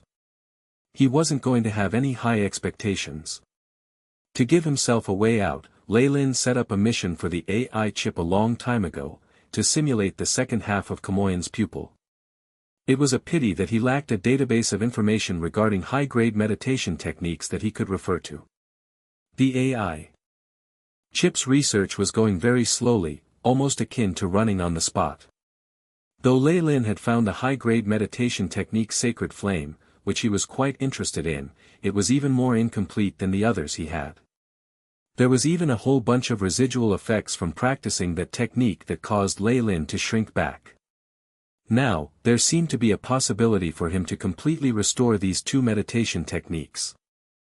Based on Aaron's memories, he knows about at least a dozen schools of thought. Even if the high-grade meditation techniques they have aren't complete, based on my abilities, I will still be possible to plunder a few. Leilin's eyes shone. The high-grade meditation techniques here were strictly restricted, so he most probably had to sign some contract in order to enter the school and become a core member in order to receive them. There might even be more strict requirements. However, Leilin was not planning on somehow sneaking in and secretly learning them. He was now a rank 2 warlock, and with the added bonus from his bloodline, his battle power far exceeded that of a regular rank 2 magus, which was already rarely seen in Twilight Zone. If he used his brains and some methods, ordinary schools would be unable to obstruct him. In addition, he was quite interested in some special information available here in the subterranean world. Though the South Coast, as well as the subterranean world, did research on the knowledge passed down through the inheritances of ancient magi, the subterranean world had preserved more of the styles and academic knowledge from the ancient era. This was extremely tempting to Leilin. He naturally did not think that anything from past times would be better than what was in the present. After all, after developing for so many years, the academic knowledge and foundations were more suitable for the current magi's progress and learning. However, this did not mean that knowledge from the ancient era was useless. The might of the ancient magi was deeply embedded in Leilin's mind. He was desperate to find out the secret behind the ancient magi's power. Based on Leilin's speed, he naturally did not need to spend a day and a half to get to Potter Town, as Aaron had said. With the use of a few spells that increased his speed, the town appeared in front of him after about half an hour. Potter Town's architecture was very different from what Leilin had seen on the south coast. It had an elegant yet formal style. Most of the buildings were rather tall, perhaps to properly utilize every single bit of land available. At the heart of the little town was a tall minaret, which practically pierced into the skies. A bright little ball of light was at the peak, emitting light and warmth. So this is the most basic material that the people of the subterranean world rely on, sunstones. It really is similar to the sun. At this sight, Leilin suddenly felt a little moved. Though he specialized in dark elemental particles, he had been underground for such a long period, and suddenly seeing the bright sunlight got him quite excited. Based on the memories he had gotten from Aaron, this light did not come from the shine of a real sun. It came from a high-energy mineral, the sunstone. This mineral from the subterranean world was able to emit ultraviolet rays and warmth similar to that produced by the sun for a long period of time. Every town here in the subterranean world had this type of lighthouse, which stored sunstones of different sizes. Every day, the people would depend on this method to have sunlight and provide energy to crops. At the beginning, Leilin had already noticed that there were very little green plants growing here. This was because there was no sunlight, which meant that no photosynthesis could take place. Carbon dioxide and the like were absorbed by a gray moss, which could perform the conversion to oxygen. Here, however, he finally saw a bit of green. At the side of Potter Town, there was a large area of densely packed farmland. As the range of the light produced by the minaret was limited, every bit of space was important. At the place closest to the town, a type of oat similar to that which grew on the south coast was grown here, though it did not seem to be growing that well. At the area where the sunlight was directly shining, a type of large mushroom was being cultivated. This mushroom was very large, even reaching Leilin's calf. It was gray on the outside and looked extremely juicy. This mushroom made up around 80% of the crops being cultivated in the outer regions of the town. This was a terrifying ratio and meant that this mushroom was probably the staple food of the residents here. This was the truth. This type of mushroom was called the gray spotted fungus, and it was a high-yield fungus that did not require much sunlight. In Aaron's memories, it had always been the staple food for people of the Twilight Zone. In the Twilight Zone, nobility and magi enjoyed oats, meat, and other precious ingredients, while peasants could only live off of the gray spotted fungus. Wherever there were people, there would be a certain hierarchy. In a Magus world where some people possessed extraordinary might, this was especially so, and Leilin had no desire to change anything.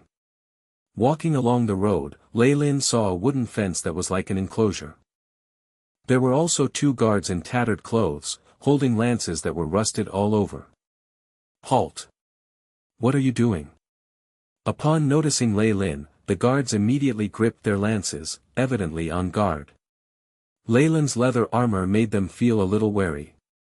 The guard who had spoken was speaking in the Twilight language. This language had already been sent to his memories by the AI chip while he was on the way here, and after practicing for 1 or 2 days, normal conversation was a simple task. I am a tired wanderer hoping to enter the town to get some rest and supplies. Don't worry, I will abide by the rules of the town. Leilin gave a slight smile, answering fluently in the Twilight language. Hearing Leilin's words, the 2 guards dropped their wariness. This also had to do with Leilin's harmless smile and handsome face, which easily gained him a favorable impression. Of course. If you show your identification documents to prove you aren't any of the fugitives, it's fine. The slightly shorter guard curled his lips. Of course, I know the procedure. Leilin grinned, producing a piece of parchment and dangling it in front of the 2 guards. Is this it? His voice immediately became faintly discernible, and it seemed as if some red rays flashed from his eyes. Of course. No problem. The 2 guards momentarily felt a little dizzy but quickly regained their senses. Welcome to Potter Town. The person in charge here is Baron Joseph. His emblem is a long sword and a giant eagle. I wish you a pleasant. Good. One more question. Leilin obtained more information he wanted from the guards and bade them farewell with a gentle smile. He then entered the town. Based on the directions from the guards, Leilin came to a small inn.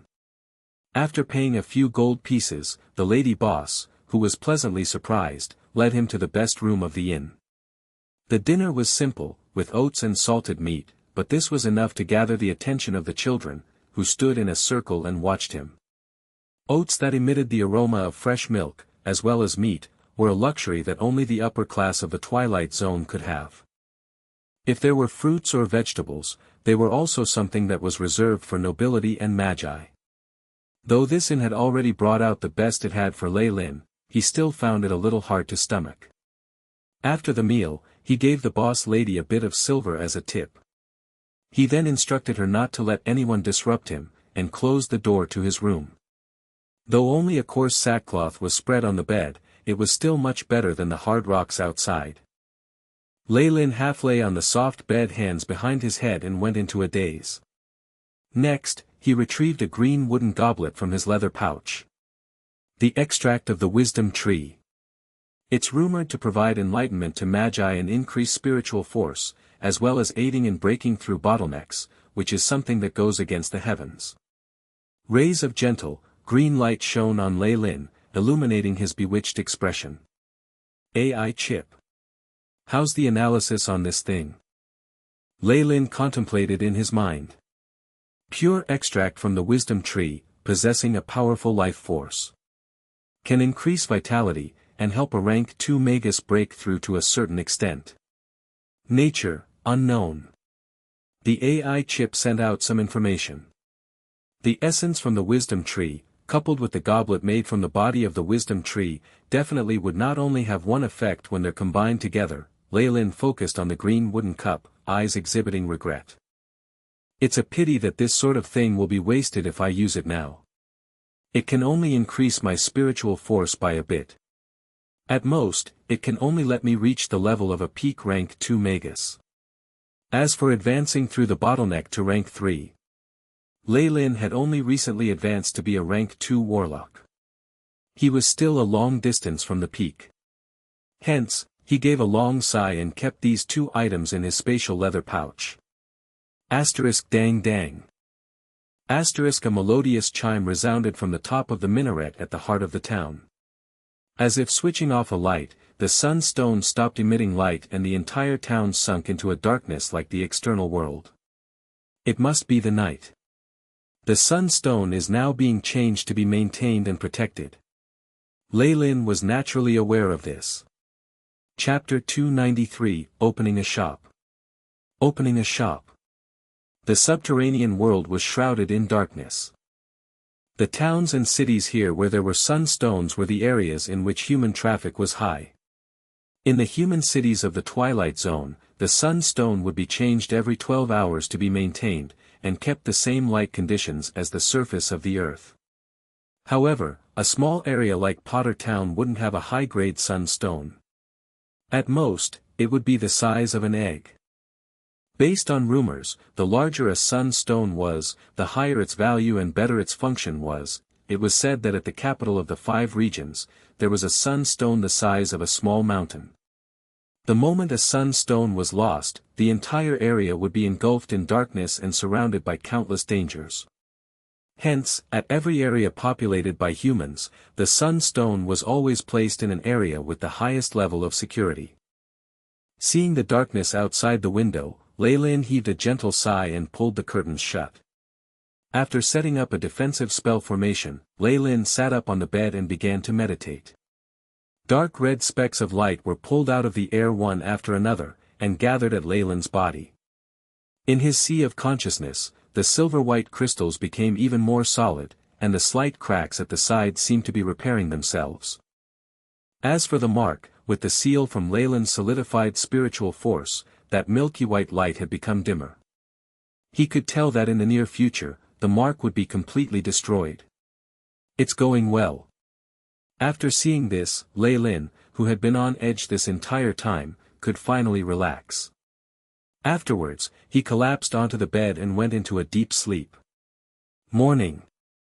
With the regular pattern from the alarm clock, a ray of light passed through the curtain and entered Leilin's room. I finally got some rest. Leilin opened his eyes, feeling extremely comfortable. The tiredness accumulated from camping outside for a month dissipated with just a single day of rest. This had to do with his frightening vitality. Even in his heavily injured state, all of his fatigue could be restored with a night's rest. Good morning, sir. In the dining area within the inn, the slightly plump boss lady brought oatmeal bread and milk for breakfast, a smile on her face. A few children with sullen, yellow skin and some dust on their face were all gathered at a corner, staring hard at Leilin's breakfast with desire apparent in their eyes.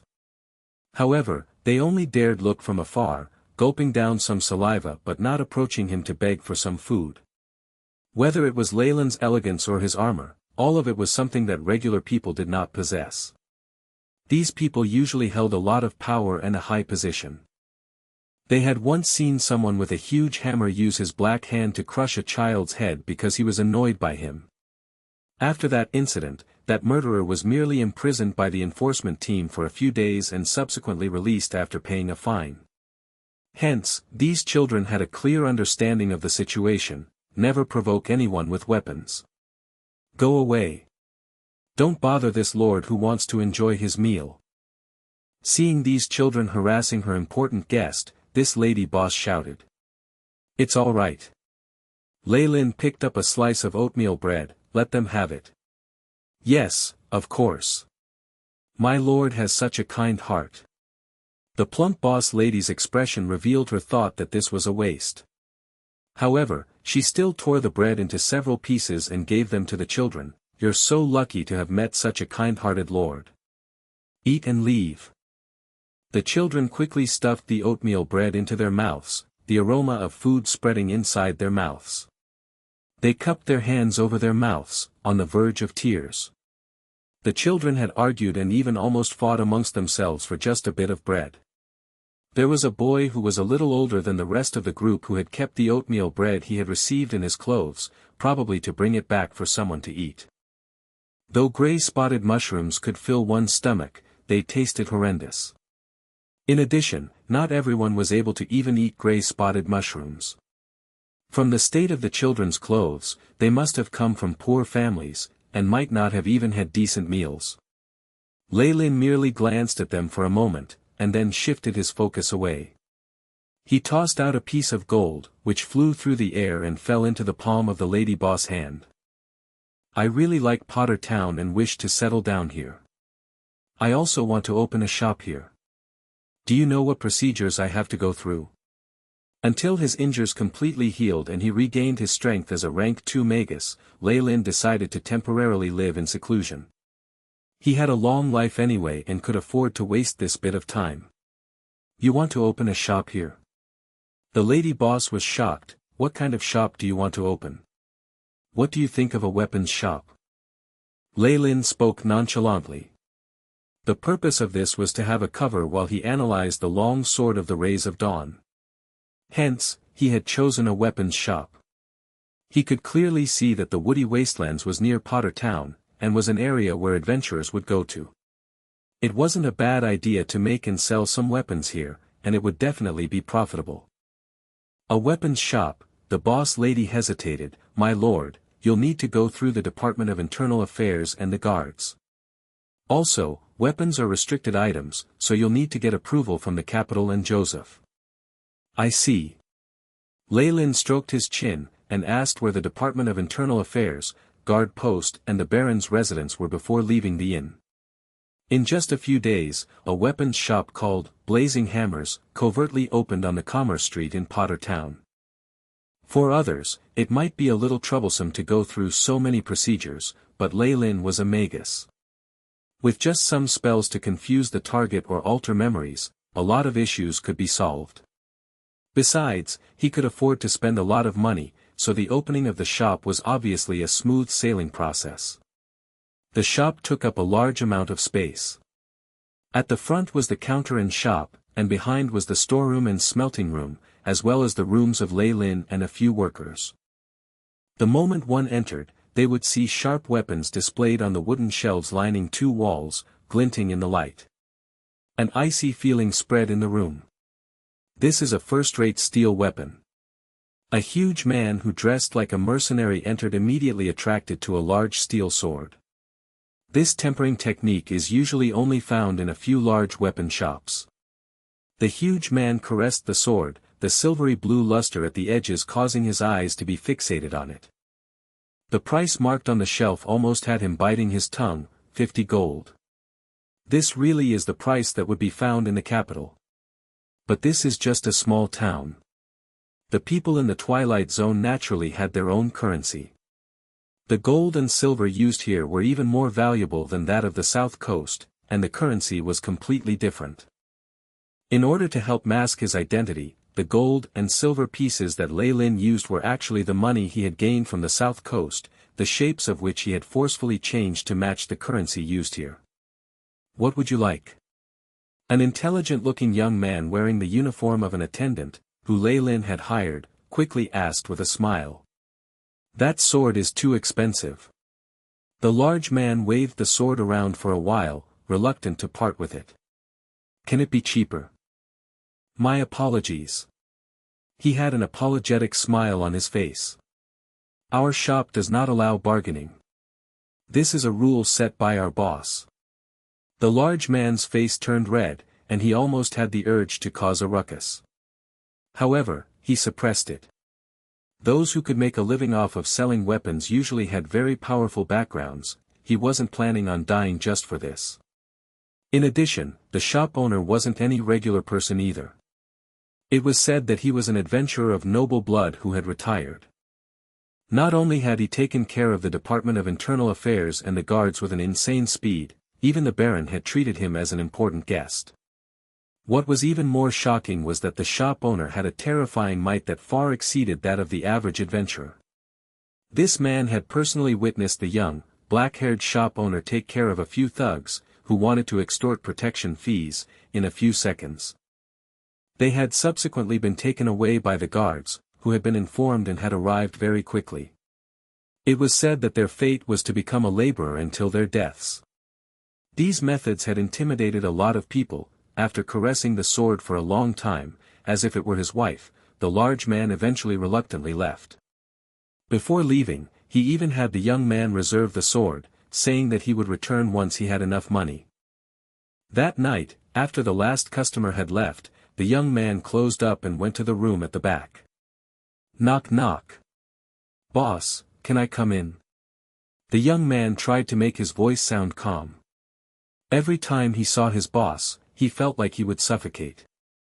The imposing aura from his new boss was too intense. The young man swore that he had once seen a real count, but even he had lacked the elegance and dignified aura this man exuded. Perhaps my boss really is the successor of a very ancient noble family, and is merely experiencing the life here. The young man thought in his heart, before thinking it funny. He was imagining the wildest of fantasies. Is it Leilin? Come in. A very youthful voice sounded. Leilin composed himself, opened the door and entered. In the room, a handsome man in a loose robe was lying on a soft chair, occasionally drinking a beverage with peppermint mixed into it. He even had a huge black book in his hands. He was literate and had books. This was the biggest sign of nobility in the Twilight Zone. Chapter 294, Meteor Sword. Meteor Sword. Leilin. Is anything the matter? Leilin gazed at the servant the Baron had introduced to him and smiled. No, I'd just like to report the situation in the shop to you. Leilin tried his best to be less nervous. Though there are a lot of people who show interest in our shop, boss, your prices, they're a little too high, so it's not good for business. I even think our shop will make a loss this month. Is that so? I understand. You can go back now. Leilin waved his hands, looking as if he hadn't been paying attention. All right, you're the boss. You call the shots. Upon seeing this, Leilin could confirm that this Lord Leilin was probably a successor from an ancient noble family who was out here to experience life. If not, he definitely wouldn't be taking things so lightly. After Leilin left, Leilin started reading the book in his hands again. On the yellowed parchment paper, red runes constantly moved like flames. To make a weapon from the rays of dawn is extremely difficult. Leilin sighed. The reason why he had opened this shop was to have his own smelting area while he recuperated. He could do some experimentation here. As for those blades outside, they were only the products made on the side during experimentation. 2 years passed in a blur. The residents of Potter Town were already used to this Master Leilin, the boss of the weapons shop. Leilin rarely went outside, and barely took care of his weapons shop. Everything was left to Leilin, and he only would occasionally come over to supervise. As he masked his identity well, nobody found out he was a magus. At the most, they thought he was a young master from a noble family that was a wastrel. In time, the words, blazing hammers, at the top of the shop were beginning to become mottled and show signs of decay. The shop still had that lifeless aura to it. Though the weapons were known to be of superior quality, the prices were so expensive that people could only shrink back. Leilin had no plans on relying on this shop to earn money. If the prices were too low, not only would business pick up, the other shops in the same industry would become jealous. Though he wasn't afraid, Leilin didn't want to stir up trouble over these small matters. Brother Leilin. I'm here again. Along with the voice, a boy with brown hair walked in through the entrance to the shop. He wore a linen short-sleeved shirt with some patches on it, and his eyes shone with intelligence. So it's Longbottom. Leilin had no choice but to greet him. Hee, Brother Leilin, let me help you. Longbottom snatched the cleaning rag from Leilin's hands and began to wipe at the wooden shelves and cabinets. His movements were practiced, and he was very familiar with the places that were often overlooked. Evidently, this was not the first time he was doing this. After wiping the shelves and cabinets until they were sparkling clean, Longbottom expectantly looked at Leilin, waiting to be rewarded. Ugh, not again. Not again. Leilin held his head, helpless. I told you. You're only allowed to use it for 5 minutes, and you can't tell anyone about this. You especially can't let the boss find out. If not for this little kid's beautiful sister, Leilin wouldn't bother with him. I know. Longbottom quickly nodded his head like a chick pecking at rice, and came before a shelf and took out a silver cross blade. This cross blade was quite short, which was very fitting for Longbottom's stature. It was about 2 fingers wide, and the hilt was made from pure silver. There was even a red diamond embedded within, making it seem very luxurious. Evidently, with Longbottom's financial background, he would definitely not be able to buy it no matter how much he saved up. Longbottom held the cross blade carefully in his hands as if he were clasping some precious treasure. Ha! Longbottom slashed forward while holding the blade with both hands, making a crooked attack. Sigh. Little Longbottom, I'm not trying to be mean, but you'll never be able to become a knight by learning with those normal soldiers. Leilin couldn't help but shake his head. Potter Town was but a small one, and only the guards of the Baron were knights. The rest were all made up of peasants, so what power could they have? This Longbottom had wanted to become a knight from a very young age. For this reason, he would secretly watch the soldiers training. After discovering this place, he would come over to help free of charge, with the price of having Leilin lend him something in the shop for him to play with for a while. Out of everything in the shop, Longbottom's favorite weapon was this cross blade. Brother Leilin, then who should I learn from? Longbottom held the blade, his expression desolate. I'm only the son of a regular hunter, and we can't pay the expensive fees to go through training. Longbottom had someone in mind. Ever since he had found out that the boss of the shop, Master Leilin, was a powerful knight, he was even more diligent in coming over. He might even become like the main characters in stories about knights, having a great talent in this area and ending up with Leilin taking a fancy to him. Sigh, looking at this, Leilin could only sigh. In Twilight Zone, it was extremely difficult for a regular person to become outstanding. Little Longbottom, I think you should give up on this impossible dream, and come over here to learn how to read from me every day. Leilin proposed seriously, though I don't know that many letters, it's enough for you to be able to read the accounts. When the time comes, you'll be able to find some kind of bookkeeping job. Thank you, Brother Leilin. Longbottom was extremely touched. Even if he wanted to study from someone, he would need to pay an exorbitant fee, yet Leilin was actually willing to teach him for free. This was something that he was very grateful for. It's nothing, it's nothing. Leilin turned red, it's for my own sake too. If boss were to see this, I might not even be able to keep my job. See what? Leilin's voice sounded, and Leilin was stunned. Leilin stiffly turned back to the sight of Leilin, who had just entered. Boss. Why are you here now? The smile on Leilin's face was extremely stiff, and he was even stuttering while speaking. He had let others play with the products in the shop, and that was already a huge offense. Leilin could fire him just like this. However, the pay here was so high to the point that Leilin was not willing to give up this job. Leilin inwardly grumbled. Leilin had always been reclusive, and often stayed in his room or the smelting room, not making himself known for days on end.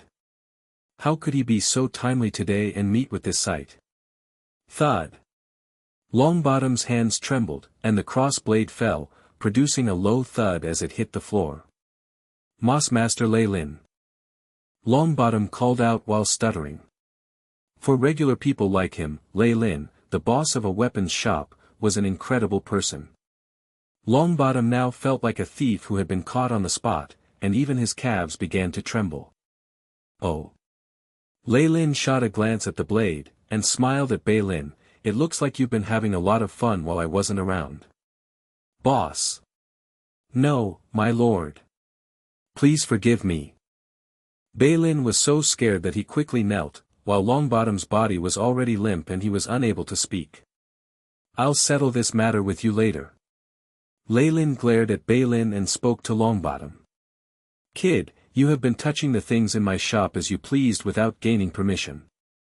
How are you going to make it up to me? My lord, Longbottom's teeth chattered and his voice sounded like he was crying.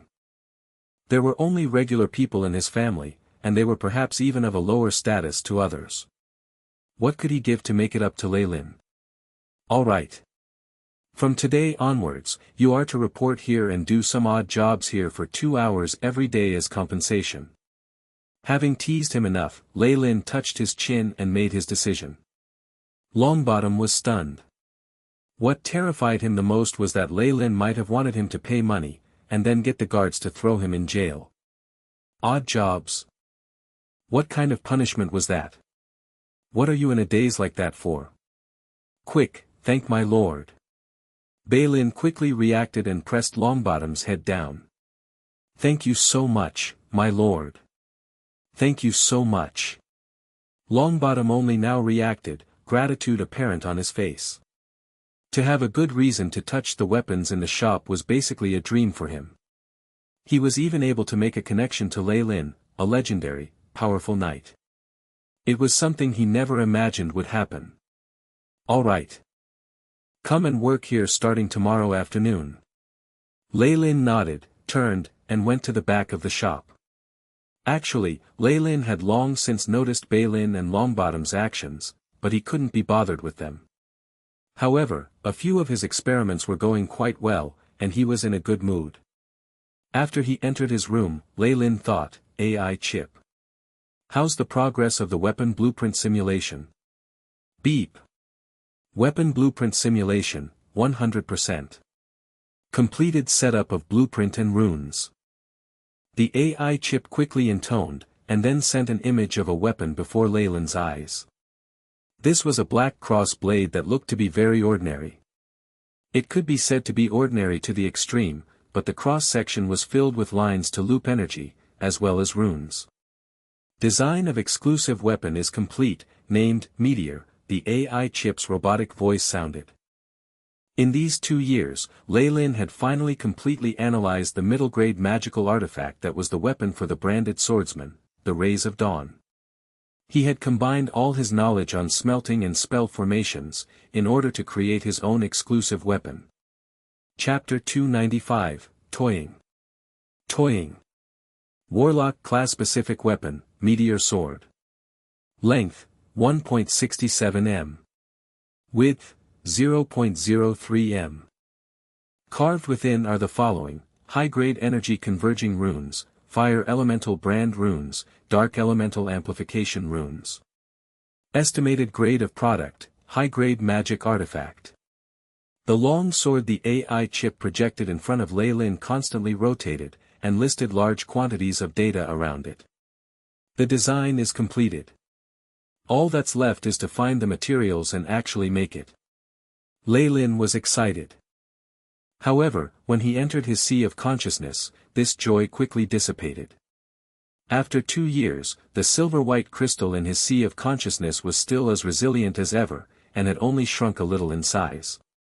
The spiritual force it produced allowed Leilin to increase his might from that of a regular rank 1 magus, to the strength of a peak rank 1 magus.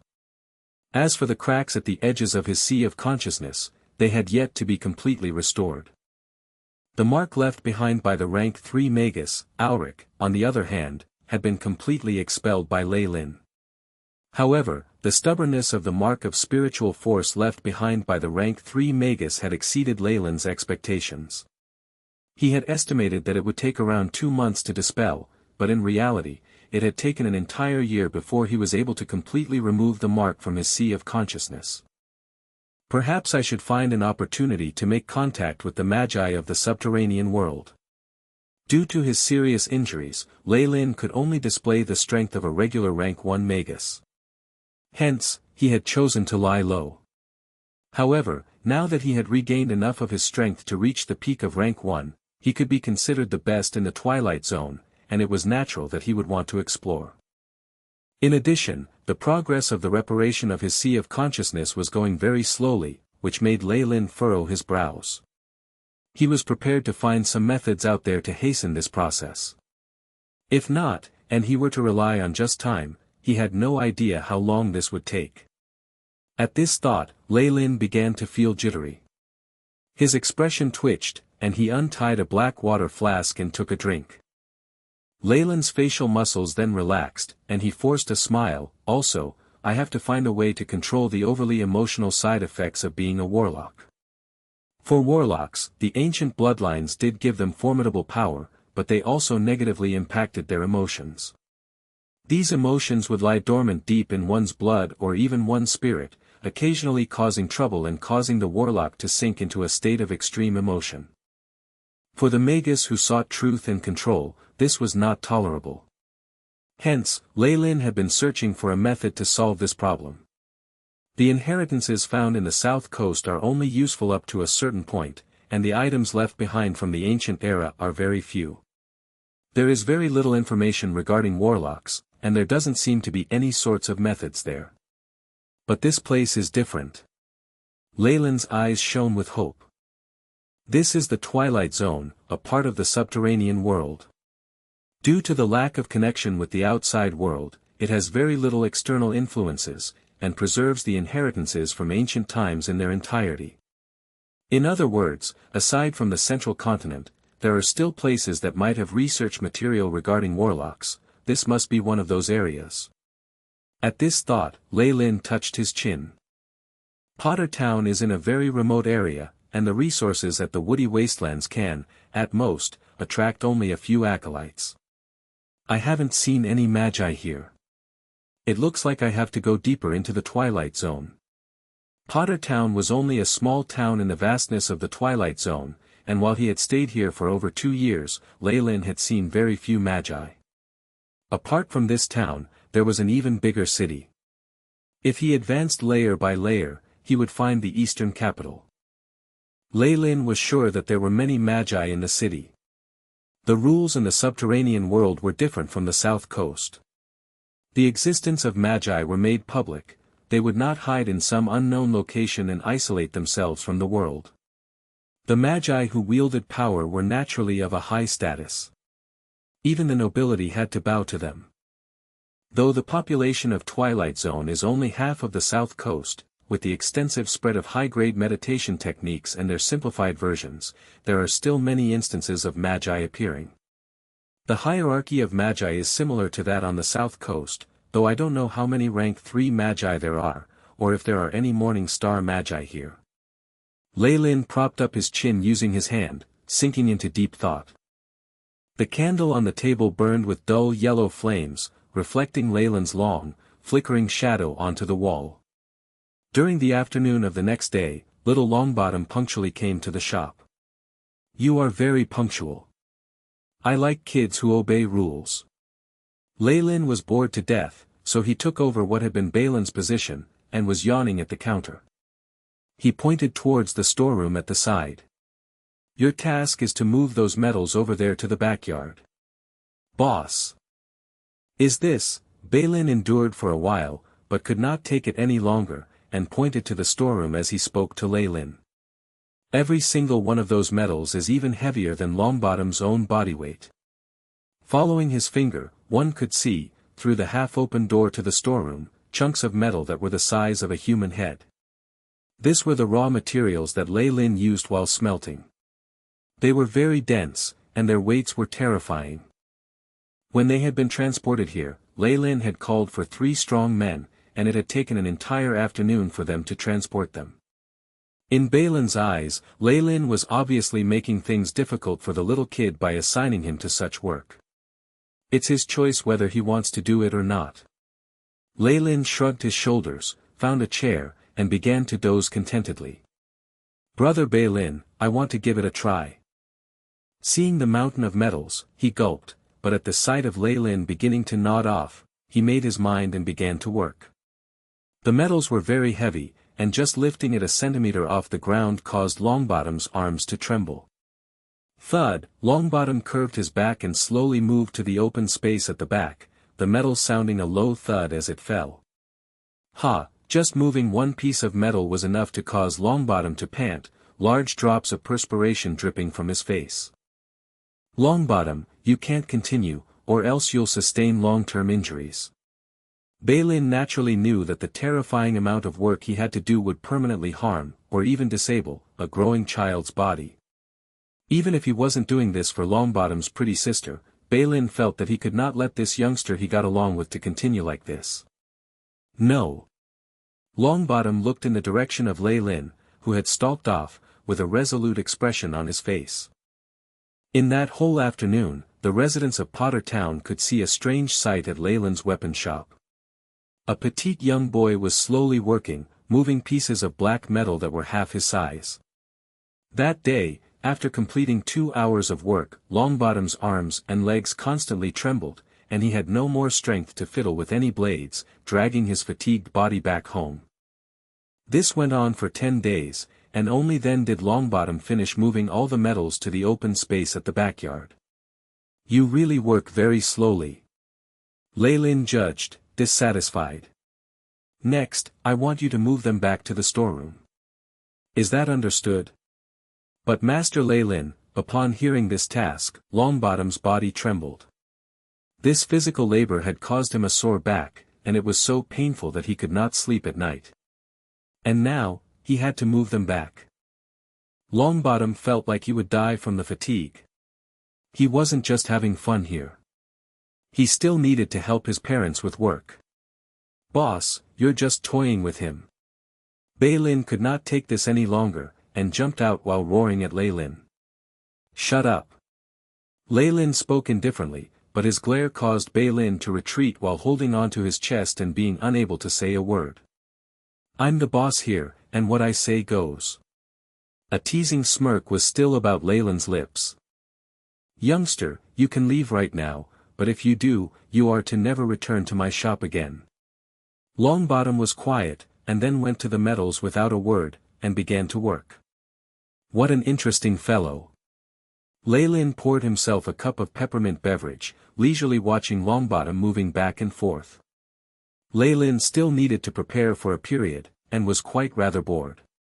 He only needed to pay brief attention to the calculations of the AI chip, and could find time to toy with this youngster. This labor was not something a child would be able to handle. In addition, it was easy to sustain injuries while working.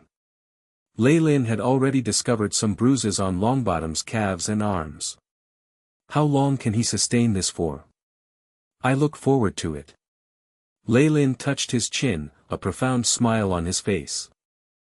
For the next few days, Longbottom's eyes were lifeless and he wobbled as he walked, causing people to be worried that this kid might just collapse and die. An unexpected person also visited Leilin's shop. Esteemed Master Leilin. A beautiful young girl wearing a coarse sackcloth as a skirt curtsied towards Leilin. Could you please forgive my brother? Longbottom has been doing physical labor here for about 15 days, and I'm afraid that he might not be able to hold on. This young maiden sobbed while she produced a white handkerchief. After opening it, Leilin found that there were some silver coins and copper, as well as a small broken piece of gold coin that was about a quarter of the original size. If it's for what he has done wrong, I'm willing to compensate you here. Leilin glanced at this young maiden and shook his head. Chapter 296, Plot Twist. Plot Twist.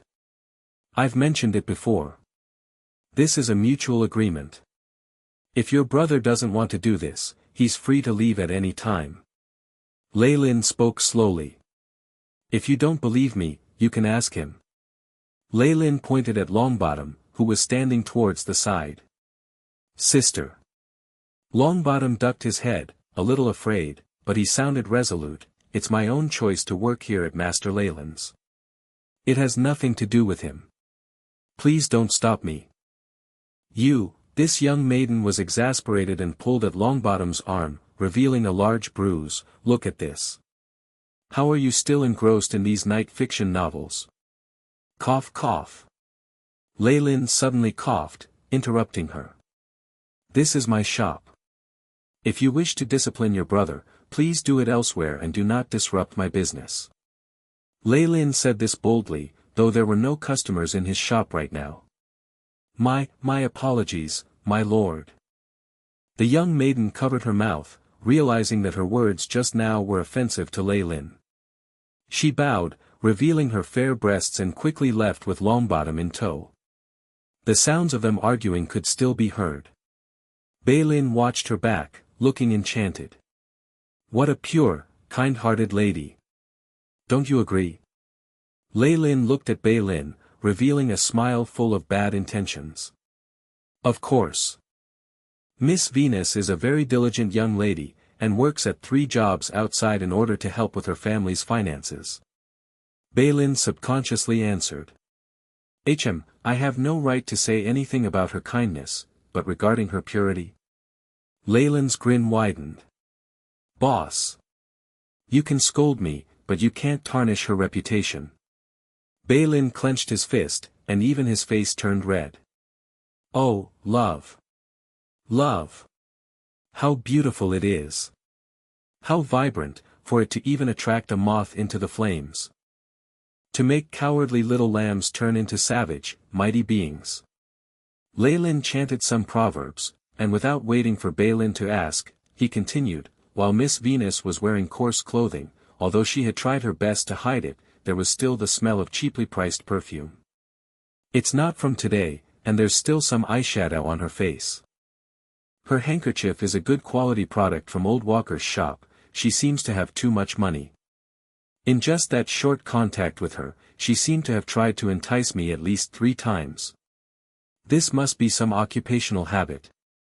With every sentence that came out from Leilin's mouth, Balin felt like a sledgehammer had struck his chest, and he fell back. However, Leilin continued on with a fatal blow. If I'm not wrong, you might find Miss Venus at midnight at the well-known Night Warbler Alley. No. What you said can't be true. Balin's face distorted, but his pale expression evidently meant that he believed Leilin's words. He was stunned and suddenly roared, dashing out of the door. Hee. The senseless dreams of youths. Leilin laughed, having a great time. It's really quite fun to destroy fantasies and let youths find out about the cruelty of life as soon as possible. Longbottom quickly returned with 2 very red handprints on his face. He didn't say anything to Leilin and began his daily work. As for Balin, that poor fellow was said to have drank at a bar for an entire night.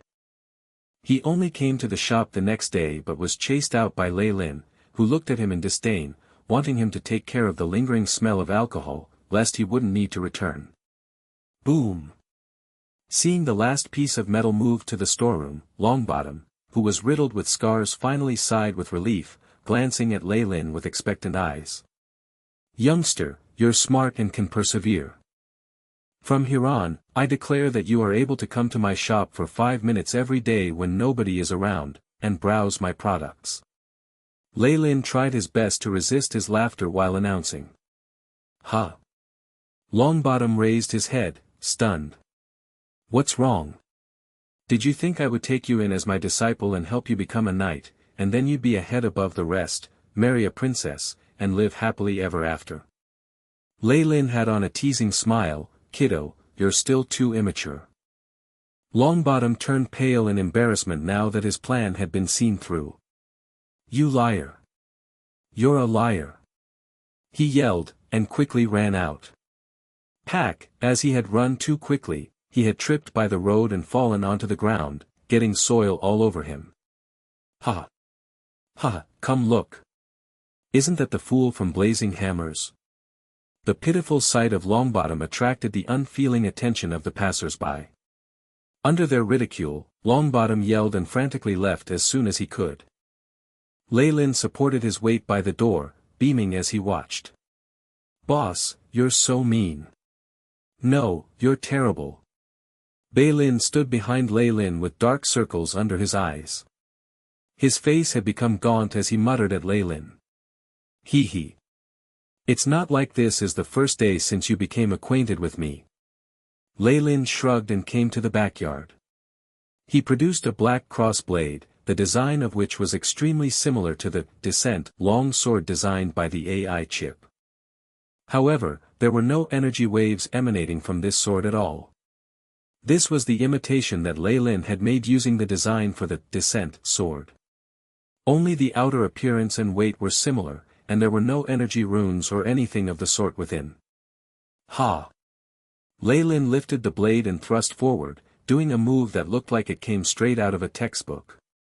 The sharp blade slashed out and cut the air, producing a piercing, explosive sound. Though the long sword of Descent had yet to be made, Leilin had begun to make preparations beforehand so that he could get used to the weapon quicker. Thrust. Slash. Strike.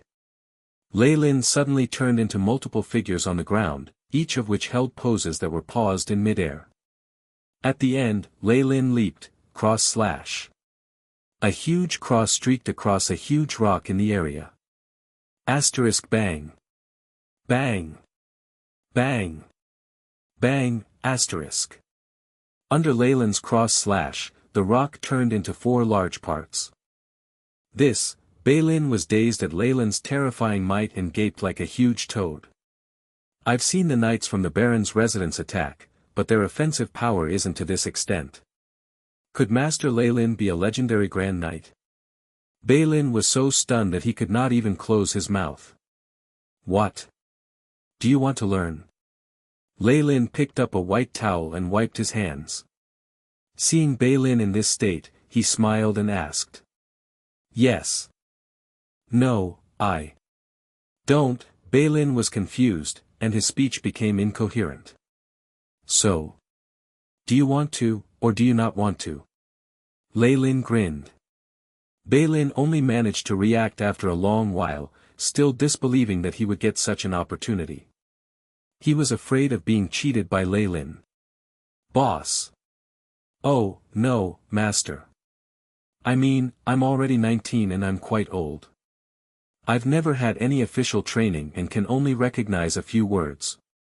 Isn't it best to start training to become a knight as soon as possible?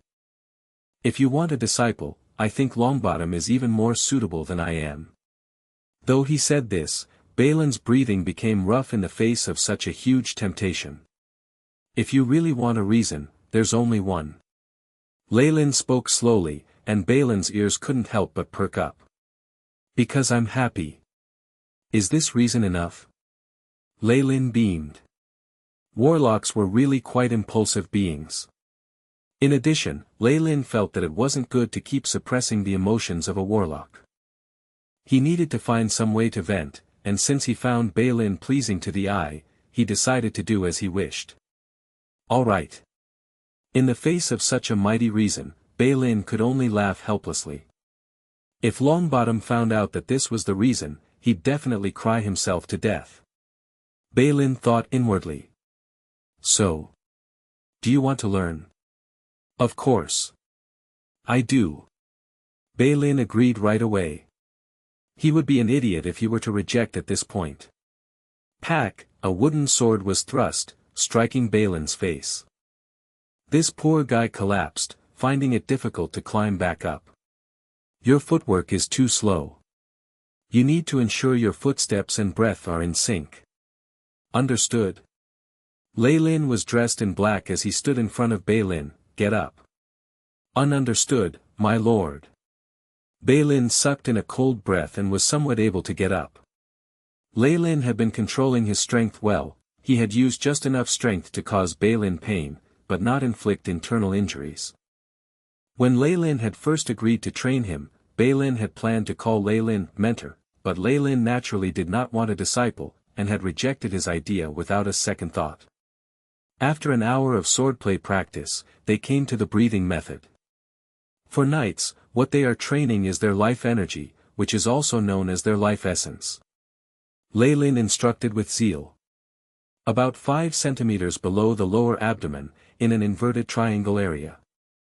This is where we think we can cultivate the spirit. Training to become a knight happens by manipulating the frequency of breathing, adjusting the secretions within the body, and hence producing more life essence. Leilin began to impart his knowledge regarding the cross-blade breathing technique, which he had reorganized, to Leilin. He was now extremely knowledgeable, and the information stored in his mind was plentiful. He also had experience from grooming his branded swordsman. He had simply optimized his Farlier family's cross-blade breathing technique and had upgraded it quite a bit. Based on Leilin's estimations, his version of the breathing technique could probably be considered the best, even amongst Grand Knights. Chapter 297, Leilin and the Girl. Leilin and the Girl. Breathe out. Breathe in. Focus. Pay attention to the frequency. Leilin had taken off his shirt, revealing some muscle that he had gained after all these days of training. He sat cross-legged, closed his eyes, and inhaled deeply. The muscles on his body shook as he breathed. No, your abdominal muscles are moving incorrectly. With a swing of his arms, a wooden sword mercilessly hacked at Leilin's lower abdomen. Leilin's face twisted, and the muscles there withdrew. Ha! 2 white streams of air exited from his nostrils. Remember it? This is the feeling. Leilin patted using the wooden sword. After training a complete round in the breathing method, Leilin expelled a long breath. Some black impurities could be found in the white gas that he let out. He opened his eyes. Are you a pig? It took you 10 days to understand the surface of this simple breathing technique. Leilin scolded, and Leilin could only rub his head and laugh, continuously apologizing. After so many days of training, he could feel the sturdiness of his body increasing. With the help of the breathing technique, he could begin to feel some warmth flowing in his body. The intoxicating feeling he gained from achieving power made Leilin addicted to it. Even if Leilin wanted to kill him now, he wouldn't leave no matter what. Go. 1,000 times of the sword swings, and 5,000 squats. Leilin pointed, and Leilin immediately complied. I didn't think that this random fellow that I decided to teach would actually have some talent. The corner of Leilin's lips curved up into a smile as he watched Leilin perspire in the small field. Leilin was evidently suited to the path of the night. If Leilin had not used the AI chip, Leilin might not even be able to scratch the surface of the improved cross-blade breathing technique in 10 days and grasp life essence. However, he had done it. However, I've never really had the talent to become a knight. In comparison, this speed would probably mean Leilin is an unprecedented talent. I wonder how his spiritual aptitude is. The spiritual aptitude of regular people was not very obvious. Unless he had access to specific spells or supplementary tools, even Leilin could not tell the talent that one had for magic. It looks like I have to stay here for a period of time. Leilin's expression darkened. Though he had planned on looking for other magi, the sudden explosion of his emotions due to his warlock blood had delayed his schedule. Leilin could only use a few common methods to slowly let out the emotions in his heart. Also, he could only brew a few potions of a higher grade than the potion of tranquility to suppress his symptoms. His plans after arriving in the Twilight Zone would be related to the obtaining of high-grade meditation techniques. He would not allow himself to wander around while he was still in this highly emotional state. If he did, there was an 80% chance that things would turn out like when he was robbing the essence of the wisdom tree and incited the anger of multiple people, who then chased after him. Unwittingly, 6 months passed. Without knowing it, since the whole process was so smooth, Leilin activated the life energy in his body and became a real knight. This miserable fellow saw that he was unable to withstand even one move from Leilin and thought that he was still a regular human. Therefore, he worked hard towards his goal of becoming a knight. The one effect of his becoming a knight was being able to withstand one strike from Leilin before collapsing. As for Longbottom, Leilin did not see him anymore. It was said that that kid, who was unwilling to admit failure, had followed a bunch of traders going to trade at a city, and was hoping to get lucky. It was a pity that Leilin had seen plenty of youngsters struggling outside with their dreams in mind. Out of 100, 90 would die without reason, and the majority of the remainder would become beggars, disabled, thieves, or criminals. Only 1% would be successful. Leilin had listened to Leilin talk about this for a while and had thrown this matter to the back of his mind. Leilin brandished the large steel sword in his hand, the blade glinting with a cold, sharp light, roaring as he charged towards Leilin. Kill! He struck with his large sword, which in its wake brought a fierce gale. On the other hand, Leilin was holding a wooden sword and shook his head, too many excess movements. With just a gentle thrust forward, the wooden sword entered the metallic rays of light. What seemed to be a gentle, slow attack from the wooden sword pushed Leilin's steel sword away, and the wooden sword pierced Leilin's armpit. Ugh, Leilin groaned and collapsed. Disappointing. Too disappointing. Leilin bluntly struck him down. During his free time after researching, he would tease this guy. It was one of the many pleasures he had in his spare time. My lord, can't you let me win a little? Leilin huffed and puffed, complaining as he sat on the ground, I'm always defeated in one blow. Gosh. I feel like I haven't been improving at all. Stop with the nonsense. Continue training. To punish you for being unable to withstand one move, you are to do 1,000 more push-ups. Leilin tried his best not to laugh as he showed a poker face. In fact, Leilin was improving extremely quickly. He was on the verge of advancing to become a Grand Knight. On one hand, this had to do with the effectiveness of the breathing method Leilin had provided. On the other, Leilin's talent and diligence could not be disregarded. Leilin reclined on a deck chair, watching Leilin sweating, but his thoughts were all on the AI chip. Beep.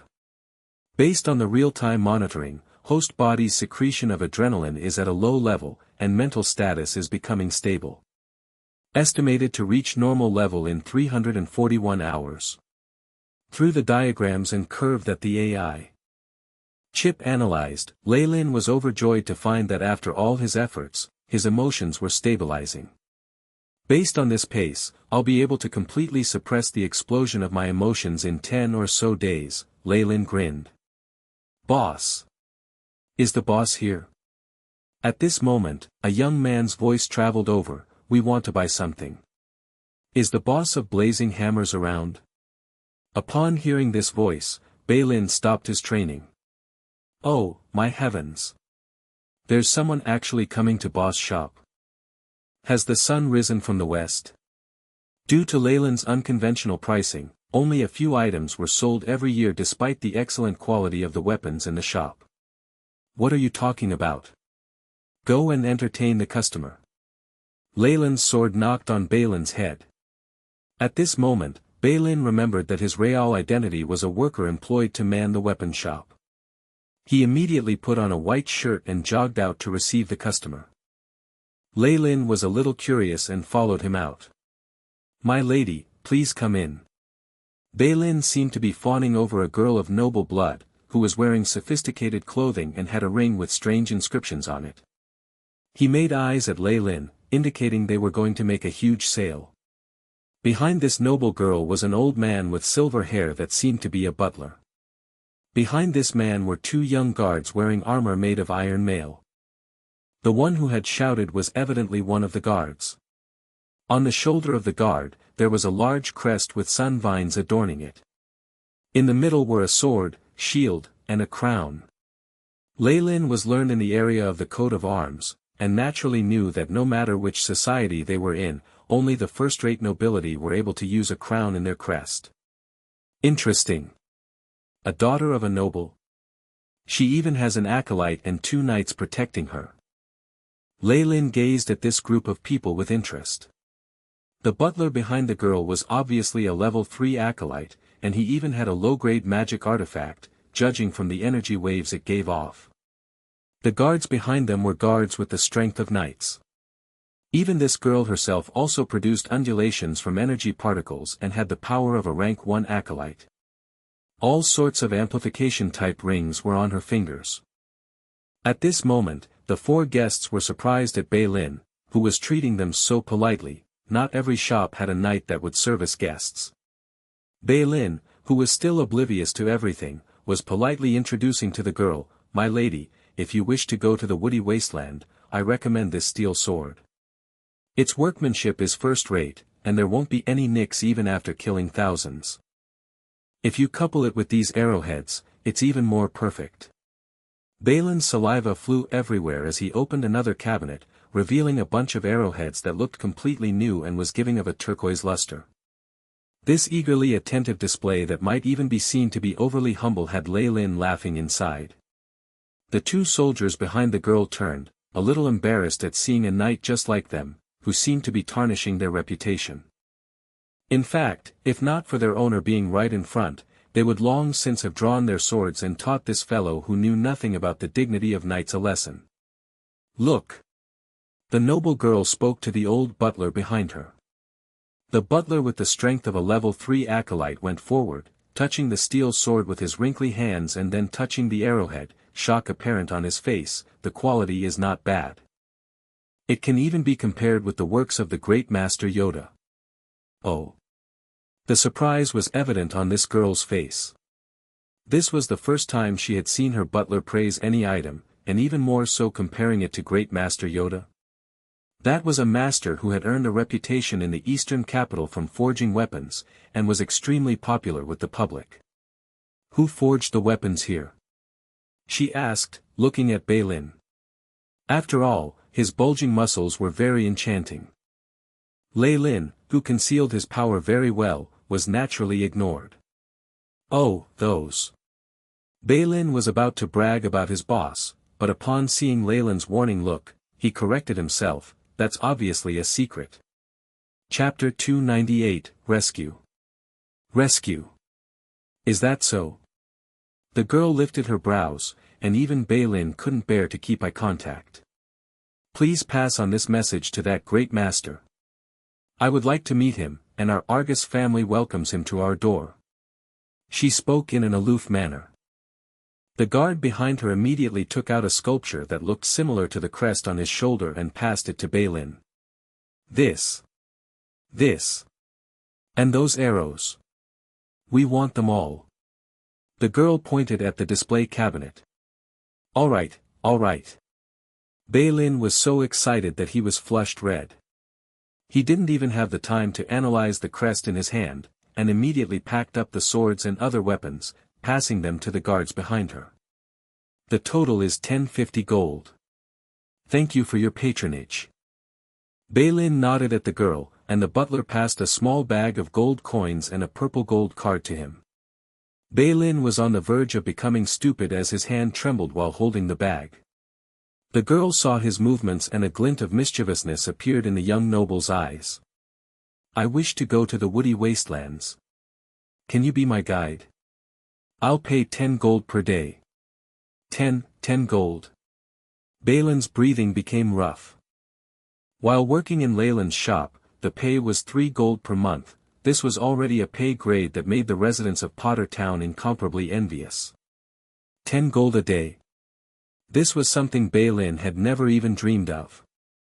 But Leilin looked at Leilin and gritted his teeth as he rejected the suggestion. My apologies, my lady. I must work here every day. Though Leilin wanted to make some quick money, he was still able to make a distinction between the present and the future. Leilin was currently teaching him how to train to become a knight. This was only available in specific noble families of the Twilight Zone, and he would not have another chance to get it, even with over 1,000 gold. If he gave this up just for a little gold, that would mean giving up his future as a knight. Leilin felt that he would completely regret that choice of action. Interesting. I never thought I'd discover such an intriguing shop on this trip. The girl laughed like a skylark. My name is Jenny, and I live in the largest inn in the town. If you change your mind, you can come look for me at any time. After the girl and her companions left, Leilin carefully placed the gold and purple gold card on the table. The purple gold card that is valued at 1,000 gold. It's the first time I've ever seen this, and in addition, there are so many gold coins. My lord. We've struck it rich. Leilin's eyes were full of little stars. Yeah. Leilin nodded, paying no mind as he kept the purple gold card. The rest of the gold shall be yours as a commission. Oh, boss, let me praise you. You're really the master of fairness, the embodiment of compassion. Leilin immediately began to cheer. He tossed the crest up and down in his hand, puzzled. This seems quite familiar. I recall hearing something about this Oscar family from somewhere before. Suddenly, he shrieked, damn it. Sunvine Argus. It's the Marquis family in the eastern capital. What did I just give up? However, although Leilin sighed, he did not pursue this matter any further. After all, they weren't going to take him in as a servant, but only as a guide. It would be a very stupid decision to reject Leilin's teachings here. The appearance of the Marquis daughter here obviously made her the topic of conversation in Potter Town. Leilin could hear the latest news about this group from Leilin. My lord. Apparently, Miss Jenny came to this place in order to prepare to obtain a very special birthday gift for her mother. She's preparing to look for it in the wastelands. What a filial daughter she is. Ha. I found out that Miss Jenny is looking for a special plant called the dragon-blooded flower bud. It's said to help women maintain their looks for 10 years, and can even be sold off at an auction in the eastern capital for almost 100,000 gold. After offering a reward for it, all the adventurers, mercenaries and even residents of the town have begun to pour into the woody wastelands to look for it, dreaming of getting rich quickly. My lord! I just saw Miss Jenny entering the woody wastelands while being guided by the Baron's knights. Leilin was as excited as a sparrow, chirping in front of Leilin. Leilin just rolled his eyes. Have you completed your homework for today? With that single sentence, Leilin completely quieted down and scratched his head. No, but I'll be done soon. Having said this, Leilin quickly rushed to the training grounds and began to wave around a large sword that was about the height of a person. You still have the mind to think about running around outside of training. You seem to have a lot of excess energy. Leilin grinned. I'll multiply the tasks you have to do for today. Oh. No.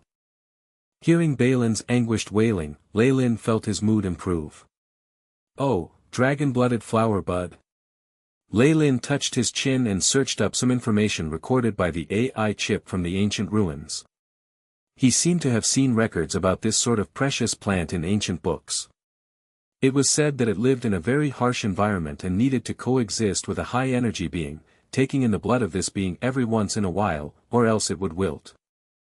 I remember that the high-energy being coexisting with the dragon-blooded flower bud is called the goat-horned earth dragon.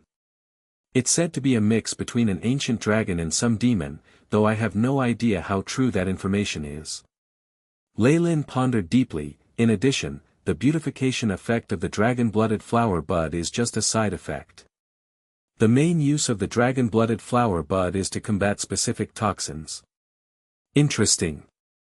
I was just searching for a good reason to enter the eastern capital.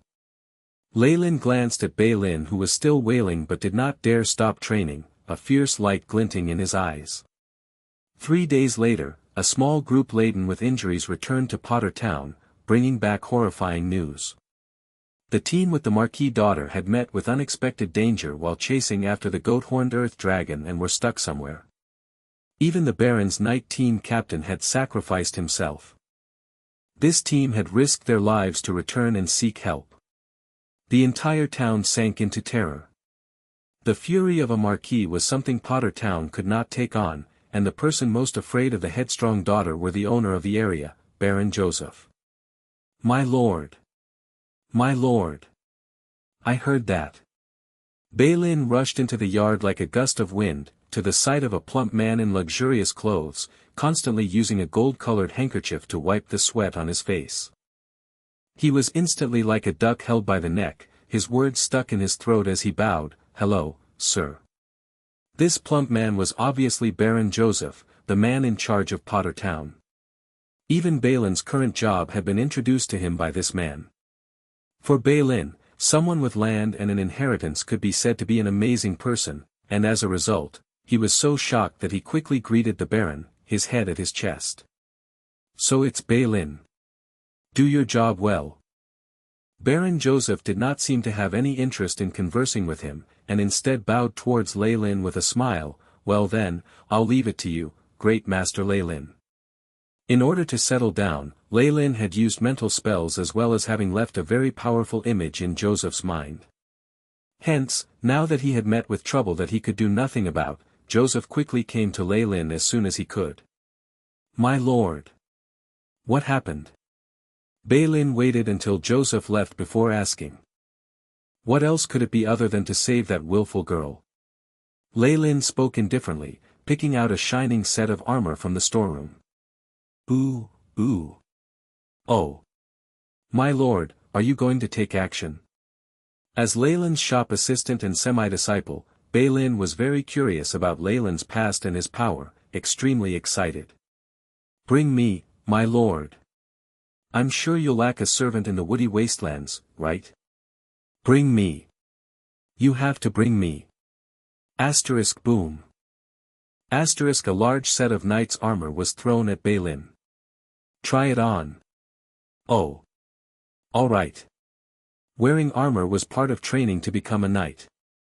Leilin had trained a lot, but it was his first time officially wearing armor. He was so excited that he was slightly flushed. This shiny armor unexpectedly fit him very well. There were even some patterns at the sides of the metal, and the leather plating underneath. Not only was it beautiful, it could also protect a few areas. Leilin loved it.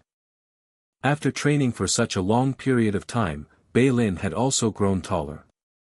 He had beautiful muscles, and after wearing the armor, he looked extremely brave and courageous. "How is it? I'm handsome, aren't I?" Leilin patted his chest narcissistically, and two pieces of metal struck each other, producing a loud sound.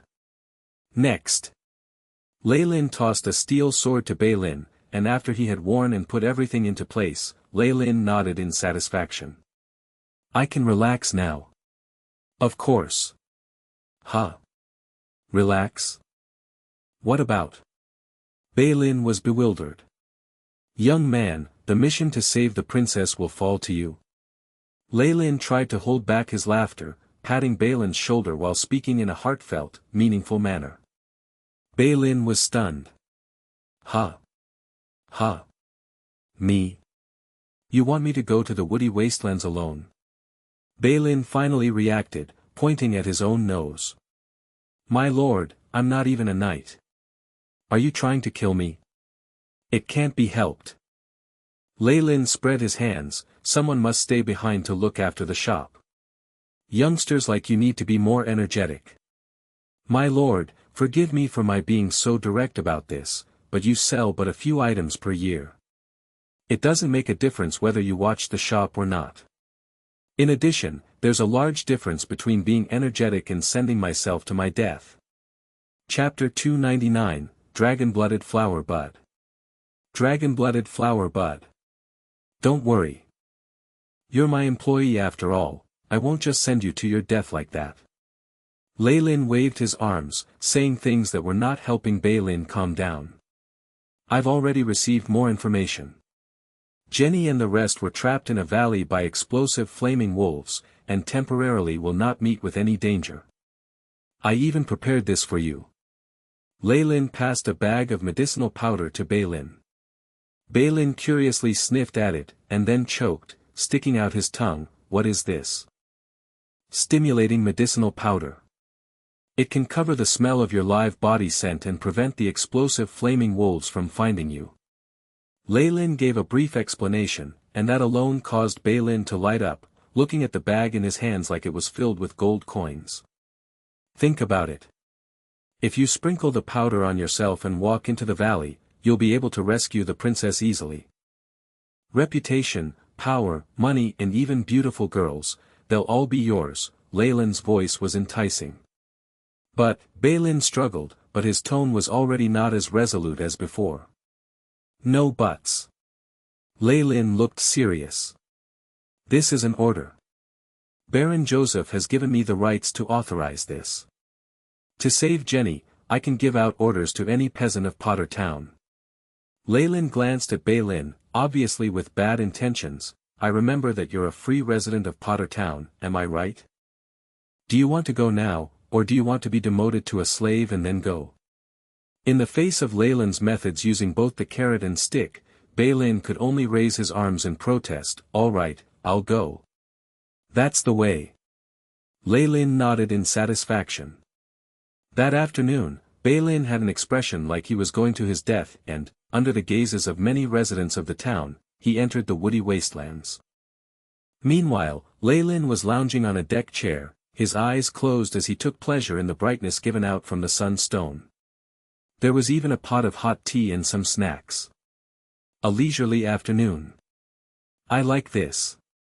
Leilin contentedly poured himself a cup of black tea and blew away the rising steam. Shouldn't the explosive flaming wolves have long since migrated from the woody wastelands? And they bumped into them? This is getting increasingly interesting. He felt reassured sending Leilin. Not taking into consideration the fact that Leilin was just one step away from becoming a Grand Knight, just the powder Leilin had given him was enough for Leilin to return unscathed, as well as save Jenny and her companions. But this is just the start. Leilin had a feeling that the power struggle in the circle of aristocracy around Jenny had become very troublesome. It would involve everyone around her involuntarily. However, this level of trouble was just like a few children playing house. If not for him feeling quite bored, as well as needing a reason to enter the eastern capital, he wouldn't even bother playing with them. The situation was just as Leilin predicted. 2 days later, Balin energetically burst in, excitement apparent on his face. My lord, I did it. I successfully rescued Ms. Jenny and her companions. Ha! I'm a hero. If you failed even with the powder I gave you, you'd be an idiot. Leilin rolled his eyes, and then glanced at the entrance. Are there customers? Next, Jenny, her butler, and the others walked in a pitiful state. There was only one guard left, and his right arm was in a sling. He could tell that they were in a difficult situation in the woody wastelands. However, they had directly come here without finding a chance to clean themselves first. Though there was still some dust on her, Jenny's face was still quite clean as she curtsied towards Leilin. I heard from Balin that it was all thanks to Sir that he was able to save me. Jenny is here to express her thanks. Sir's powder is extremely miraculous, and even James couldn't tell what the components were.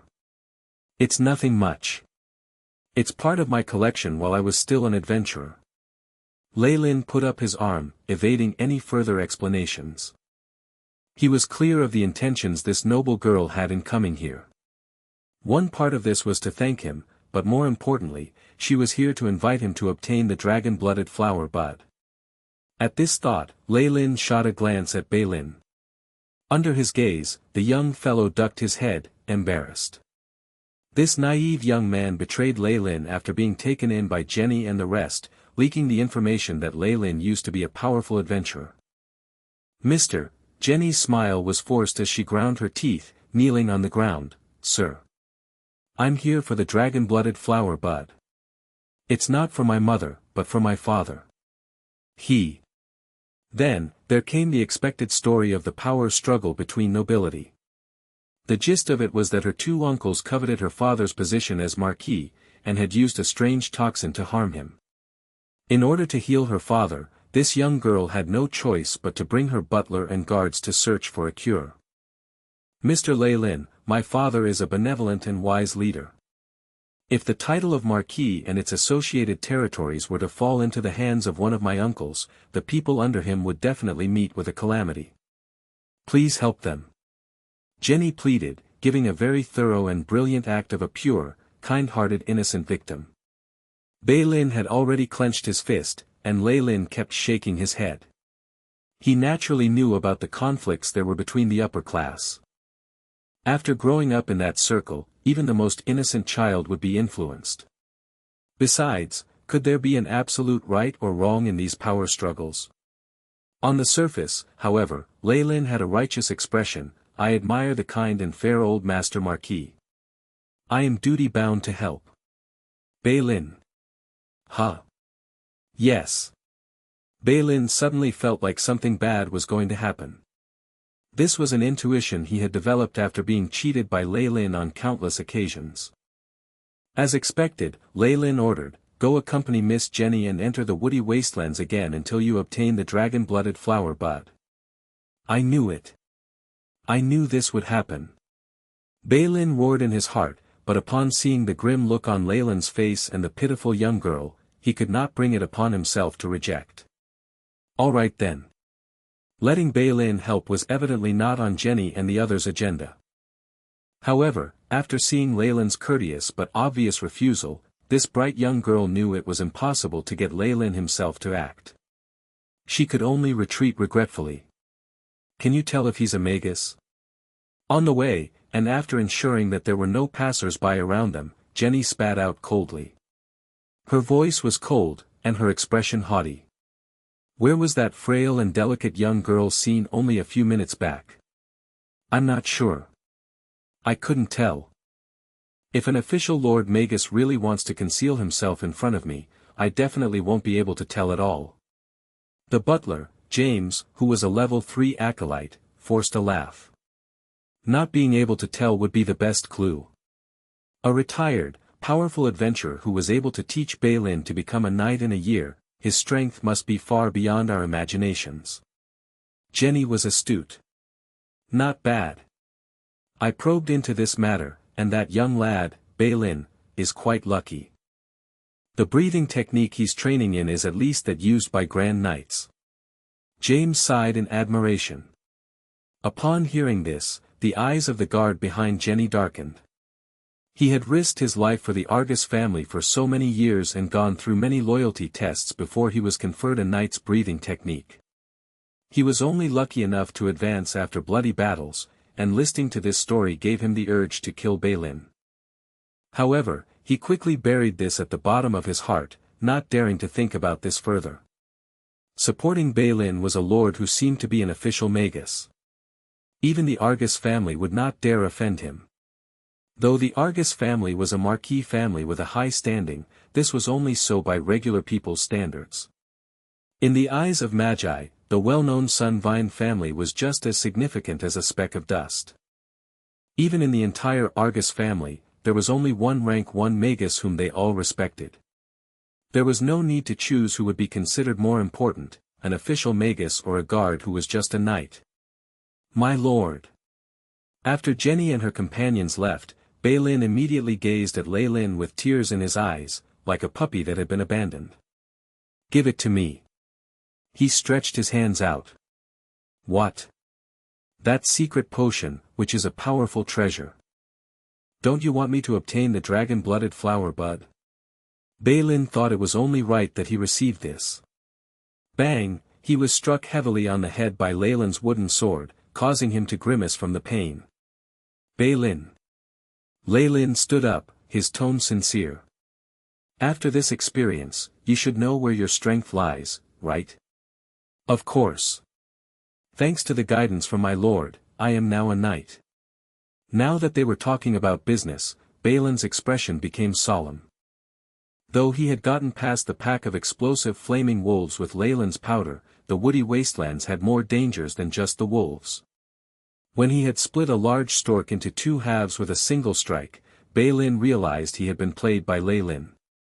He had long since advanced to become a knight. In addition, through conversations with Jenny and the rest, he found out that Leilin had taught him very precious things. Hence, though Leilin appeared frivolous out of habit, he revered Leilin more and more. Being a knight is just the start, and it's not the end. Leilin put his hands behind his back, putting on the airs of a powerful person. Chapter 300, Goat-Horned Earth Dragon. Goat-Horned Earth Dragon. Your goal is to become a Grand Knight. The distant stars are your goal. Leilin's voice was filled with emotion, causing Leilin's blood to heat up. Though your knight training method came from me and is said to be the best of the best even by the standards of Grand Knights, you lack something important that the strong possess. The strong? Something important? Confusion appeared on Leilin's face. Exactly. That is real bloody battles and confidence. The knights who lack the training methods you have developed their unrivaled confidence through constant bloody battles, smoothly stimulating their life energy and becoming knights. You lack this process. Hence, you need to take on an even more difficult task to stimulate your potential. Leilin's expression looked like he was trying to tell Leilin it was all for his own good. How about it? Can you see what I'm doing for you? Though I don't understand, it seems cool. Leilin clenched his fists. I'll work hard, my lord. Next, this little fool who had been duped by Leilin began to truly prepare to leave the following day. Seeing him in a frenzy of preparation, Leilin shook his head as he gave a gentle smile. Youths really forget things quickly. He was duped so easily. However, to make use of Jenny, this noblewoman, to enter the capital, Leilin didn't mind helping them. Your sword. Leilin took Leilin's steel sword, which he had been holding.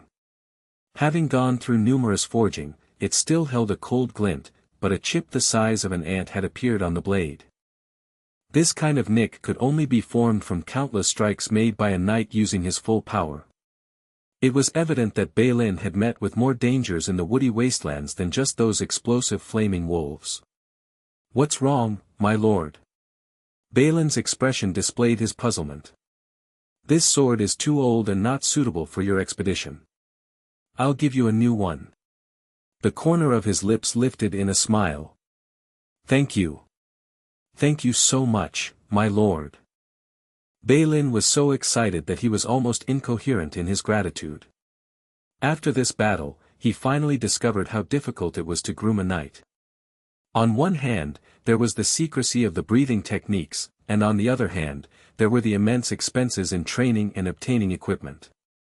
Equipment forged by experts had a value of over 100 gold. However, after explosively using his life essence a few times, a chip had appeared. Wouldn't regular weapons have simply snapped? Knights grew through battles, and he wondered how many of these weapons would have to be used for this growth. Leilin had originally intended to repair this sword and continue to use it. After all, he was used to living in poverty and couldn't bear to waste resources. However, Leilin had simply given him another one. "Don't worry, I'll send the bill to Ms. Jenny." However, Leilin's next words caused Leilin's grateful heart to burst into smithereens. "She's the daughter of the Marquis and probably has more gold than their family will ever need. It doesn't matter if they pay a little, right?" Leilin tossed a new sword to Leilin. "Ah, my lord. Can't you let me continue to feel touched by your actions for a while longer?" Leilin lamented, though his hands were not the least bit dissatisfied as he caught the sword. Asterisk clang. Asterisk Leilin gently caressed the sword, the blue edge of the blade having detailed, complicated patterns, and a cold air was emitted from it. Based on his intuition after working here for so many years, Leilin could tell this was absolutely one of the best steel swords in the shop. What he didn't notice was that before his lamenting, Leilin's palm had stroked the blade of the sword and left behind a dull red imprint. This imprint had been carved into the sword itself and disappeared, and Leilin had not noticed at all. Jenny's team had rested and reorganized themselves in Potter Town and set off. Though most of the adventurers and mercenaries who had followed her the last time had died or been injured, there was no lack of people who were so poor that they wanted to take the risk and strike it rich. Jenny had simply given out a large amount of gold and gathered enough people. Of course, their strength was nothing much. She had little choice. In Twilight Zone, the goat-horned earth dragon was a very rarely seen high-energy being. Only recently had people found traces of it in the woody wasteland. If she let this opportunity go, she had no idea when she would get another chance to come across it. Even if Jenny could wait, Marquis Argus, who was being tormented by poison, could not wait that long. "Leilin, we're depending on you." There was another person in the group, and it was Leilin in his new armor. He had repaired it through the night, and he was somewhat able to continue using it. On his back was the sword that Leilin had messed with, giving him a very brave and formidable aura, and even caused some girls in the town to throw him coquettish glances. Now, however, with just a word from Jenny, Leilin was elated. Feeling the reverence of the adventurers around him, as well as the ardent pleas from the noble girl, Leilin felt like he had downed several bottles of strong alcohol, and was beginning to feel giddy. "I never imagined Leilin, would have such an impressive moment." Leilin nodded as he glanced at Jenny, admiration apparent in his gaze. "Don't worry, I'll definitely obtain the dragon-blooded flower bud." Sigh, that pitiful fellow. Seeing Leilin so crazy over his young miss, James, who was standing to one side, couldn't help but sigh under his breath. So what if he was a grand knight? With the might of the Argus family, they could easily summon a dozen of them. The person they really cared about was Sir Leilin, the person backing Leilin. In Twilight Zone, only the mysterious Lord Magi were suitable for his young miss to bow her head to. In addition, our young miss is an acolyte. Though her level is low, not just any regular person can do it. James sighed even more deeply. The aptitude to become a magus was a very mysterious thing. However, after many years of research, Magi found that if one of the parents was a magus, there was a high likelihood that their descendants would have an increased aptitude. If both were magi, the chances of acolytes could even rise up to 33%. In addition, within this group of acolytes, there was a higher chance of them having outstanding talent. For this reason, unless there were exceptions, any females in noble families who had the aptitude to become a magus were not allowed to marry outside of their family. Their only fate was to marry their close relatives and produce an heir who would have greater aptitude. The Argus family might be happy to have a female peasant with an aptitude to become a magus marry into the family. However, they would absolutely not tolerate it if magi in their family married outside, even if they were merely acolytes. Of course, neither Leilin nor Jenny was thinking that far. Even Leilin himself had automatically gotten serious after entering the woody wasteland, blindly hurrying in order to preserve energy. He had grown up in Potter Town and naturally knew of the terrors here. Many areas that seemed to be safe ground might take the lives of any adventurer at any time. He was Leilin, someone about to become a grand knight. How could he die here? There's something in front. All of a sudden, the team in front cheered, and Leilin immediately braced himself, approaching them. We discovered this. Come take a look. Jenny had changed into garments suitable for hunting and now looked more capable and experienced. She was now pointing at a large footprint on the ground as if she had seen some treasure. Leilin crouched down. In front of him was a footprint almost a meter long. The owner had left a very deep footprint, with 4 claw marks sunk deeply into the ground. There are 5 joints in the middle toe, and the smell is correct. This is it. This was left behind by a goat-horned earth dragon. James had also approached them. After using some strange item in his hands to probe it, he spoke to Jenny with conviction. What are we waiting for? She had a smile on her face. Though her target was right in front of her, she did not impatiently forge ahead. We'll find a place to set up camp for today. All scouts are to move out and follow the footprint, and you must find the lair of the goat-horned earth dragon. Jenny's purpose in coming here was to obtain the dragon-blooded flower bud of the goat-horned earth dragon. This special plant only coexisted with the goat-horned earth dragon, and it was hence necessary that they find its lair. I shall reward anyone who can find the lair of the goat-horned earth dragon with 100 gold coins. In order to find the dragon-blooded flower bud as soon as possible, Jenny did not mind giving out large rewards, and it immediately resulted in loud roars. Many adventurers who were originally not scouts left as well, wanting to try their luck. If they received this reward, and if combined with their own savings, they could practically retire already. Leilin had a look on his face that showed he couldn't bear to watch these adventurers leave. He was not an idiot. In contrast, he was rather intelligent and knew Jenny's intention in doing that. These adventurers lacked strength or any special abilities. Their only function was to act as cannon fodder and bait. Now that they had entered the territory within which the goat-horned earth dragon was active, they would inevitably attract its action with all these adventurers running around. They would be able to find the dragon as long as they followed the blood-curdling screams or blood. It can't be helped, Leilin. Jenny laughed bitterly, I'll make it up to their families later. When the sun descended, 3 people did not return. Jenny was overjoyed as she chased in the direction that the 3 had moved in. Here. Leilin picked up a rock on the floor, his expression complicated as he looked at the blood stains and some bits of cloth on that stone.